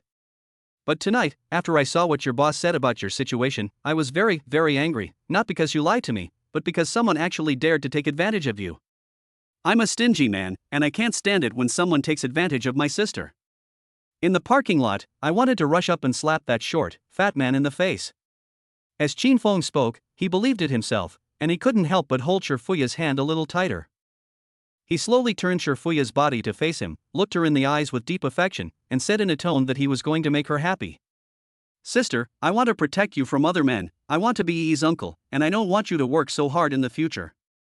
I'll pay for all this willingly, and this bar will belong entirely to you in the future. I'll just come here to eat and drink for free, and I won't meddle in anything." Shifuya was a little dazed by this torrent of deep confessions. She looked at him with vacant eyes, trying to confirm that he wasn't joking. But the man said with a serious face, "If you don't believe me, I can transfer the money to you first, so that you can buy this bar yourself." She froze.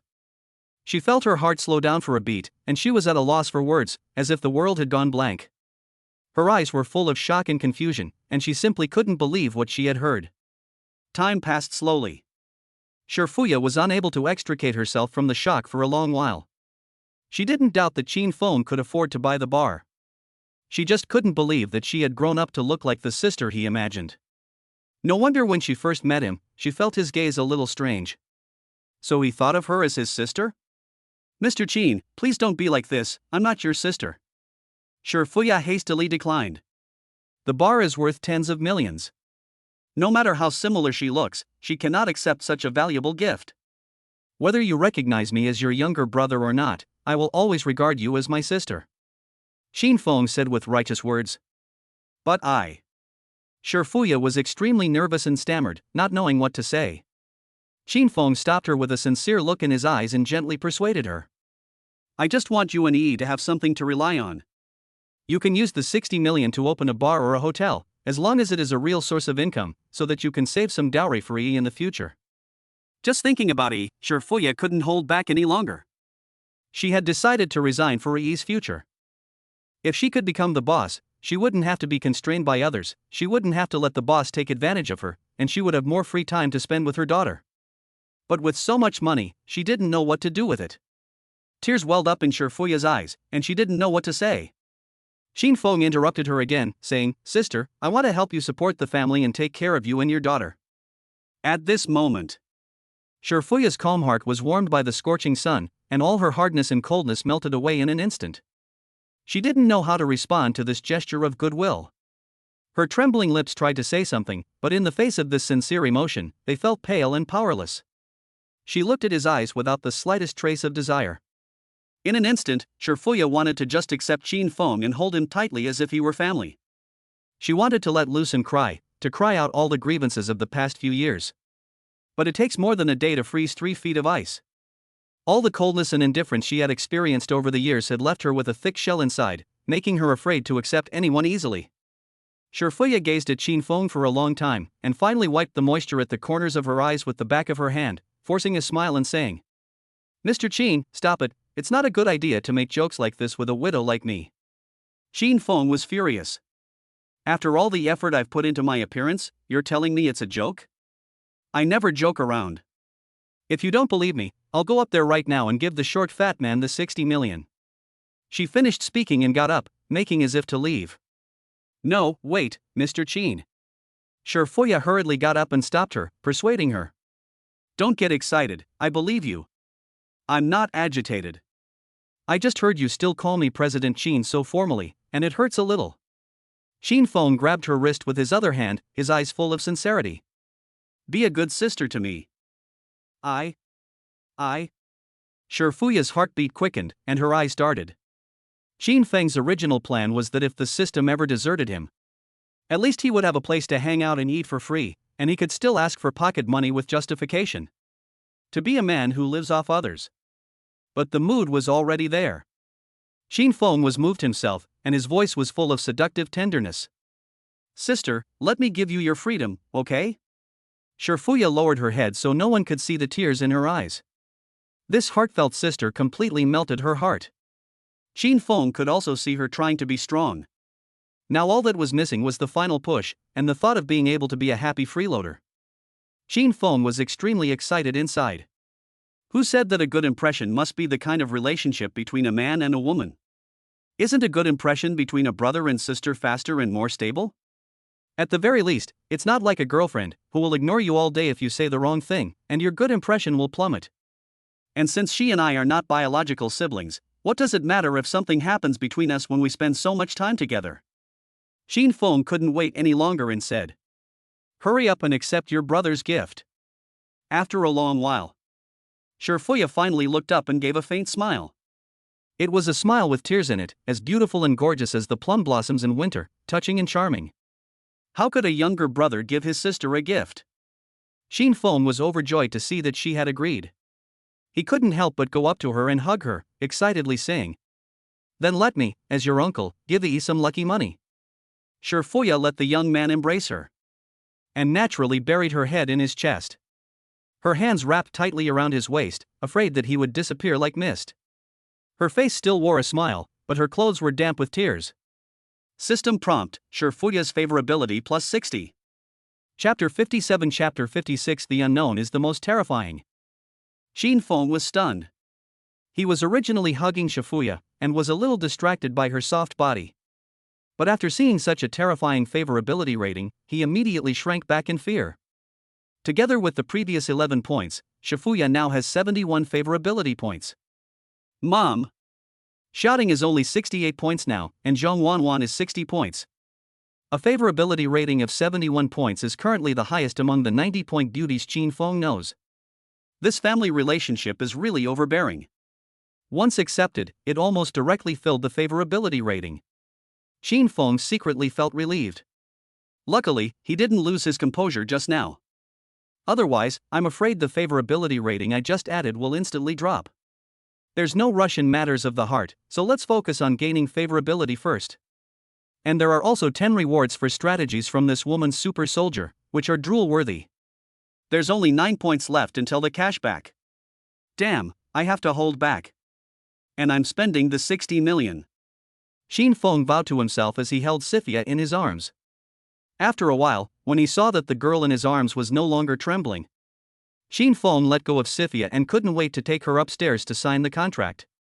However, she objected. According to the current market price, this bar is not worth 60 million at all. That Luo is trying to rip you off. Sifia dried her tears and felt dissatisfied with his impatience.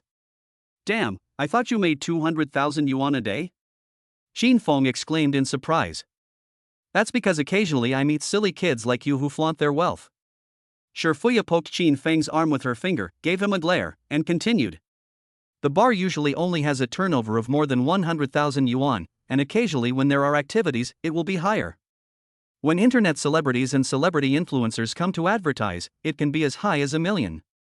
But overall, the annual turnover is only about 50 million yuan, and it costs a lot of money every year to smooth things over. It costs almost 7 to 8 million yuan to pay off the right people. There's also the rent, equipment, labor, drinks, advertising, and the cost of hiring internet celebrities. Less than half of the annual net profit. If you have 60 million yuan, we can definitely open a new store in a first-tier city. Xin Feng was confused at first, but then he caught the point and punched his palm. You want to open a new store? Shifuya put his hands on his forehead.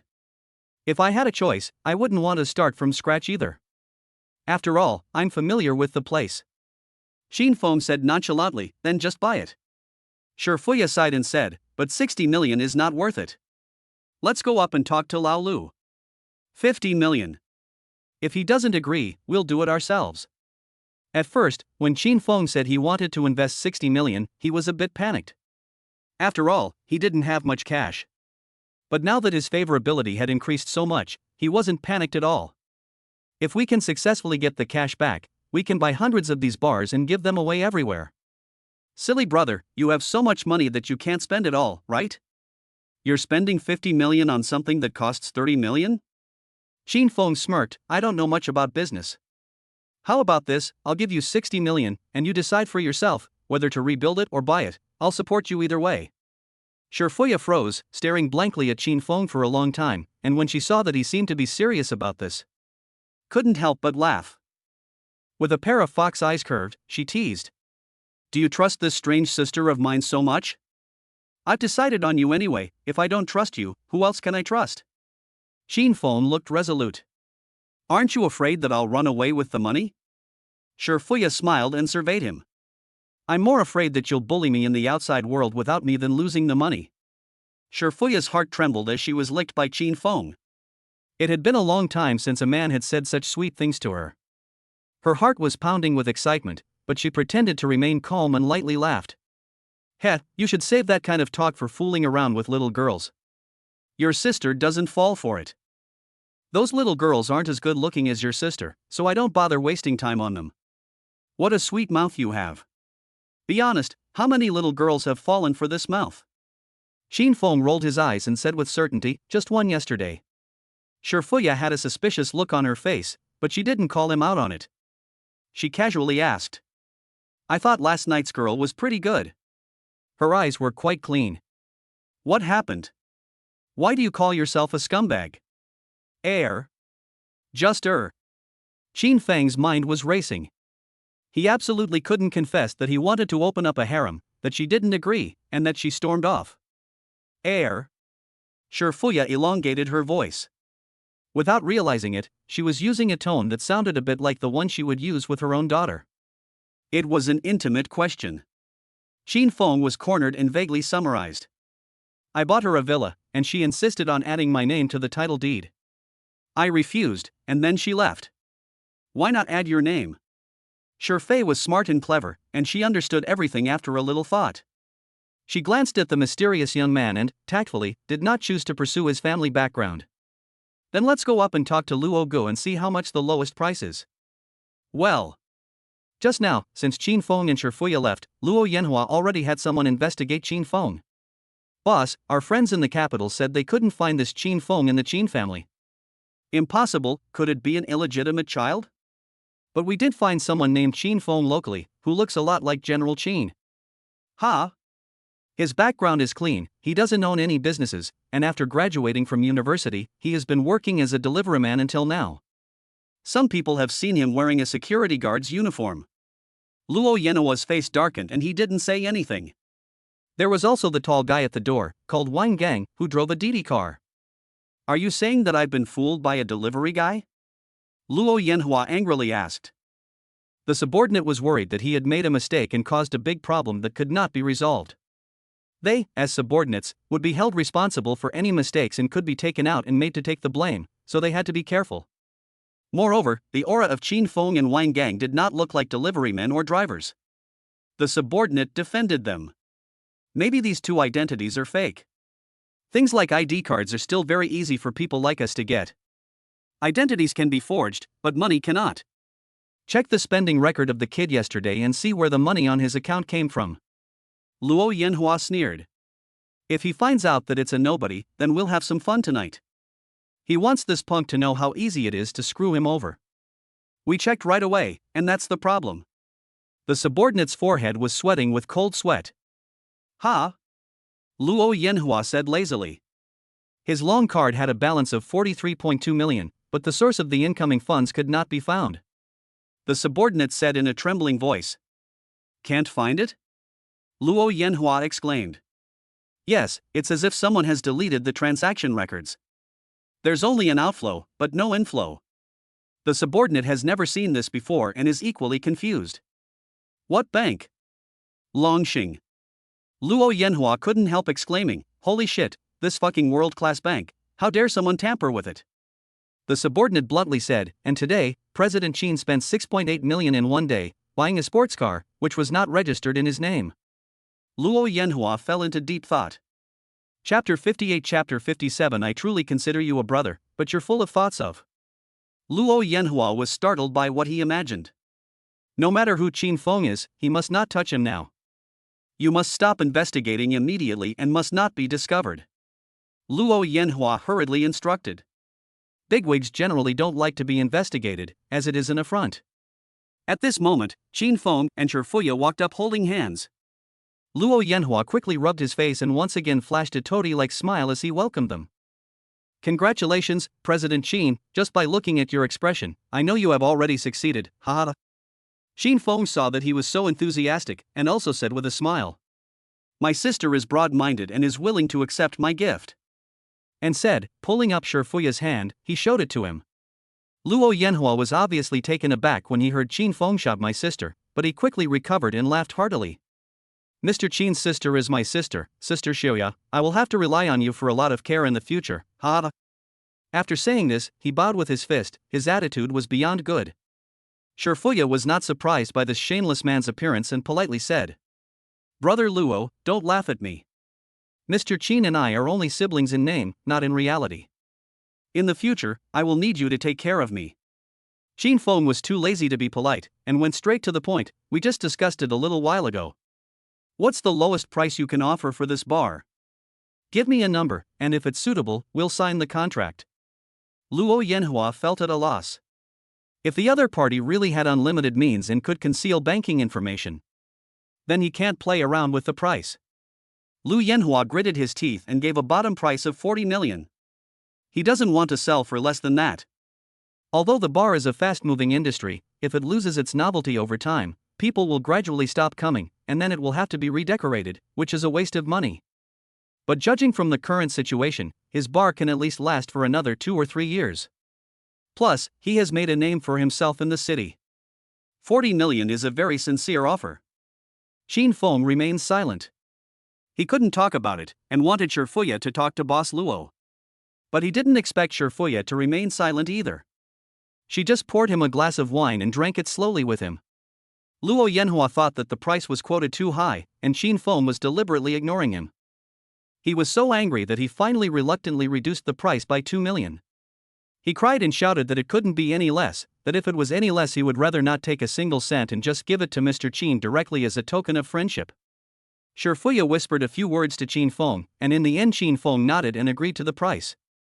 After all, Luo Yanhua still needed to look after this venue. Luo Yanhua and Shifuya discussed some of the details of the transfer, and the two of them called a lawyer on the spot and asked them to go to the office to draw up a contract. Qin Feng couldn't help, and after learning that Shifuya's bank account had no limit, he first charged 5,000 yuan into the system. Then he transferred 60 million yuan to her, and told her to do whatever she wanted. He then ran outside to see if there were any 90-point girls who wanted to come to the bar. Longxing's transfers are fast, and the money arrived in a few minutes. Shifuya looked blankly at the huge deposit on her phone, not knowing what to think. It took a long time for her to come back to her senses.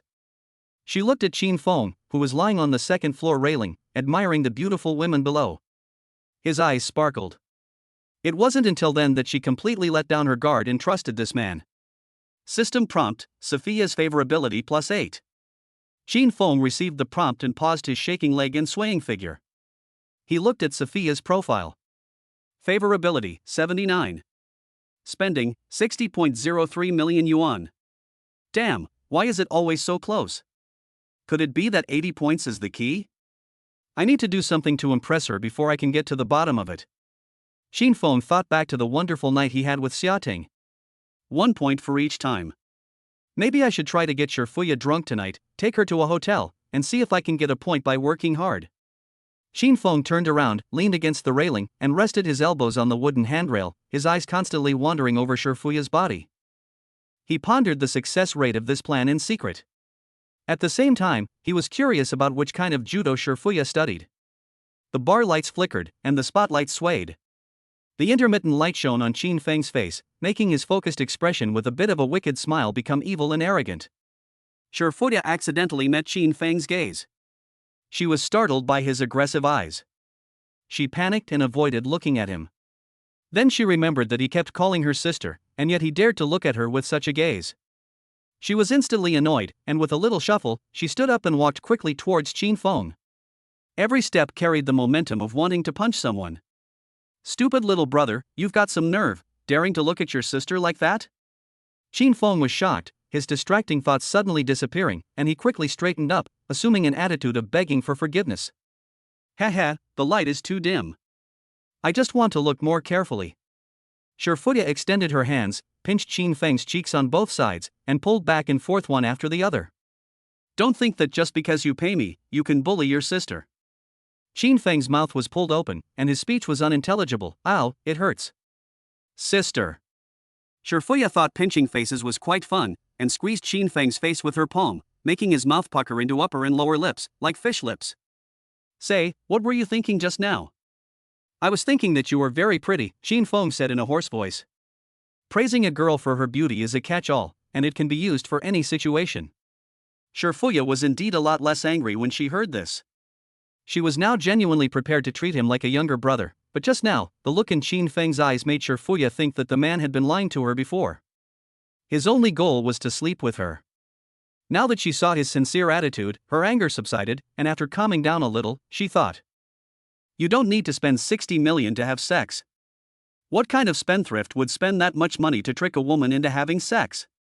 You smooth talker, don't think you can get away with saying something nice.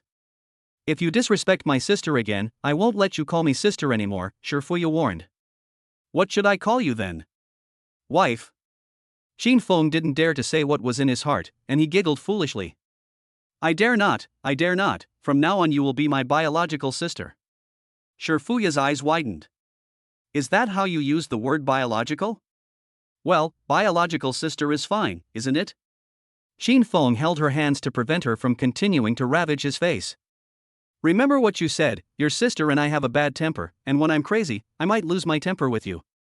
As my younger brother, you have to bear with me and give me face, understand? Shifuya said with a serious face. Although she looked serious, you could tell from the way her fox eyes were curved that she was in a good mood. She was afraid of losing her younger brother and was trying to patch things up early. Qin Feng wondered, are you the older sister or the younger sister?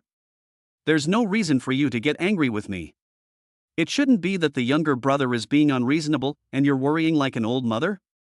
Shifuya was a little embarrassed by what Qin Feng had said, so to cover it up, she reached out and rubbed Qin Feng's face.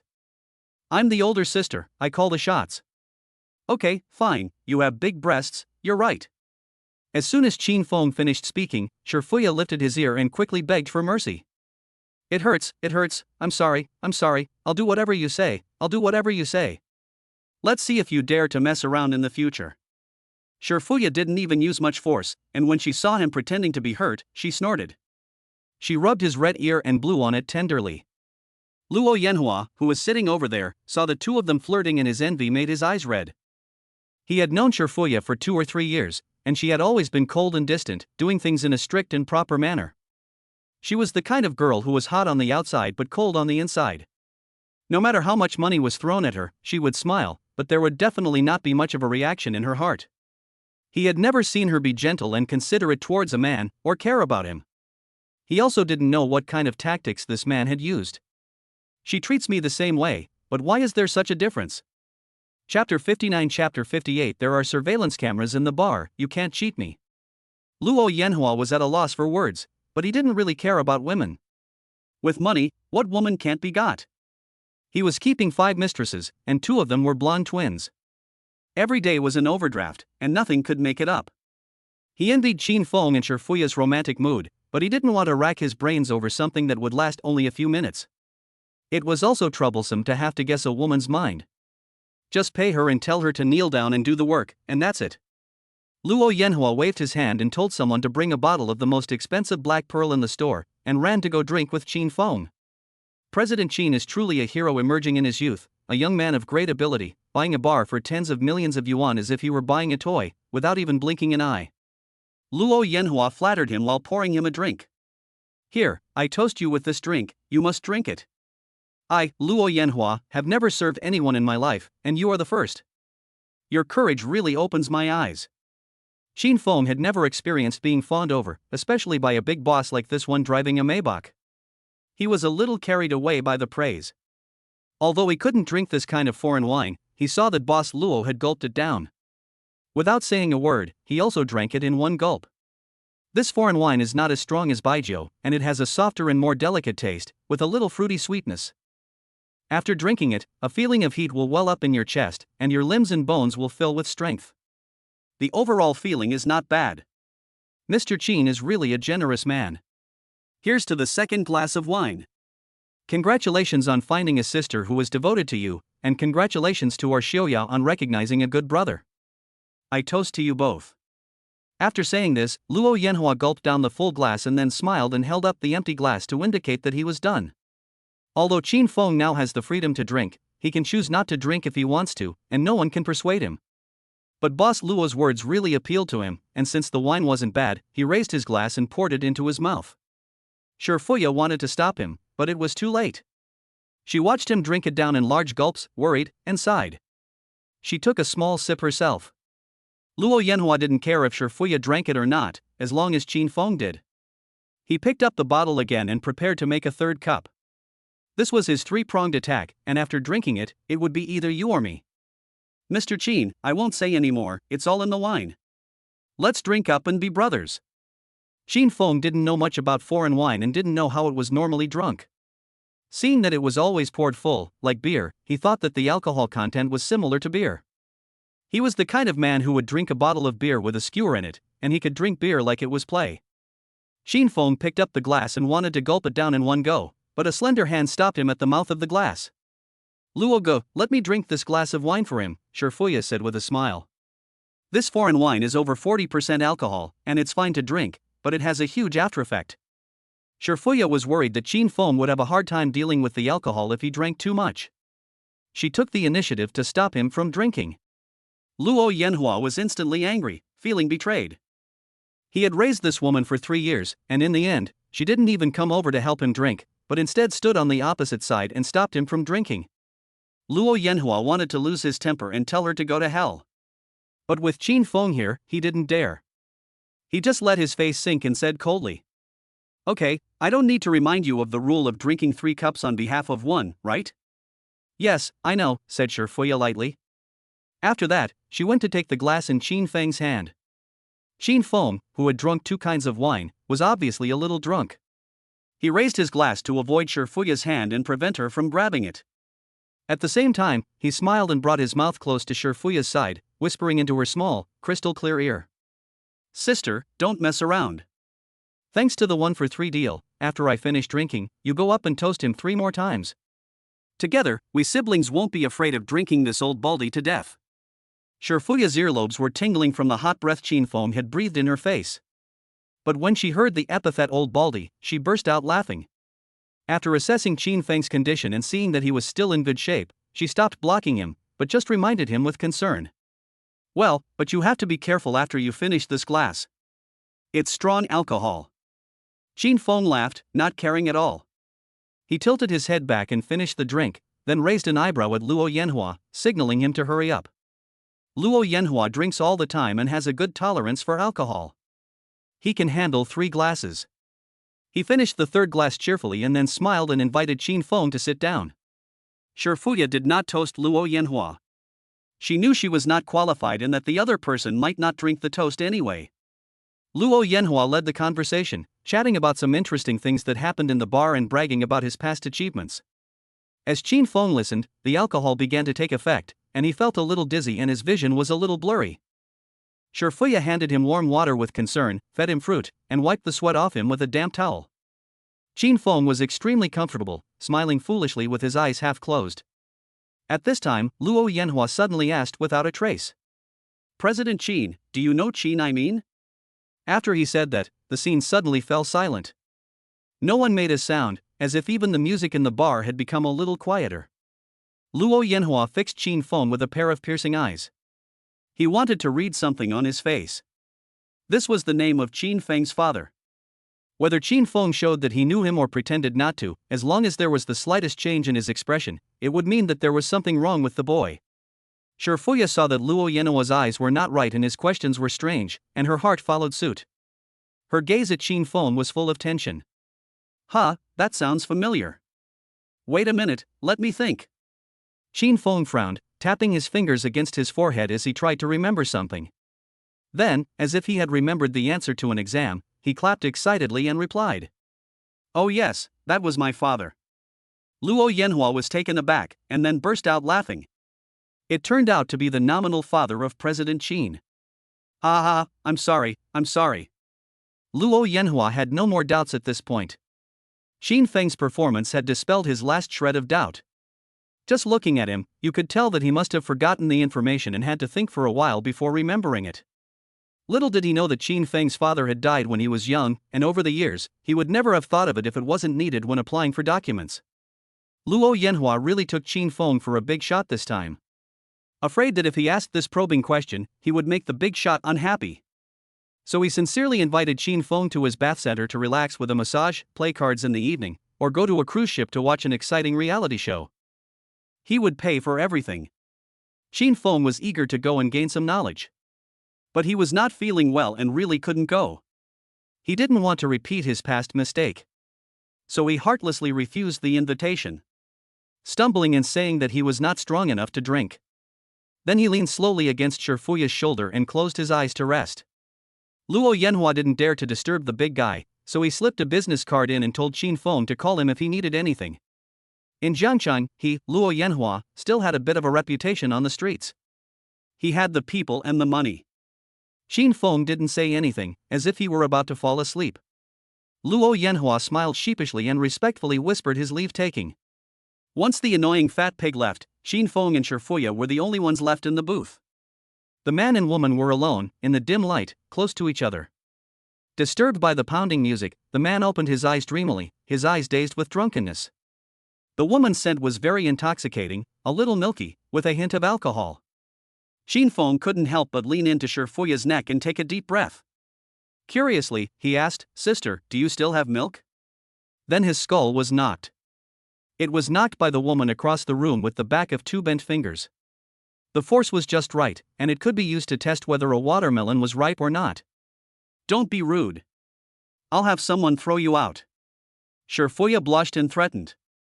"Hey, you smell good, I like being with you." Qin Feng leaned over Shifuya's burning ear and said dreamily. Drunkenness emboldened him, and Qin Feng's hands uncontrollably embraced Shifuya, greedily inhaling her scent. Shifuya's body stiffened as she was embraced by the powerful male body full of hormones, and her heartbeat pounded rapidly. But this person is her younger brother, and she didn't want the intimate actions between siblings to become full of ambiguity. She suppressed her lust and frowned, warning, "I'm your sister, you can't touch me." Then she pushed Qin Feng hard. But unexpectedly, this man was so touchy that he fell over at the slightest touch. Chapter 60 Chapter 59 I'm not a scumbag, I just want to give all pretty girls a home. Getting drunk is a natural tactic for men. It's like girls being spoiled. Stinking men will get drunk and start acting like scoundrels. But very few people lose control after getting drunk. If a man really gets drunk, he'll be like a pig. And those who can lose control usually haven't drunk much and are just pretending. They behave like crazy drunkards for all kinds of reasons, just to take advantage of girls. But sometimes, some immature losers pretend to be drunk, and after a while, they really fall asleep. Xin Feng was undoubtedly such a loser. He fell onto the sofa. He planned to stay there until Shufia gave him a kiss, a hug, and a lift up. But before he knew it, he woke up the next morning. A strange ceiling. The bed was soft and the quilt smelled nice. The furnishings in the room were full of a delicate and elegant flavor, like a girl's bedroom. There was a cup of water carefully placed on the bedside table. Xin Feng got up slightly and took a general look around.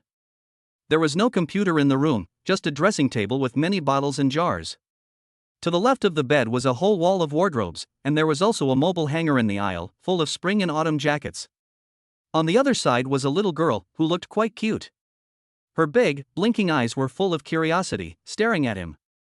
Behind her was a bay window with a curtain pulled back, and the sunlight was shining on the little girl, creating a faint halo. She looked like a living angel. Wait. Living? Xin Feng came to his senses and looked more closely. The outline of her small nose and mouth looked a bit like Shifua's. She was wearing a miniature pink and white hanfu, with her hair braided into several pigtails tied together like a bow, and a few red ribbons tied around her hair that fell down her shoulders. Her bangs in front were neatly cut, dark and shiny, setting off the baby fat on her small, white face. She looked like a rosy little ancient princess, so cute and lovely that one felt the urge to pinch her. Xin Feng thought to himself that this little girl must be Shifuya's daughter, and that she had brought him home last night. Xin Feng said uncertainly. Uncle, you're awake? Yi said sweetly when she saw that Xin Feng had woken up. Xin Feng was instantly charmed, his eyes softening, and he spoke softly, afraid of scaring the little girl away. Well, good morning, Yi. I never thought this little girl would be so bold as to go up to a stranger like me and take my hand. Uncle, wake up, wake up. She grabbed Xin Feng's fingers with her small hands, tilted her body backwards, and tried to pull him up. Xin Feng gave her a friendly smile and complied, slowly sitting up. From the living room came Shifuya's voice. Don't disturb your uncle's sleep, okay? Xin Feng shouted back, Sister, I'm already awake.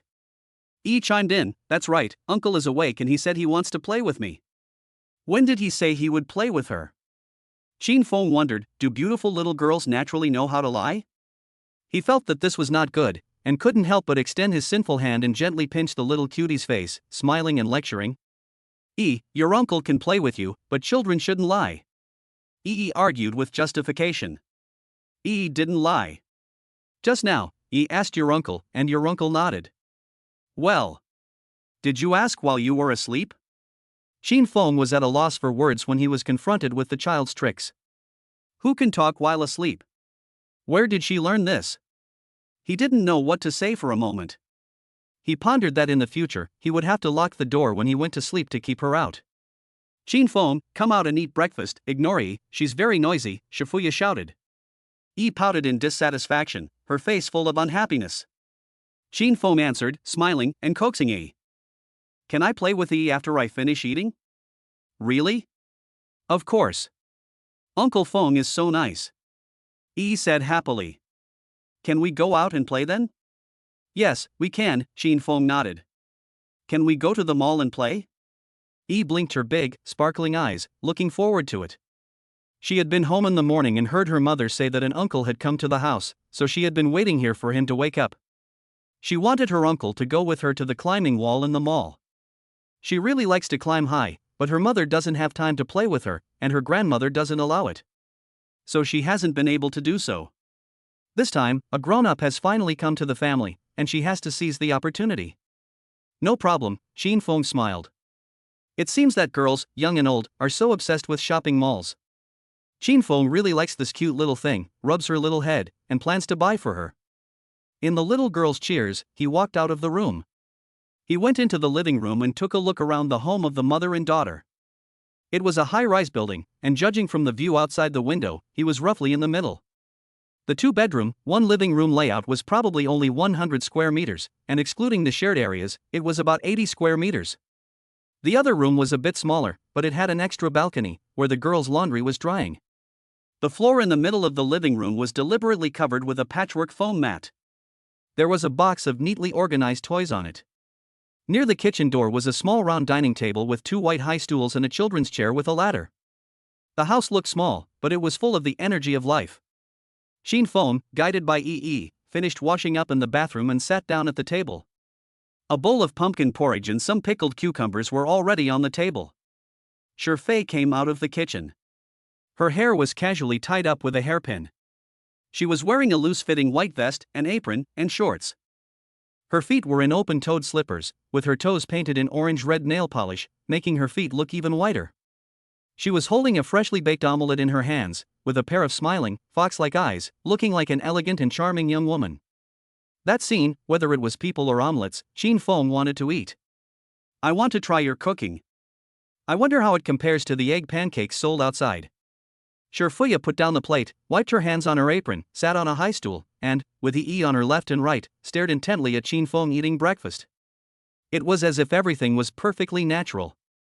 Xin Feng wasn't embarrassed by the pair of mother and daughter watching her eat, but instead felt a sense of warmth that she had never experienced before.